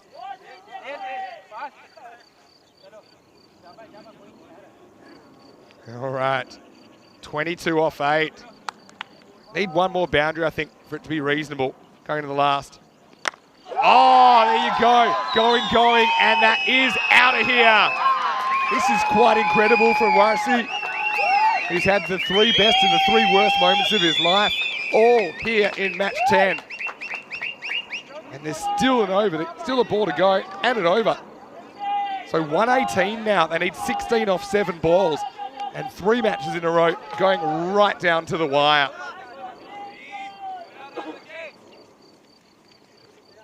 Last ball of the night, and he misses. He's at the wrong end now. That's one he wanted to find a way to get one. But he is struggling. Wants a drink. Wants something. He's got to find a way to get down to the business end. This is funny, but you know, this is what I would do. I'd retire him hurt. I'd let someone else come out and run, and then I'd retire them out and get him to come back because he is genuinely injured. That's kind of a bit of a loophole, but that's just my cricket brain and my sneaky brain coming together. You can retire if you're hurt. If you retire just for any other reason because you don't want to bat anymore, then you're out, you can't come back. But if you actually have an injury, you can retire hurt and then come back at any stage. All right, they will get the one here. It's going to be like Prince Harry, a little bit ginger. Almost gets his head taken off and the throw comes in. All right, so here's my theory. I don't think they're running anymore. I think he's going to try and hit all the last runs on his own because he's not going to run a two, is he? And, okay, you've got Pandya there. He's a pretty good batter, but he's only faced one ball. And so I think you want to have the guy that's in doing the job. So they need 15 off 5 or 14 for the tie. Wow.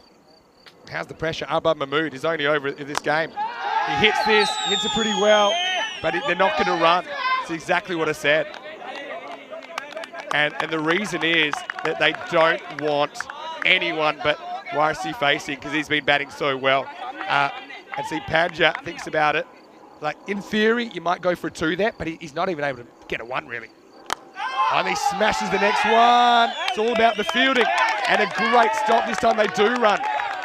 I've got to say, I don't understand running the second time, but I suppose you're running out of balls.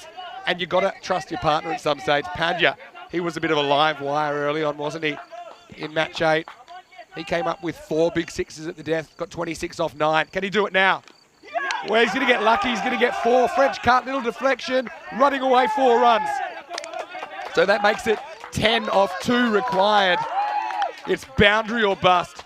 Now, needed to be perfect.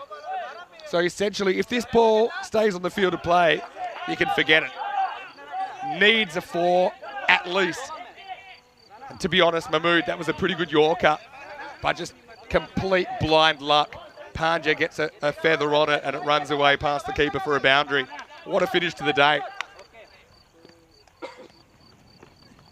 Oh. And he can only go 1 here. Let's see. It's been called a no ball. Yeah, no ball called for a waist-high delivery. He's on the walk slightly. Yeah, that's fair enough. That's waist-high. So now free hit coming up. So what does that make it? That makes it 8, if I'm right. It's 8 off 2. 8 off 2. And now you do have to run. You can't have a dot here because 8 off 1 you can't do. Here we go. Free hit as well. And he misses, and that's going to be the game, I'm pretty sure, because they need a 7 to tie. And YRC, he's come so far, but now, as long as this isn't a wide or a no ball, Zalmi are going to hold on.